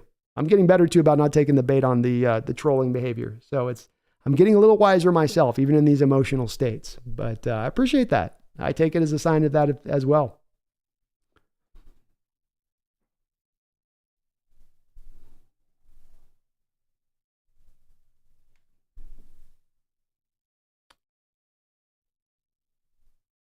Jordan Hawksnest, yeah, it's a pretty weird feeling. I'm used to the stadium being so loud, I couldn't hear myself. Now it's pretty average in that regard. I felt the same thing going in there the last few times. Disappointing. Yui says Rams could be the Seahawks of this year. Rejuvenated quarterback paired with the young skill players beats enough bad teams to sneak into the playoffs. Stranger things have happened. I don't think so, Yui. I would be very surprised if that was the case. I don't see that this Rams team as being that good. Unless we're just that bad and the Cardinals are just that bad. I don't know.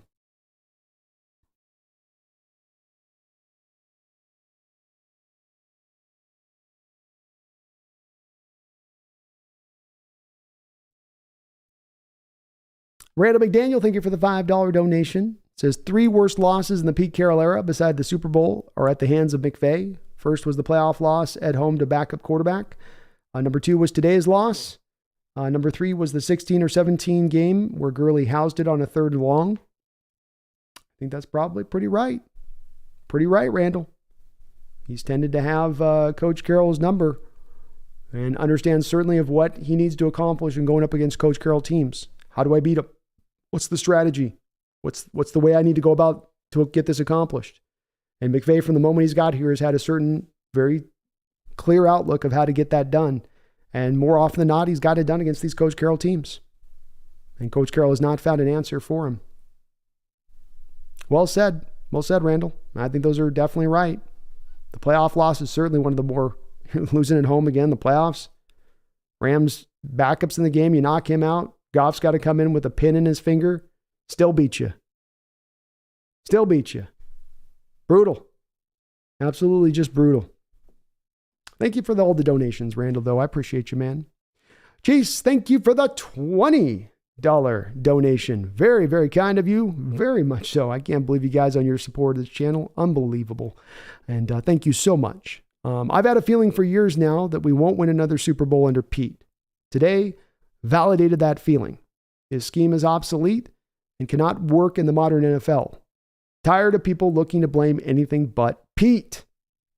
Chase, a wonderfully put comment on your part. Wonderfully put comment. A couple years ago, I was at a point of being kind of done with Pete myself. And I was unsure at what Russell Wilson, Coach Carroll demarcation line that occurred between the fighting of those camps as to who to support. And went between the two of them going, I don't know. Or there was a part I wondered at that time if it was a matter of, rather than us thinking it's either this or that, maybe it's both need to go. Maybe we need a total returnover of this whole thing. A refreshening up, if you were. I got a little bit more encouraged by the fact that I saw Coach Carroll finally, in a 1 year span, change up that old offense, which was the 1980 style offense, and change up the defense, which was the 1980 style defense. He finally showed a willingness to change into something that was going to be new, at least in adopting the Waldron scheme and then supposedly going to the Vic Fangio scheme. But now as we look at it, at least especially on the defensive side of the ball, that was just kind of for appearance's sake. And he wasn't really looking to make that change. He wasn't really looking to go in another direction. And I'm with you on this a little bit of, I do have a little bit of an issue at times. And this is where we get to nuance, because I know there's a lot of Pete supporters in my chat. So this isn't me calling for Coach Carroll's head, but it is a frustration of mine that there's not more that he gets as far as at times, questioned about this defense. You're supposed to be a defensive maestro, yet you can't seem to put a good defense together over the last 7 or 8 years here. At what point do you start to lose that label and that title of being a defensive mastermind guy? And when are you going to decide to start fixing what has been broken and going wrong for years? Not a game, not a season, not 2 seasons, years. And, I'm getting a little more closer in alignment to your feeling on this one, even off just the back of a game like this, where you're going, dude, really? Same old stuff again? Beaten by the same coach, doing the same stuff again? Another year of that, him doing that to you? Why are you just sitting over there just taking it? Why are you just sitting there taking it? Looking confused over there.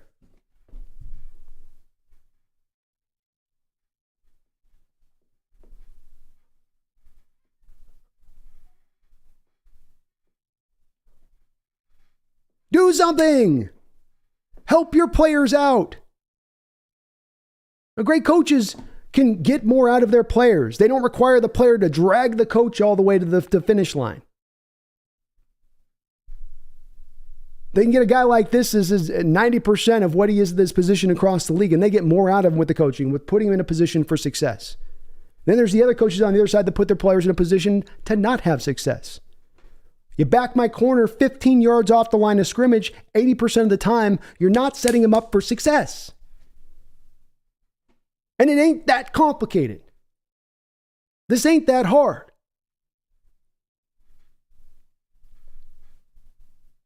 Seen it for years now. People wonder why I'm frustrated. I've seen it for years. I've talked about it in my chat for years, hours on end. When are we going to get a change? When are they going to try to do something a little different? When are they going to stop hammering the same identical strategy every single week, every single season? And I don't know. That's the answer at this point. Don't know. Doesn't appear to be this year. Maybe one more year of a bad to middling defense will get them there. Maybe Witherspoon and Adams will arrive, and magically they'll be like, oh, we got the guys we need now to run man scheme on the outside, and we're going to blitz all the time. Let's go crazy. I hope so. I'll tell you this, you ain't got nothing to lose. The defense just showed you if you're going to stay back in this soft zone stuff, offenses will beat you up that way anyway. What do you got to lose? What do you got to lose? The defense hasn't been good in years. What do you got to lose? How do you want to die? You want to die fighting, swinging, throwing every last punch of energy you have in your body? Or do you want to die on your knees whimpering? I'd rather go out trying to at least fight. But we were very much more like whimpering today. But thank you, Chase, for the $20 donation. I really do appreciate that huge donation of support. And like I say, I think I'm finding myself more in alignment with your thinking on this. It's frustration. I'm annoyed by it. I can't believe they put this performance out today. This has me absolutely shocked what they showed you on tape today.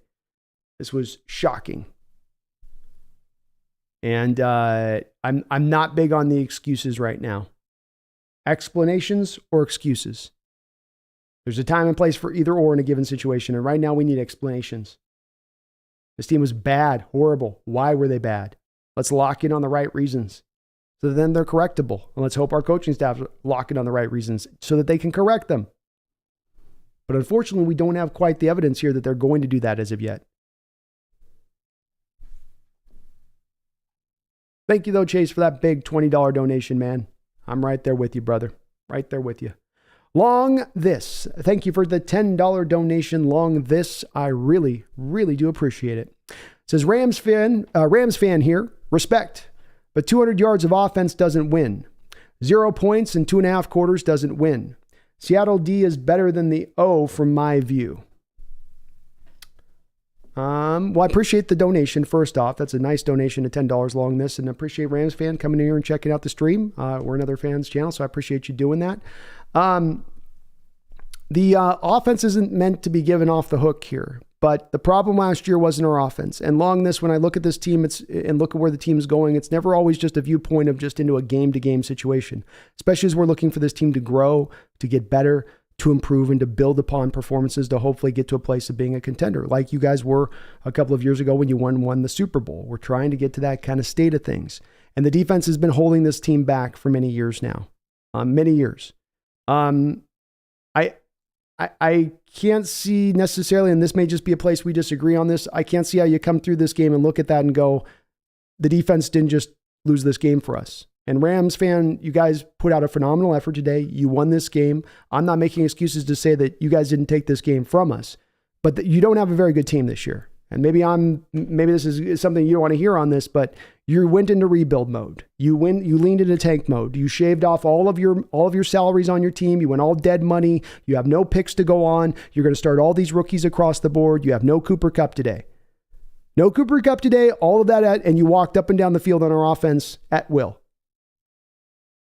I also think Long This, you didn't view it and you didn't put it in your comments, so I'm guessing maybe you're not aware of this, but about midway through the third quarter, we lost both of our tackles. So we get midway into the third quarter, because it takes half of a third quarter with the Rams drive up the football field, taking up half that third quarter just to start things off in that second half. Offense gets the ball, understanding that they're going to probably have to score all game long, and then you lose both of your two tackles at the same time. That's an explanation, not an excuse. The defense doesn't really got an excuse. Outside of Adams and Witherspoon not being there, you were pretty well fully armed to go and bring the task. You were playing at home. You gave up 30 points to this Rams team. Long This, offensively, you're going to be a bottom 25 team in this league this year. That's where you're going to stand when this is all said and done. And we let that team put 30 points up on us on the board. So, I'm not saying the offense weren't bad today. Offense wasn't good. 10 yards second half. I mean, they were inept for sure. But the defense cannot put the offense in the position. And as I said, this isn't just about this game. This is also about games last season and how you lost. And watching lots of years of football has taught me, if I have an offense that's going through a first half and scoring, and then you get somewhere about mid-third where that offense is now under the realization that their defense is going to suck it up that day and that they got to score on every possession, the offense starts to press and the offense starts to go outside of itself, and then mistakes start to be happening on offense, and now you look both bad on both sides of the ball. That's a thing that's not a Seahawks thing. That's an NFL thing. That's the way these games kind of play out thing. And so I've seen that happen now over a couple of years. And so when you start going to looking at the offense or tracking the offense, it just doesn't fit. The offense put up 5,800 yards of offense last year. The offense was one of the better offenses in the NFL last year. The offense was moving along well in this game. They hadn't punted in the first half. But at the point where it had to be decided that they need to score every single time, they started to press, and then mistakes started happening. Sure would like to be able to have my offense be able to just play within itself, remain balanced, not to feel like they got to keep pace every single game. But Coach Carroll's defenses make his offense feel like they got to keep pace every game. So it's a problem that goes outside of just this game, along this. It does. And I'm sure you have a very high opinion on where your Rams team is this year, but the brass factors are the brass bottom line is brass bottom line. You shave the Jalen Ramsey, you give him away for a bag of peanuts. You don't re-sign any of the free agents. You shave off anything else that you can do to clear the books. You know, you did so purposefully, and I laud you guys for this. It was smart of you to do so. You weren't going to compete this year. Turn it over. Get it back to front for next year, by all means. But you've got a bad team this year by making that choice. By making that tactical decision from a front office standpoint, you're not now going to be good this year. And we let that team dominate us.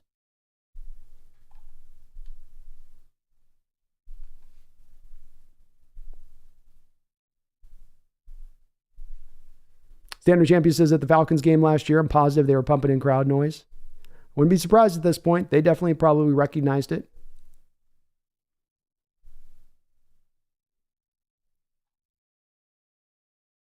Cooper says tickets cost about $300, shaking my head.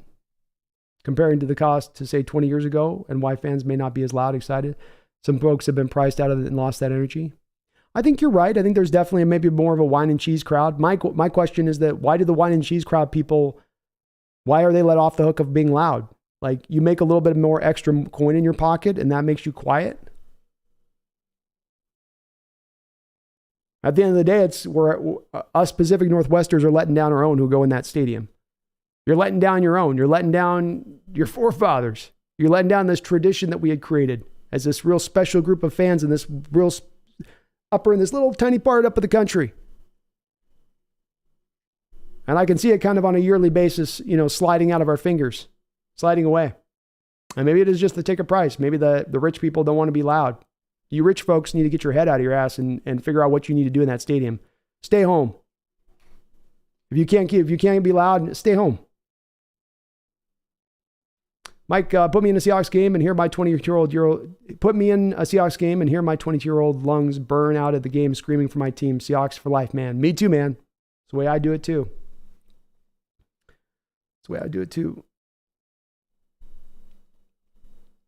Cole says, I'm not comparing the cost to say 20. Oh, sorry.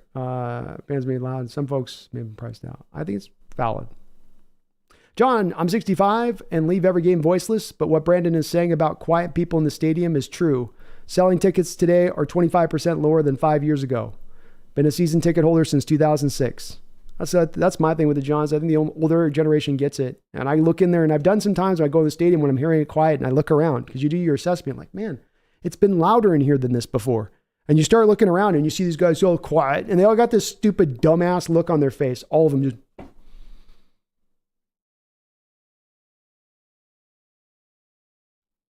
Like, just stay home. Watch it on the TV then.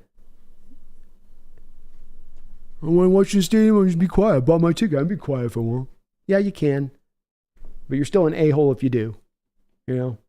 But yeah, John, that's been my thing with it. And it's not getting better, by the way. It's trending in another direction, which is it's getting, absent a couple of games a year, like the Bronco game last year or something, it's getting less loud. It's going away. I mean, where was the home field advantage today? Where was the moment in this game you felt like, wow, the Stafford can't hear himself out there? You can just tell the fans are having the effect here in this opening game of the season when they're hyped to the nines. Joe Lopez, hey, brother, at what point does Pete go to man-to-man scheme versus that god-awful soft zone that just keeps us on the field for so long? He never will, Joe, is my belief at this point. I don't think Coach Carroll will ever run that type of scheme. To run that type of scheme, he has to take the risk of the deep throws hitting you over the top. You're going to run man, you're going to occasionally get beat deep. Coach Carroll does not want to pay the price defensively on the football field of getting beat deep on deep throws. I don't tend to agree with this. Everything else is okay to give up as long as we don't give up this thing approach. But that has been his approach, and it's been his approach throughout his time period here, and I don't think it's changing anytime soon. Justin Cooper, the Hawks Nest. The game today was the most surprising week one in my 18 years of watching every Hawk game to date. I have no answers. I'm feeling defeat at a whole different level.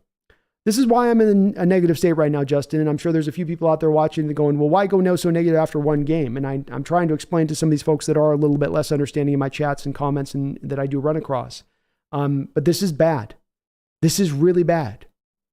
This isn't merely the one game, let's flush it. It's just one game, long season. Oh, I'm sure they'll bounce back next week.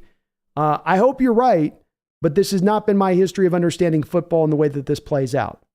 A team puts this kind of performance out on the field, you're going to get more closer to akin that this year than you're going to get the other side of the pendulum and where that swings.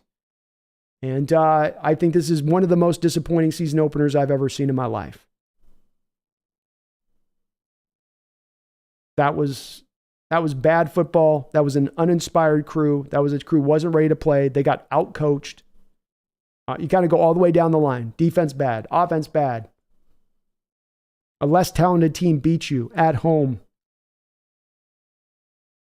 Mike Skinner, in order to say this is a fluke game, we have to beat the Lions by 10. I definitely would say it's a fluke if you beat them by 10 at that point. I'd be surprised if you're able to stay within 10 of them at this point. Fleece says, like guys, chill out. Only one win. Sucks we lost to a trash team. The season isn't over yet. And plus, we play them again. It's not over yet, man, Fleece. I appreciate where you're coming from on it. I think it's going to be hard to get people like myself to chill out on this, though, again, because the Fleece, it's not just about this game. Folks that are caught up on this one game, I hear it. It's just the one game.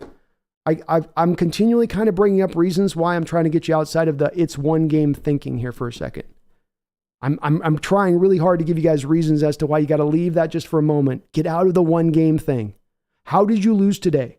How did you lose today? So let me ask you this specifically, Fleece.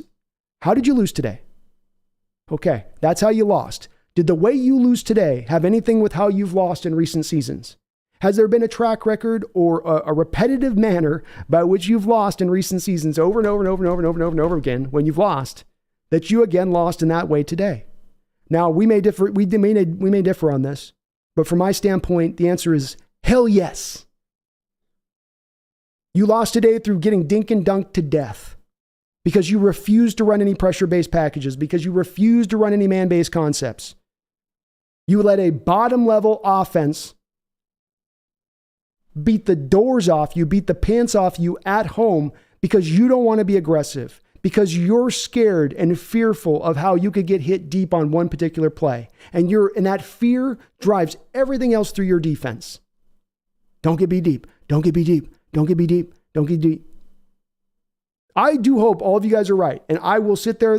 I give you my promise. I eat my crow when I'm wrong. If we arrive into week 2, week 3, week 4, and I'm wrong on this, and I've gotten emotional in the state, and I was wrong for doing so, and it was just the one game, I'll eat it. I do hope the folks that are in the chat as well on the other side of it of just got to stay positive, just one game, stay positive, that when you do see the same data coming down the pike through this year with this defense, that you do start to get a little closer to arriving a little bit in the more of the state I'm arriving in of, oh, we may not just on a schematic level be willing to change in the way we need to change to make this team elite. Let's leave talent outside of things. Let's leave whether or not we're there good enough from a talent standpoint. If you have a scheme that's going to leave advantage after advantage after advantage on the table and still hope to go out there and win, I think you're fooling yourself to believe that that's a team that's going to be able to pull that off in this modern age. And that's what this defense does. It leaves a collection of advantages on the table other defenses take advantage of. That Rams defense took advantage on the other side of this ball today to help stop your offense. And it belies explanation because this way has failed for so very long, leaning in this manner so thoroughly. And that's why I can't go to it being one game, Fleece. There's a trend here defensively. A trend about a lack of adjustments. A trend about a lack of evolving. A trend about being stuck in your ways. The thinking something's just going to fix itself just by the nature of it'll just magically fix itself. We don't have to do anything tactically different. We don't have to change any of our ways. It'll just magically, one day we'll wake up and it'll all be right. And I can't operate from that approach. I need a little bit more backing to arrive at that place of things.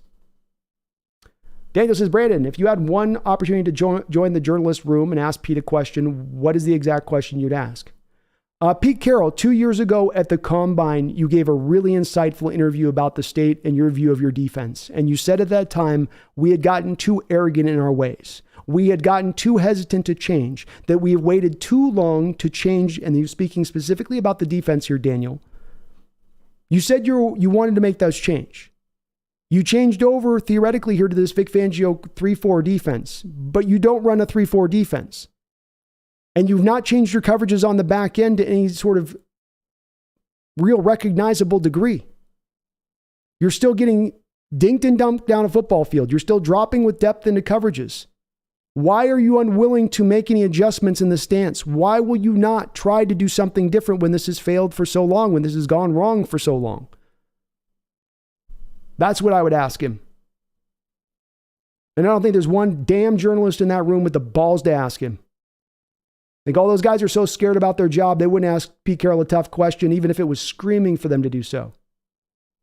And maybe rightfully so. Maybe they'd be fired if they did. Maybe they'd be forced out the room and not allowed to ask any questions. I don't know. It seems odd that the whole room has decided nobody wants to ask any tough questions ever. The whole room just like, would you on vacation, Pete?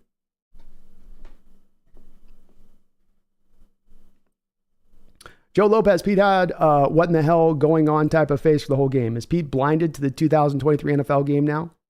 I kind of think he is. I just don't think he's updated his approach. And his prior approach had so much success that he doesn't want to deviate off of it.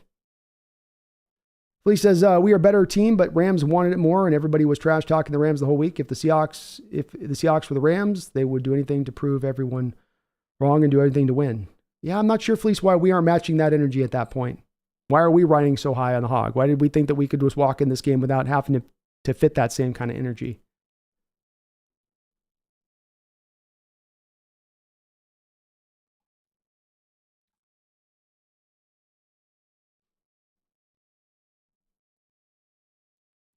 Cage Mage, thank you for the $5 donation. Cage, I really do appreciate that donation so very much. Lions fan here. What do you think the differences will be in the matchup next week compared to last year? Still a shootout.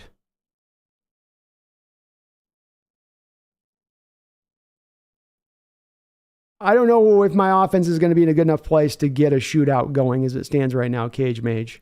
Especially because it looks like right now we're probably going to be without our 2 starting tackles. I would give the Lions a 10-point win. If we don't have our 2 starting tackles, the Lions should win that by 10 points. And certainly it's not going to be a shootout. The defense looked worse. I don't think we forced, but I think we maybe forced 1 punt of you last year, maybe 1, if that. And our defense looks worse this year than they looked last year to go up against you. So I'd have the Lions winning by 10 as it stands right now. And it's hard, Cage, to have a whole lot of faith in either side of the ball as it stands right now. I think once we have our tackles back, the offense will be fine, but I don't think that we're getting him back this upcoming week. And if we are getting him back, I don't know if they're going to be anywhere close to 100%. Thank you, though, Cage. And congrats on your Lions. I think you guys are moving in the right direction. You got a coach guiding you in the right direction. He's got balls. He goes for it. Trying to go out there and win a football game. Dan Campbell doesn't try to go out there just to get by. Let's try not to lose this game. Can we just squeak this one out? How do we shorten this game so we can squeak by? How do we just barely pull this out? So props to your team, man. Moving in the right direction. Like what I see from them.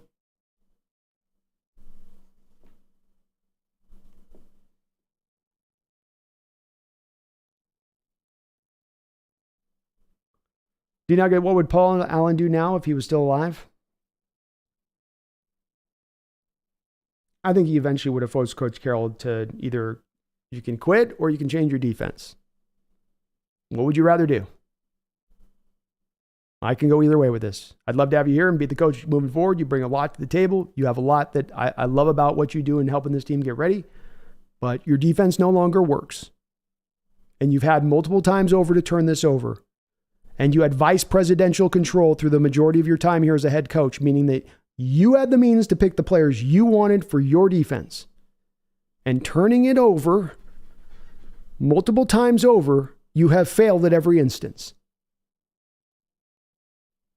So your defense goes out. We bring a defensive coordinator in now who runs the defensive coordinating part of this. And you're a head coach. That's your job. Be a head coach. You're not a defensive coordinator. You're a head coach.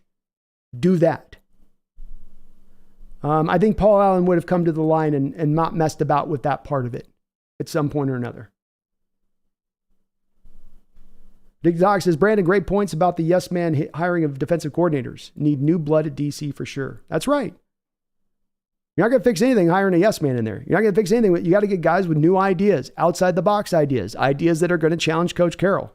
Do any of us believe that Coach Carroll wants any of his ideas challenged in recent years with whoever they bring in? I don't.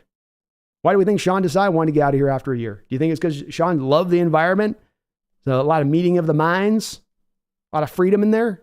Or do you think maybe there could be a little bit of stagnation? I know he got a defensive coordinator job, so technically I guess it was a promotion, but he's a assistant head coach here too. It was also kind of a little bit of a, well, he's not an assistant head coach, I don't think, with Philadelphia.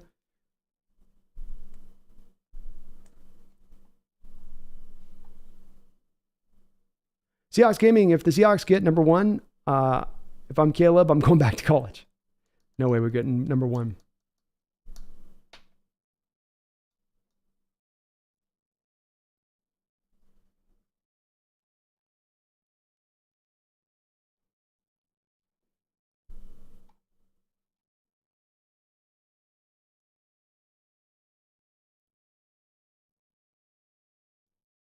Pumpkin looks intense. She knows I'm intense. Right now, she's feeling my energy.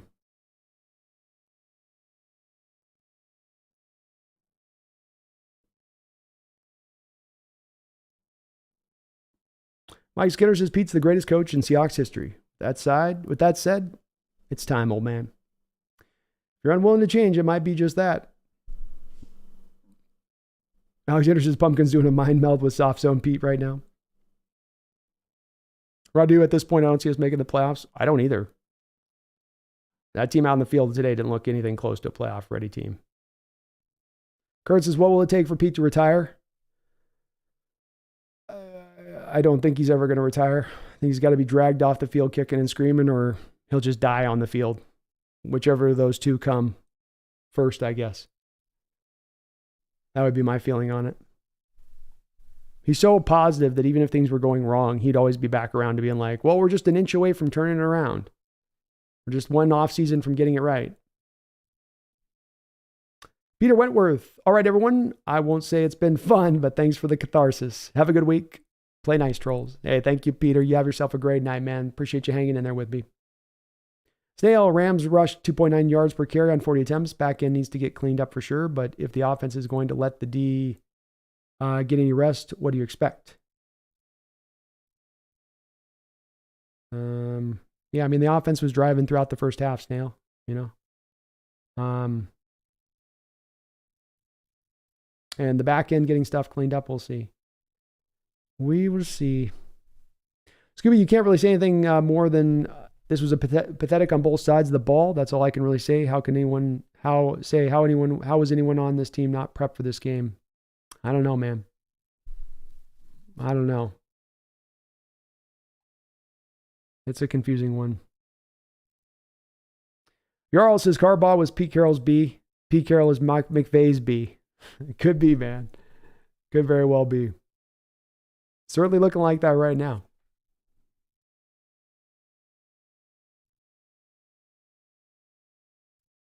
And Fleece, you're right. Can't have a good offense without the tackles, man. Especially when you're trying to go to your backups. Any offense in the league's got to go to both of their two backups at the same time. Psst. Psst. Come here, Pumpkin. Hey. Don't be mean. Don't be mean over there. Sorry, I lost my spot there.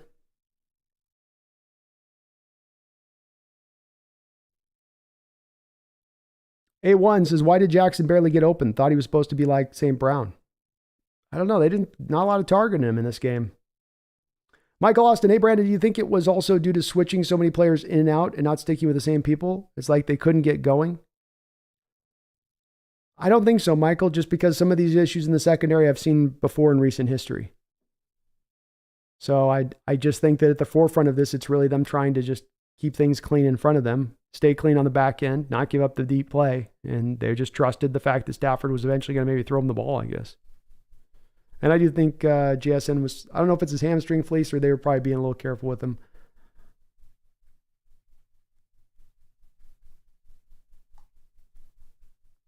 And Utero says Pete Carroll's defensive scheme is outdated. Agreed. Kurt says so much for Bobby giving some good insights into the Rams. Yeah. I didn't see any of that today, that's for sure. Alan says, are we third or fourth in the division now? Yes. Both.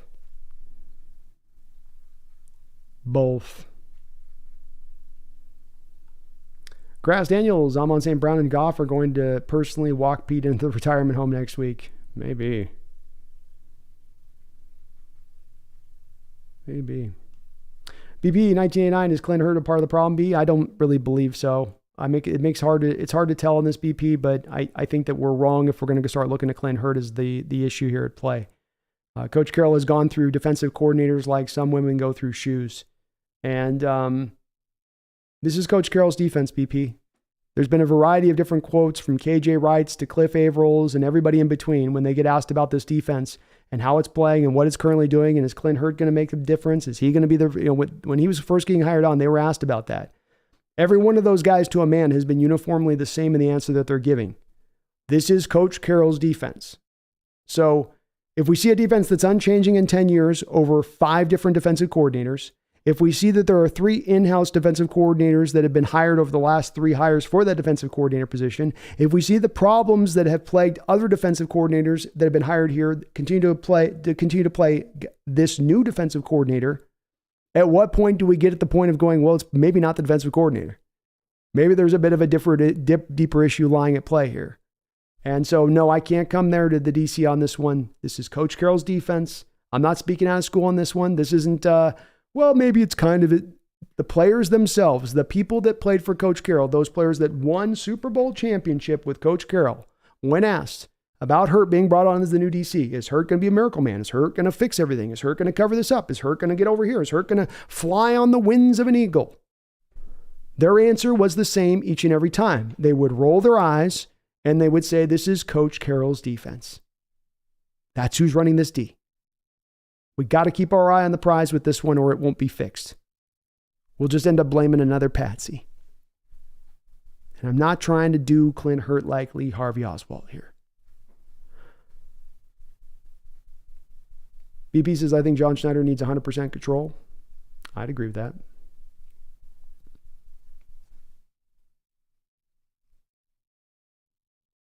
Hawks 808, Jason Tudor, have you seen the clip of Donald rushing Gino and Gino going, oh my God, I'm dying?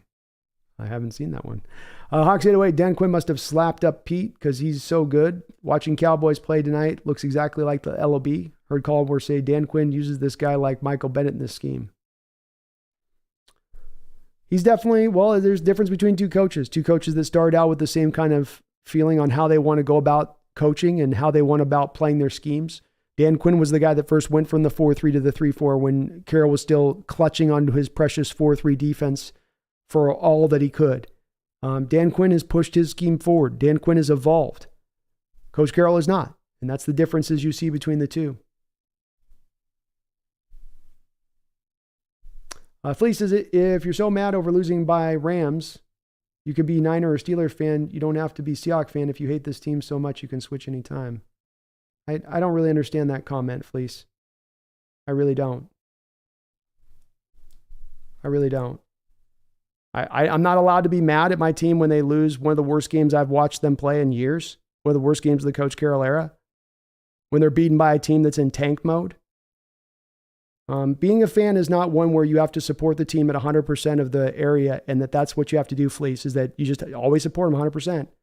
No matter what, let's always find the positive. Let's just always talk about how everything's going to be beautiful and magical and wonderful.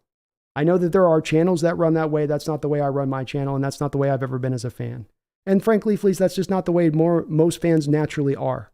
People have a right to critique. People have a right to be angry about something, especially when it's something that's not just happening in the moment, but is happening for years. I tried to present to you that one of the reasons the frustration is here is not just because of this game, but because of the issues that plagued you in this game of what's been plaguing you for the last few years. And that the team's not taking steps to correct or fix those mistakes. So maybe you can let me know. Do I have to wait 3 or 4 more years of no fixing the mistakes? Is that good enough? Is it 3 or 4 more years with no getting to conference championships, backdoor the playoffs every year at best, mid-team?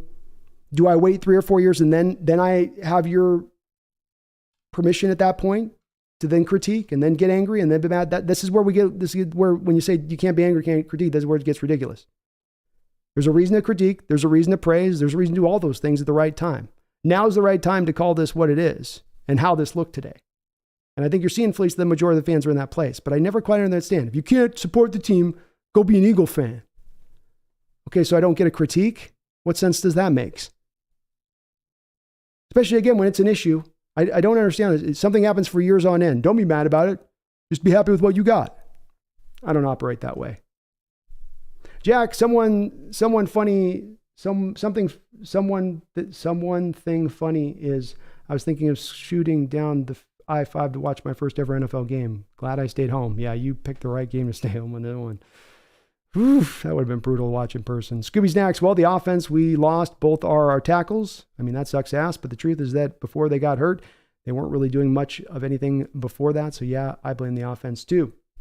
Mike Skinner, I was a Pete supporter through the Pete versus Russ thing. However, Pete's cons are atrocious and have been a problem even in the late Russ era. Well said. Very, very well said.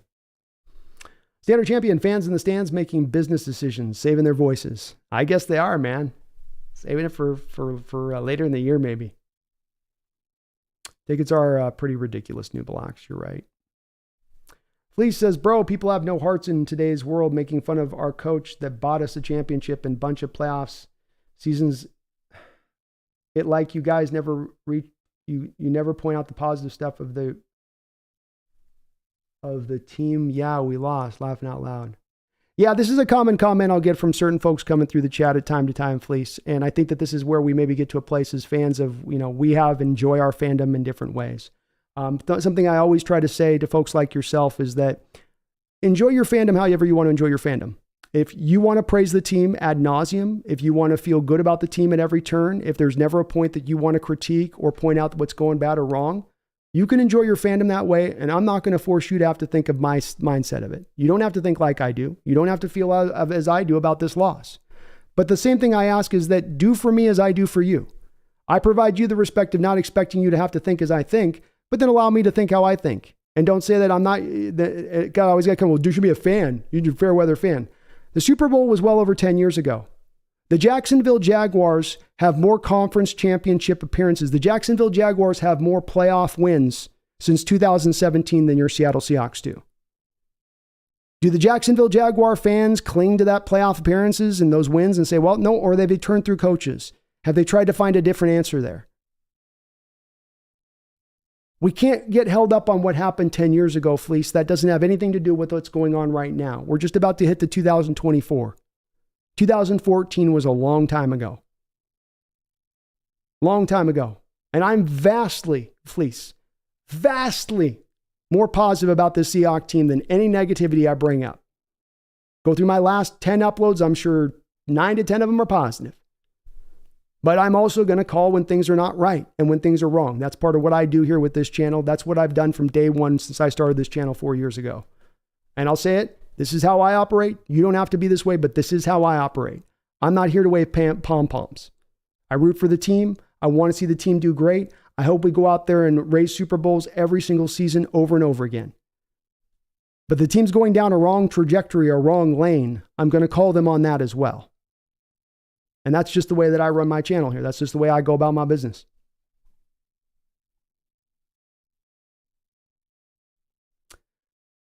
King Bomber, I don't know if you noticed, but after halftime, there was a lot more man coverage, but Trey and Brown and Kobe Bryant were getting cooked. I wasn't locked in probably too close on it as much. I'll go back and watch the All-22 to get a better feel for that at that point in time. That may have been the case. It's sometimes on those little details within that King, it can get a little bit hard on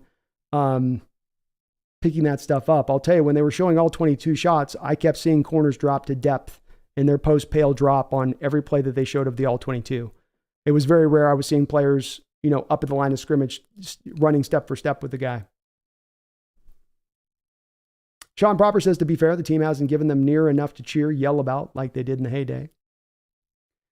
I mean, I guess, Sean, did the fans that were in the Kingdome in the 80s when they screamed out their hearts and became one of the loudest fans in all of the stadium? I mean, we were so loud in the 80s that they created a rule. They literally started to penalize us for being too loud.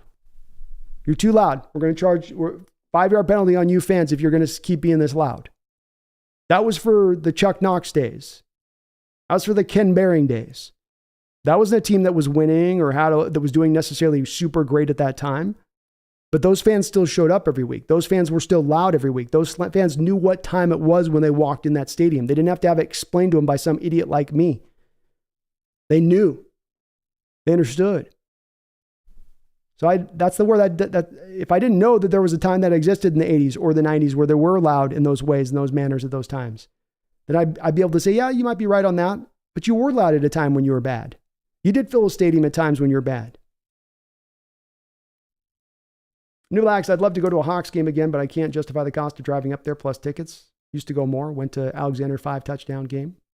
Price has definitely gone funny money status. I think that's a valid thing to say. I mean, it's going to price certain parts and people out of there. I don't get why the rich people can't be loud too, but I guess that's what happens when you get richer money. You just stop feeling like you need to be forced to do anything.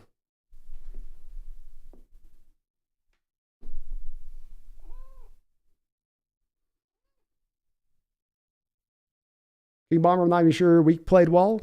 I don't know if Week played well. He made a play in the back of the end zone. He gave up one catch, I think. I didn't see him getting worked as much as we saw Trey Brown out there today, or Jackson.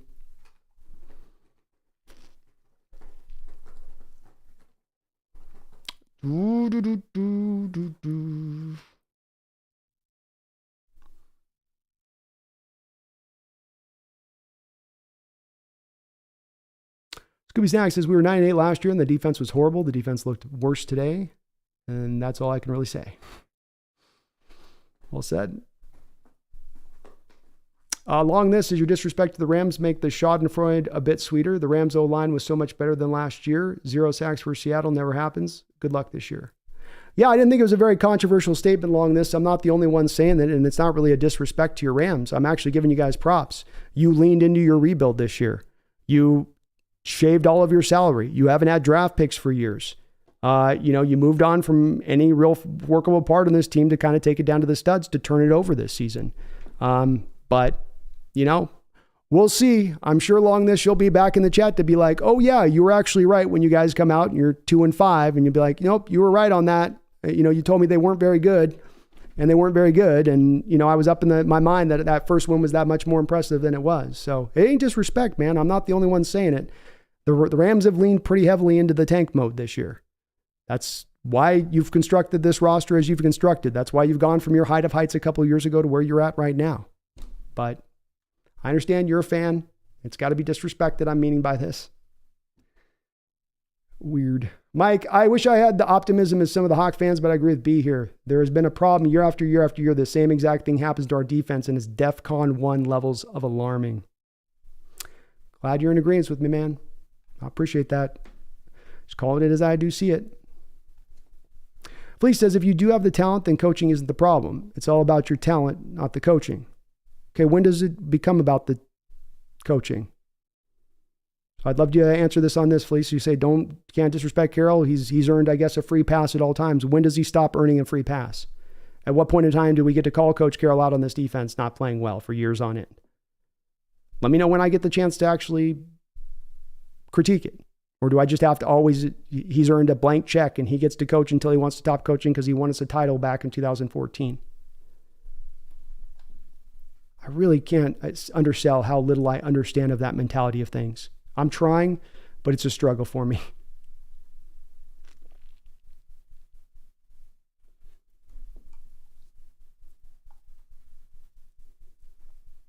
Justin Cooper says, let's be real. I've seen those Ram receivers catch 90% of balls uncontested today. This was bad. It has something to do with the media disregarding the Rams and hyping our team. Eric, for real, this game was an early reality check. We need to check ourselves. It's not how you start, it's how you finish. We have to do better. Well said. SW Lion, you're one of my favorite content creators, even though Lions are my team. Well, thank you for that. NFL stands for not for long. Narrative could be completely different next week. It is 1 week. I hope SW Lion, I hope, as Wiz He Hates Me put it, I hope you guys are right.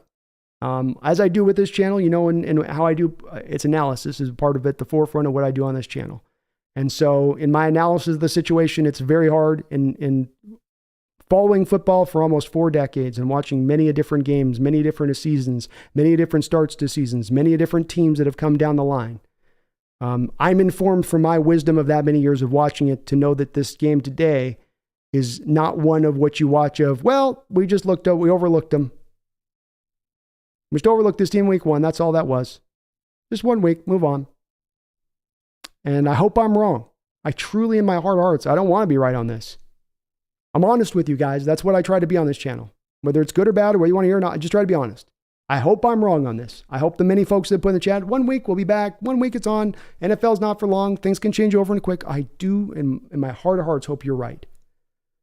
But there's a bit of a pall on this current loss that stands out to me. That's not just one I can just easily just kind of flip on over to week 2. Right? On to the next week. Have a hard time getting there myself. I do. Maybe give me a day. Maybe I'll get back there another day from now, but not right now. They're here as it stands. Dre Bay, thank you for the $5 donation. Says, we lost to the Panthers, the Falcons, and Vegas last year. This game feels the same. I don't know if the Seahawks are underestimating teams or what, but it's a shame. It is a shame. You know, you're losing to teams that you're better in, that you're more talented in. All those teams last year we were better in, they were more talented in, played them all at home, lost to them all. You're right. We're relating it to very much in a similar fashion to this game.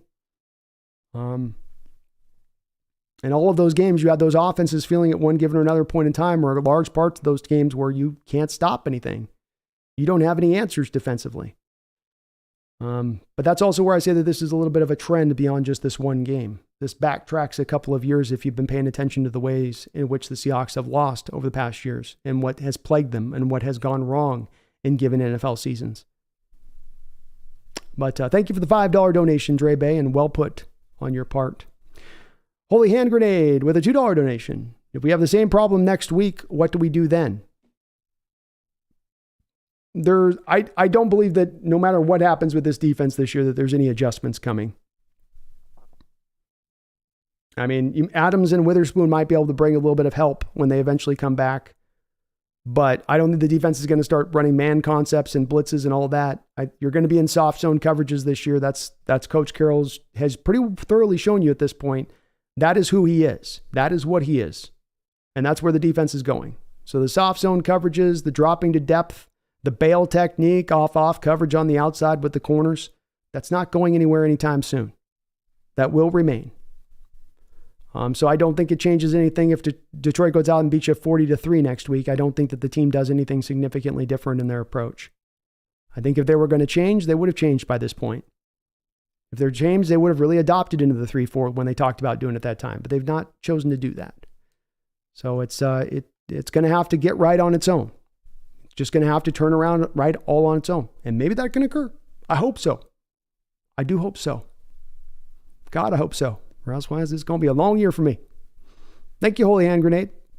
I wish I had more faith that there'd be a willingness to change there, but I don't think there is. I just don't think there is. I think they're going to keep to their identity. Puff has been a member of the Hawks Nest for 21 long months. Thank you for all of that long-time support. I do appreciate it, Puff. Are you nervous about today's performance? Is this fixable? What are your thoughts? Not a good way to start off the season. I'm concerned. Go Hawks. Very disappointed in this game from my standpoint of things. It is one game. That much is true.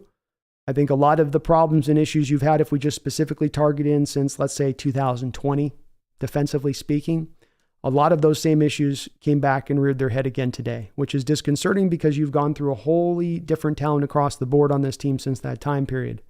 And yet you do see some of the same kind of issues showing on up. Is it fixable?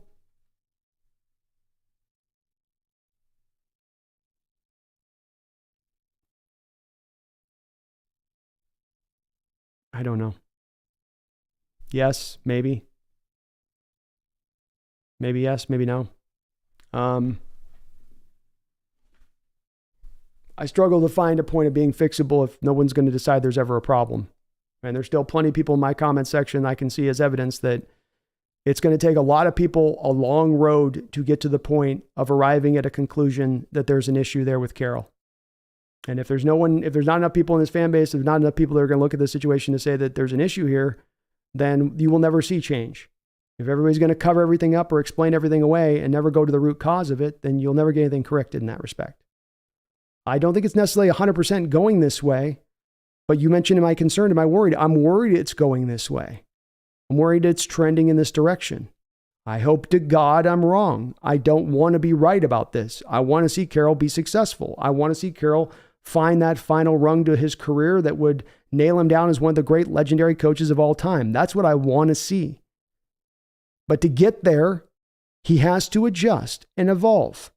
And if he's not willing to adjust and evolve, he will not get there. I don't have a lot of proof on the adjustment and the evolvement thing. I've got a very small smidge of a little bit of stuff he does, but more on that, he's going to stay to what he is. So I hope so, but my confidence is definitely shaken after this game. I believe, Puff, this is one of the worst opening games I've ever seen from the Seahawks. I think this is one of the worst losses in the Coach Carroll era. And I do believe that some of the issues that you saw brought to bear today are going to continue on with this team throughout the course of the season. Thank you, though, man, for sure. The 21 long months as a member of the channel. Randall McDaniel with the $2 donation. Did Aaron Donald look a bit slimmed down to you? Not that I saw. He looked about the same size to me that he's always looked. I wasn't really looking for it, to be honest with you. You know, kind of locking in on it. But he looked about the same size to me, Randall. Approximately. Alan A., thank you for the $2 donation. The special teams was non-existent today as well. Didn't have a lot of effect on the, well, I mean, not non-existent, Alan. I mean, you had a couple field goals made. You missed one. You did have the kick block earlier in the game.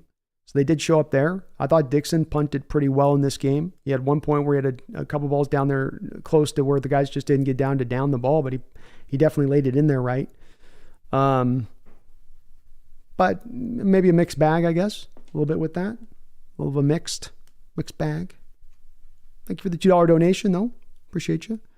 The Real Cheese, thank you for the $5 donation. He says, I watched a little bit of that Niner game, and I'm pretty sure Darnell Washington put Bosa on his back. Wish we had him. Indeed, I saw that play as well. Yeah, Darnell Washington totally pancaked Bosa. Bosa got up to him, and he just had a look on his face like, oh my God. He's a big, bad man, is that Darnell Washington. I mean, he's a big boy. And he's probably going to have an impact for the Steelers at some point this year as a pass catcher too. I liked him coming out. I guess the big issue with him, Real Cheese, was he had a ticking time bomb in his knee, according to some of the evaluators that did the medical checks on him. And that's what prevented him from being drafted higher in last year's draft, is just people were really worried that leg was going to explode, I guess, at some point or another. But I did see that play, and a very impressive play at that. He is a strong, dominating blocker, even at the NFL level, even as a rookie.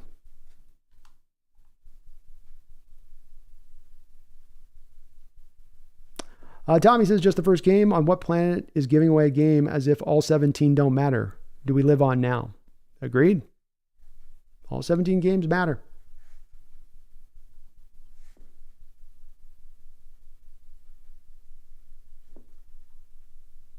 Should it be the Bucs Deuces A1 Matrix? Yeah. Definitely were a better team than them last year. King Bomber, I think we'll have Cross and Lucas next week personally. You're right. Wiz Hate Me. They played the only way they could win. Play keep away with the ball.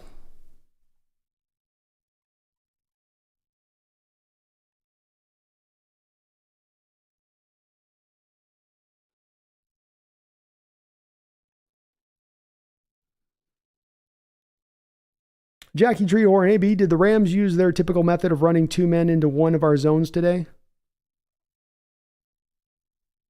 A little bit, but they didn't have to do much of that.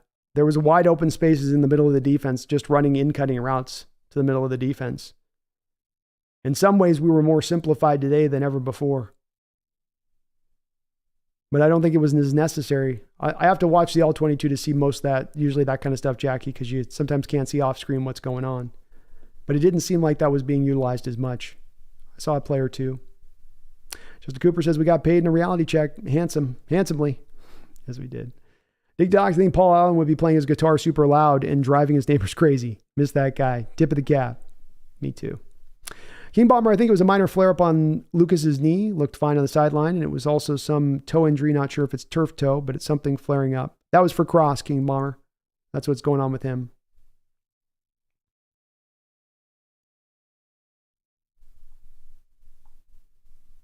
Dig Ox, Brandon Pumpkin feels your pain tonight. An extra salmon snack after the stream is done. Oh, I'll definitely get her one.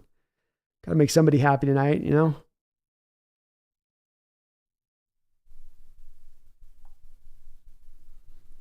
Will Valdez, let's draft Caleb Williams and bring back Mike Holmgren. Who says no? James, I think the most disappointing aspect was how easy they ran the ball into the gut against us in the red zone for those touchdowns. You think the linebackers would be close to the line, ready to hit the gap blitz. Definitely kind of wilted by that point for sure. I think the defense was sort of done by that point. Cameron says, I wish we had Dan Quinn. If he was here and the defense sucked, then we would know Pete is the issue. That's true. King Bomber, what I will say is last year was the first year we dominated the Rams, and it was the first year the Niners dominated us. Very true. Very true. King Bomber, could this be going back to the old days when we dominate the Rams dominate us, and Niners dominate the Rams? Hopefully. Hopefully this would be nice if that's an indication of that. I probably don't think so, but that's a nice thought. Daniel says, rewatching the condensed game, I think Trey Brown might have lost the starting position. Maybe Mike Jackson gets some playing time next week. Can't wait to see Witherspoon out there. He can't be worse than the other two in how they played, I'll tell you that. I don't know if Jamal or Spoon will be back next week, Herbicide. I think they got to get through a week of practice and probably get into Wednesday practice before they'll make the determination on that. Fei Wu Hung says, we just got beat by a bunch of no-namers. Amen. Amen. Wandale says, just throwing JSN screens will not work. You got to do more than that, that's for sure. He just says, that's the last time we get a former 49er to raise the 12th flag. Damn you, Ricky Waters. That's funny. I think our defense will look much better with Adams and Spoon, but the middle of the field and 5 yards from scrimmage will be wide open. Agreed. Agreed.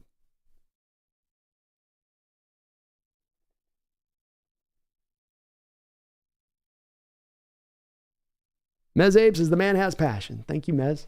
I do love what I do. John says, dang rights, Brandon. You can be as mad as heck. I am. I usually be a pretty level-headed guy, but I'm also going to call it as I see it. I see that kind of piss-ass performance out in the football field, I'm going to call it. And I ain't going to cover it up. I'm going to wave my hand away on it. I ain't going to go, well, just one game. That is embarrassing tape you just put out there.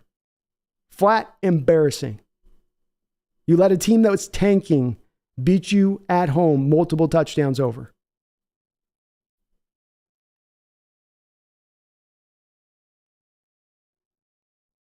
Big Country, Pete hasn't done squat recently, so the past doesn't matter. Amen.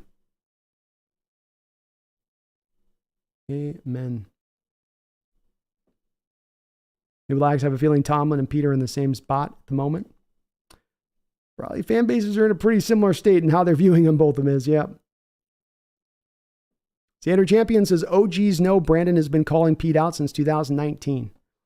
Yeah, I'm consistent with this. There's ain't any new territory for me. You may be new to my channel going, well, this first time I've heard you critique Pete. I've been doing this back to 19.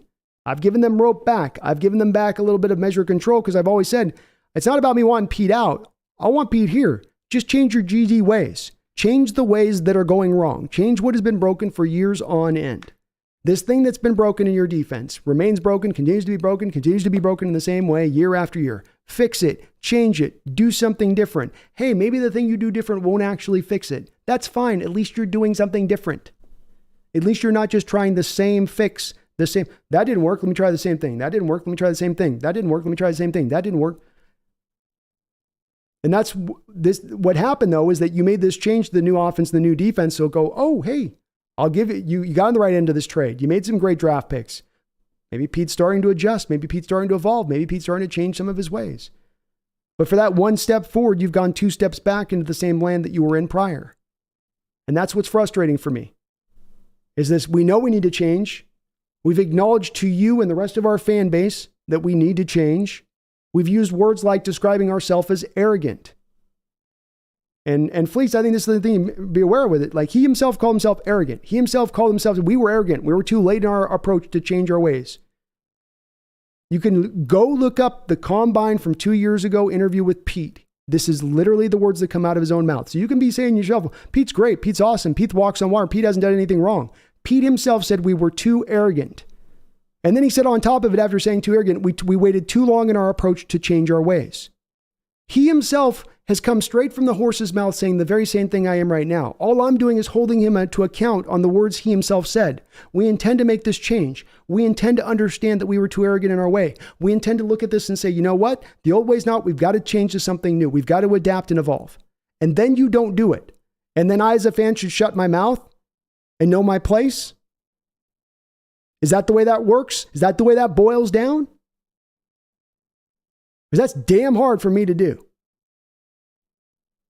You told me you're arrogant. You told me you need to change. It's like a guy that's an alcoholic. They're drinking 24/7. Good guy. Solid. Salt of the earth kind of human being. A drunk. A fifth of vodka every morning. And then he comes to you one day and he goes, you know what? I hit rock bottom. I've hit rock bottom. This drinking isn't working for me anymore. Back in 13, I was the man of the show. I was the man of the party. I was the life of the party. I had a couple shots and everybody loved me. Now I'm just the sad guy at the end of the bar. I've realized it. I've realized it. I had my moment of enlightenment last night. Did you really, Pete? I did. Great. You have that conversation with him and then you go a year later and he's back to doing a fifth every morning. And there's some fans in here who want to tell me that I have to look away from that drinking and just ignore it. Because back 10 years ago, he was the life of the party. Excuse me if I don't play that way.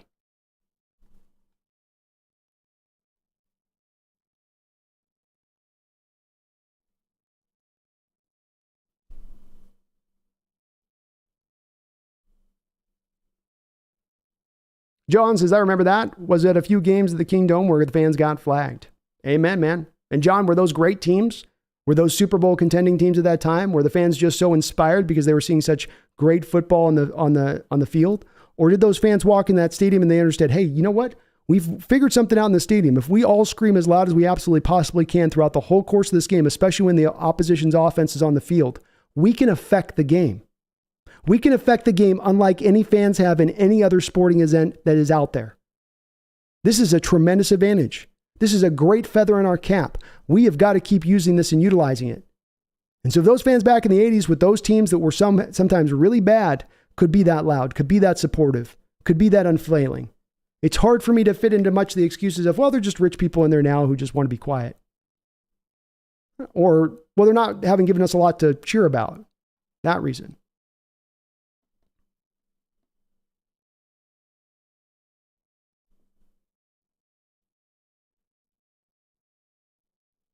Bomber crazy how Rams think they're an actual good team. We beat the Broncos and Russ, and not a single Hawks fan thought we were good. It's true. That's true. Herbazai, do you think, do you guys, and I'm surprised you took offense to that too, King Bomber. I was like, really? I think you would have been pretty well aware of this. Herbazai, do you guys think we can get it together before the Lions game? Anything's possible, man. And the NFL can change week to week, that's for sure.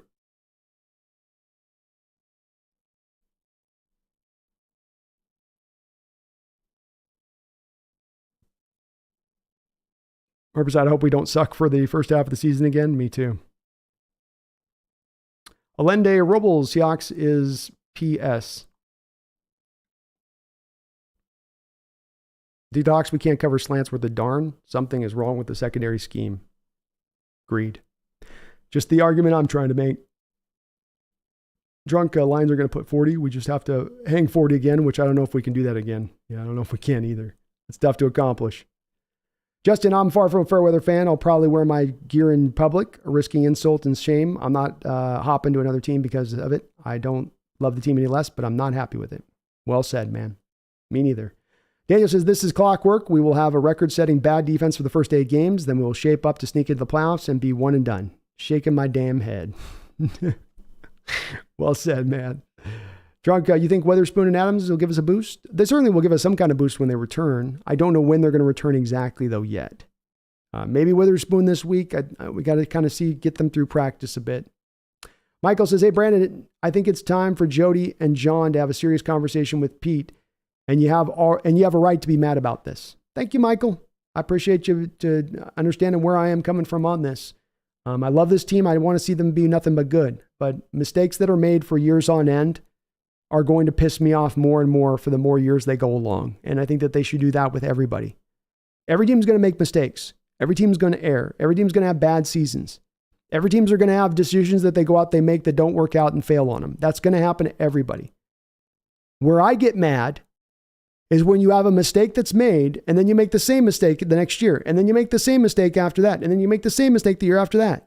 That's where I get mad. Because now you're not even trying to correct where you're going wrong. You're not even acknowledging there's something wrong.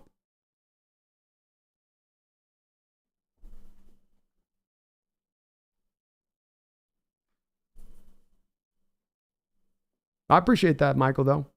And Dan, you're probably right about that clockwork thing. It's hard to think it's just 1 week when we keep losing the same way. And we had our throats stepped on today. Beautifully put, man. And that's the way I feel about it as well. This wasn't just a 1 week off deal, and you got taken to task by the Rams at home. A rebuilding squad took you apart. Drunk, I agree. We have to blitz. I don't care if it's what Carroll wants to do or not. Your defense isn't stopping jack shit on the day. They can't hold anything back. They're flailing like some kid that's been thrown in a pool who's never been taught to swim. And your answer to it is just to keep dropping into soft zone coverages. Press the action. I don't care if you're anti-blitz. Do something to force the action. Make something occur. They don't like doing that, though. That's not the way it rolls. I'm behind on my donos. Sorry about that. John Stillwell, thank you for being 11 months as a member of the channel. I do appreciate it. John, so very much.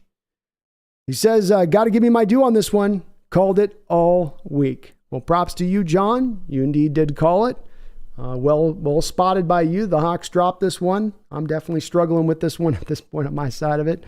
But there definitely was yourself that called it. We had a couple people that were a little worried about this game. But yeah, it's a brutal one. John, thank you as well for the $50 donation. I do appreciate that, John. Unbelievable support on this channel, and from you especially on that, John. Thank you for all of that long-time support as you do here. He says, to the best sports analyst in our area. Oh, thank you, man. I really do appreciate it. That's a kind comment of you to put. That does put a smile on my face, and very kind of you to say, man. Thank you so very much. And I've even in times like this where it's a little troubling stuff we got to talk about, I still love what I get to do here. You know, there's still no doubt about that. I still have a great time interacting with you guys, whether we agree or disagree at times, or we're all in great disagreement, or whether there's some liveliness in the chat. It's always fun being able to have this interaction with you guys after stream. And there's some good catharsis in it as well, I suppose, too, John, in addition to that. Thank you, though, man, for that $50 donation. Very, very kind of you. Hope you're having a good night out there. Probably licking your wounds like I am a bit here, too, but getting through okay. Don Mata with a $20 donation. Thank you, Don. Says, you are allowed to think Pete was good for us and is currently awful. How long of this awfulness before he gets canned? I would rather go 0-17 in style than trust a guy that says you can't win in the first 3 quarters. I think you first up, the greatest point is, I think, at the front of what you said, great thoughts all the way through. But what you said at the front of this, I think, is a very important part of this, which is that we live in a land right now where you can notice this, and this affects all things in all walks of life, it seems like anymore. And that is if you're not with us, you're against us, right? And you see this form so much all across walks of life, different discussions, different things that come up. Well, if you're not with me, then you're against me, right? Or everything's got to be in ultimates, you know? We're in a binary world of 0 and 1s, and we're not. There is to me, always an open room for nuance and a gray area here. I think that you can absolutely celebrate what Pete has done for this team, as Don says, and revere him as the best head coach in Seahawks history, and also be very skeptical about what he's currently doing defensively and about his approach on that side of the ball, and to wonder if not that approach is going to deep six this whole rebuild before it even gets started. I think that that's still okay to do that. It's a long time since we were in the Super Bowl. 10 years in the NFL is a long time ago. Long time. And he can be celebrated for that, revered for that. But as I said, Jacksonville Jaguars since 2017, the past 6 years, the Jacksonville Jaguars have won more playoff games than you have. The Jacksonville Jaguars have been to more conference championships than you have. Does anybody look at the Jacksonville Jaguars and give them any kind of recent pass because they've had some success and they've won? You know, we've kind of uniquely put Pete in this area because of that win, because we're really nice in the Pacific Northwest. You win us a championship and you're our dog for life. And I love that we're that way.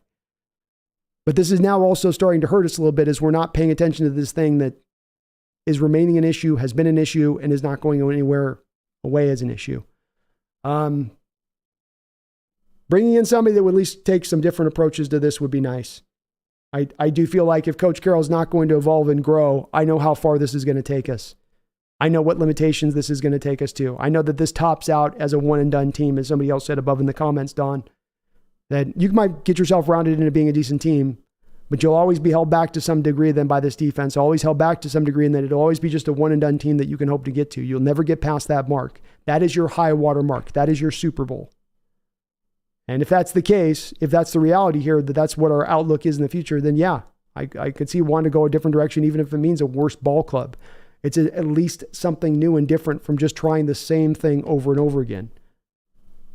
At what point is it a call to new strategies? What point is it a call to say, okay, the whole thing ain't working. We got to try something different here. Doesn't seem like that's quite resonated in quite yet. So yeah, I'm with you, Don. Thank you for the $20 donation. And I think it's a very important part, as Don says here. I think I can be, folks out there in the chat, fellow Seahawks fans, can be Seahawks fans of the team, can love this team, can love Coach Carroll, love what he brought to the organization, revere him on the high, and still look at the last 6-7 years and go, we got some issues that aren't being addressed here. We got some things that are continuing to be ignored. And they're continuing to be ignored because we're trying to run things the same old fashion we ever have. No changes. Hard to see there being new results off the back of that. But Don, thank you for the $20 donation, man. I do appreciate you. John M429 with a $5 donation says, so much for our pass rush coach. And he's, of course, speaking of BT Jordan, who we brought in to specially help out the pass rush. Says, if we couldn't get home against this O-line, I think we're going to struggle against Detroit next week. Thank you for the $5 donation. And I can't say anything but agree with you on your comment. That's not a great offensive line. And they controlled and handled you throughout the course of this game. You didn't threaten Stafford. You didn't make him feel uncomfortable. You didn't have him moving his feet or seeing ghosts. You had him feeling like he could kind of set up there and go through all of his reads and do what he wanted to do back there. And your front four wasn't getting home. And the coaching staff seemed to have some weird, strange confidence in this front four to be able to get home throughout the course of this game when they were never getting home because the coaching staff was refusing to dial up any pressures to manufacture blitzes, to manufacture some kind of pass rush. Odd all the way around on that one, John. But Detroit has a superior offensive line to this one that we faced this week. And if we're getting handled, to your point, like that and controlled so well at home by a Rams team in this way, why would Detroit not handle us even more so next week? And my answer to that is that I think that's a great question. And this is why I would say Detroit probably has a 10-point edge on us as a team going into next year, in my view of it. I'm going to be making the call in this game, and I'll probably have it as something like 33-13 or something. Maybe 33-20 or something. I think they're going to definitely be able to get a lot handled against us offensively. I mean, they did what they did against you last year. I don't even think they had Amon St. Brown last year in that game, if I'm not mistaken. But yeah, BT Jordan, I get not a lot of impact you could see from that today, could you, John? We have 2 quarterback hits the whole game on like 50 dropbacks. Randall, thank you for the $5 donation. I do appreciate it, Randall, for that. He says, play calling before half after field goal. Play calling before half after field goal block. 2 runs, DJ Dallas, specifically second down. Let opportunity slip. Also bomb on 3rd and 4th. D on the field too much. So this was the play calling before half after the field goal blocked. The 2 runs to Dallas, yeah, those were kind of 2 strange ones. The bomb on 3rd and 4 to DK, I think you're talking about up the sideline. I think he had double coverage. He threw that ball too. Offense didn't play great today. I don't want to give them seem like I'm giving them a complete pass, Geno was good to start things out, but he started to get worse as the game went along. And Waldron did not call his best game. That was definitely a boring approach offensively in the way that they were looking to attack. Not a lot of creativity in there. Thank you for that $5 donation, though, Randall. I appreciate you on that. I remember the 2 DJ Dallas runs. Those were weird runs there. Yeah, Charbonnet and Walker. Let's give it to Dallas a couple times. Ray Bans. So frustrating to see us play 6 to 8 yards back in coverage on 3rd and 6 and 9 yards every single time. What does Carroll need to change this? It's been 4+ years of subpar defense. So frustrating. Ray, that's what I've been hammering on this stream for going on well over probably 5 hours after the post-game stream. And that's been at the forefront of my mind, and it's frustrating the hell out of me too. As somebody was saying above on this, well, I can't critique Carroll. I got to give him a pass for his Super Bowl run. You mentioned right now, it's been 4 years of the subpar defense. So my question to those folks who say, I got to shut my mouth here, that I shouldn't critique Carroll, that I should only be giving this team a pass, that it's just 1 week and we should overlook this. Just so if there's one of those folks, and I'm truly meaning this because I'm reading every comment in the chat, if there's if a person out there that does feel this way in the chat, do me a favor. Post in the chat of when I am allowed to be critiquing. How many more years do I have to go by with the defense playing at this performative level before I finally do get to critique Coach Carroll? And I mean this is an honest question because I want to understand where your mindset is on this one. Because the folks that seem to say don't critique Carroll, don't push back on the Carroll situation with the defense, don't seem to be advocating at all for the fact that defense has been bad the past 4 years. I don't know. Is there maybe there's a feeling here that from your standpoint, the defense has actually been pretty good the last couple of years and that this is just this one game off. But I would like to understand from somebody in the chat who is bristling at having any kind of critique of Carroll here of how long does the defense has to not perform well? How long does that have to be a league worst defense, historically bad defense, before we can finally say, okay, this is a problem that needs to be corrected now. We've actually got to do something about this. We can't just hope it's going to go away. A1 says, who's a good player to draft next year because we'll have a top 10 pick? Zurhan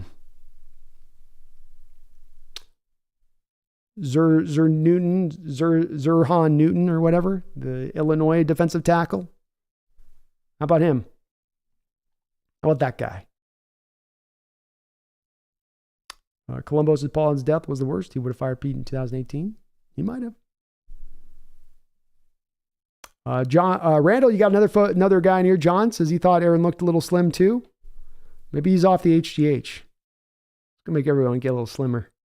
We'll go lightly. Time to move on from Pete after this year and go get Dan Quinn as the head coach. Laugh my ass off. You're not the only one that's brought that up, Will, as a possibility. There's been a couple folks who have mentioned that as maybe that's the way we need to go here with this.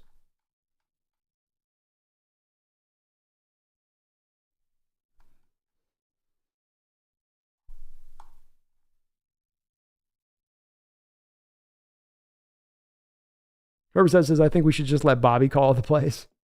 Could it be worse? I don't think so. Can't be worse.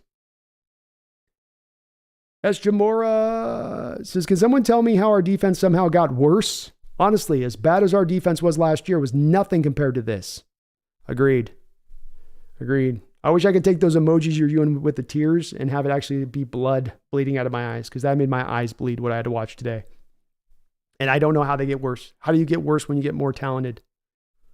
How do you get worse when you play a foe this year in the Rams? That Rams team this year that you played in this game is worse than any team that you played last year, in my opinion. Maybe absent the Cardinals. Maybe. And they boat raced you. Chris, I just don't know how you go from Legion of Boom philosophy to Legion of Doom. Was it Dan Quinn? I don't think it was Dan, Chris. I think that this is the evolution of the sport. And football is a sport that doesn't stay the same way. It's always changing every couple of years and changing significantly. And when Coach Carroll got in here with that defense that he had, he could get away with running cover 3 with the elite athletes and the elite talent that he had drawn up on that side of the ball. Very hard to put that stack of elite talent on that side of the ball. You could make the argument here that if he had been able to draft as well with that defense and that team, it's not able to play defense anywhere near as good as they had. But because you hit every move out of the park as you did, you got them all kind of right at the right moment, you were able to really utilize that simple nature of that defense with those great athletes. But football evolves, football changes. And with that change, you've got to evolve with it. And instead of evolving, Coach Carroll has remained the same. He doesn't want to change. He wants to keep doing it the old way he always done it. He goes, well, I won national title with USC running this defense in 2001. And I won a Super Bowl with the Seahawks with this defense in 2013. So why in 2023 should I not be able to go win another Super Bowl in the same way? Why has this decade been the one where that changes? And you've got to change, Chris. With Dan Quinn, the reason Dan Quinn's now had success after he's left Pete, the reason that he went from Atlanta as a head coach and now has gone to defensive coordinator at Dallas, and he's one of the hottest names out there as a commodity. He's an open guy to be a coach on the market here very soon. Could have probably been hired could have probably taken the Denver job because Denver wouldn't have had to give up a draft pick for Dan. But he didn't really, by all accounts, it didn't sound like he really wanted that job. He's evolved and updated his scheme. He's done that thing that I'm saying Pete needs to do. Dan's not done. Dan's done. The thing that Pete won't do, thing that Pete says, I ain't doing that. Dan said, I'll do that. When Pete was clinging on to his 4-3 defense with a death grip, Dan Quinn was transitioning to a 3-4. Dan Quinn will build in more man-based concepts in his defense. It's just a more willingness. You got to adapt. You can't just stay the same and stagnant. It's going to bring diminishing returns. Chris Camp says, of course, that plays a part, but we could still use the scheme we used to, press man coverage. I'd like to see a little more of that. John says, I thought Pete was removed from president. We've never been quite sure on that, John. I've never gotten full confirmation of that. Bear with me one sec, folks. We'll be right back.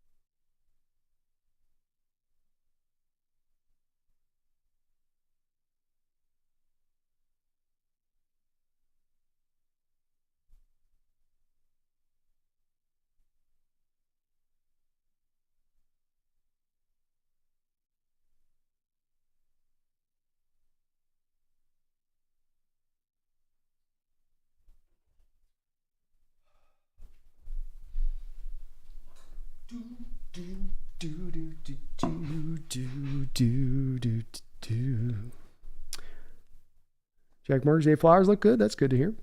BP says, I understand what you're saying, B, but if we're going to have issues, have them now. I guarantee you when we go to Detroit, we'll be a lot better than we showed today. I 100% hope you're right on that, BP. I really do. And, yep, this gives them a chance to address what's wrong. You know, they've got to face it right in the mirror now. There's no way to kind of turn away from it. So we'll see if they do address it and find those improvements or if it does remain. It is probably the big interesting thing to monitor here as we go through the rest of this season. Rosato's calling 4 sacks, 2 INTs today. I would have gone with that too. My name says, do you think we should keep Pete Carroll? Can we win another Super Bowl in the Carroll era? I'm not looking to necessarily be at a point of firing Coach Carroll, but I'd also like to understand at what point in time he's going to decide to change his ways if his defense is going to work with the old ways. And if Pete's answer on that is never, then I'm kind of done at that point. The whole thing with having confidence in Pete and me putting my confidence behind Pete the last 2 years and supporting him in that manner is that he's said, okay, I recognize I need to change. Like I mentioned about that alcoholic. Okay, I'm an alcoholic. I got to stop drinking. But now he's back to having the bottle tipped up all the way. And I'm trying to be patient about that, but you're back in the bottle, man. We talked about this.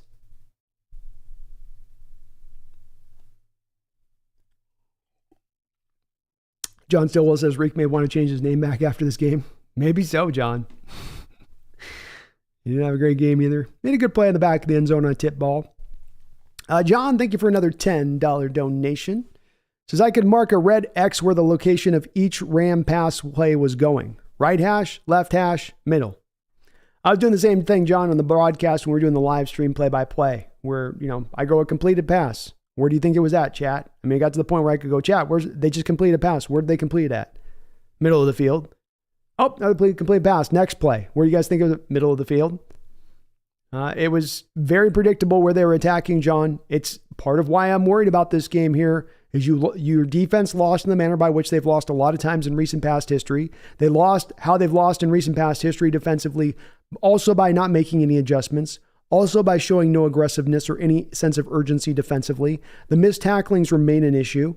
It's the same problems. And when you get to as a defense where over the course of the game, an offense is simply attacking you in one spot over and over again, and you're making no schematic adjustment to take that away from them, what the hell is going on? What are we doing here? Pete, they're hitting us on 10-yard over route. Okay.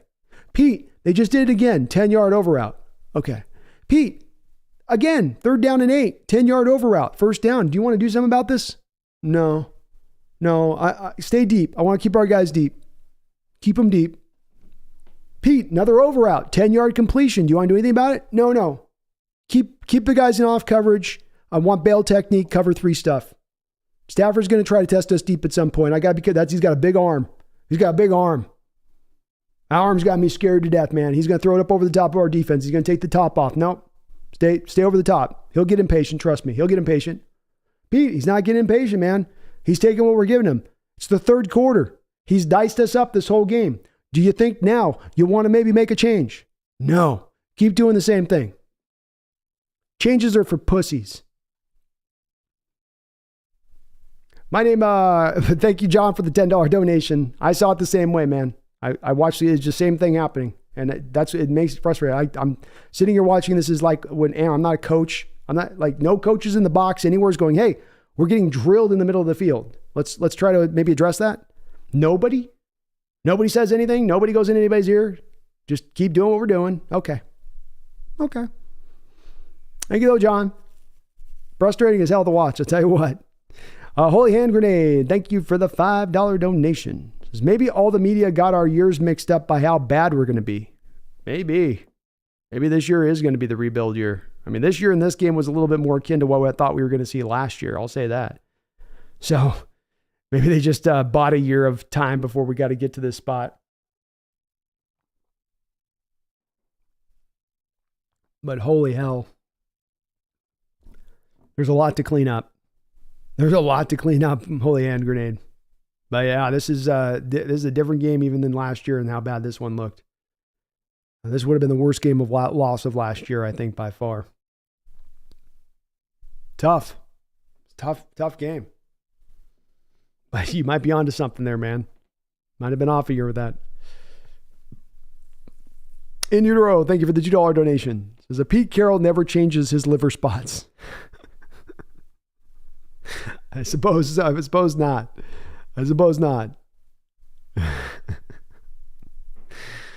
Oh, Lordy. It's got to be tough. Something that's helped you win your whole career at a variety of different stops. And then that stops working. And then how to read when it is, that stopped working versus I just have to make some roster adjustments to get this right, and that you're probably constantly pulled back into this. We can get it right. It's worked before. We can get it right. But there does come a place with all schemes where you go, okay, this ain't working. We got to change it. Got to move to something new. But well put in utero.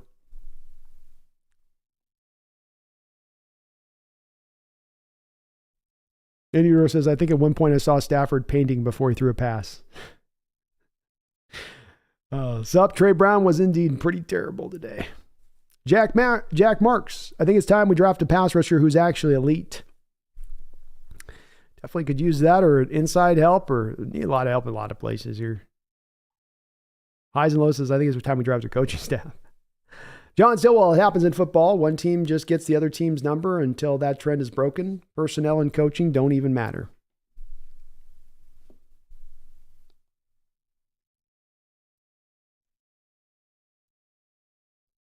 Just gets the other team's number and personnel and coaching don't even matter.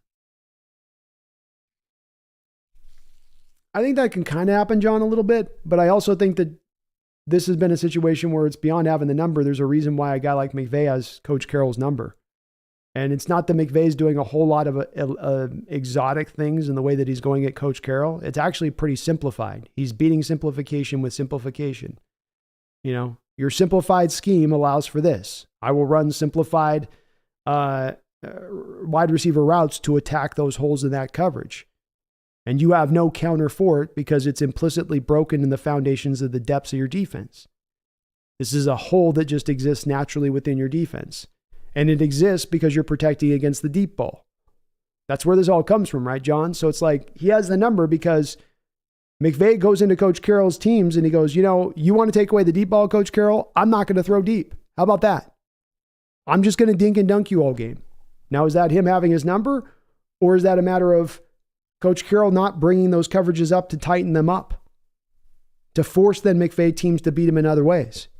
I mean, how many times, John, can we think of a time with Jared Goff here or even Stafford being here of them like really beating us a lot over the top with deep throws? Stafford's probably thrown like 2 deep throws since he's arrived on the Rams here in his time against us. It's all dink and dunk. It's all, you know, I'll just pick you apart. But I hope you're right. Hope it's just 1 week, man. I hope this bounce back next week. I'd love to see it. Hey, baby. New Block says it's crazy how Pete refuses to change. Agreed. I would have thought by this point he had seen enough.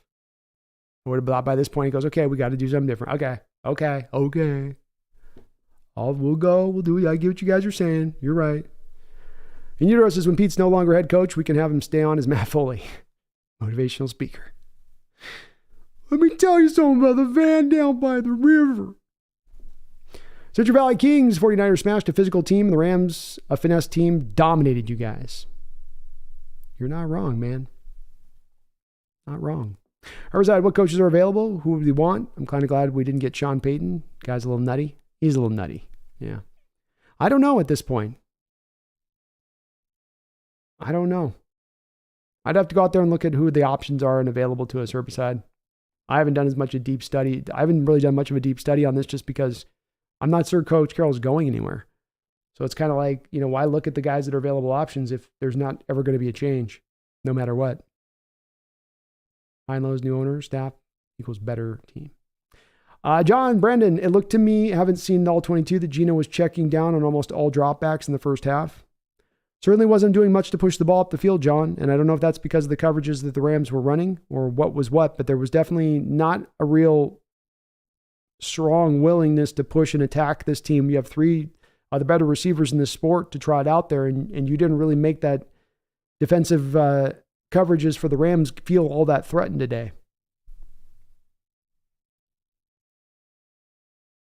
A1 says, anyone asked him in a press conference about changing his scheme? I don't think anyone's asked him as of yet on that, no. Penelope Roberto, 12 is the number of those losses you're taking this year? Maybe, Penelope. Maybe. BP, another thing, Gino has to stop looking for the big plays. I would rather take short yardage throws than 3 and out. Agreed.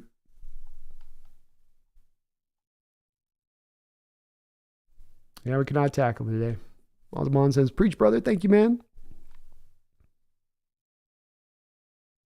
Scooby Snacks, I mean, you can get all the new personnel you want for this team, but if we don't change the scheme, then we're going to keep going in circles. Well said. That's my standpoint on it as well. We've tried to blame defensive coordinators prior to this. Chris Richard, you're the problem. We're firing you. Ken Norton, you're the problem. We're firing you. Oh, hey, we just need to turn over the personnel after the post-Legion of Boom era. So we're going to put all this draft capital into the defensive side of the ball. We're going to draft all these new guys. We're going to return over. It's going to take us a little bit of time. You got that, fans? It's going to take us some time to rebuild this defense. Okay, we got it. We'll give you some time. Okay, you guys, you know about that first defensive rebuild we did, like in 2016-ish? That didn't work, okay? We need another 3 years or so. We'll give us 3 years here. We'll get the defense back at that time. Then we're at 2019. Turned it over now a second time from your Legion of Boom era. Okay, you turned it over now. Still not good. What's going on? Why aren't you good defensively? You've poured all these assets into the side of the ball. Why aren't you returning? You know what? We're going to let Norton go, and we still need some more talent too. It's both of those. It's Norton and we need more talent. It's both, not either or. Okay, now we're 3 years later. You've had eminent amount of resources dumped into that side of the ball. Turning it over, new defensive coordinator. Same problem showing up. What is the problem? You know what? It's pass rusher. We need a pass rusher. That's the problem. Circles.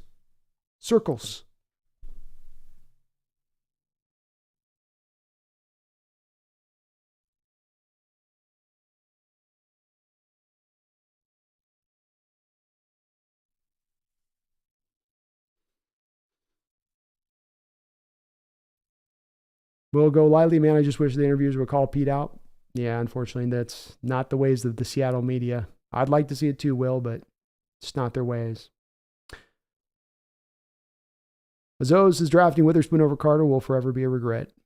It very well may be. Daniel says, it's not that we lost, it's how we lost. Everything you're saying, I've started feeling after seeing the Rams' first drive. We could have won 32-31 and would agree with everything you're saying now. Thank you, man. I'd be saying it too if that was still the case. I would not be lauding that as a great win at that point. You gave up 31 points to this Rams offense. Central Valley Kings, why don't you guys smack them in the mouth like when 49ers and Hawks? Oh, Lordy.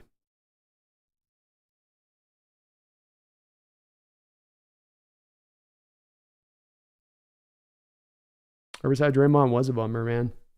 He didn't provide anything at all. My name, what rank do you expect in the NFC West after this game? I think we're above the Cardinals, but we're technically tied for them at the bottom of the division. Both of us are 0-1. Daniel says, the tone of the concern is much more heavy after such a brutal loss, but even a close win today wouldn't have changed my concerns or lowered my expectations this year. Beautifully put.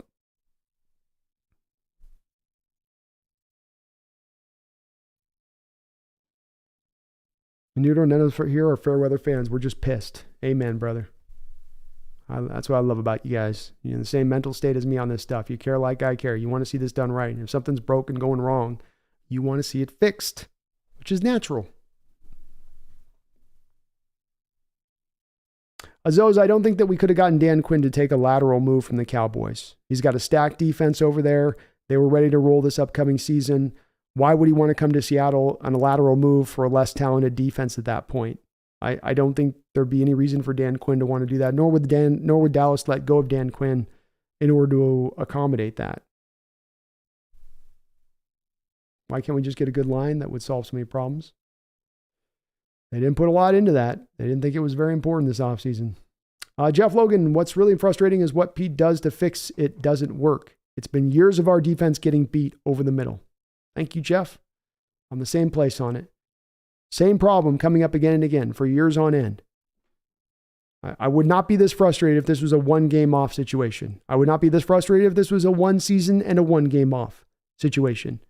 This is an issue that has been going on now for years. Years.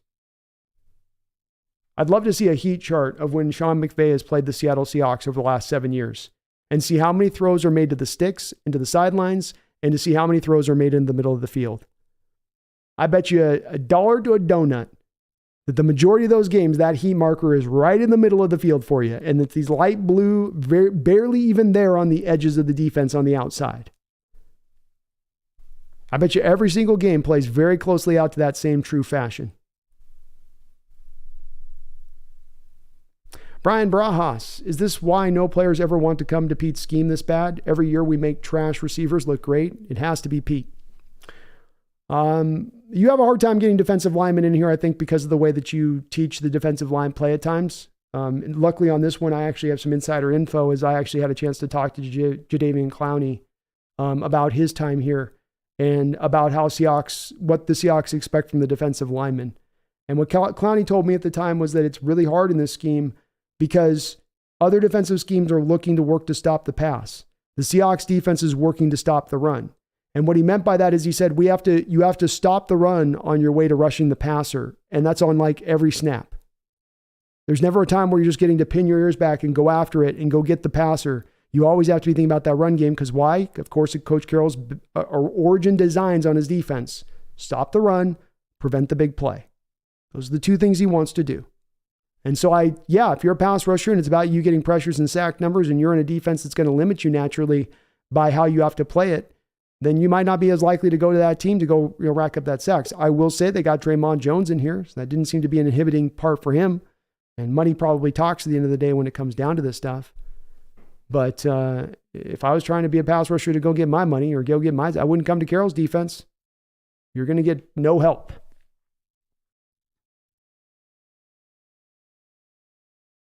Seattle 808, one thing I'll say is the Rams always play us hella good. We swept them last year and we were bound to lose eventually. It just sucked how badly we got dominated. In any other year against the Rams, Seattle 808, I'd be in that same mode of, hey, they always play us tough. It's Sean McVay, it's tough. But this is not a Rams team that has been the Rams team of any other year that McVay's been there. This team is just a shell of those once former glory, a shell. And to get beat by a team that is this bad, this young, on the road, it's harder for me on that respect of things.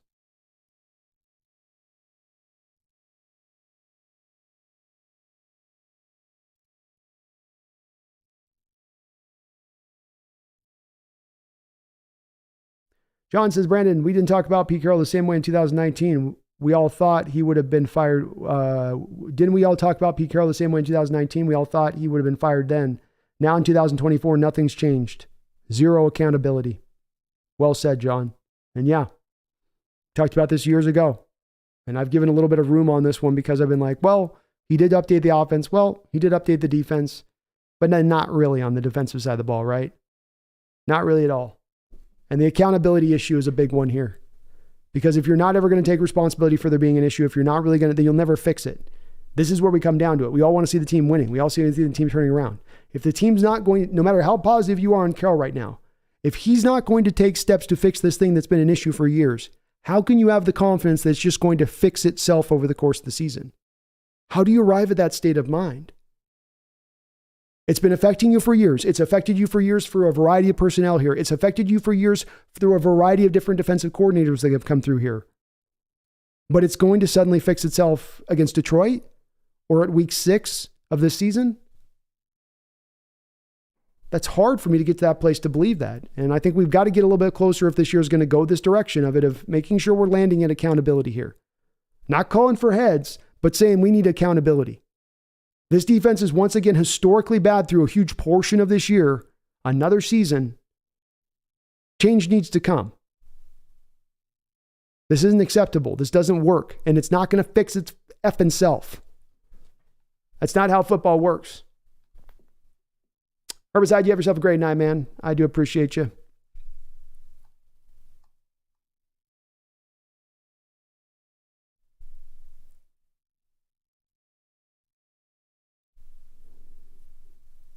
Sub says, I think we have the pieces, but the play calling and schemes are suspect at best. Amen. DJ Jimenez, first game for BTJR. BT Jordan. He'll get it together. I hope so. Jeff says, Cam shoulder tackled as much as anyone. The difference is the ball carrier would be going backwards after. Indeed. Indeed. Danny McCormick, thank you for the $7 donation. I do appreciate that. Very kind of you. Says, the Ravens get injured a lot, but I love their scheme. Man defense, aggressive. Reek and Devon can do that. Opposite of Pete, though. Hawks media so soft to Pete. It is the opposite of Pete. He does not want to go to man. He does not want to be aggressive. The Ravens do get injured a lot, Danny. I will say, though, that they seem to have a lot of injuries on the other side of the ball. It feels like they had a little bit of an issue last year with the trainer in there and some of their processes for how they were training players and whatnot. There was a little bit of controversy, if I remember that from last year, just a bit in regards to the Ravens. But I like their scheme too.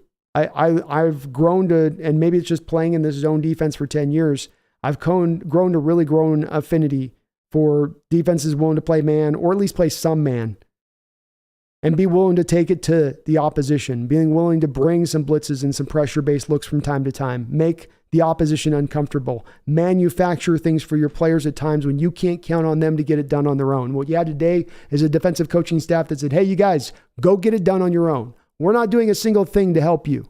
We're not doing a single thing to put you in that position to succeed. Go get it done on your own.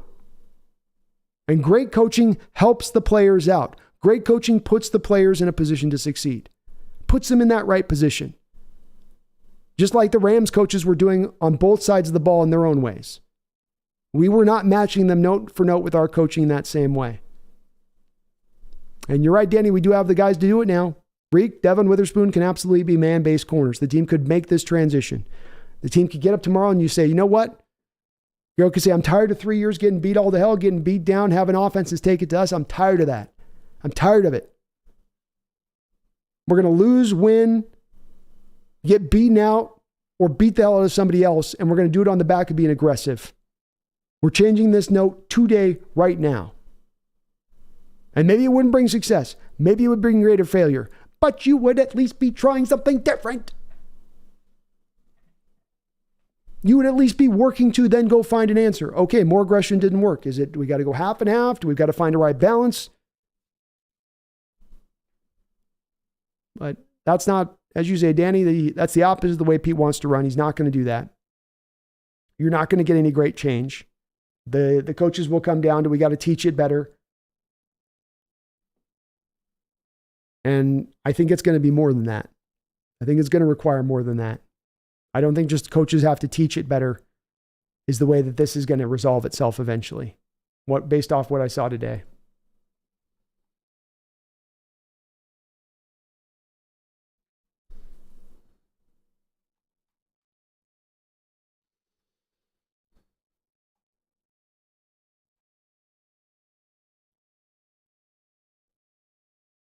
We got well over 200 people still in. This is awesome. You guys are hardcore like I am. Jeffrey says, Pete's 80 years old. Just put him in the old folks' home and be done with it. Crafty Cam, we need to draft 2 cover safeties early next draft. That middle field is atrociously covered. Yeah, it's going to be hard to do that, Crafty Cam. I mean, you've dumped a metric ton load into the safety position as far as what you're spending from salary cost wise, and you don't have really a pathway to now get out from under these safety contracts because you've converted their base to bonus. So it's going to carry a lot of dead money if you do move off of these safeties. Not to mention, I'll say, in recent drafts, Crafty Cam, there's not been a lot of great cover safeties out there in recent years. Kevin says, Pete did good with good players. Maybe the talent just isn't there. I'd be more akin, Kevin, to believing that this could be the case if he hadn't had a chance to turn over his defensive personnel 3 times over since the Legion of Boom. And at each one of those times that you've turned the defensive personnel in, you have put a huge stack of resources, both in draft capital and money spent, into that defensive side of the ball. You know, when you're making these desperate moves down the line to improve one side of the ball or the other, you know, when we get down to training camp and they make some of these big swing moves and give up a lot of draft assets, you know, it's a 3rd round pick for Sheldon Richardson on the defensive line of the ball. It's a 3rd round pick for Jadeveon Clowney on the defensive side of the ball. It's 2 first-round picks and a 3rd-round pick for Jamal Adams on the defensive side of the ball. It's a 5th-round pick for Quandre Diggs. It's a 6th, 7th-round pick for Carlos Dunlap. You know, it's to help out the defense. It's always the defense talent problem. So that's where I have a hard time getting to that point, Kevin, is that we have turned this over a variety of times. They've had the opportunity to put a lot of talent to that side of the ball. And that has not been the fix. That has not resolved it. So if you move the talent through a variety of different times, does it not come back to being scheme at that point in time? If it continues to be a failure point. Jeff, the wheels fell off today in a way I've never seen a Carroll team do. This was horrible. It's not even the loss. It's just how it happened at the end. Well said. I couldn't agree more. Zoe says, no more Illinois players. Don't want another bust like Witherspoon. He's not an actual bust. I'm just overreacting. I feel you, man. No worries. John Walker close to 50 yards in the first half and not used in the second half unless he broke one after I gave up. No, they didn't go to him very often with it, John. Some of this gets driven to where I think the offense on the Rams side of the ball was just driving every single play and going down to try to score every play, and that the offense had to feel like it matched it on the other side, which left you outside of being more balanced and evened up on it. But they definitely went away from the running game in the second half a bit. I think Doc Dan Quinn's not on the market. Kevin Zorbro says we would end up with another Mora. No one wants to coach here. I don't know that that's the case, Kevin. Or you could end up with a Mike Holmgren. Right? So, I mean, Pete's been great, best coach of all time here, but we've also had another great coach here. We've also had another coach who's probably going to the Hall of Fame here in the last 20 years. So there are other coaches out there this is not necessarily just the only coach. It's only by Pete or nothing. I'm not calling for Coach Carroll's head here, but I just want to say it's not also that he's the only man that can ever take us to anywhere here.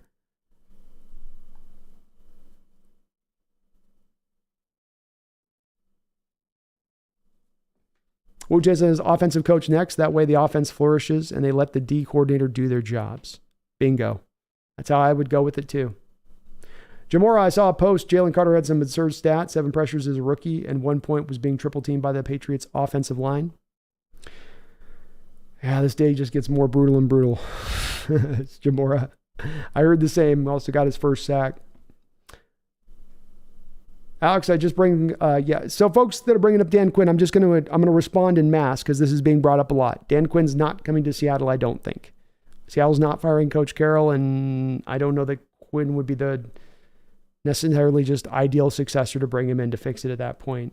And maybe as a head coach, you could bring him in. You're not going to bring him in to be a defensive coordinator, that's for sure, which has been mentioned a little bit. But Alex, you could maybe prime away as a head coach, I guess, if he wants to go that. I sure would like to get more of an offensive-minded coach, though.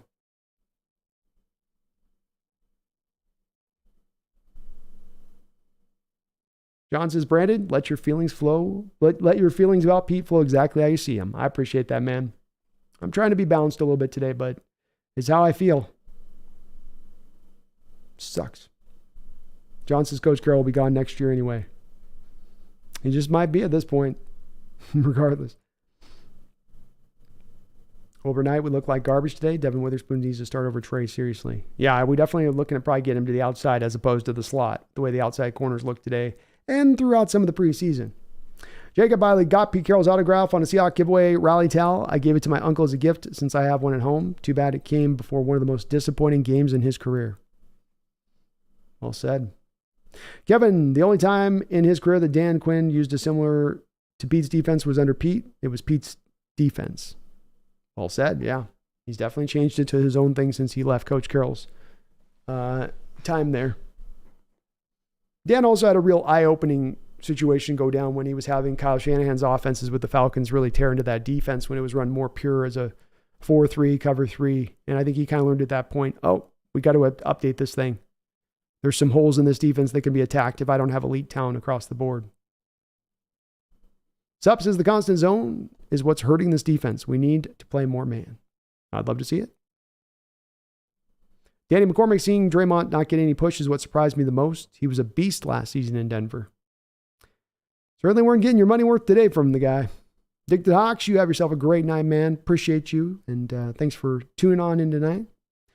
JC says more man-to-man as well, where the zone is too soft in the middle of the field. Our linebackers allowed too many passes. Definitely way too soft. Whether we're going to blitz more or not, we could definitely tighten down these zone coverages quite a bit more.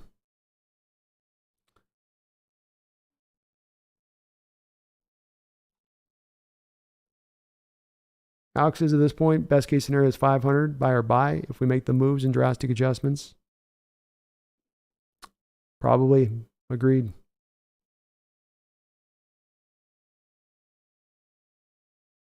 Yeah, I see the pushback on some of the DK stuff. I can't quite get there myself on it. I got so many problems with this football game. I have so many issues with this football game. DK is not the one that comes to mind with me on that. E36 swinging.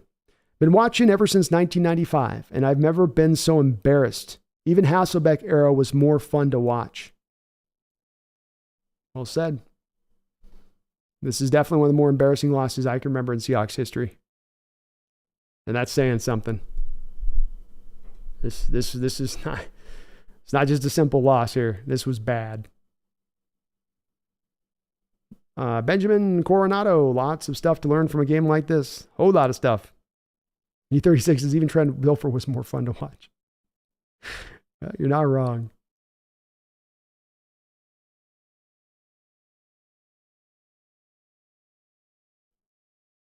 Tackman Clan Killer, I agree. Playing on Detroit, 10 a.m. on the road. That team where they're at, where they're going ascending. Playing for their coach like mad crazy. It's going to be a tough game.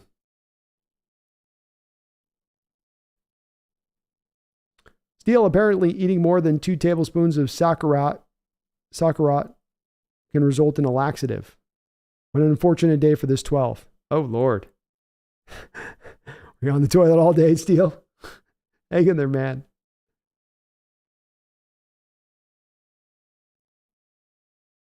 E36 swinging. Sorry, man. I'm a little bit behind on the chat. I try to read pretty much all the comments as I can or questions, so it does put me a little bit behind. Jacob Davis, Brian Flores for Hawks coach. I think Brian Flores passed. Brian Flores. I want an offensive coach, Jacob. People are mentioning Quinn or Brian Flores. I'd prefer an offensive-minded coach. My opinion is on defensive-minded coaches that they're too hands-on. And what I mean by that is that they do too much of managing the offense to protect their defense. Whereas I think an offensive coach will just trust his defense to run the day as needs to be run. And I'd like that as a better, I think, dynamic.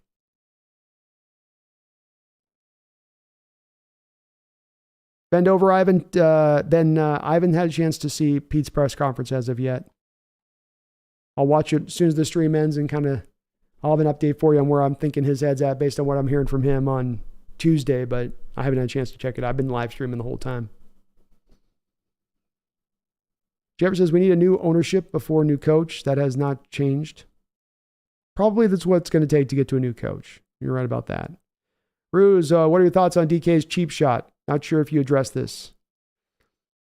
I don't quite get the cheap shot stuff myself. My opinion on this is this. I think that football has gotten really soft, and I think that there's a lot of fans that have started to get kind of soft with it. This is a man sport. Buckle up your chin strap, and when you step on that football field, be ready to act like a man. Ain't nobody out there to protect you. Ain't nobody out there to hold your hand. You walk on that field, you put your head on a swivel. And when it's a play where it's a run play and a receiver could come up and potentially block you, be aware of that. And if that player knocks you on your ass, well, have that head on a swivel next time you're out there. DK Metcalf plays with an edge. And you know what? If we had more guys playing with an edge, we might win more football games. If we had more guys in that defense playing with an edge, we might stop some more offenses. We had a whole lot of nice guys on this team over the years. You know who's been a real nice guy? Cody Barton. Hell of a guy. Hell of a guy. God, he's a nice guy. He's the kind of nice guy, if you're a tight end running up the field for about an 80-yard run, he's just going to just softly push you out. Don't want to hit him too hard, right? Because you hit these guys too hard and then you're a cheap shot artist. Then you're dirty.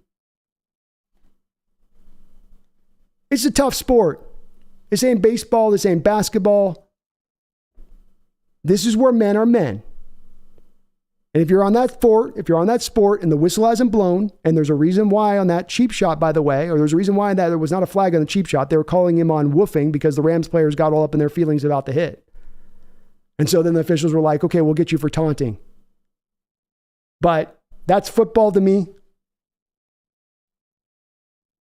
And quite frankly, I wish we had more players that cared as much as DK did, because I think we got a lot of players that don't quite care as much as DK does. And you'll hear me pretty consistent on this. DK ain't why we ain't won more games over the last 4 years since he's arrived here in Seattle. He's been the reason you've won games, not why you're losing games. The reason you've lost games has been a lot other reasons going down the line. And to arrive at DK coming out of this game is to me silly. Silly. But this is a place where I know I inherently, I guess, come head to head with some of the fans out there that, I don't know, you guys, do you want to move to flag football? Do we want to get to a point where they never can hit each other, or that every time a guy's getting hit, we're all looking around for the flag to come in? Achilles Witherspoon's got a live play there. He needs to be aware of what's going on around him. He had his head turned in the wrong direction, and DK paid the price. Was DK probably a little frustrated in that moment and gave him a little extra? Sure. Does that make it illegal or a cheap shot artist? No. Not in my opinion.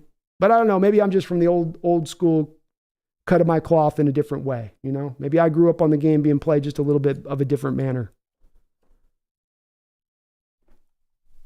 Because when I grew up, when you got a player get hit on our field, he didn't look around all the time for a flag or bitch and moan. It just got up and realized I got to protect myself.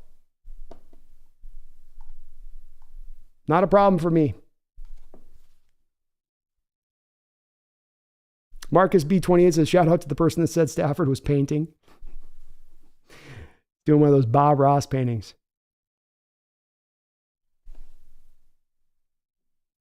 James, I was surprised they abandoned the tight ends too.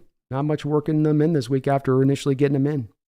Definitely went away from it. I don't know what the offense was trying to kind of accomplish into that second half. Hunter is nervous for next week's game. I'm nervous for it too.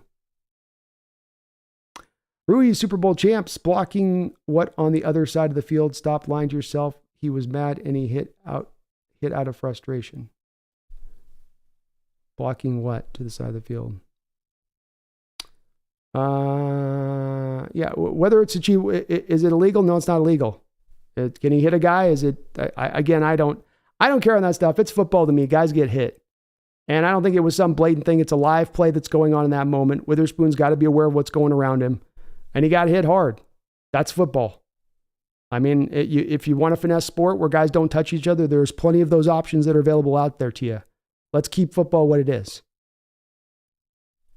You know? And DK plays with the edge. And when you play at an edge like that, sometimes you're going to overstep on the line over the edge or go right up to the towing of the line of the edge. I'd much rather be having to keep a player pull back from that line, having to pull him back with his emotions than some of these guys who I can't snap my fingers in the air to get him to wake up, who walk out there with a going through the motions approach, making business decisions, not willing to stick their head in the tackle. So where we go to what's the problem here? You know, what's the issue today? Did you lose today because of DK? I've seen DK mentioned quite a bit in my chat today. Quite a bit from a variety of DK get mentioned a lot. I understand kind of passingly mentioned that one DK play, but DK is the reason. DKB should be one of the first 10 things we talk about when this game as to why you lost this game. I don't think so. I don't think so.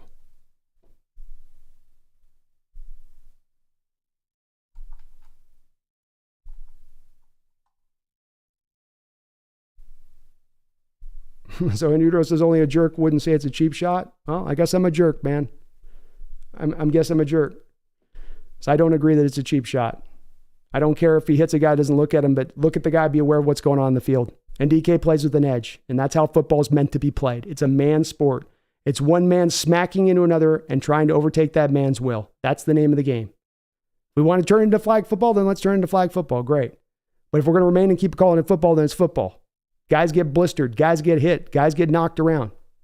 That's the name of the game. That's part of what I love about this sport. And again, if we disagree, we disagree. I'm not going to name call you on it if I disagree with your outtake on it, but throw it my way. Feel free. It's not going to change my outlook. Jonathan, how many hours have you been going, man? I did a nap, did homework, cooked dinner, watched the Cowboys-Giants game, and you're still going. You're hardcore, man. Hey, my pleasure. I love doing what I do. And I had a lot of frustration to vent tonight.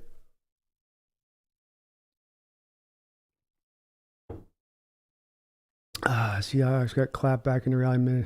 Manicure, believe the hype. Blah, blah, blah, blah, blah, blah, blah. Marcus B says the NFC West outlook in my Club of Lang voice. Hey.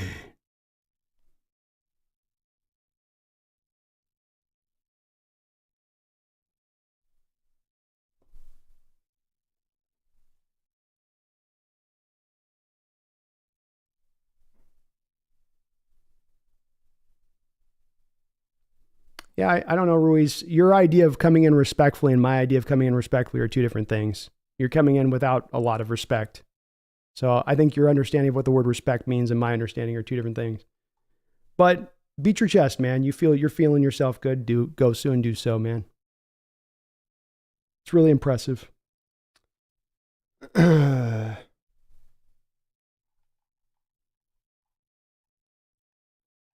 the troll factor went up today, big time. Dangerous, is it time to let go of Pete? It may be time, but I don't think it's coming anytime soon. Don't think it's coming anytime soon.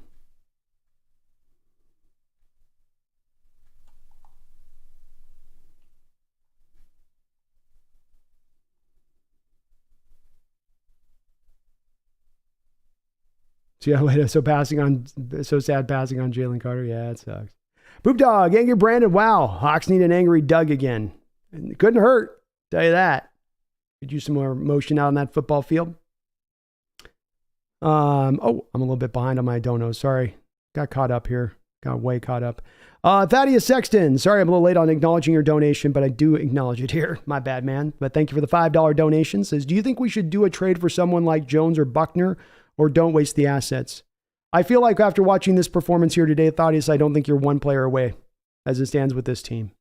And I think you're going to end up giving up a lot of draft capital for a go-for-it move when you're not a team that's in a go-for-it state. So the better move to go at this point is to probably sit and assess and see where this thing's going, and hold on to assets and retain those assets at this point in time. That would be my feeling on the best way to go as it stands here as we go forward. I just think there's a lot of holes here. Jones or Buckner is not going to fix the problems with the secondary and the soft zone coverages.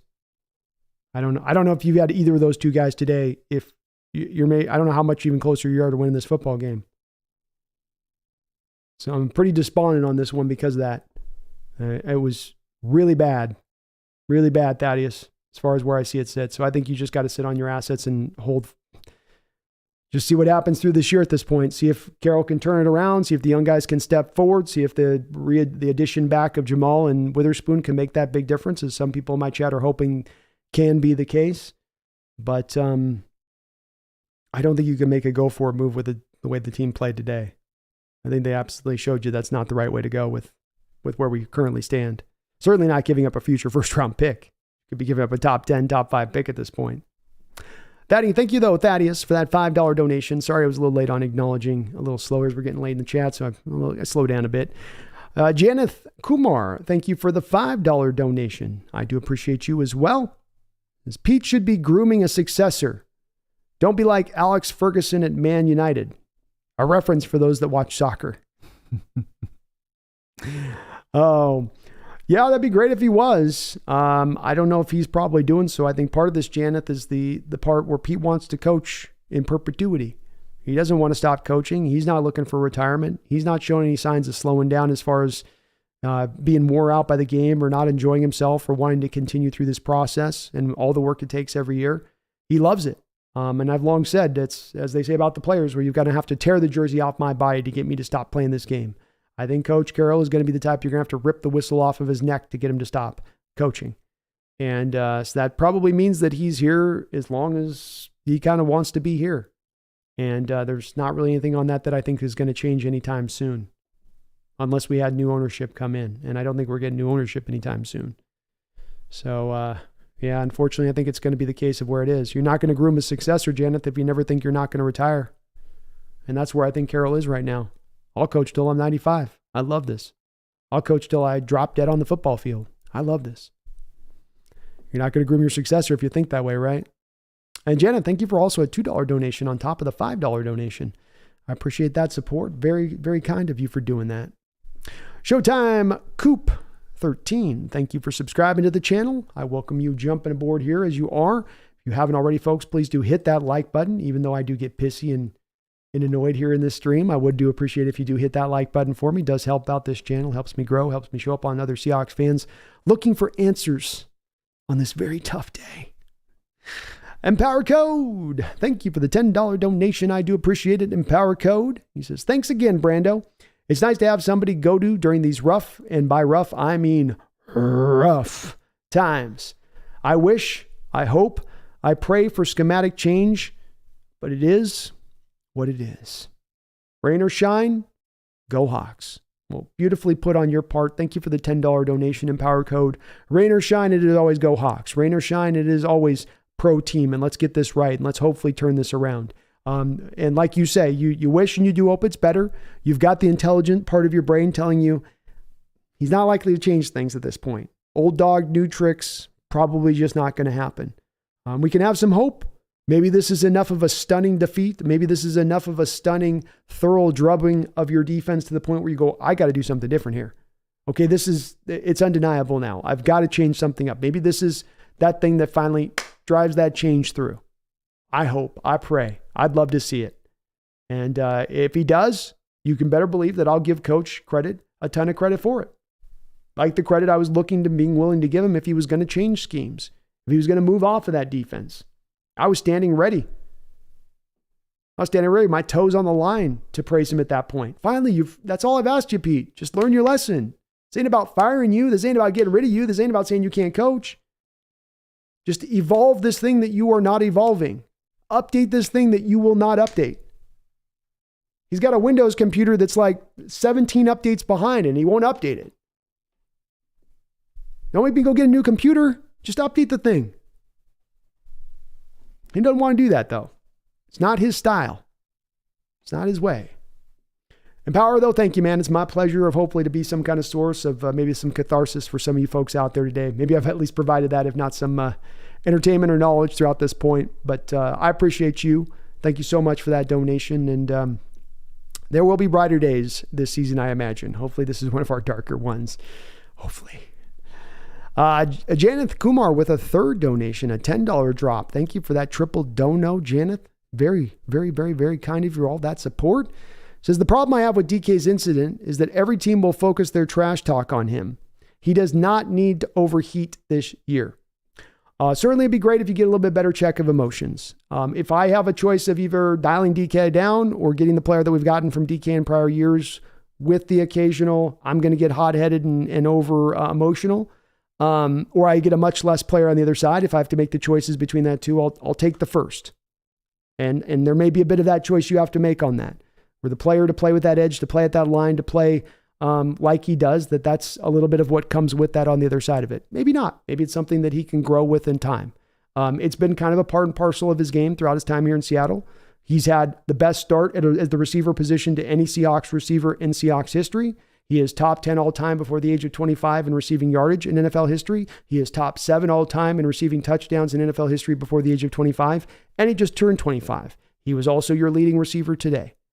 I come back around to, we can look at some things with DK and say, well, I'd like this fixed. I'd like that fixed with DK. DK is one of the things to me, I guess, on a Janet that just, he's helping us win games. He's helping us win.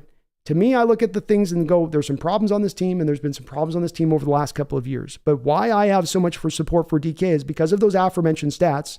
As sparkling a start to an NFL career at the receiver position as anybody else, absent 8 other receivers in NFL history.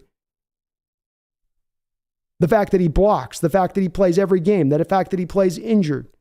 So many things that he's giving on the bus side. Okay, so you get the occasional once every 3 games, 15-yard penalty. I'd love to see him clean it up, but it's also not something I'm going to get really too obsessed with because there's so many other problems on this team that are such bigger issues that are really the reasons we're losing games. I asked it before on this chat. I'd love to, if Janeth, please post it in the comment section if you can. What was the game that DK cost us in with one of these penalties? Truly. Today's penalty didn't cost you the game. The defense cost you the game.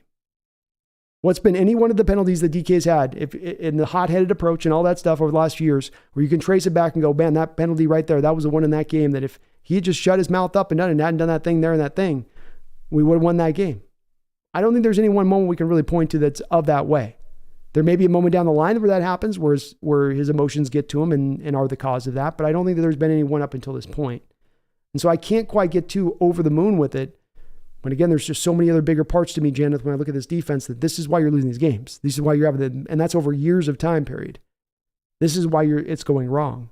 I look to more of DK and, you know, if to get a 1,000-yard receiver every year, I got 3 personal foul penalties over the course of a season. For a 1,000-yard receiver who's going to block as well as any receiver in the sport, who's going to play with an edge, who's going to play with a physicality level that I don't normally get from wide receivers. Me personally, that's the price of doing business, and I'm fine with it on that. Doesn't mean he's a perfect player. Doesn't mean that those things aren't bad that he's bringing to bear on it. But it also doesn't mean to me that he's got to get that fixed or there's no worthwhile value from within him either on the other side of it. But you're not alone, Janeth. There's been a variety of folks in the chat that I've read to on comments here that have had some issues with DK's play in this game. As some others were saying, cheap shot artist.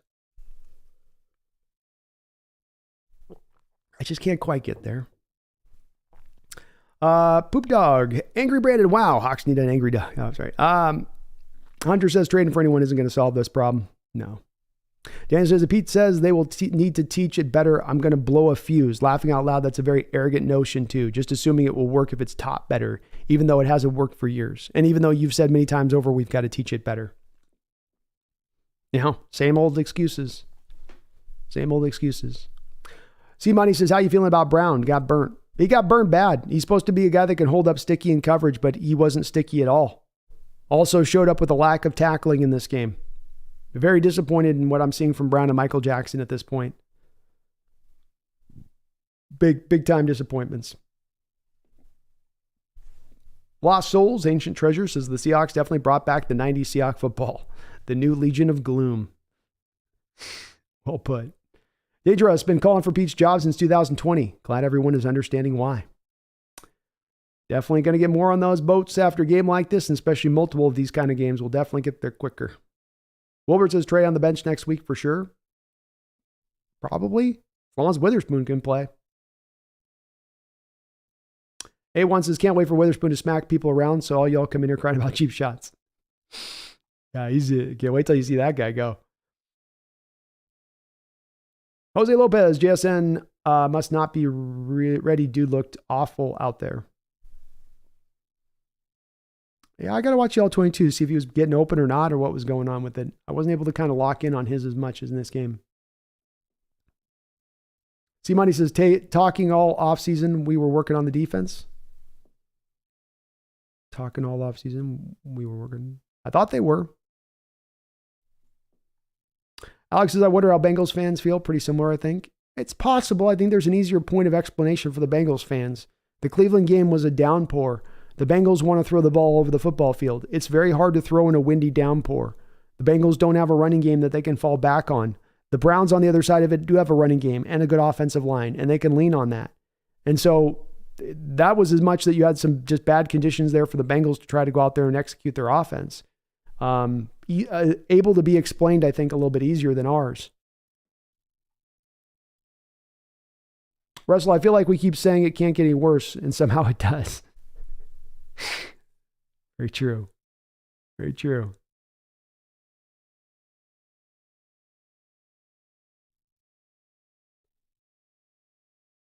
Janice says, we're definitely working towards being the last in the NFC West for a few years running. We're making a good go of it, Janeth. Bobo is my religion.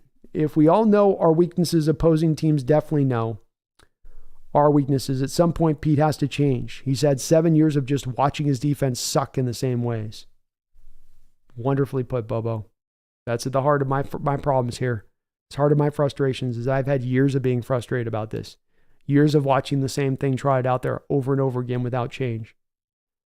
And I'm not sure why. C Money says, want to give a shout out to your barber also. Nice haircut like a real sports guy. Thank you, man. Appreciate it. I'll let them know that.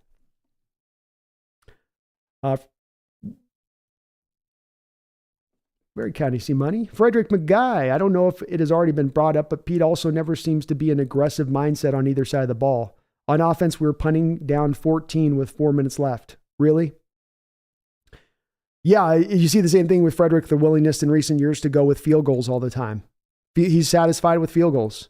This is that thought process I talk about too with the whole defensive side of the ball where some people are advocating for whoever the next coach would be, let's get a defensive-minded coach. And I say no. You know, those defensive-minded coaches are risk-averse and they want to just try to maintain and control the game rather than just letting their players go out there and win it. Like, let's go out and win this thing. Let's not try to just get by. And I will say, when Pete first came in here, he had the whole moniker of being Big Balls Pete, Mr. Go For It on fourth down. He was way more willing to go for it on fourth down when he first walked in the door here than he is now. He has gotten way more risk adverse with age, and that's across the board. And I don't know why exactly, because he used to be so much more free-willing with it. He just got bit one too many times or something. Rob Sam was talking about trading DK after today. Wow. Yeah, the thing with DK is I think there's just people that don't like DK. And I think that whatever reason, he rubs them the wrong way. And I think there's a lot of preloaded stuff going on with DK from some. I'm not accusing anybody in my chat on this, but I have seen it so much and it defies expectation. If I have a receiver on any other team and I just provided those base stats that I provided you guys, the guy's been here for 4 years, top 9 all time in NFL history in yards receiving before the age of 25. Top 7 all time in receiving touchdowns. Top 7 all time in receiving touchdowns before the age of 25. And he just turned 25 last December. I'm a little disappointed there's so many folks on this with DK that don't see this so clearly with it. That I'm tired of this. I'm fed up with this. There's so many other fan bases, 30 fan bases would line up for DK's services and love the hell out of him if he was on their team. Love that spirit. Love that mentality. But I find myself having to explain it somehow to my fellow Hawk fans at times. You should be treasuring guy, enjoying this guy. Instead, I watch him get picked apart. Meanwhile, you have a defense that can't stop shit. And these same people, I've watched people on my chat, just my chat alone, hammer DK a bunch of times over in this chat since I started this stream up, since the end of the game. And I've just watched those people dedicate 15 posts to elaborating on their unhappiness with DK, how disappointed in him they are. But then don't ever get back to the defense in any of their comments. I find that telling.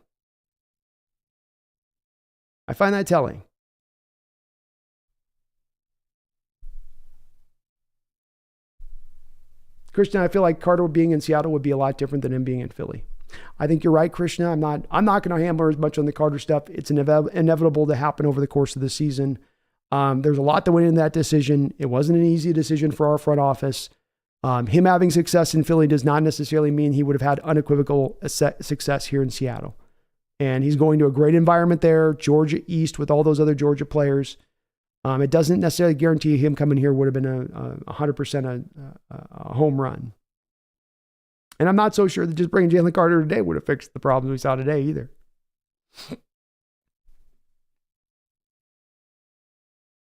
A1, the thing is, if we get rid of Pete, will our drafting get bad? I think John Schneider got a lot back of the drafting control 2 years ago, A1.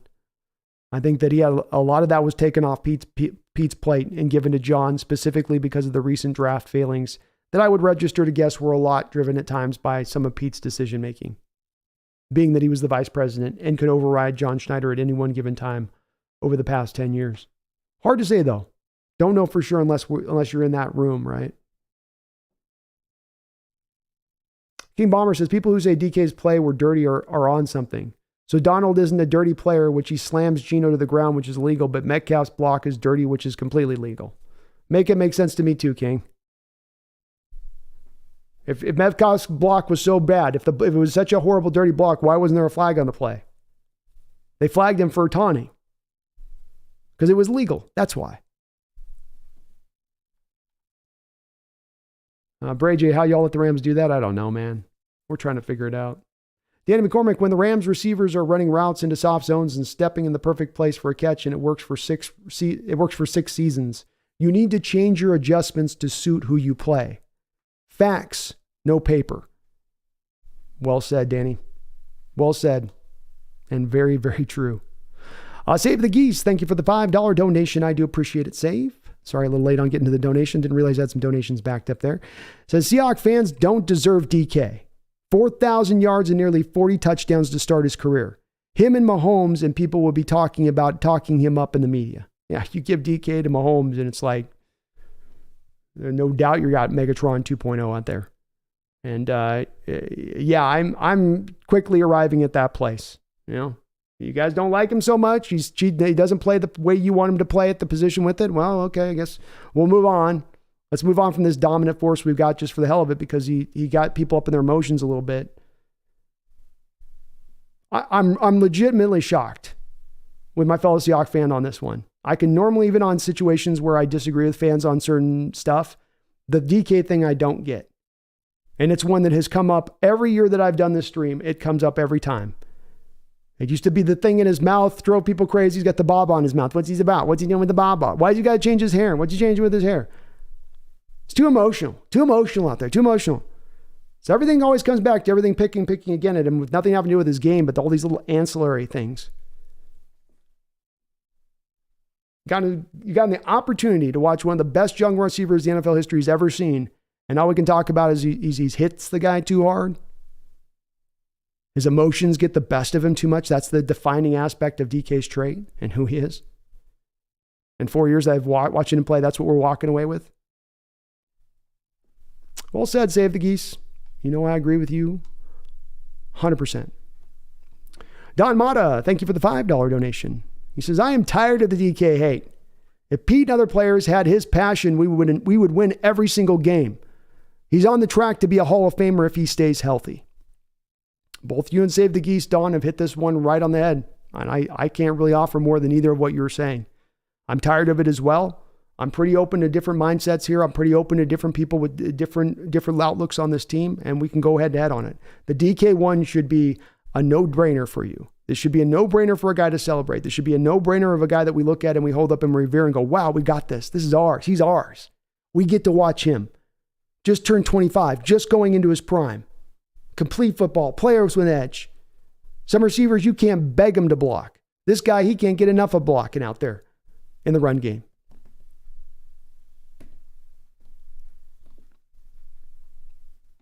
And you're right. And that's what I said earlier too. If we had 22 DKs on the field playing with that kind of energy and that kind of passion, you wouldn't lose today. You wouldn't have lost today. We've had a lot of good Boy Scouts on this defense over the last 5-6 years. A lot of nice guys. They don't get flags. They ain't going to ever do anything to get in over their emotions. They're going to play within their emotions, even keeled all the way through. You know what, though? Those defenses haven't been particularly good. Real nice guys. Real quality gentlemen. Souls of the earth kind of people out there, I tell you. Not very good defensively. Not physical for crap. Not intimidating, nothing. But they're nice. They play within the scope of those rules. Good guys. Easy to root for, I guess, is what we should say. I'm here to win. I'm here looking for dogs. This is a man's man sport. And soft, be nice guy, Boy Scout types, I'd offer ain't going to win you a whole hell of a lot of games. Maybe you got an easier team to root for because the personalities make you feel more warm and fuzzy, but it ain't winning you a lot of football games. Well said, Don. Save the Geese. Very well said. Thank you for your donations. And I agree with you guys wholly all the way around. Danny McCormick with a $2.79 donation. Thank you for that $3 drop. Danny says, Bob Condotta, et cetera, all reporters, they ask soft questions. They do, and they have for years, Danny. And I'm very frustrated by it as well because there are sports markets where the media will hold the feet to the fire. And I don't need them to be in a position where, they're going to go at Carroll and it's going to be a contentious situation and they have to go at him. But they do just throw underhanded softball questions. And there are hard questions to be asked. There are very easy, hard questions. It's not like they have to tap in their brain and think really, really deeply at this. But I'll say this. I do feel like the Seattle reporters in general, and especially since basically all of the publications have gone online, the second that it stopped being about, you got print media and now it's all just online, all of them basically dial back their level of effort. And it's all cruise control mode as far as I see from the Seattle reporters. Tell me something. You guys inform me on this if I'm wrong at this. Who's the last Seahawk reporter who has broken any news that you could remember of in recent years? I'll wait. You guys remember of any report breaking real legit news? Or onto some kind of news story? Or how about this? What was the last news reporter you have from the Tribune or the Times or whoever else you want to pick who was actually critical of Coach Carroll? Critical of how things have gone wrong in recent years at times? Isn't it odd none of them do that? Isn't it odd none of them ask that kind of question? It's almost like they don't care. I'll tell you this. I find myself in there at any point in time. You better believe I'm asking the question. And they can kick my ass out. I don't give a damn. You're going to hear the question. I'm going to watch you squirm. Because you don't have an answer. Because you've been getting softball questions for the past 10 years, standing nice and saying, easy enough. No one's ever going to make me uncomfortable.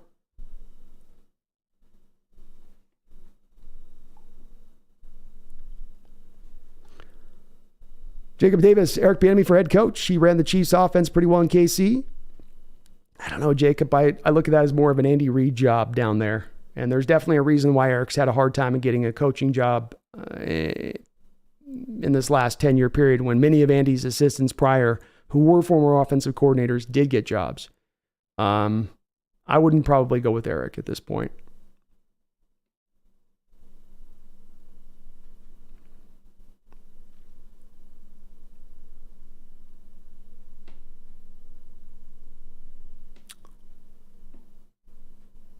And neither are blindside blocks are dirty. And if it's a blindside block, there's a flag on the play. There wasn't a flag on the play, though, for that. It's on the line. It's on the edge, but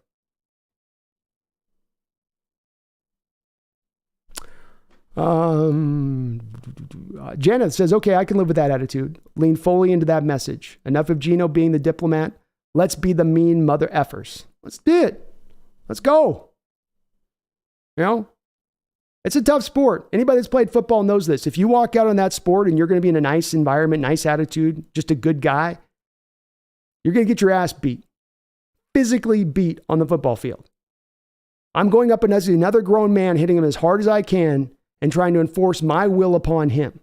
If you think this is done with a handshake at midfield, you're kidding yourself. This is blood and guts. This is mean. This is angry. This is violent. This is football. This is what separates the sport from other sports. And the want and willingness to look for the dirty hit. This is dirty. He hit him too hard in that play with this one, but I didn't like the blindside block anyway. I always thought the guys should keep their head on a swivel. Be looking around you. Be aware of your space and your manner. It worked in football for 4 decades, 5 decades, until we suddenly decided, no, we were hitting him too hard. Can't hit him so hard. I mean, it's football. We want him to hit, but don't hit too hard. I mean, hit him hard. I mean, hit him with a fork, but not too much. I feel like if this day and age, if we had the Cam Chancellor hit on Vernon Davis, we'd have a full bunch of the chat going, oh, right up into the neck injury. He could have hit him in the neck and choked him out, and then he would have died on the football field. You going to celebrate that Cam hit then? You going to celebrate that then when he's killed a man? He can't hit a guy that hard. That was just a mean play. He was being very mean there. Why would he do that? Because it's goddamn football. That's what you do on a football field. When I came around that edge and I had a free run at that quarterback and his back's to me, did I say in my head, that quarterback, his back's to me. I can just go over there and kind of lay him down to the ground. I don't have to hit him fully hard. I can tackle him very easy. He's not going to know I'm coming. Or do you think I dropped my head and I speared that mother effer right in the back as hard as I could? And it felt great. Great. That's football. Always been, always should be. And the second we leave that as our identity is the second the sport goes closer and closer and closer to flag football central. And once it reaches that phase of things, I'm out. I didn't sign up here for flag football. We got enough finesse sports where guys fall over at the slightest of touch or the slightest of contact. I like that about this sport. I revere that about this sport. That's why I celebrate these men who play this sport, because it's a hard damn game to play. And if you put your body on the line, I'll celebrate you for it. I'll call you out if you're not playing well, but I ain't ever going to tell anybody in this chat, you'll never hear me say that guy's soft. That guy's this. No, I'll never say that. To play this sport, you got to be a man. To play the sport, you got to be tough. You got to be willing to take pain, to play through pain. But that is the sport. That is the nature of this beast. This is war out on a football field. That is what it is. And they can soften it up all they want. They can put all the Charmin toilet paper on that field all they want. That's still what it is.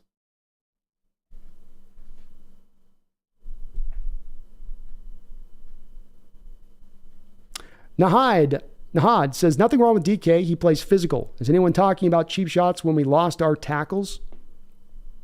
No. I've heard way more mention about the DK. Somebody else mentioned about Bo. I've seen easily about 60, I can literally, I'm not oversaying this. In the hours of doing this show, I've seen 60 comments or so about DK, problems with DK's behavior, problem with how DK played. Nobody's mentioned an inch about Aaron Donald taking 2 forearm shivers right through the head of Geno Smith. That's true blatant deal. But you've noticed I haven't complained about that. Stuff happens.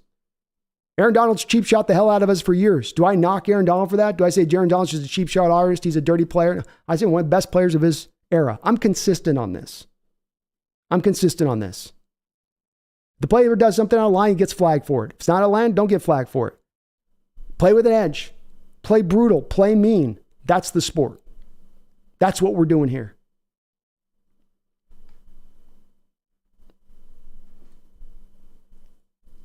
Jordan says the people complain about DK hit what would have been up in arms if they actually watched the LOB defense. That's what I'm saying. Like that Cam Chancellor hit on Vernon Davis, I feel like this right now, current generation be like, oh, he can't do that. He hit him really hard. I mean, they've got to take Cam off the field right now. He's got to be suspended for like multiple games for that. I mean, maybe they should. I'm not saying they should charge him like from the law standpoint, but I'm saying I think maybe they should charge him from the law standpoint. That was egregious.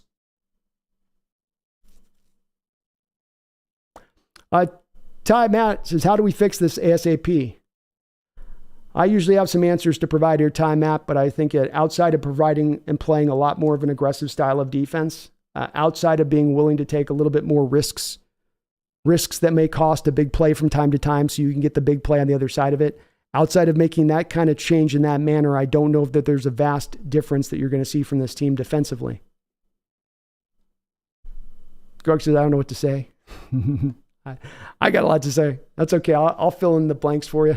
Arrow says, damn, Brandon, 9-hour stream. I'm on one today. I'm a little bit annoyed. Okay? Damn it. I'm a little bit up in my feelings. And when I get up my feelings, I stream long.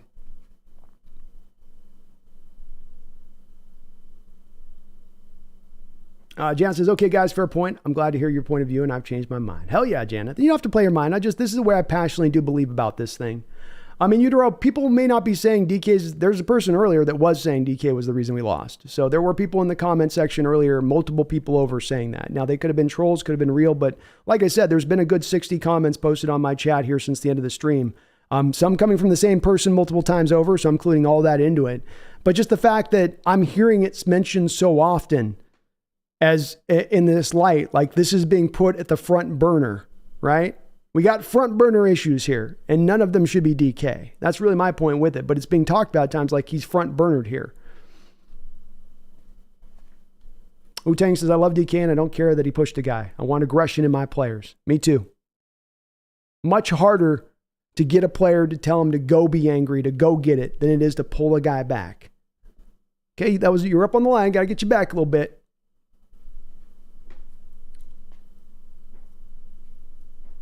Save the Geese says, what about when Lockett got speared and no flag?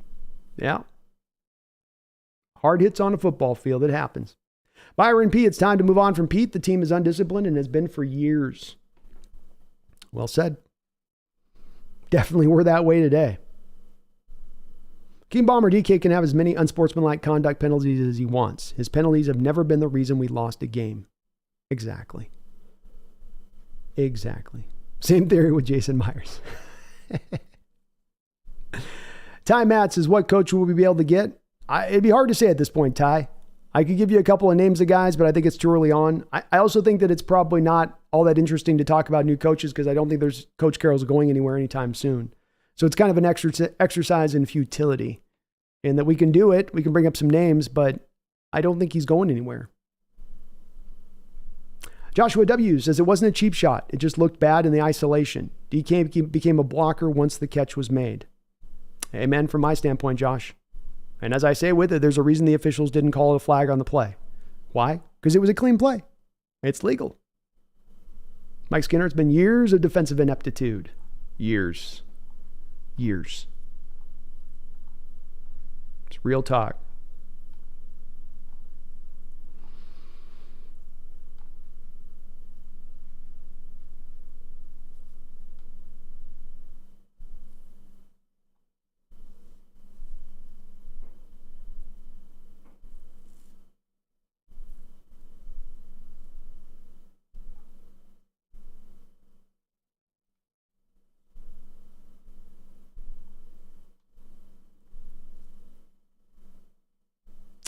Game Bomber Carter wouldn't have fixed everything, but we would have had a much better chance to win this game.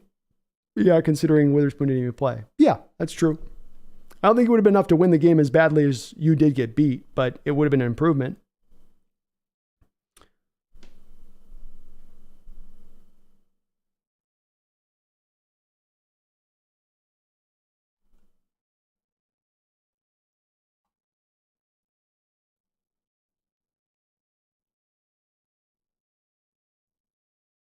So I think he's no idea Brandon's toxic week after week. No wonder fans are short for fanatics. It's just a football game that we have no control over. Just treat it like a show. That's it, man.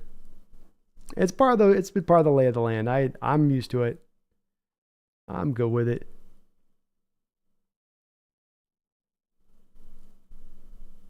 Fishboy, are there any elite Bosa-esque defensive prospects this coming draft?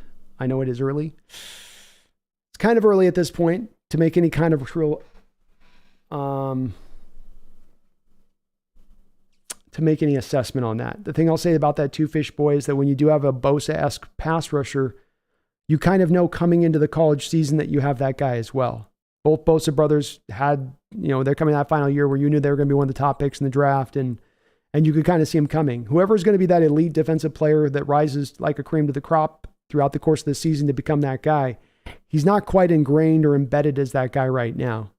You've got your Olu, top Penn State left tackle. You got your Marvin Harrison Jr., one of the best receivers. You got a couple of the quarterbacks in place for what they are. But then I think there's some question marks about how everything kind of fits and falls in line past that. It's going to be a real deep draft, but I don't know that there's really going to be necessarily a Bosa-esque top 5 edge or top 5 defensive tackle worthy pick in this draft. I think minimum right now you're looking 2 quarterbacks and a receiver with the first 3 picks, and then probably Fashu, the Penn State left tackle, probably goes like 4 at that point. But it is kind of early. I haven't had a chance to really look too deeply at the prospects.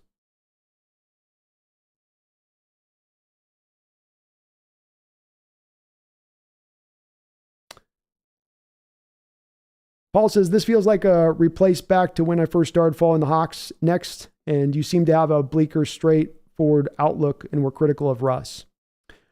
Yeah, it's been a transition, Paul. There's certainly a time when I was a lot in this mode of like I've been tonight, where I was on Coach Carroll and on Russell at the same time. Because as I say, it's not a thing if an issue comes up and it's a 1 game off or a half a season issue or something that just comes up out of nowhere and then is likely to disappear. It's another thing when there's an issue going on over years. With Russ, there was an issue going on over years where from the neck up, he was not continuing much. This is both him and Carroll have this involved, that both Carroll and Russ kind of got to a state of things and they went, okay, we've evolved enough. We are now in our final form. We're not going any further. This is who we are. And then that stuck them in their mode, and they weren't going to grow. They weren't going to add on. That was who they were. And it started to be that you could see that was happening that way going for multiple years over, which was causing my criticism. Pete got from me some room. He got from me a lot of lauding and appreciation, as he should, because he seemed to finally show you, hey, I got to change my ways, which was my big problem. You're running the same defense and the same offense for 10 years straight. It's no longer working on either side of the ball. Fix it. Do something new. Try something else. And then Pete almost did within one off season, right? Out goes Ken Norton. We're going to go to the Fangio cover 2 shell. Here comes Waldron. We're going to run most West Coast based offense. We're going to move more of the chains, less of this all or nothing approach offensively.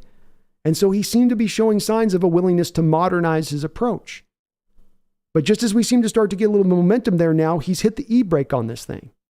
And that does have me kind of jetting back into the old ways of this, going, wait a second. You're going to just remain in that same place? You're not going to change? You're not going to try to update? You're just going to hope it fixes itself? And that is really at the heart of this. Hoping something fixes itself. Something's broken, it'll just fix itself. It'll eventually find its way through. And that's not the way that things really work, especially when something's been plaguing you for multiple years over.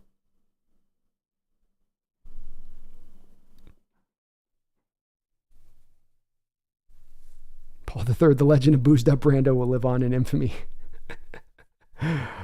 Paul says, how many losses before bleak Brando regresses to drunk live stream Brando? Not many if the games are like this. If I got to sit through 17 games, it's going to be drunk Brando every week. If I got to sit through games like this week, I guarantee you that. I'm not even a drinker. I'm going to be over here drinking, doing lines, blunts, dropping tabs. Every time there's a new play. Oh, defense just gave up a bomb. Oh, another 7 points there against us. That's going to be me through this whole season. Bubba is my religion. Our D-line was not the problem. How are we supposed to do anything when the team can't cover S for more than half a second? Yeah, I think the coverage on the back end was the main issue, Bobo. Certainly the defensive line didn't do a lot. There were some times that Stafford had a little bit of time to sit back there just a little bit, and they didn't get that pressure in there. I mean, you had 2 quarterback hits this whole game, no sacks, but you're not wrong. There was a lot of free and easy yards to be had in the secondary, and nobody was covering jack squat today. Nobody.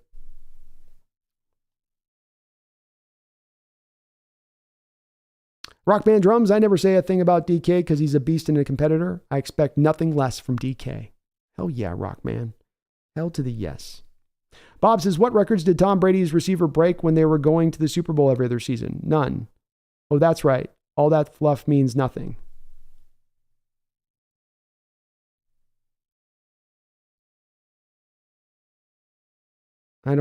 Fluff, his production is fluff, Bob. Make that make sense to me. So production doesn't matter. Him producing in that way before the 25 and measuring it up against other historical players that played that way doesn't matter because to you it's all empty stats. Okay. All right, we'll definitely have to disagree on that one, man.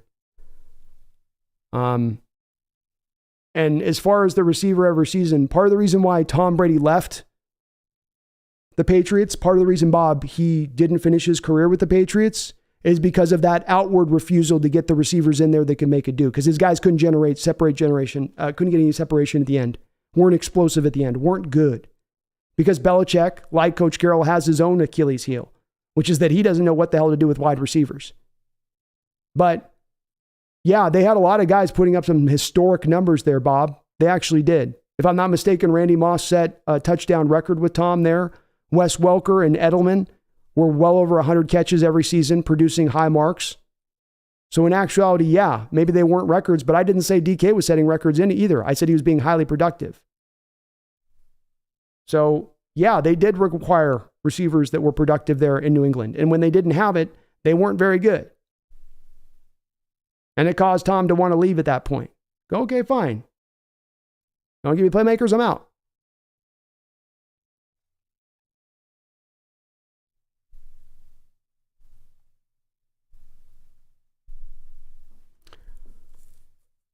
Team Bomber, Donald was making plays against Damian Lewis. And Damian had a little bit of a tough time with Aaron.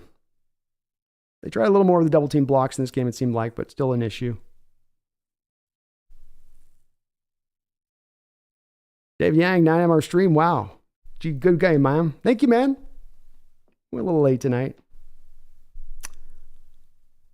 Megan the Hawks says, I've never gotten the DK. I've never gotten the DK. I love the passion and wish there was far more of it. I appreciate that, Megan. I know you're in the same place on it. Daniel says the DK slander is even more wild when you remember that he fell to us in the draft in the late second round. People act like he was picked number 1 overall with how critical they are of him. Agreed. He is the guy that is it's very easy for me to say who's the player that gets overly critical of on the Seahawks team over the years. And it's an easy answer for me to say. I think it's DK all the way. I do this show, as you guys know, I do 3-4 shows a week here. So I get a lot of interaction with the fan. I'm on a 9-hour stream here. I probably had 500 interactions with fans. So I get a lot. As much as anybody out there, you could say I'm as tapped into hearing where the Seahawks fandom is at. And the guy that I have to always seemingly be an apologist for, and I can't believe it, is DK. I cannot believe how many times I've had to have him mentioned. It's like once a stream. And for a guy that has been as productive as him, for a team that's had so many problems here that are not regarding to DK, having anything to do with DK, and to not be talking about those problems and locking in on DK, it blows my mind. Blows my mind. There are issues that are plaguing this team year in and year out. But the first thing to talk about is the guy that's had one of the best starts to his career at his position of anybody in NFL history. I hope you can understand, if you disagree with me on that, why that doesn't make a lot of sense to me.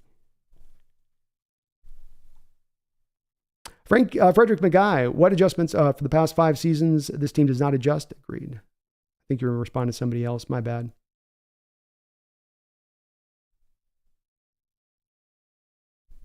We have to have an abysmal win percentage after being down at half. Yeah. Adjustments have not been a part of this team's ability to go to. We got a plan A, and our plan A better work. Bob says, DK is a great player and a future Hall of Famer because he's skilled, but we need gangsters on the offense, not Boy Scouts. Well, that I agree with. But we need gangsters on. I don't know if we gangster. We just need guys to play with an edge. Call it gangster or not. I want a guy to play with an edge. Play with meanness, play with tenacity. Play like this is a game where I've got to physically go out there and dominate this other guy. And I can't do that with a big old smile on my face, laughing my butt off. I got to do that with an edge. I played angry whenever. I didn't play long. I didn't play very well. But if you want to play, and the more I played angry, the better I played. That's just kind of the nature of the sport. King Bomber Donald didn't impact the first half whatsoever, and then our backup tackles came in. I think we still could have had a chance if they didn't have Donald. Probably. A1, I agree. Spoon and Jamal have more of a DK-like mentality on things. Yeah, they definitely play with that fire. Bubba says we need to have more fire and anger from coaches and players. When I watched the post-game interviews, it was all somber. Have the players and coaches who will say we played like shit and that it's their job to fix it, and soon. I'd rather have a team show something like that, something like DK, than sit down. We need our edge back, fight back. We need our edge back, man. I agree with you, man. This team is missing an edge. It's been missing an edge for a few seasons. And if you want this whole circle of toughness thing that Coach Carroll talks about to work out, you're going to need some guys with some edge on this team. Day 5 King, why did we bail on K9? He looked fantastic. Not really sure, man. He did look really good. Maybe the offense was just feeling pressed to have to try to throw it out and air it out to score more points because the defense was giving up, so many drives, and they just maybe didn't think we're going to get as many opportunities to come out here and make hay while the sun's shining. Hard to say on that one. I'll have to look at the tape to see what maybe they were seeing.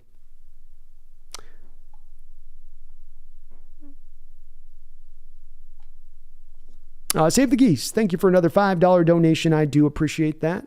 He says, I hate to say it, especially after last season, but it's time for Seattle to move off of Pete. There's no juice or originality anymore. Same old, same old. Well said, Save the Geese. And anybody that lands in this given spot on it, I'm not landing in a spot. I'm being consistent on this and not calling for heads today. But I will say the people that are tired of seeing something that's been going on for years to not be fixed and now see it faced again here this upcoming season. We're maybe looking at this all year again. Another year of this again. To be fed up with that. I completely get it.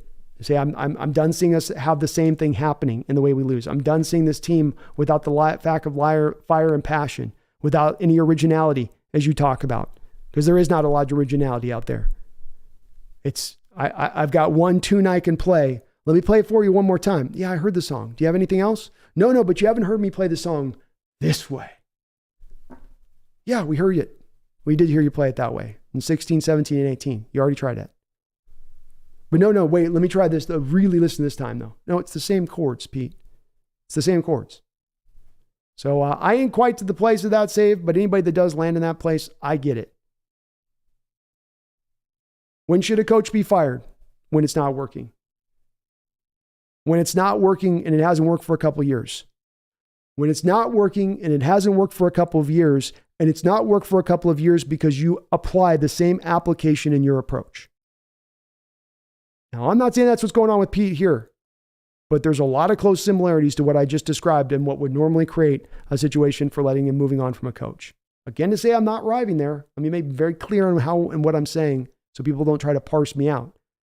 But that has been kind of the way it's rolled here. Megan, thank you for the $5 donation. Good to see you back in the chat. Hope that head's feeling better. Says B, the Harden hit on Largent and Largent's revenge were the greatest hits in history. Would never happen now. No, it would never happen now. If Harden put a hit on like he did on Largent, that would absolutely have been a guy probably would have missed out half a season. He would have been put off the football field for that kind of blow.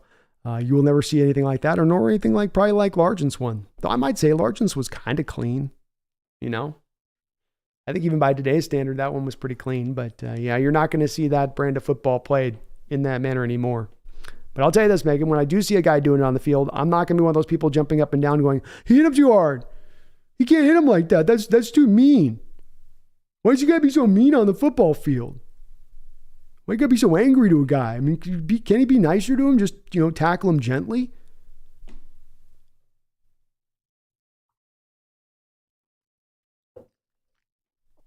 Thank you, though, Megan, for that $5. A great moment. That does put a smile on my face, at least thinking about that moment, Megan. Don, thank you for the $5 donation as well. He says, last year was historic. This year may look prehistoric. Also, I'm mad DK didn't drill that mother effer harder. He's a big bad man, that DK Metcalf. He is indeed. And prehistoric might be right. That defense was looking pretty prehistoric today. Pretty prehistoric. I promise you that Rams offense is going to be one of the worst in the league when this year is all said and done. They'll be sitting about 25 when this is all said and done in points and in yards gained. And you let them just boat race you up and down that football field as though you had no resistance to provide. And Power Code, you have a great night, man. I appreciate you. I hope for some better days as well.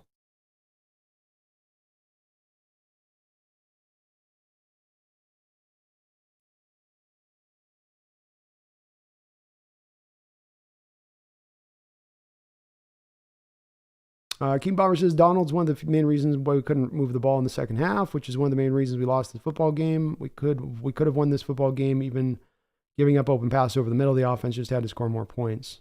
I don't know, man.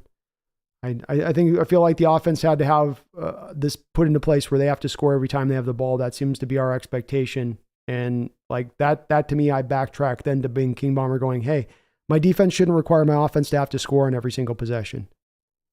You know, they had a scoring attempt drive on every one of their first three or four drives of the game. And they still felt then by that fifth drive that they had to get it back up the field again. You know, I go back to the defense shouldn't make the offense have to feel like that's what they have to do.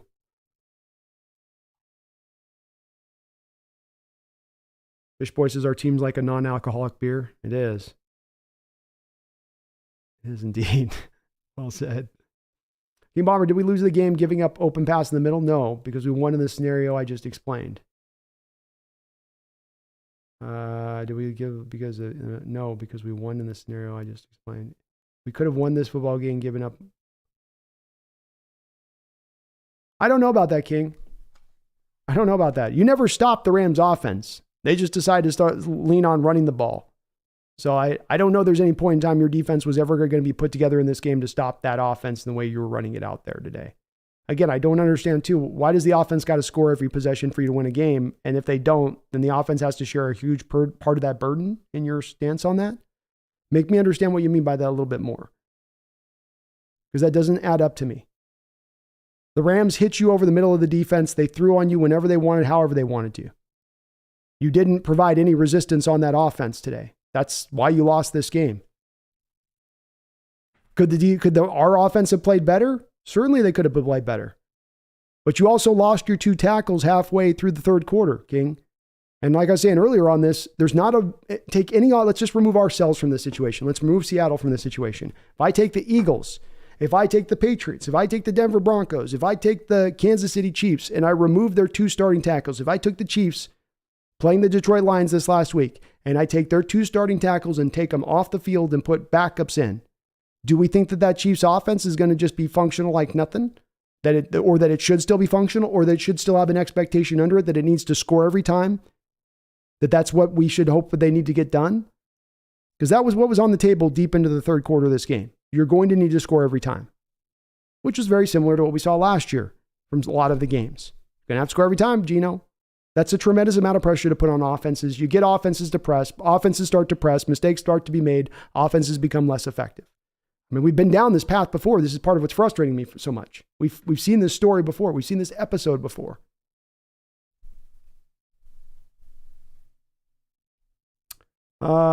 King Bomber, blaming this game on one factor is poor football analysis.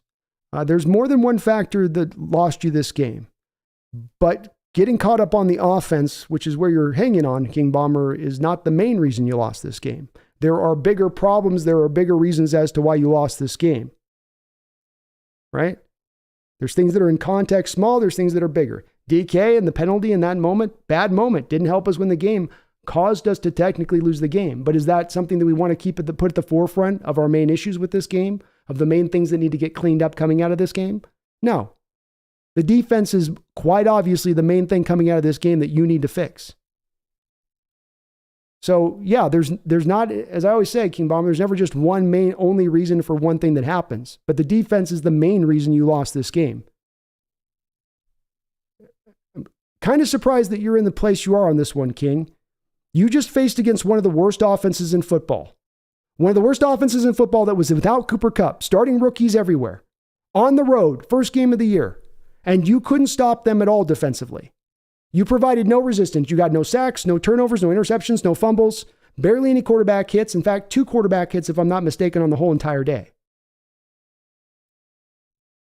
That is where we begin here. That is where the majority of it goes. And if you want to put it back to offense, you haven't mentioned anything about the 2 tackles being out in that halfway in the third quarter. Isn't it kind of strange how your offense also came to a complete stop the second you lost your 2 starting tackles? Like I just said, take any team in the league and you take out their starting 2 tackles, they're not going to be as effective. Every offense is going to struggle when you're down your 2 starting tackles.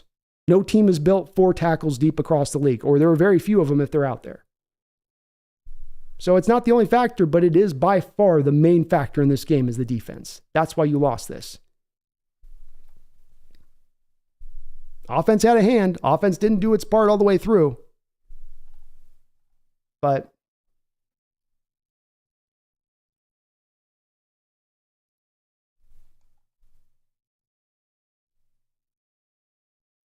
and he says, let them know this is football. If they don't like it, go watch soccer. That's where I stand on it, man. This is football. Scam Blyven, this is a tough sport, and you need to impose your will on another man by any means necessary. Eagles tore Purdy's throwing arm, and he needed surgery. When by any means necessary. Anudero, the Cam hit on Davis is my favorite tackle of all time, reminded me of Ronnie Lott. One of my favorites of all time too, man. Definitely. One of the greatest hits I've ever seen. A beautiful hit. And it hurt the hell out of Vernon Davis. Vernon did not come out of that hit feeling good. You know?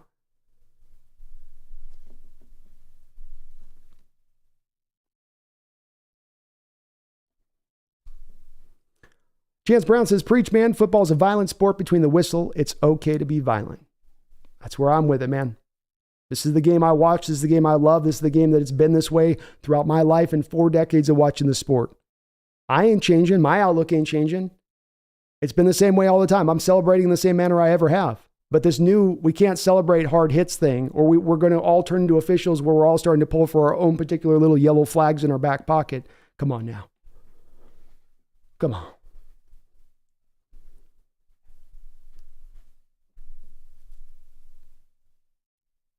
Corey says it's trending that way. It's so much softer than it used to be. That's why I'm pushing so much back against it.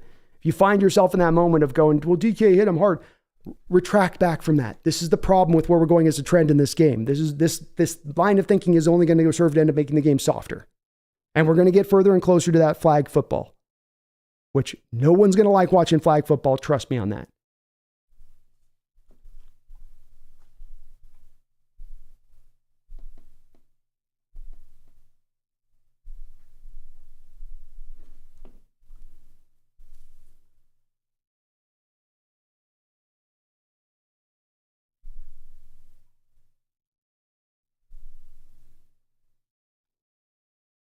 Greg Graham says, Brandon Fax, DK's been on the Hawks for 4 years and they haven't built the offensive scheme around him or brought players in on offense to complement his skill set, but he's still succeeded anyway. Wonderfully said, Greg, and I didn't even mention about that part. He's accomplished what he's accomplished by being throughout his time here. And probably over the last 4 years, I would guess there's maybe 1 or 2 other players in the entire sport that have been double teamed as often as DK has and still gotten his production like he has. The man has been a marvelous player for us. Celebrate him. Enjoy this. You don't get many players down the pike like this that are like this, that are put together like this. You really don't. And I hope some of this contingent of Seahawks fans eventually comes around on him. I think the only way to do it is you got to go out and have a 1,500-yard year and 20 touchdowns, and then maybe they'll drag them kicking and screaming over to appreciating his game. But that's all I'm trying to do, just get him to appreciate it.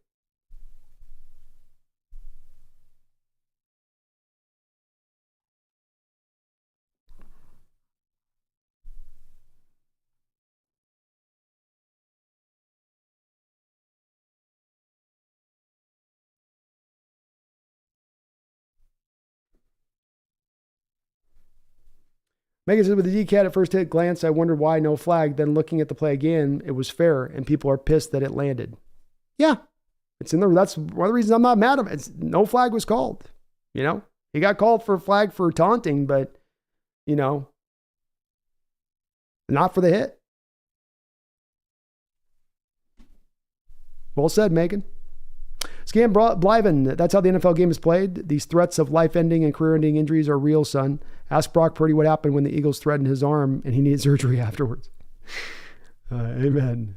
Frederick says Eric Bieniemy would be a prime head coach if we flame out this season. Maybe a possibility there. It might be a possibility. And I'm not big on Eric, though, Frederick. I think there's been a reason why it's been hard for him to get a head coaching job. And I think I don't know. He's a bit of a tough personality on that one.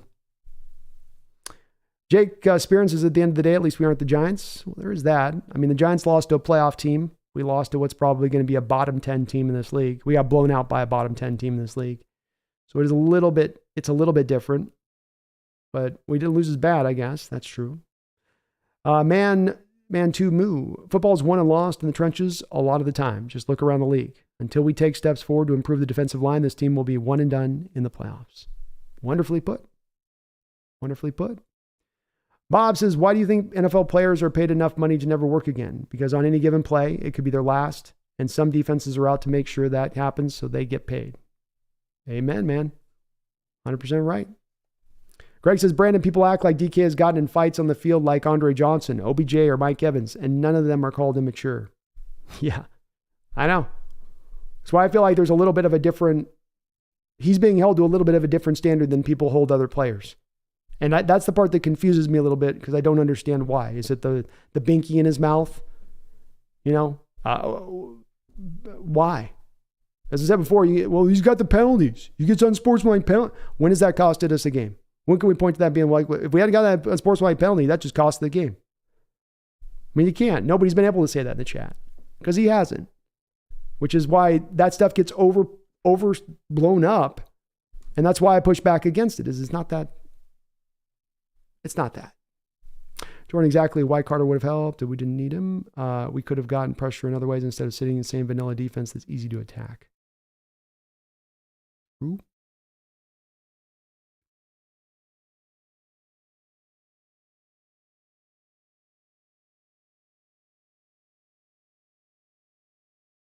They didn't try a lot today, Jordan. They definitely could have.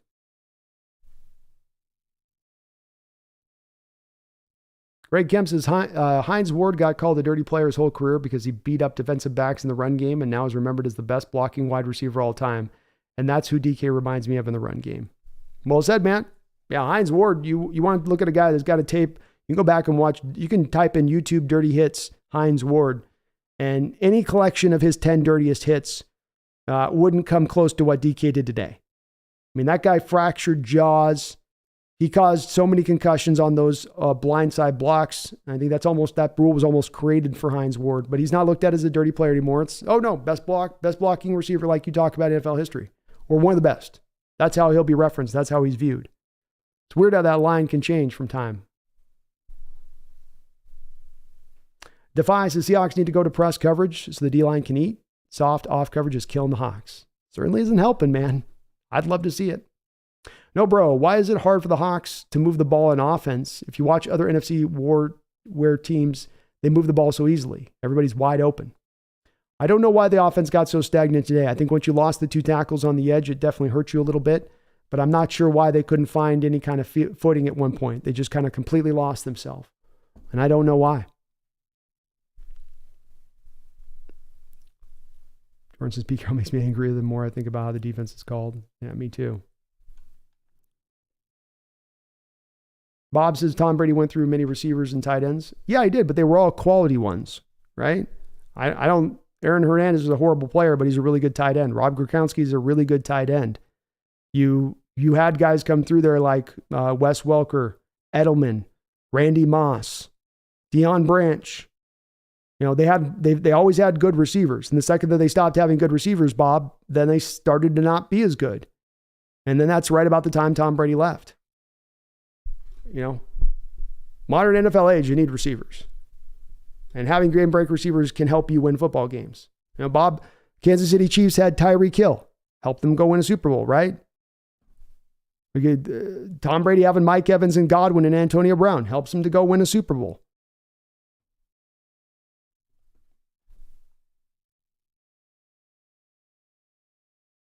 Well, Valdez, Brady also had a top 10 defense every year. He went to the Super Bowl. It's true. That did help him as well. You need the both, It's not just a one or the other. You need all those kind of things to make a great team. Houston M. Pete did well to stabilize the team last year and got more out of them than a lot of coaches would have. Very true. But now that the core is established, the schematic shortcomings feel like the emphasis again. Wow, what a wonderful comment by Houston Emily. Repeat his comment because I think I butchered it in the first pass. Let's get it right here on the second pass. Pete did well to stabilize the team last year and got more out of them than a lot of coaches would have. But now that the core is established, the schematic shortcomings feel like the emphasis again. Wonderfully put, man. Right on the mark with that one. Right on the mark. Greg says, why Mike Evans, does it really matter or change the fact that Mike Evans fights people? Oh, you're responding to him. Save the Geese. Well, best case if Seahawks suck, then come on down. Caleb Williams, Drake Bay, rookie contract, and all the weapons a quarterback can have. I'm sure they wouldn't turn down the opportunity to come here, either of them. Stewart says, 9 hours, you're a machine, Hawks Nest. We got over 10 now. We're rolling. Joshua says, I know I'm going to get hate for this, but I don't see the value we're getting from Quandre Diggs with the amount the Hawks are paying him. He didn't provide much today, Joshua. Had one blown assignment in coverage that got covered up because the receiver dropped it, but certainly didn't look great today. He has been a guy that's had a good nose for the ball and has been able to, get his share of interceptions, and that's really where his value is at, I think. But today you didn't see him bring a whole lot there to the table. The Viking people talking about all these quarterbacks, but they're leaving out Penix. Can't leave out Penix, man. Lefty wonder. Feed me more Legos. Says we get Witherspoon back next week and maybe Adams when we might see more box and defensive back blitz play. I hope so, Feed. It could definitely help the team in manufacturing some stuff, manufacturing some pressure, making offenses a little more uncomfortable. Right now we got offenses real comfortable. They got the eye mask on. They got the little massager on their back. Their feet are getting manicured, pedicured. Rockman, they need to burn the playbook and change the defense. Just do what works. Let's go.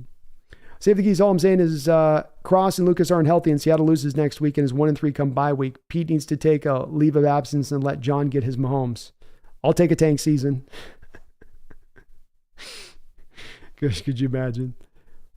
Bob says it's week 1 and Joe Burrow and Patrick Mahomes played historically bad, so I don't know. The NFL is always like the twilight zone the first few weeks. The pretends and contenders emerge in week 9 or 10. This certainly doesn't determine everything this week, Bob, but it always does matter what happens contextually wise for teams to win or lose. Patrick Mahomes just barely loses at home by one mere point, playing against what's probably going to be a division-winning Detroit Lions team out there in the NFC North. They also lose by 1 point, not having their most important playmaker, Jason Kelce, out there to catch passes, nor do they have Chris Jones on the other side. So when it comes to them losing in that opening week, I don't know if we can compare that to what we just saw happen with our team. We're not held back in that same kind of manner as they were. We weren't playing the same kind of team that the Kansas City Chiefs were. Joe Burrow and the Cincinnati Bengals, Bob, are a passing base attack. They're going to throw the ball 65% of the time. There was a downpour. There was wind in that game against Cleveland throughout that game, not providing conditions to be able to throw. Cincinnati doesn't have the rushing attack to fall back on to be as dynamic offensively. Meanwhile, you go over to Cleveland and what do they have? A great offensive line that can run block, who when they're given a game condition, who's playing in conditions where we can run the ball, i.e. it's raining, it's muddy, it's wet, they're going to be very good. They're going to be happier than a pig in mud when they get that kind of situation. So we can't compare this going, well, Kansas City, see if this happened over there. You understand contextually why those teams had those losses. Even a Dallas Cowboy team taking down a New York Giants team, as bad a loss as that was. There's a bit of a more of an explanation because that Cowboys team might be, like one of the best in the NFC. No one's going to look at the Rams when we finish this season, Bob, and go, that Rams team, that was one of your best and brightest in the NFC this year. That's one of the top marked teams in the NFC this year. And that's the part that's the one change here from those other examples that you make. All those other teams that lost to all those other teams were all pretty good teams. This Ram team sucks. They're in tank mode. They've drawn this down to the studs. And they boat raced you. They lapped you.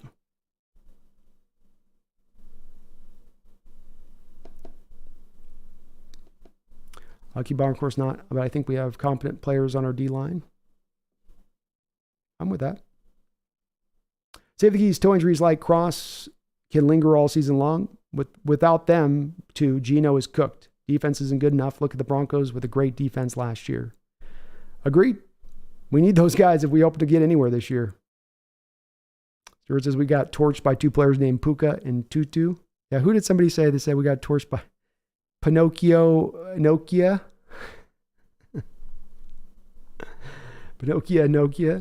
Oscar, why do you think we constantly have the same defensive issues of playing soft zone coverages where teams just pick us apart? It's been like 5 years with this issue.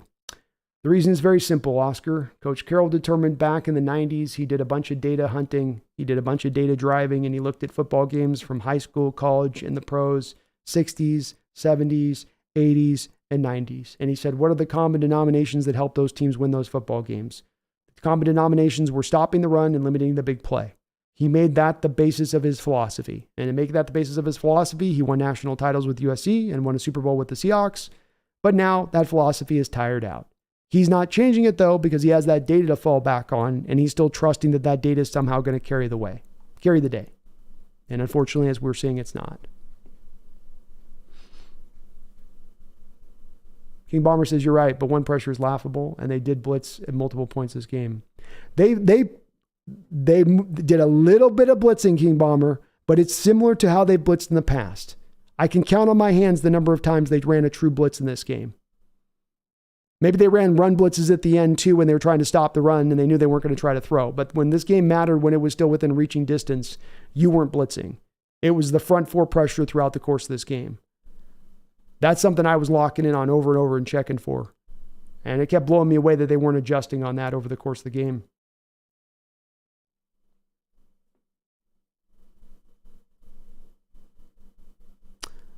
And yeah, they brought Kobe Bryant on a blitz. He got home and he had a pressure, King, and you might have sent Tariq on a given blitz, but you didn't consistently try to utilize that part of the game. Well, this will be interesting to see because we're going to be able to chart this with the PFF stats on how many blitzed and how many times we didn't blitz. But I would reckon to guess that we were very much along in alignment with how often we blitzed last year.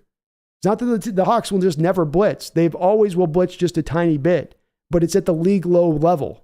It's if there are 70 snaps over a football game defensively, you're going to blitz like 5 times. And we looked at the Rams on the other side, showing much more of a willingness to be creative in their employment of blitzes, to manufacture stuff. And what's funny about that is that they had more to fear on the back end than we did. You would have thought we were playing against DK, Tyler, and JSN, and that they were actually having the scrub crew of receivers on the other side with how aggressively they were playing us. Tony, Brandon, good evening. Congrats on your Falcons win today, Tony. I feel your frustration as your Seahawks should have destroyed the Rams. They have 8 new starters on defense, with 6 of them being from the 5th to the 7th round to undrafted rookie free agents. Yeah, I can't gloss this one over. We got a lot of my fellow Hawk fans, unfortunately, or Tony, are not liking what not a lot, but there's a few that don't like what I'm saying on. I'm not glossing over this. This is an awful loss. This is an awful, awful loss. But congrats to Atlanta. Great win on your guys' part.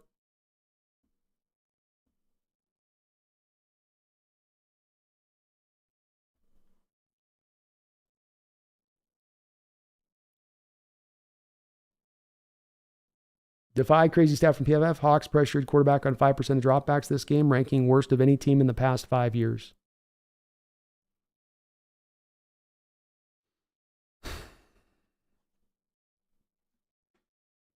So strange. So frustrating. Save the case, GSM was coming off an injury and Geno had no time to throw to him. Stafford had a clean pocket all game long. You tend to find receivers open like that. Yeah. That is true.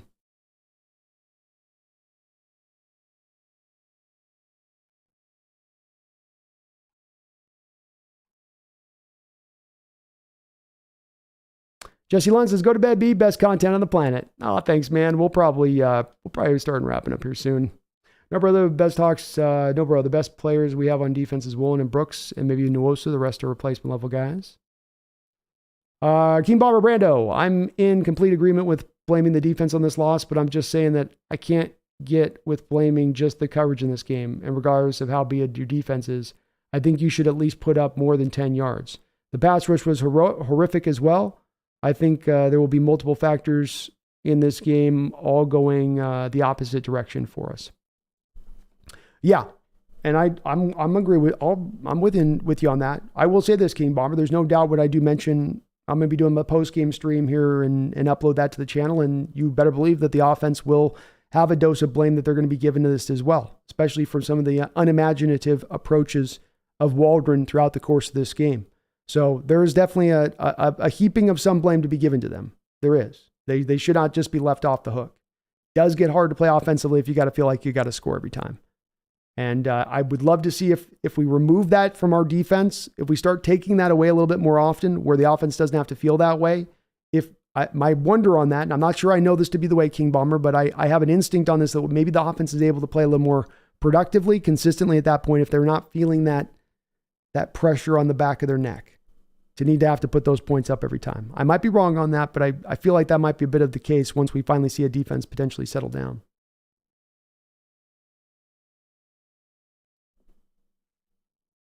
And as Jordan does say too, King Bomber, it's hard when you do have both your tackles knocked out at the same time halfway through that third quarter. Halfway into that third quarter where you hadn't even gotten the ball because the Rams had owned the ball through the first half of that third quarter with that one long-ass drive that they had. But you're not wrong. They deserve some of the blame too on it. Brandon Baskin, DK was the physical manifestation of all of our frustration as Seahawks fans. Yes, he was. It was a little cathartic watching him hit that guy, I'm not going to lie. No, bro, DK is the softest big wide receiver in the place, like a 5'10", can't win a jump ball to save his life. As you guys can see on this is what I get with the DK stuff. It's like once every 20 comments, here comes a DK thing. And you guys go, well, nobody's saying anything about DK. Yes, they are. Here's another new one popped in. Here's another new one popped in. Here's another new one popped in.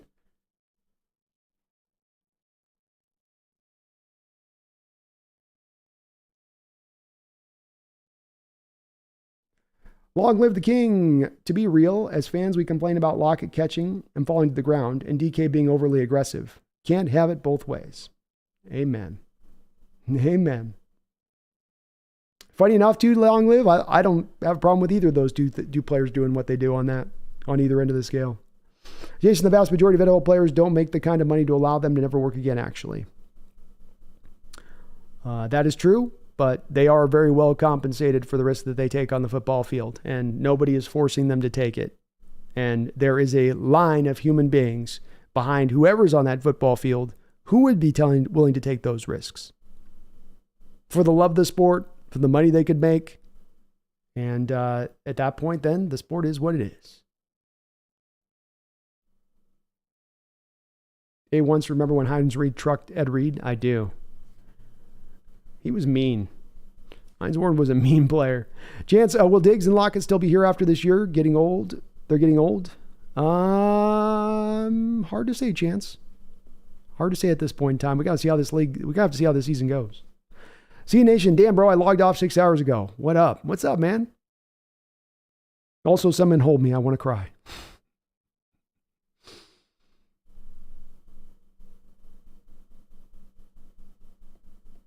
TJ says the worst possible outcomes for the Mariners yesterday and today, followed by the most embarrassing Hawks loss in years. Tough weekend for Seattle sports. Not our finest hour.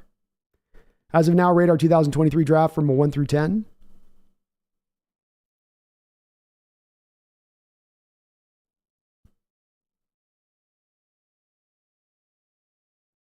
Well, it's kind of hard to, you want me to rate their draft after one game? Kind of seems a little early, don't you? I'm not changing my grade. It's still an A-. I can't change it off just one game. Kevin says rather have Pete than random crappy coach. Fair enough. The only thing I've ever said with that, Kevin, is just that does it have to be just Pete or crappy coach? Is that our only two options there? We were able to find Holmgren before Pete. So is Pete the only coach we'll ever find that'll ever be any good for the Seahawks?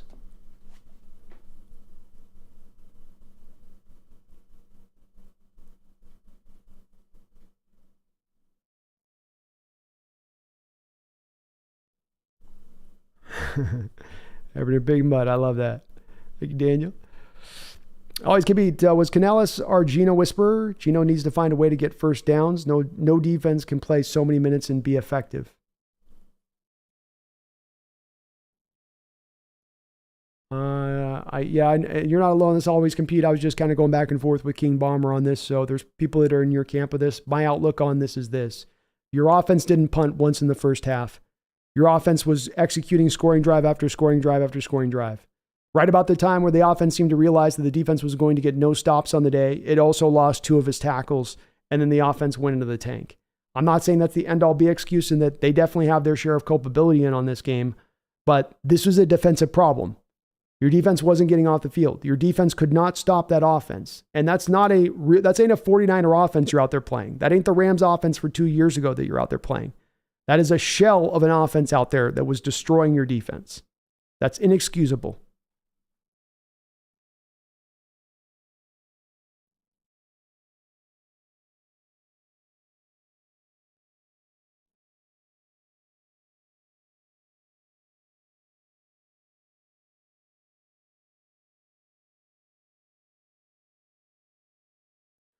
Jordan Hodson says, hello, Hawksnest. It's me. And today was the most sad day I've ever experienced in my life. This was a brutal one, man. This was a tough one. Kevin's guys going 16-1. I love your optimism, brother.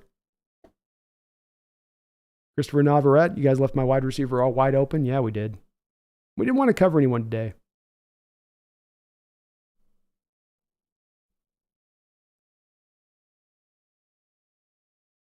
Daniel W. says, loss is baffling. We had Bobby, Julian Love, Draymond Jones, plus 1 to 2 second-round picks to our defense, and then a first to second-round pick on our offense. Rams added no free agents plus no picks till around 3, while shaving a lot of their roster.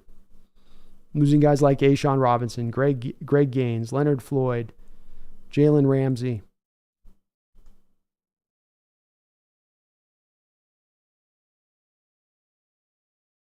Matt says the Cards will probably rebuild faster than the Hawks. They might.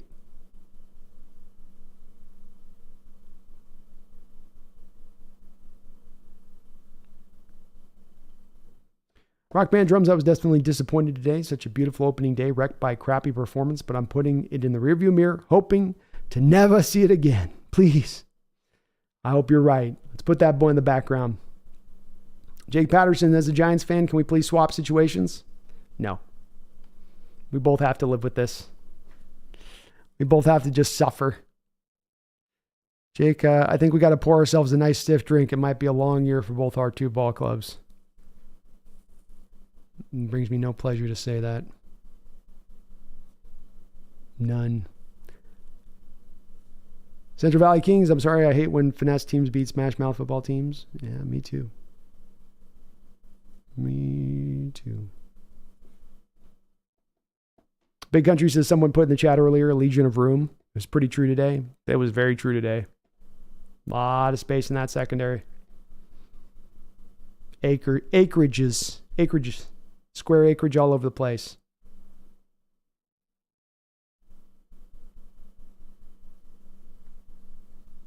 Benelli says McVay will be nice in Seattle. We should give up a first rounder for him. He's a great coach, man.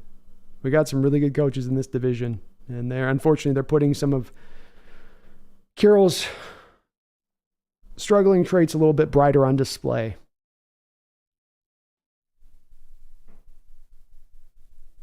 Always compete, I agree. Good points. I tuned in late tonight. No worries, I'll always compete. Appreciate you tuning in. Thank you for that. I want to thank, too, I haven't done enough here. Thank the sponsor of this show, which is Underdog Fantasy.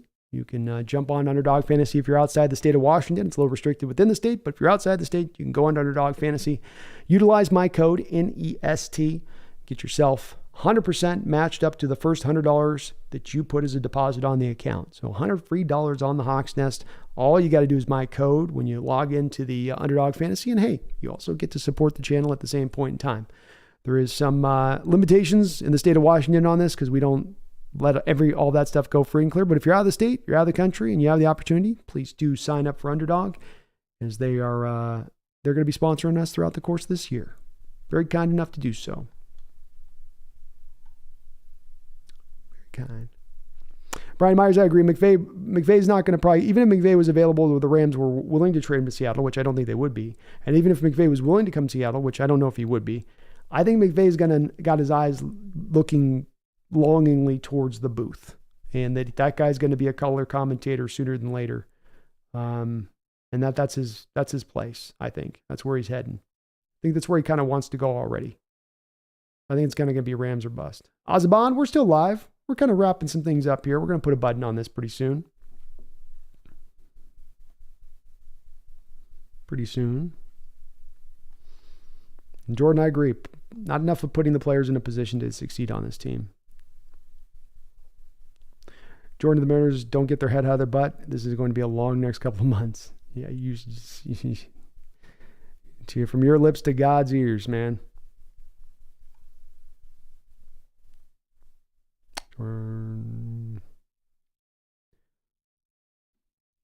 Daniel says, how mad is the Rams front office after getting that win? You know, they were throwing clenched fists in the air in rage. What's more we can do to tank for Caleb? I bet they probably are a little bit, yeah. Because they were tanking pretty hard this year. George says, what do you think the Niners secondary does differently than ours? They're not a very blitz-heavy team. They don't have to be a blitz-heavy team because their front four can generate pressure on their own. We don't have a front four that can generate pressure on our own. They've also set up their front four in a wide 9 alignment scheme, which is a wide 9 alignment allows you to be able to better rush the passer. It creates more natural rush lanes in the rush game, but you are going to be a better ideally at getting the quarterback because your defensive linemen have more space to work with to get themselves clear into the backfield. It requires you to be way more disciplined and on your P's and Q's and all of that, which the Niners, of course, are. But that's something different than how we do. We don't rock a wide 9. We rock a 3 tech and a 1 tech, and then we put wide 9 outside linebackers on either side of them, which is not the same thing.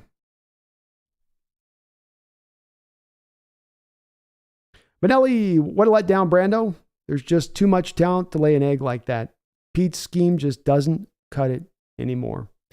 That is indeed what I've been trying for 10 hours and, well, at least almost 8 hours, 9 hours, however long we go today. That's exactly the argument and what I'm trying to sell my fellow 12s on, is that the scheme is the problem here. There were maybe other issues. It's not to put this wholly at the base of the defense here, that there may be other problems in this game, but this is the main issue. This is the thing that if we can correct or start to fix this, the team will be much better for it. And I can't say that about any other given thing that someone might look at on this team as a bit of a problem feature. This is where it's got to get fixed. You've been epically bad for a couple of years now at defense. You've been historically bad. 2020, 10 games into the season, you're on pace to give up more yards in the air than anybody else in NFL history. By a wide margin, set to break that record. The only reason you didn't break that record, the only reason, is you played the Lions, the Bears, and the Texans at the very end of the year. Completely non-functional offenses. That's the only reason you got off that damn hook. But on that hook you were on. And you were on that hook for one good damn reason. And it ain't just about talent. It's because you run the most simplified scheme in all of NFL and you refuse to change off of it. When are they going to change? When are they going to do something else?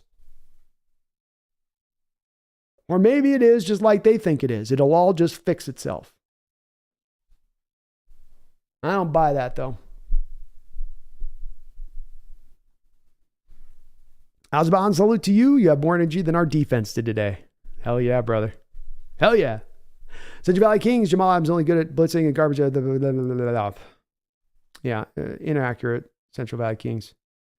Cameron, thank you so much for being an outlet for us fans. It's always nice to vent and talk Seahawks football with everyone. It's my pleasure to be so, Cameron. I love what I do. I enjoy what I do.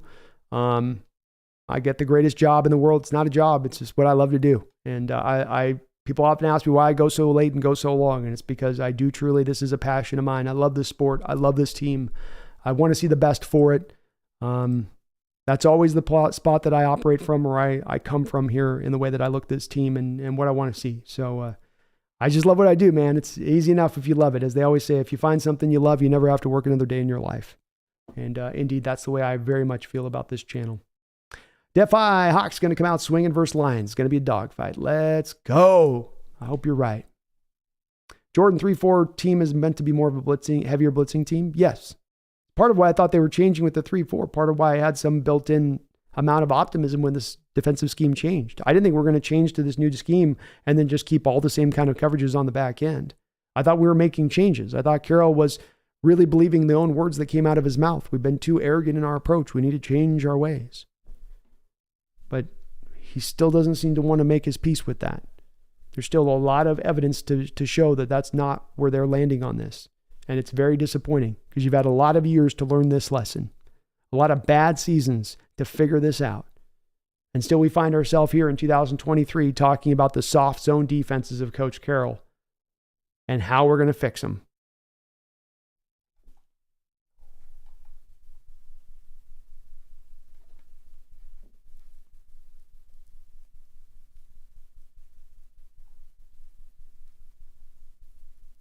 No, bro, with Stafford going after Wagner in coverage.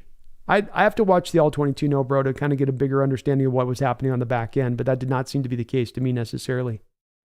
They were attacking in the middle of the field, 10 to 12 yards down the field, and we had no answers in coverage. I didn't see anybody even close at times. It looked more like blown coverages to me than it looked like one guy getting attacked in coverage. Daniel, maybe Pete is just playing 3D chess. He's just making sure we don't have to go against Caleb Williams for the years to come. I see us splitting with the Cardinals too, laughing out loud. I could at this point as well. A1 says, so we need 3-4 that's a heavy blitz scheme and runs more man. That's what I would do. What I would do as a defensive coordinator at this point is this. Certainly this is going to be aided by Witherspoon and Adams coming back into play, but what I would do is this. Run 3-4, toss out the stupid-ass two-man front craps that they're running, okay? That goes bye-bye. We're going to run a 3-4. And then we're going to bring the heat. And you know what? We're going to give up some big plays over the top. And you know what? There's going to be some growing pains within that. And you know what? Coach Carroll's going to have his butt cheeks pucker when he gives up a 60-yard bomb over the top for the first time in 3 years. Tough. That will also bring about a lot of other things. Potential game-changing plays, sacks, interceptions, tips, balls, forcing the quarterback to process faster. And I can't guarantee it's going to be more effective than this current defense is, but I can guarantee you this defense ain't effective. If you're looking for effectiveness, staying with this old isn't going to bring you there. My solution might not bring you either, but at least my solution is something new and different.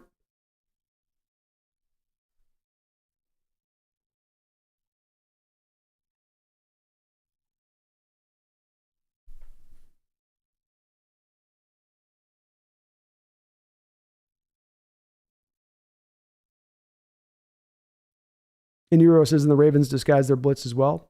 They do. They do, which is a key part of it, is the disguising, not showing your hand. They're good all the way around it. It's part of why you got to commit to that when you go to that if you're going to be it. You got to make it part of your identity as a defense. You can't do this thing where we're going to blitz it 7-8% of the time and hope to be really effective at it with that. You're not. Really, at that point, the only time you're being effective is that the offense has just gotten so used to you being in a staple coverage. You flipping out of that coverage is more of what catches them offline, not the, cloak and dagger nature by which you run the scheme.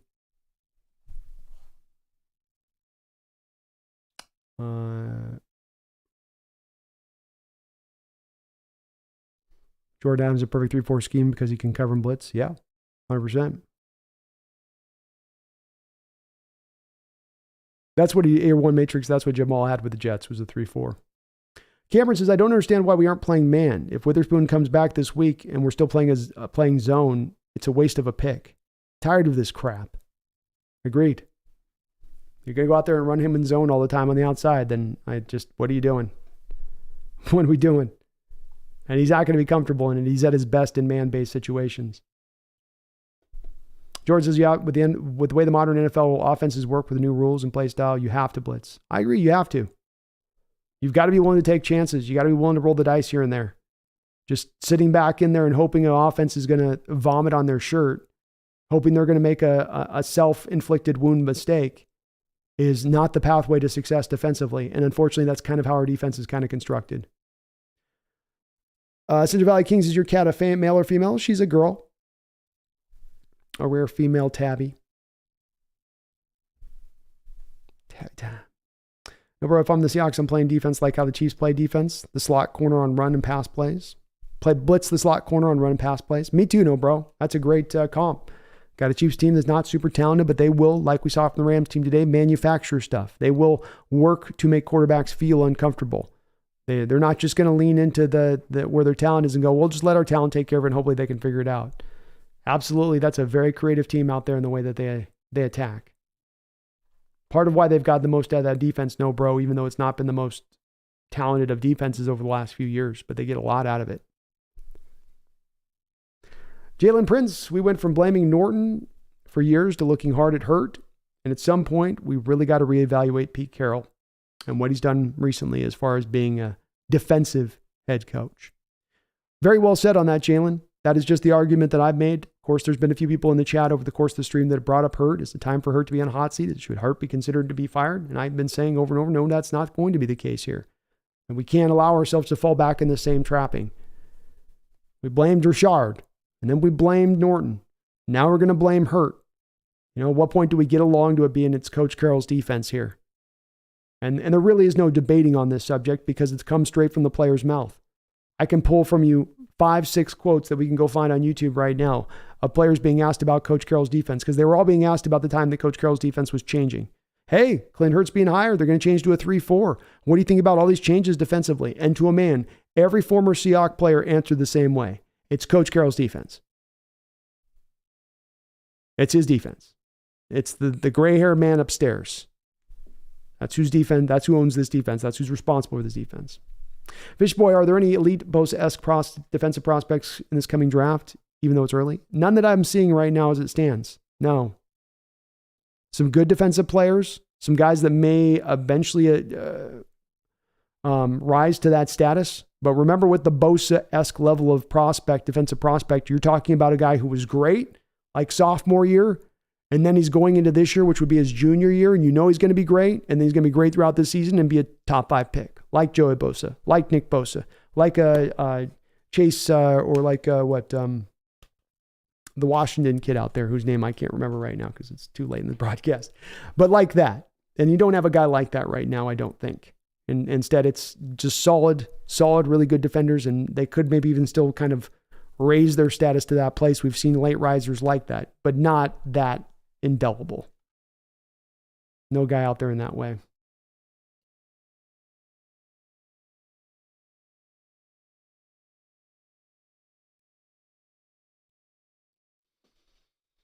Cedar Valley says, nice to have a 1-year-old male cat, white cat, blue eyes, and orange color on his tail, paws, and head. They're awesome, man. I love having a cat, and she's always great. She's here with me on every stream, keeping me company, trying to keep me sane as I go insane. Cameron says, I saw a stat saying that we are 3-7 since starting 6-3 last year. Makes you wonder if last year was all luck. Does make you wonder a little bit more in a question about what you attained last year when you look this bad on the front of it, to your point. And they've not been playing great football since that hot start that they had last year. I will say, too, a big part of those games and going 6-3 was your ability at that point to go against lesser opponents. You had 2 games up against the Cardinals. You had a bit of a struggling Charger team when you were facing them that wasn't at their full health. You had a Giants team that you were able to catch at just the right time where they weren't playing their best. Fish Boy, is there a specific date that Jody Allen has to sell the team, or is it an if and not a when? It's an if, Fish Boy. The mandate from the trust does state that she has to liquidate everything, and that includes the Seahawks team. She gets to choose the timetable by which she wants to sell the team.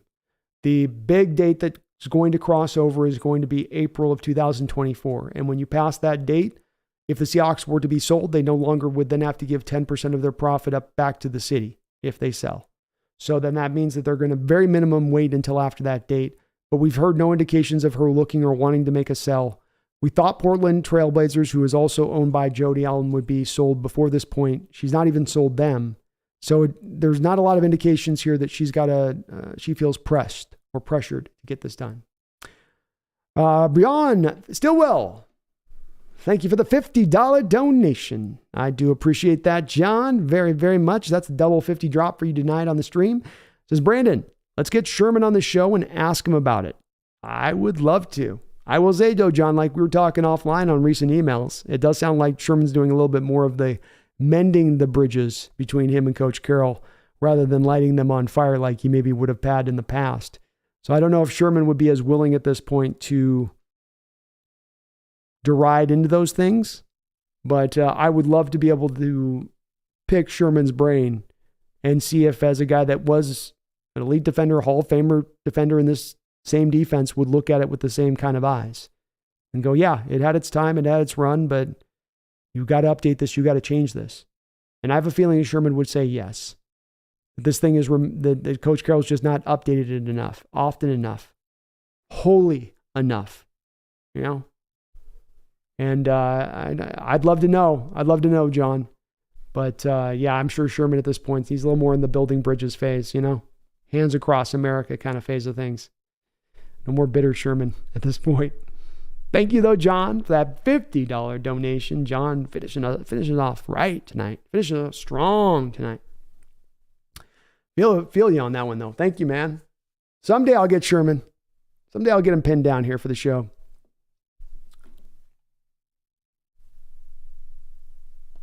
Jalen Prince, how much trust do you have in the Pete Carroll both on the field and in the office as far as decision-making goes?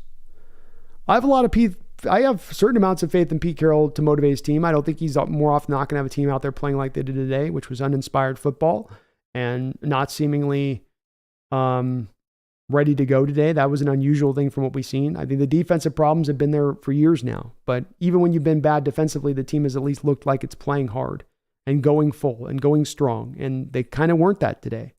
I really only have one real central place that I don't have a lot of lack of faith in Carroll to fix right now, and that is the willingness to update the defensive scheme. And unfortunately, that one unwillingness would be enough to keep this team from getting back to an elite status of things, be it either this year or next year. If he's just not going to change his ways, I don't think he's going anywhere anytime soon. And if he's not going to change his ways, then there's a limitation to how far this team can go with a defense that refuses to adopt, evolve, and update. I mean, if I was to ask the chat, hey, chat, you got an awesome offense, you got awesome special teams, but you have a 1980s defense, you have a defense that's constructed out of the 1980s in its stylings. How far can that team go? No matter its level of talent, no matter how well stocked it is, how far can that team go? And I think the answer would be pretty succinct on the other side of it, it'd be limited. It would find some success, but it would be limited because that will raise its head at the wrong possible time. That reality of your defense.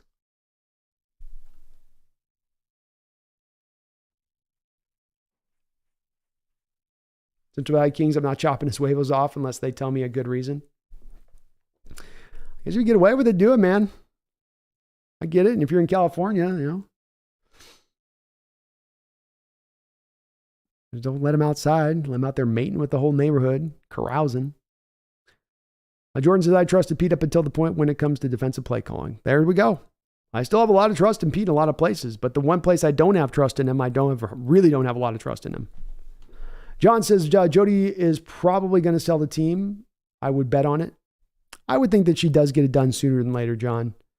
But how fast is that in your mind? You know, is that like a 2025 thing, or are we talking before 2030? And if we're talking before 2030, then that means that probably Pete's here as long as he wants to be here. Brian Myers, I haven't heard any real clear updates on the tackles. We've got a toe injury with Charles Cross, sprained toe, turf toe, something like that. And then Lucas was dealing with a knee injury from last year that they've been having to try to, I think, kind of just manage.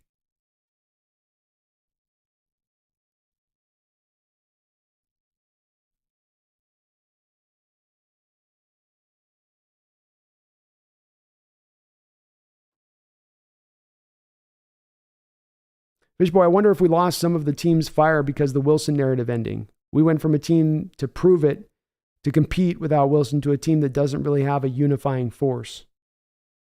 Maybe there was certainly a lack of energy missing in today's game. That's for sure. There was something that just tangibly just didn't feel right about the team today. To your point, Cameron, I don't like Clint Hurt. I don't like that Clint Hurt is calling plays in the booth. He needs to be on the field and chew these players out. I'm not a fan of coaches being away from players on game day. I don't have a firm opinion on it, but I could be signed up for that being a bit of the case with it. I mean, this is the first game he went in the booth, and he's had some bad defensive performances, but this was the worst one of the bunch in Clint Hurts' time here. So that's kind of more proof to your pudding on that. King Bomber says limited and successful is an understatement. That's 50 years of chopping at the defense we're talking about.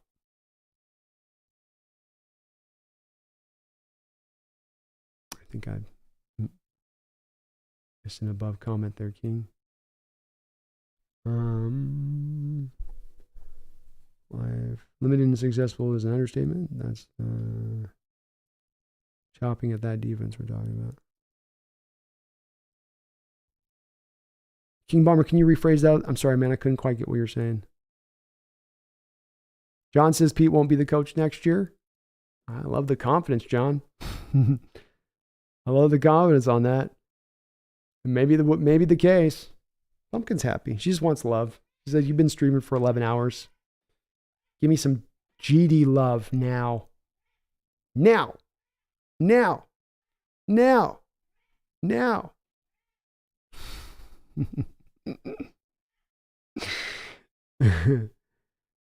Oh, Lord. Yeah, I hear you. I know. Almost done. We'll get some loves in a sec. King Bomber says you were referring to how limited and successful your defense would be if it was made from the 1980s. Thank you, King. Sorry, my brain's getting choppy. It says, so limited and successful is an understatement. That's 50 years of chopping at that defense we're talking about. Bingo, King. Bingo. 50 years of brilliant offensive coordinators taking it apart, pulling it apart, how to go out, how to attack it. Try this. That didn't work. Hey, this one guy tried that. Try this because that worked over here on the other side of it. Oh, that didn't work. This other guy tried it over there 5 years ago. This now definitely does work if you do it like this. You get more refined in your beating of that scheme.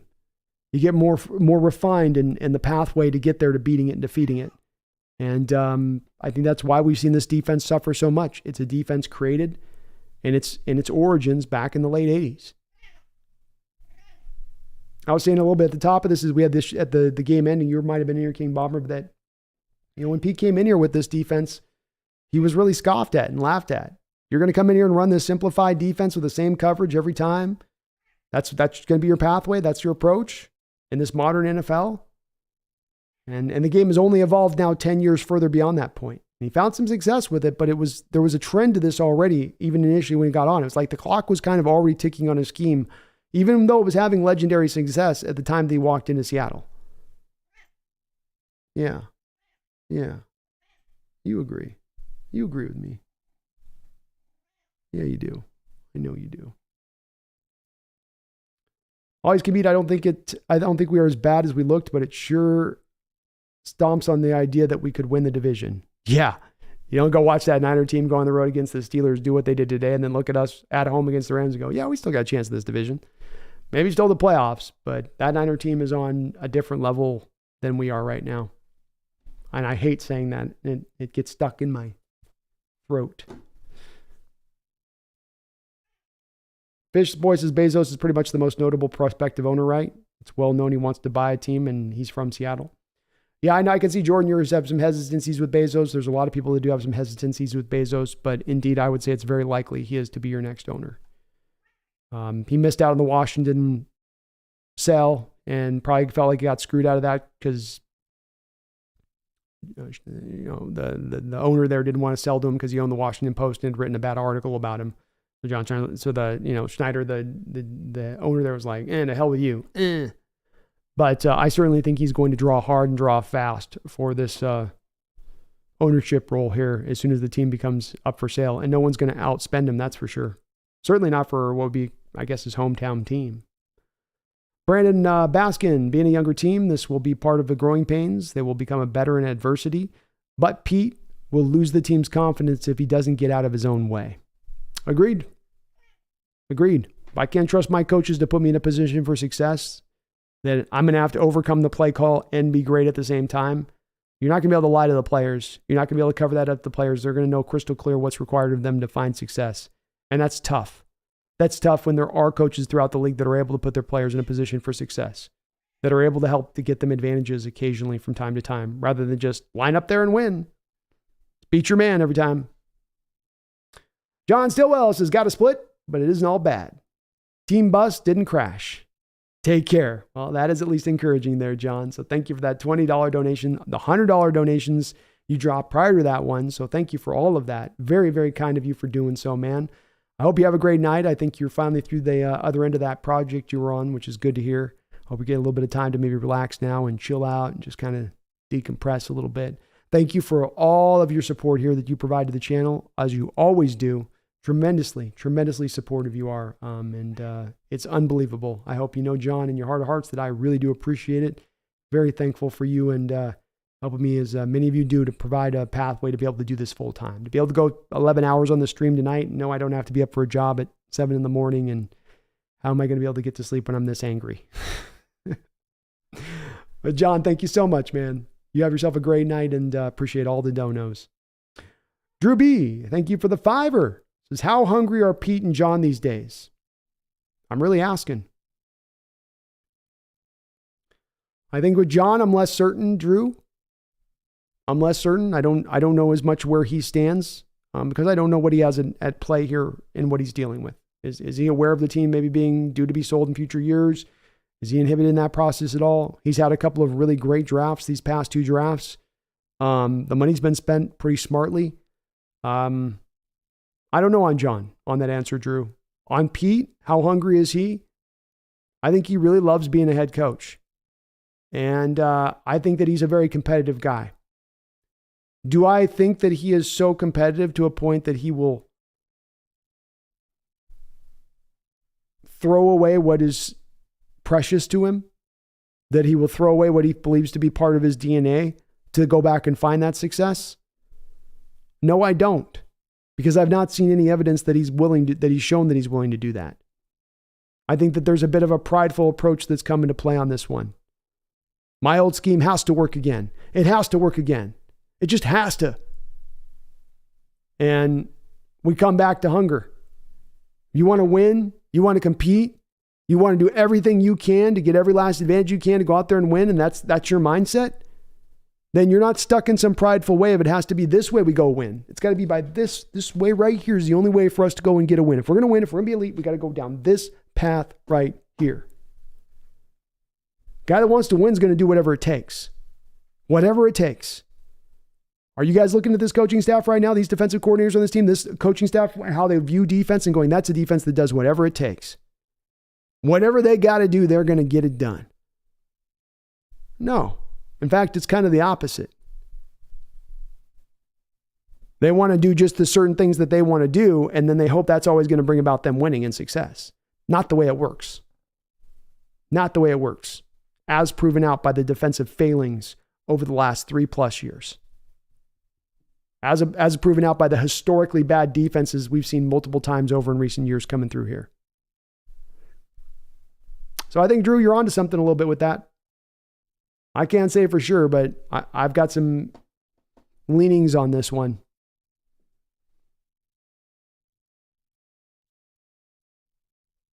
Thank you, though, Drew. Appreciate that donation. Cameron, thank you. He says, I will say, as upset as I am, I'm not hitting the panic button yet. However, if we look like this next week and lose, then I'll be definitely hitting the panic button. We could be 1-3 at the bye. It's possible, man. It is possible that it does go that route. And, yeah, I'm not fully panic button, I guess. I'm definitely very discouraged, and I've been live streaming since the game's ended, so I haven't had a chance to really turn it over and just think about things. But I don't feel great where it stands right now. Fish Boy, appreciate all the answers. My pleasure, man. I love doing it. I love having the interaction with you. So appreciate you watching and checking out the show. Brian Myers, Bezos gives me Mark Davis vibes. Might get a little bit of that in there. But he's got the pocketbook.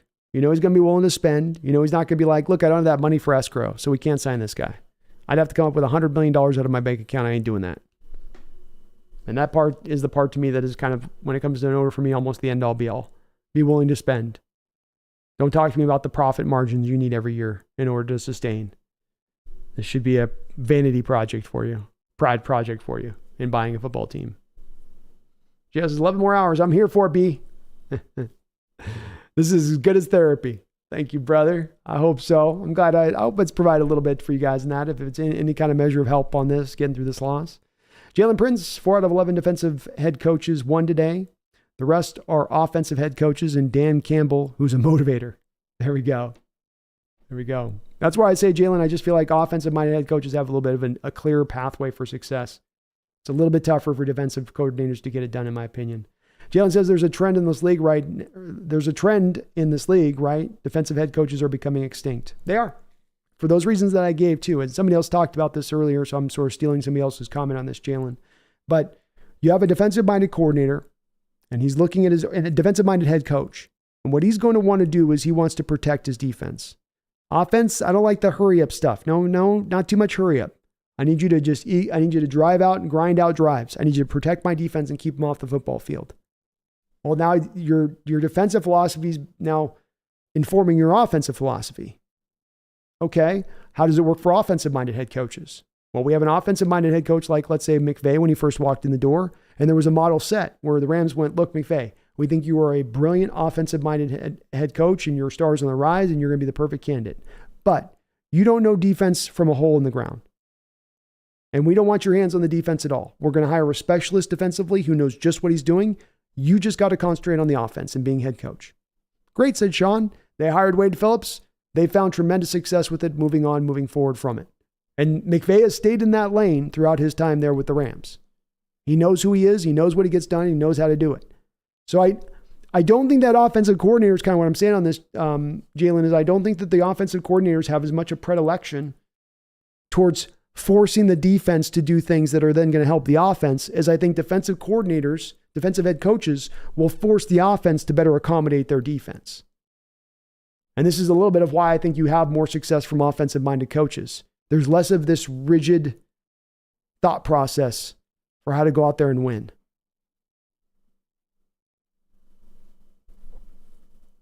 Brian says, anybody seen the Dolphins-Chargers stats? That's offense. No, bro says, do you see the Hawks trading for any player this year before the deadline? I think that the team's going to kind of show you that this is where they're standing. No, bro. I don't think that they're in a position of looking like they're one player away. And therefore, I do not believe at this point that we're going to go out there and make a trade for anybody. Not with the team looking like this. I think if you're going to go look to make a trade, it was because you're going to make a go-forward move because you felt you were a contender or maybe one player away. This team right now looks a couple players away. It looks a little too young. Looks like we're still a season away, quite frankly. Fish Boy, most people are pretty set on the coaching, but it could almost be fair to say that our secondary is pretty lackluster when Adams and Spoon are out. Brown and Jackson looked overwhelmed. They did. They did indeed. Yeah. I agreed with you there, man. And maybe those guys will make it look better on your point when they do return. To your point with that. We'll have to see. Part of what we need to track as we go through the rest of this year. But holy hell, Brown and Jackson looked bad. Jack Maloney, I say we get I say we get McVay. Why not? We got money. I like John. I think he's a good GM. Yeah, I do have some shade I'm throwing at Carroll here today, but I don't share that same feeling with John as it stands right now. My instinct is that Pete made a lot of those calls that were those bad drafts and bad player trades that he was telling John to do it because he was the vice president and could overrule him. I think he's had some of that taken off his plate in recent years, and that's why we've gotten the two last great drafts that we have. So I'm in the same place you are with that too. I'd love to get McVay, Jack. The one thing is, does McVay really want to coach that long? He has flirted with retirement a couple times over, including this offseason once again. He's going to have a cushy job in the broadcast booth whenever he wants. It's going to be a highly paid, cushy job. I think that eventually is where he's going to be driven towards. Euro says, hire Harbaugh for the Michigan. I hate him with the Niners, but would love him as the Hawks head coach. I would take Harbaugh as a head coach here. I absolutely would. I don't have a big list of names of guys that are on my consideration because I haven't looked too deeply at it. But Harbaugh, maybe Lincoln Riley. But I think Harbaugh could come in here and he could be a firm hand that we could need for this kind of environment for what it's been. I would love to see Harbaugh. Harbaugh, I know some Seahawks fans are big anti-Harbaugh guys, but I'm not one. I certainly would be. I would be in favor of it if that's the next coach we went to. I'd love to see just a big splash signing. That's worked for us a couple times over. Holmgren, splash signing, worked. Pete Carroll, splash signing, worked. And those are really the only two splash head coaching hirings you've ever made in Seahawks history. Chuck Knox, Flores, Erickson.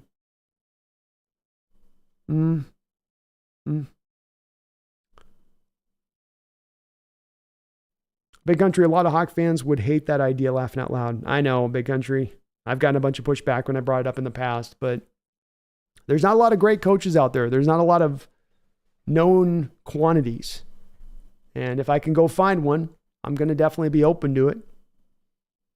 Cameron says, if Belichick got fired, would you want the Seahawks to get him? As long as he didn't have any general manager control.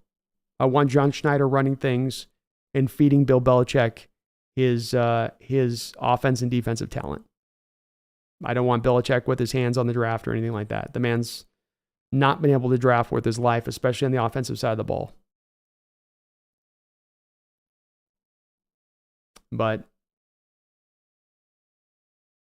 I think Belichick's also kind of facing down a little bit of the same thing that Carroll's facing down, which is that you have this deficiency as a coach that's with you throughout your career, and then it grows with time, and it becomes more exacerbated. And you don't work to correct it or fix it, and it becomes like a boil growing off your skin, but it's on your coaching career. Kid Loco, how do I feel about the Lions next? I think the Lions offense is going to give us some tremendous problems. If the Rams offense was able to do this to us at home, I think that Lions offense is going to be able to cook us up even more. And I don't know where we're going to find answers next week. They have a better offensive line. They're going to have more skilled position players to attack you with on the outside. They're going to have a better running game. And their defense is going to be better. I think. I'm not sure. I think it's a 10-point loss as it stands right now. And Euro says, I take Belichick in a heartbeat. Yeah, I would too. John Lugo, Dan Quinn is the head coach of the Hawks. John, there are a lot of folks that are wanting that in Seahawk land. I'm looking for more of the offensive-minded head coach, but I wouldn't cry tears if Dan was hired. Radu, how would you think of the Seahawks if the Lions get beat next week? Would you consider this a fluke? I'd consider it more of a possibility than I'm doing so at this moment, Radu. Because right now, I don't think that there's like about a 3% chance this being a fluke to me. So that would definitely bring me a little bit further into the other side of things. But this was one of the most miserable losses I can remember in Seahawks history for an opening game, and one of the most miserable losses under the Coach Carroll era. And I think it's got to be put in that right category of things, which unfortunately doesn't bode well for the future. Duck Flax says, dude, you're committed. Man, I know I've been going long. We're over 11 hours. I probably should wrap this up. Mr. Random, go Hawks. Hope this game helps us get it together. We can go 3-1 into the bye week. Lions, Panthers, Giants. You can get it, man. Definitely winnable games. This defense, Mr. Random, just has to come together really quickly. Hopefully they can do it. Bill Hicks, what position did you play in high school, Brandon? It was right around high school that I stopped being about good enough to play. Unfortunately, I was gifted with being a very slow, not the most athletic or guy could jump high or any of that. So it was just, we had a high school at that time that was like, I think we had 2,200, 2,400 students or something like that. So you went on the football field, everybody was like 6'3" and 240. That's what it felt like. So I tried to high school a little bit, but I was getting clobbered out there. Just not good enough. Everybody hits their spot where you're just not good enough. But I played through junior high into high school, outside defensive end and a little bit of middle linebacker. Just a little bit. I was a pretty good defensive end. Just not very big and all that. But I had a good, I was tenacious. I tried hard. I was always giving 110%. But us less talented brethren, we have to do that, Jordan says this goes in the loss we had against the Browns. 6-3. I like it, Jordan. Yeah. Similar, really bad loss. Similar. 11 hours. Tackman says, keep going.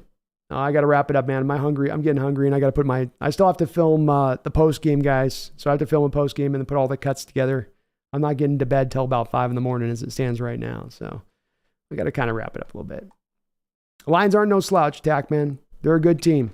Good team on the rise. They're going to be strong next week. They're going to be wanting to take that game from us, especially remember last year.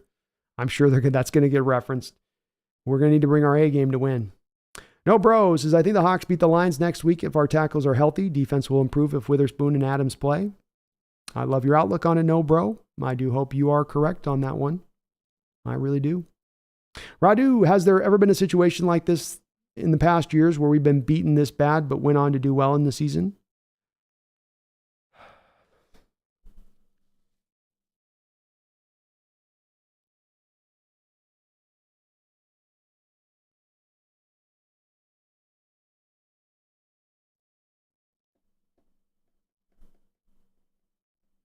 I can't think of a time. Try and go back to those 2020 games. They were all pretty close. 2021. Had defensive performances. Offensively, you kind of held in those games.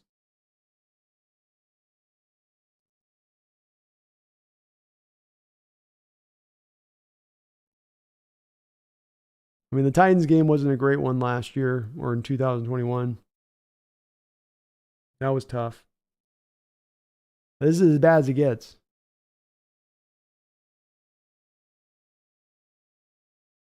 Fish boys, is this really our wake-up call game? I'd rather it be now than the final playoff push. Me too. I hope so. And Tackman, I don't know about Clint Hurd needing to go, man. I think it's Coach Carroll's defense. I think we've kind of been snookered in this way before, where it's like, hey, we got a problem defensively. Yeah, you do. I think it might be you, Coach Carroll. No, it's not me. It's Chris Richard. Okay, it's Chris Richard. Fire Richard and bring in Norton. Norton's a problem. Coach Carroll, I mean, you fired the last guy. This might be a little bit more you. No. It's Ken Norton. He's the problem. He's the reason it's gone bad. Oh, okay. A couple years go by, defense again continues to be bad. Hey, I think this defense is actually on you, Coach Carroll. No, I really think it's on you. No, it's not. He like Jedi mind tricks us. He like whips out one of those little flashes from Men in Black where they erase your memory. It's like, no, it isn't. What really happened is it was the defensive coordinator's fault and Holy's fault. It was the defensive coordinator's fault. It was really his fault. So I feel like it's happening to us on this. So we gotta put this blame game on the right place to me. And Tackman, definitely this game showed how important Abraham Lucas and the tackles are. Your offense went completely in the tank when you lost him. Tanked out. John, if we lose to the Browns in our retros, boy, Pete better go. The Browns look good today against the Bengals. They did.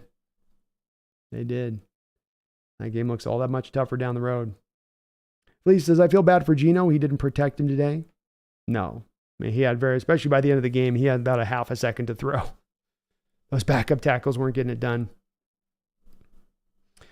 Marco M. I fell asleep yesterday night. In Italy, it was midnight, and it was halftime and everything was all right. What happened in the second half? Team just fell apart. Defense never had its footing throughout the course of this game. And unfortunately, the scheme just got absolutely obliterated by Mike McVay. He knows how to attack the Coach Carroll scheme. He knows it well. He doesn't deviate from his approach. And he just cuts us up like a scalpel. Brutal to watch, Marco. And then the offense went to the tank. You lost your 2 tackles halfway into the third quarter. Everything just started to kind of go sideways. Cameron, is it the first time we've lost a home opener under Pete? I don't think we've lost a home opener under him, but I could be wrong. Can't remember a game being a home opener we've lost. There probably has been one, but nothing's coming to mind. And Tackman, Geno did well through the first half. It got bad the second half. That's where everything kind of fell apart. We're like 10 yards into the second half. No, bro, didn't the Hawks hire a new pass rush guy? He didn't seem to help at all. No, they in fact seemed to regress. BT Jordan. And no pressures in this game, no sacks in this game. Very disappointing and not sure. I'm shocked they were as bad as they were. Shocked. Dakman says, I want to go to a massage parlor and ask for a Deshaun Watson special. It may take that to get over this loss, man. I'm not saying I'm doing that as well, but I'm going down to the Tokyo district, if you know what I'm saying. No, I'm kidding. I'm playing. King Bomber the Broncos a few years ago. We lost the home opener.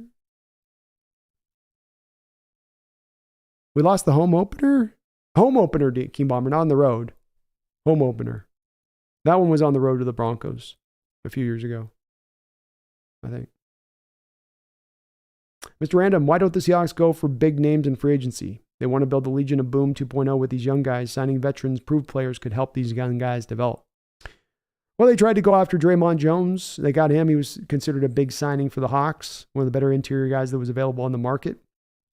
They've seemingly, in the other phase of things, has been more often than not leaning towards kind of the the value adds and looking to find those guys more than finding the splashier free agents. That's just been their approach with it. But it's definitely been one that's been purposeful on their part, whether it's brought success or not. King Bomber Broncos a few years ago. We had the 0-2 on that one. I think that was on the road, though, the first one. But that was an 0-2 gear. Central Valley Kings, fellow 49er fans, are spoiled and some want Kyle fired, but never say who is an upgrade and Kyle would get a job first. Then the Niners hiring somewhere else. Pete is a top 8 head coach. I like a lot that Pete Carroll brings to the play, but Central Valley Kings, and it's not to pay Pete with a brush that he can't coach in this league or isn't one of the better coaches in this league, but his deficiencies on the defensive side of the ball have continued to grow with time. And he is supposed to be a defensive mastermind. That's supposed to be his bread and butter. And there's not been any bread, and there's not been any butter. We can't even get some GD crust in this bitch. Can't even get some GD crust. Marco says, thanks. Next time I'll keep myself awake a little bit more. Actually, Marco, you might have done yourself a favor on this one. It might have been for the best that you missed that. That was one of the worst performances I've seen from my football team in recent memory. So if there's a game to miss, I kind of wish I was napping during that second half. But thank you, man. Appreciate you. Central Valley King, Chip Kelly, Tom Sula. After Harbaugh got fired, it was a joke. It was. And I do think Shanahan's one of the better coaches in this league, Central Valley Kings. And I think that what you have your Niner fans chomping a little bit at in wanting to see him go and upset with him at times is his own holes that he has in his coaching game. And every coach has a hole in their game. You know, and sometimes beyond what the coach brings from a success standpoint and what they do great, it's almost how do they get around their limitations as much as what determines them to be a great coach. And with Kyle, he's working to get around that limitations, which sometimes seems to be the development of the quarterback position or just his approach to the quarterback position, period. But it's not been something that's overtaken him for his success or overtaken his ability to put together a great team from a coaching standpoint, like it's kind of overtaken Coach Carroll with his deficiencies on the defensive side of the ball. And it's much different to have a problem point on one particular position group versus having a problem point on one whole side of the ball. And that's where it gets a little bit different between these two comparisons. Jordan M., Draymond Jones didn't get any pressures. Disappointed by that. Yeah, man. Very disappointing. T-Momo, still live is crazy. It is crazy. I'm a crazy man. Attack man, let's get back to more tight end boots. Little bit of 10 personnel. I'd go for that. Can't hurt. Can't hurt. Bob says, can I see the dirty hit of Aaron Donald or Gino? Anyone have the clip? I don't have it in myself. I'm sure you can find it out there. Central Valley Kings, Pete saved you guys from Russell Wilson. He did. And the question always comes into play, Central Valley. If you have an issue in defense that you haven't been good defensively for years and you have a defensive head coach, that's supposed to be his main kind of thing. That's basically the main reason for his presence here is being a defensive mastermind coach, but he can't construct one. And he's had multiple turns at it. He's had untold amount of resources dumped into it. If I can't get to a point of being fed up with that and saying, okay, this is a part of your game you're never fixing, is never going to get fixed, no matter what other good things you do on the other side of it. At what point am I allowed as a Hawk fan then to say, okay, this has been enough of this? This has been long enough of this. Is it 2025? Is it 2026? Is it 2027? Because these issues have been going back for more than one game, more than 1 year, more than just a couple of years. It has been ongoing. And it's a huge hole in his game, Central Valley. It's a huge hole in his game. Jordan says, game reminds me of the Rams, when the Rams dog walked us in 2017 in our house with Todd Gurley. Yep. Similar to that as well. John Anderson, why do you think none of the former Seahawks players say Pete Carroll is the problem? Don't you think they would know better than the fans? I think there's some financial imperatives that don't always exist here, where it creates situations where these former players are, going to start voicing their concern.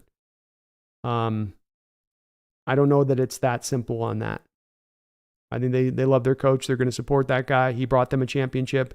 There's also ongoing connections between the team and former players that I'm pretty sure helps those former players get paid. So there could be as much a financial imperative involved here too, John. I don't think it's quite as simple as that.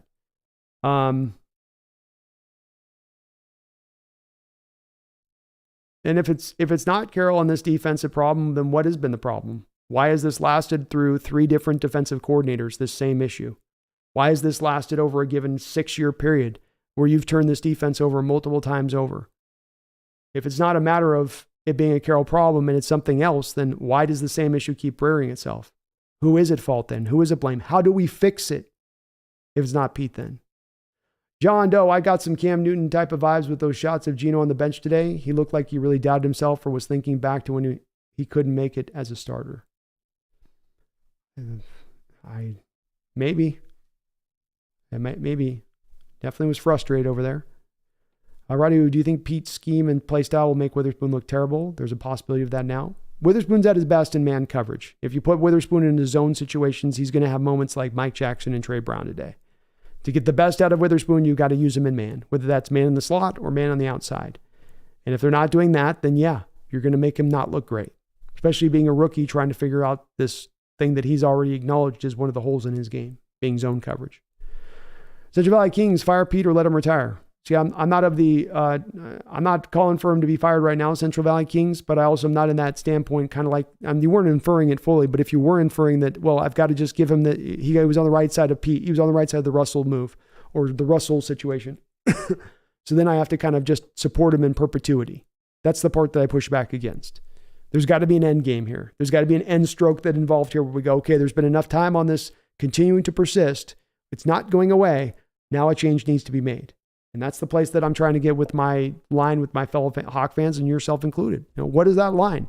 Where's that place where I do finally get to say, okay, it's been enough time. You're not turning it around. And I think from some Seahawks fan standpoint, it's a forever is the answer. That his winning the Super Bowl in 2013 provides him a forever home. And that's where I bristle.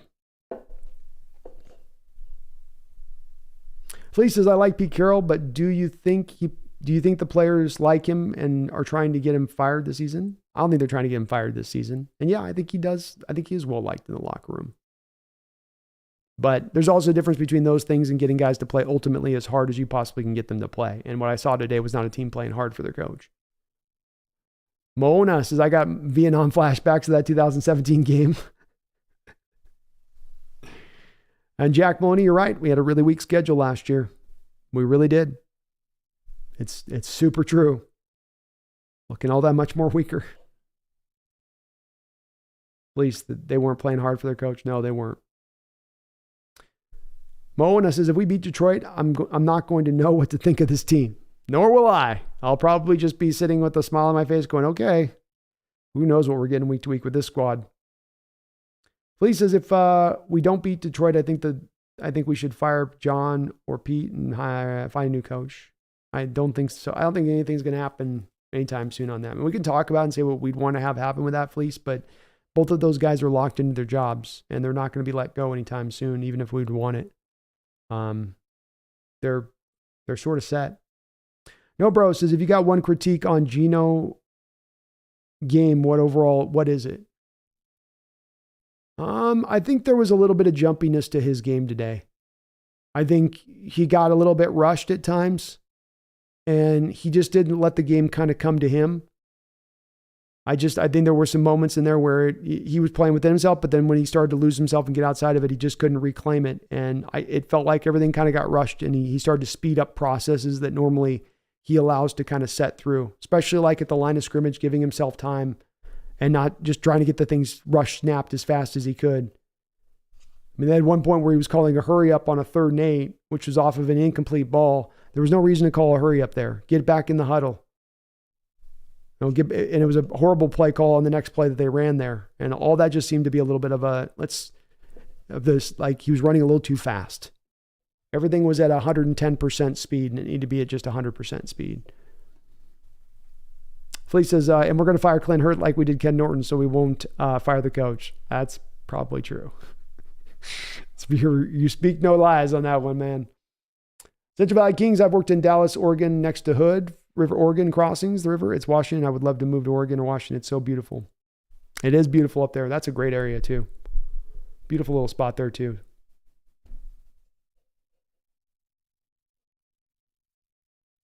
Central Valley says, push Pete to retire to save face. I mean, I don't think they would. And Pete doesn't want to go anywhere, Central Valley. I think you're going to have to drag him off the field kicking and streaming as a coach. So I just don't think there's any chance that they look to do that, or he would look to step away either. Dak Manson's Lions defense won't be as bad as they were last year. Lions stacked up their defense during the last 2 drafts. They should be improved. Yes. Aaron, I fell asleep for 8 hours and you're still live. This is borderline scary.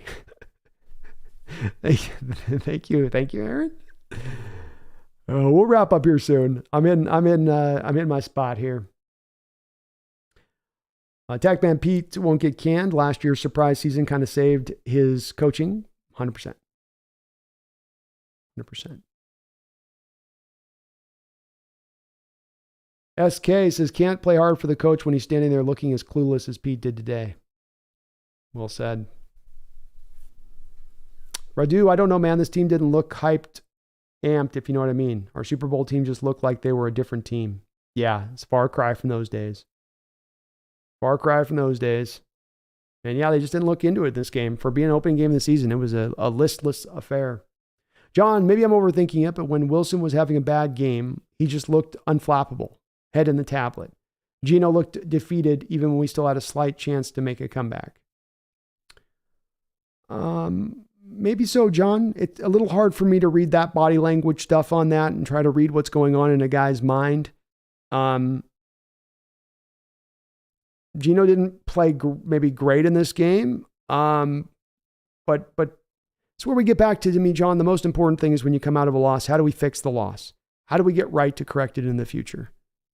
Was there something that was more overriding than anything else that was the cause for our loss? Was there one factor that over-factored in, played in too heavy for why we lost the game? And in my opinion, with this upcoming game, rather than it being of we're going to take it and we're going to go, well, 25% of this is on Geno. We're going to put 17% of this over on the coaching staff. We're going to put 19% on the secondary. I go pretty heartily by saying this is on the defense. You lost this game by the defense. We can. Some people, John, want to talk about DK's attitude. Some folks want to speak about shouldn't Geno played better. We got halfway into that third quarter, and it was crystal clear to your offense that they were going to have to score every damn possession in order to win this game. Which, if you want to talk about reading into his frustrations, John, and you mentioned it about maybe he's getting in his head or having maybe a defeatist mentality, if I'm to read in what you're saying in your comments, it could also be of, hey, I had to do this all last season. I had to go out there and be Superman every week for us to win. Every game last season, that was what required of me for us to find success. And if I didn't, we lost. And now I'm faced with another year where that's once again going to be the same thing. See, I could just as easily say that was what was going through his head. And would he have a right to be frustrated about that? Yeah, I think he kind of would. You had a game last year that you won where you couldn't punt one time the whole game or you would have lost the game. That's where, again, I go to, for me, my standpoint, John, is we can talk about Geno and there's some things you can pick apart in his play in this game. But when you have an offense, and it doesn't matter whether it's a Seahawk offense to me, John, or whether it's any offense in the National Football League. If I take any National Football League team and I take an offense and I take the defense, and that offense starts out and it's constructive and it's producing through the first quarter and it's producing and it's constructive through the second quarter and it's putting up points and it's getting drives and it's making hay while the sun shines. And at the same time that that's happening, my defense is falling apart. Can't stop jack shit. When I'm my defense and I'm facing there, and that's what I'm seeing on the other side, first quarter, second quarter, third quarter, there eventually reaches a state by the natural way, the natural ebbs and flows in a football game. You see this on any game. When those conditions occur, just like they did today, what then ends up happening is you get an offense that starts to press and do too much. They start to be realizing, oh, you know what? We've got to start throwing every time. We got to start putting up points on every drive. I got to step outside of myself because this defense ain't going to stop nothing today. This is the exact same thing, John, that happened to us in the final 49er game in the playoffs. I mean, it hasn't been that long ago since we saw this exact same type of game. That's why I say I'm so sure of what I'm seeing. In the Niner game, you played the Niners on the road and had the lead against the Niners on the road at halftime. And in that first half, your offense was just like this first half, consistent all the way through. But at the same point in time, your defense was trash all the way through. Couldn't stop the Niners for nothing. And then you got about halfway into that third quarter, and Geno and the boys realized we got to score every time. Field goals aren't going to get it. We got to get these points up if we're going to stay in pace with this team. And then he throws an interception when he's in the midst of pressing like that. Technically, in that moment, you could say that was a bad pass by Geno. Technically, in that moment, you could say, well, that's Geno there failing you in that game, losing you in that game. But was that Geno there in that Niner game? Was it that Geno interception? Because the people came into my chat directly afterwards, John, and said, see, this is why Geno's bad, that throw. Just like now, there wasn't as many that was willing to talk about the defense. I don't get it. I don't get why Carroll gets this pass from certain amounts of stretches of the fandom of, this is the problem here, and we're over here. I'm saying, here's the issue right here, and we got people's eyes over there. I'm going, here it's the defense. No, Geno. Here's the defense. Well, DK and his attitude. We saw this play out multiple times last year. Part of the reason I'm so frustrated today, John, in this stream is I've seen this play out this way so many different times. I've had so many different discussions with my fellow 12s who aren't seeing anything clear on this, who keep coming back to excuses rather than going to the source root issue. The root issue why you lost this game is your defense couldn't stop jack diddly squat. That is why you lost this football game. That is it. Not the offense, not special teams, not DK Metcalf, not Geno Smith. Maybe they didn't play their best football, but there's where you lost this game, was on the defensive side of the ball. And not only did you not stop that opposing offense, you couldn't stop one of the worst offenses in the league. In the league. This is where the discussion should begin. This is where the discussion should be hammered, in my opinion. And it's very important, John, for this to be done so, because we've taken this path in the past. We've gone, well, no, it's Russell not being able to do it. Oh, no, it's this defensive coordinator. It's that defensive coordinator. It's this defensive coordinator. And we never want to come back and name the evil. We never want to speak the evil's name. It's like Voldemort. He whose name shall not be spoken. And I don't know how it is that Carroll's gotten to that place for some people in this fandom that they can't lock in on the real core here of where we've got the issues the last couple of years of what's been the problem with this team. It's not been offense. It's not been scoring points. It's not that. The problem and the issue of the team comes back to the defense year in and year out, over and over and over again. Doesn't matter the amount of resources dumped into it. Doesn't matter the draft picks dumped into it. The same issues continue to raise.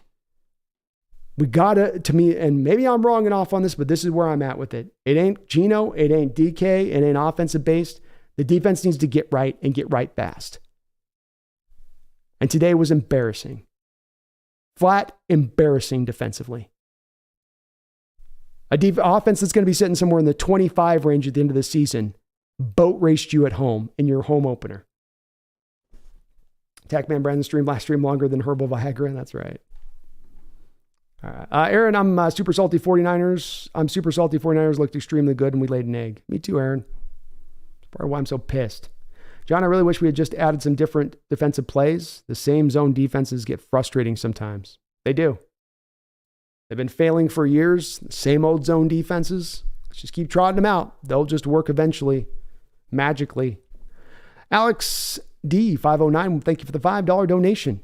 Says, I'll be happy with the 9-8 season in order to justify my purchase of the NFL Sunday ticket. Hey, that's fair enough, Alex. That's very fair. That's very fair. You want to get your money's worth at least. I get that. I would too, man. I would too. Thank you for that donation, brother. Appreciate you.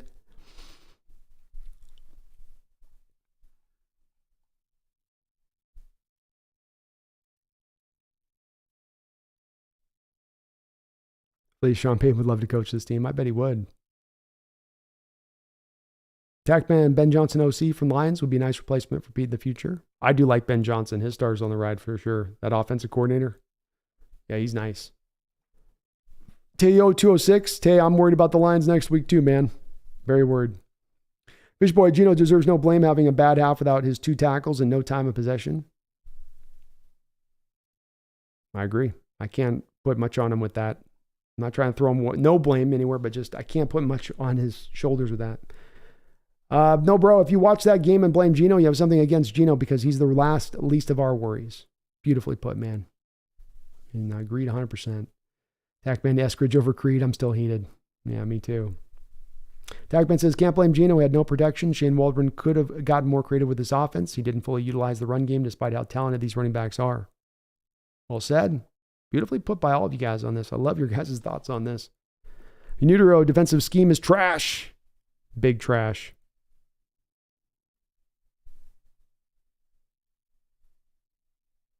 Marco, offense brings people to the stadium. Defense takes them to the playoffs. Well put, Marco. I will say, though, who's our last defensive head coach that's won a Super Bowl? Yeah, Arians, Andy Reid, Sean McVay.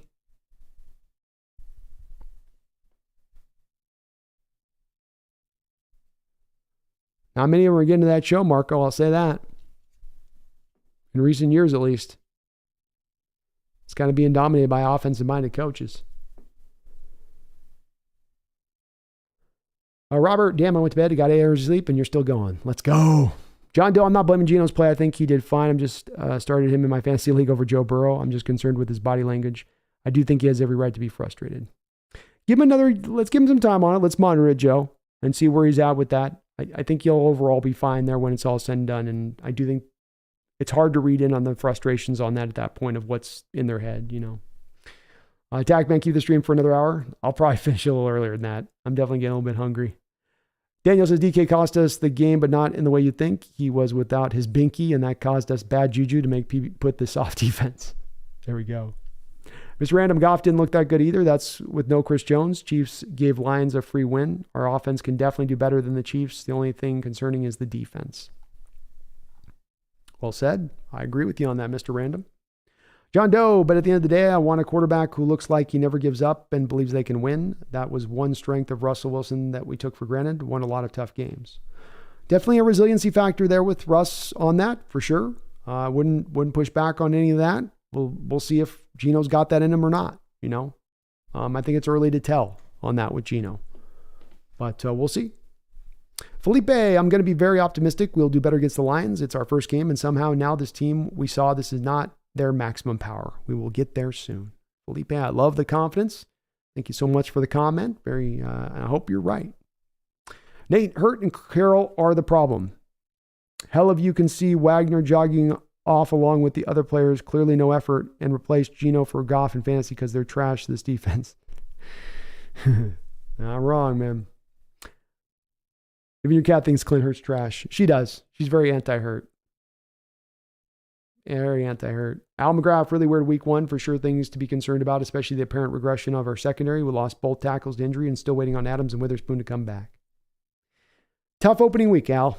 Not the best of opening stanzas. Gary Kubiak, I think he's retired at this point. I think he was having some heart issues at the end there with the Texans before he did retire, so I don't think he'd be an option.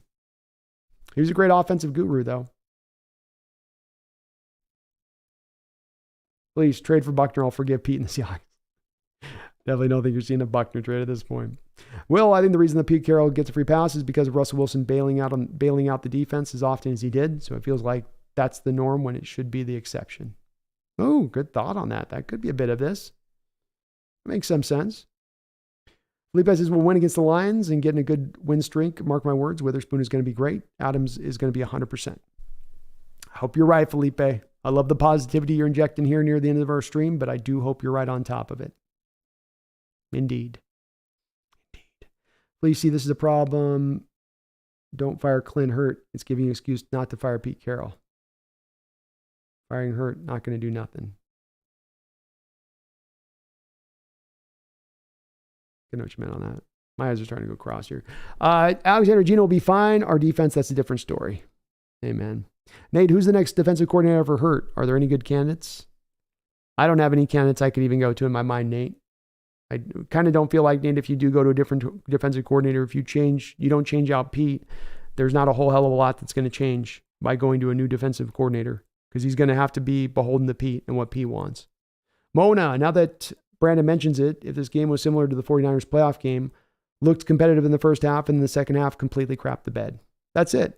But a lot of that game where you were pushed by in that offense is why I kind of so thoroughly want to go to that point of saying the offense gets driven at a point in time to feel like they got to score every time. And this isn't a Seattle thing. This is an offensive thing in NFL football.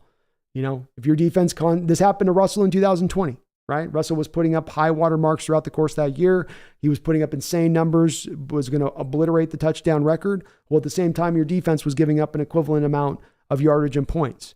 And so your offense then felt throughout the whole course of that year that they had to keep staying up to snuff with the other opposition in the defense, that they had to score every time. And that eventually wore that offense out. It eventually lost its effectiveness having to run like that all the time.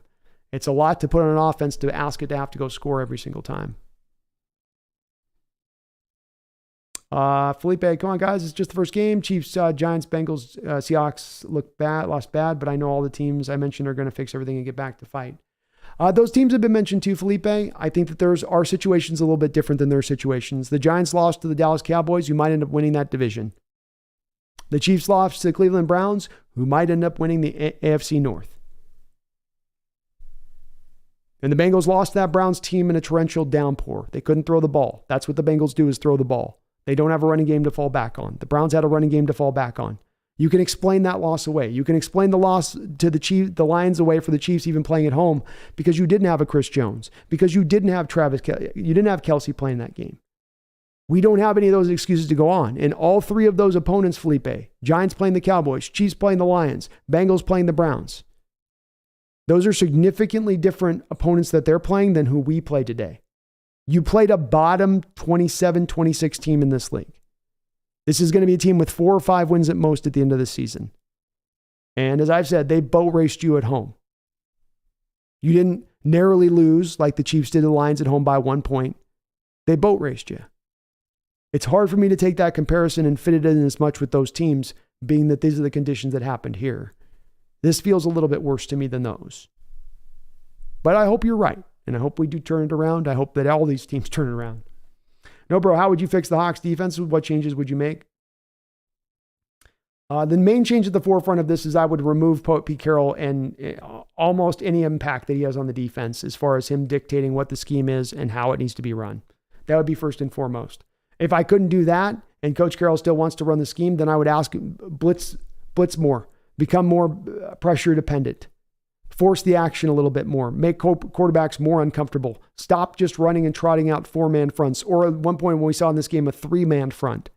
Stop running these light boxes up there that can't generate any pass rush on their own, and you keep expecting them to do so like it's suddenly going to change. So one of those two things, if I can't go whole hog to the other way of it, then at the very least, just more pressure-based concepts, more man-based coverage concepts, more making offenses uncomfortable. Stop making it so easy for them to read your defense pre-snap, which is what it is as it currently sits.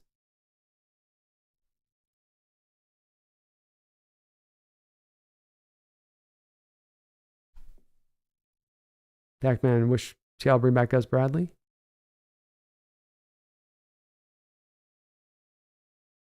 But how about the Rams end up surprising people like we did last year? Felipe, we'll see. We'll see. We'll really see. There's a difference of the talent level that we had on that ball club last year to the talent level that the Rams have on this ball club this year. And I'm consistent on this because I looked at that Seahawks team last year and I said, I see this as probably around an 8-win team. I don't know if I didn't predict they were getting the playoffs, but I also wasn't those people out there that saying that Seahawks team was a 4-win team last year. I am saying that this is a Rams team that should be a 4-win team this year. Felipe, they removed their talent down. They tanked. They shed all of the contracts. They decided to feel all that pain this year. All that pain of dead money cap. Now, we're going to sustain it all now. They've got rookies, 4th rounders, 5th rounders, 6th rounders, all across the board out there on the offense and defense.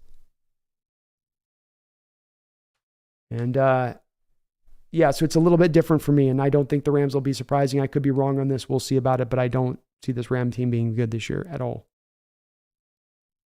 Little Dallas Cowboy. Hey, Brandon, thanks for the show. Sorry about the loss. Get him next week. At least you're not paying your quarterback $50 million this year to throw for 130 yards. No touchdowns. That jerk.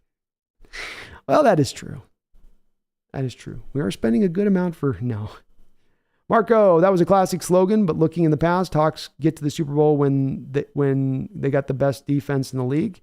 Obviously a great offensive line and a brilliant quarterback, but the Legion of Boom was the key.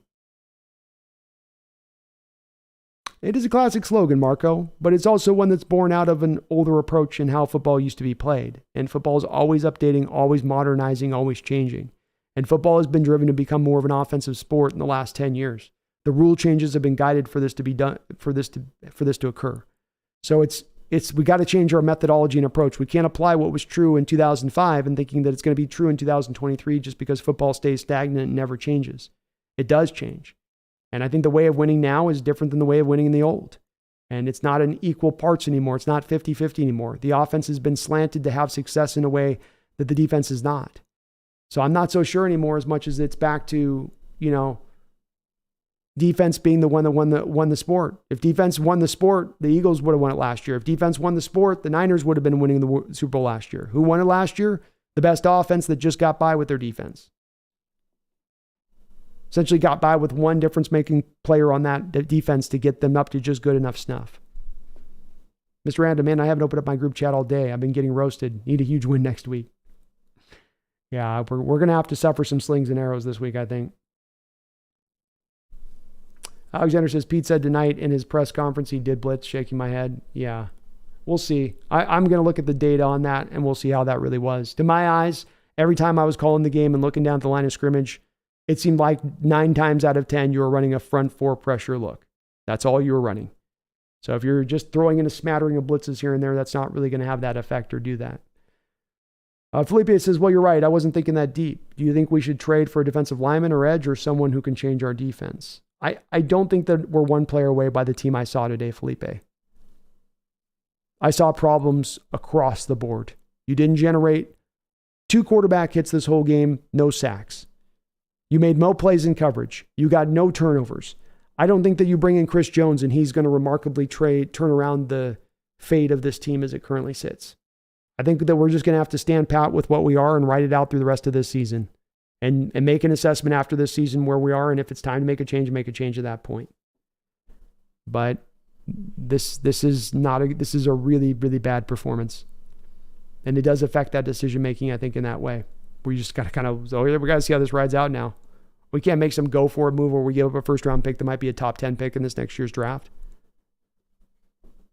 Austin, I 1,000% believe that it is not a talent or roster problem. If you compare rosters, our roster is extremely talented. This leads to offense and defensive schemes. It is definitely outdated. Bingo, 100% Austin. That's my take on this as well.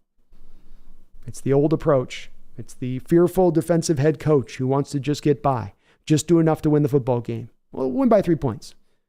We'll just kind of squeeze it out rather than go out there and try to win it. Take the game.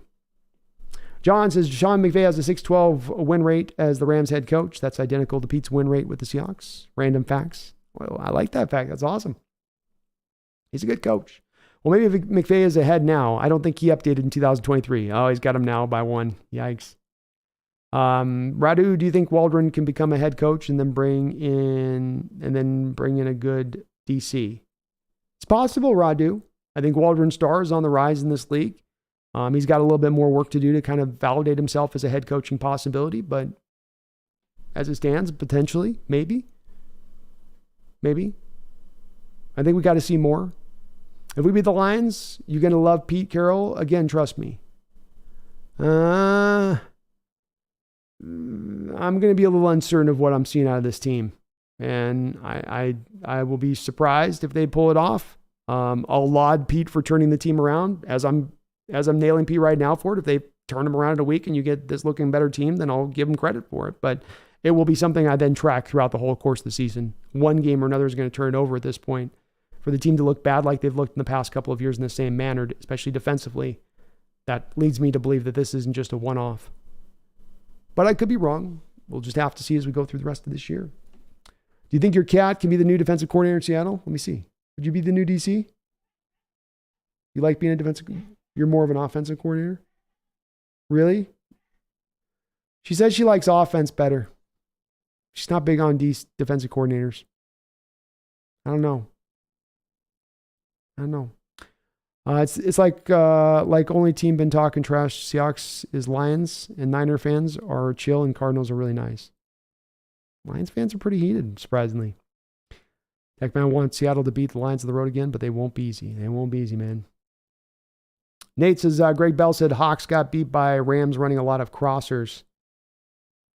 I don't get why the Hawks couldn't send DBs to get sacks or create some kind of pressure. I don't either, Nate. Crossers, in-cutting routes, essentially attacking where your zone isn't. I try to get more to the simplified point of this because we can get complicated with the nomenclature of terminology. And we can get pretty simple into this, You drop in hugely soft zones to prevent big plays. You give up short and intermediate passes in favor of doing that. And that is the tactical approach the coaching staff has chosen to make. That is what they're doing. And they've been doing it for years. Felipe, what if we want to somehow go 7-40 against the Lions or something like that? I know I'm dreaming, but we win 40-70. I'd love to see it. Jamore, I've been streaming 11 hours. Definitely have been. Radu, what do you do if we play more man like we'd want and still get destroyed? Where does the team go from there? Well, if you're going to run man, then you need to run some blitz packages with the man coverage. If you're going to run man coverage and then run the front four, then the man coverage is probably going to get beat. So some of this is about also getting creative up front and how you utilize pressure packages and blitz packages. If it fails at that point, well, then I'm going to come back to the coaching and wondering if you just can't develop players anymore on the defensive side of the ball, in addition to having already shortcomings when it comes to the schematics. That will only expand my feeling of shortcomings when it comes to the defensive coaching staff, if that's the case. John, you have a grade 9, man. I'll try not to take this so hard. I'm trying. I'm working through it.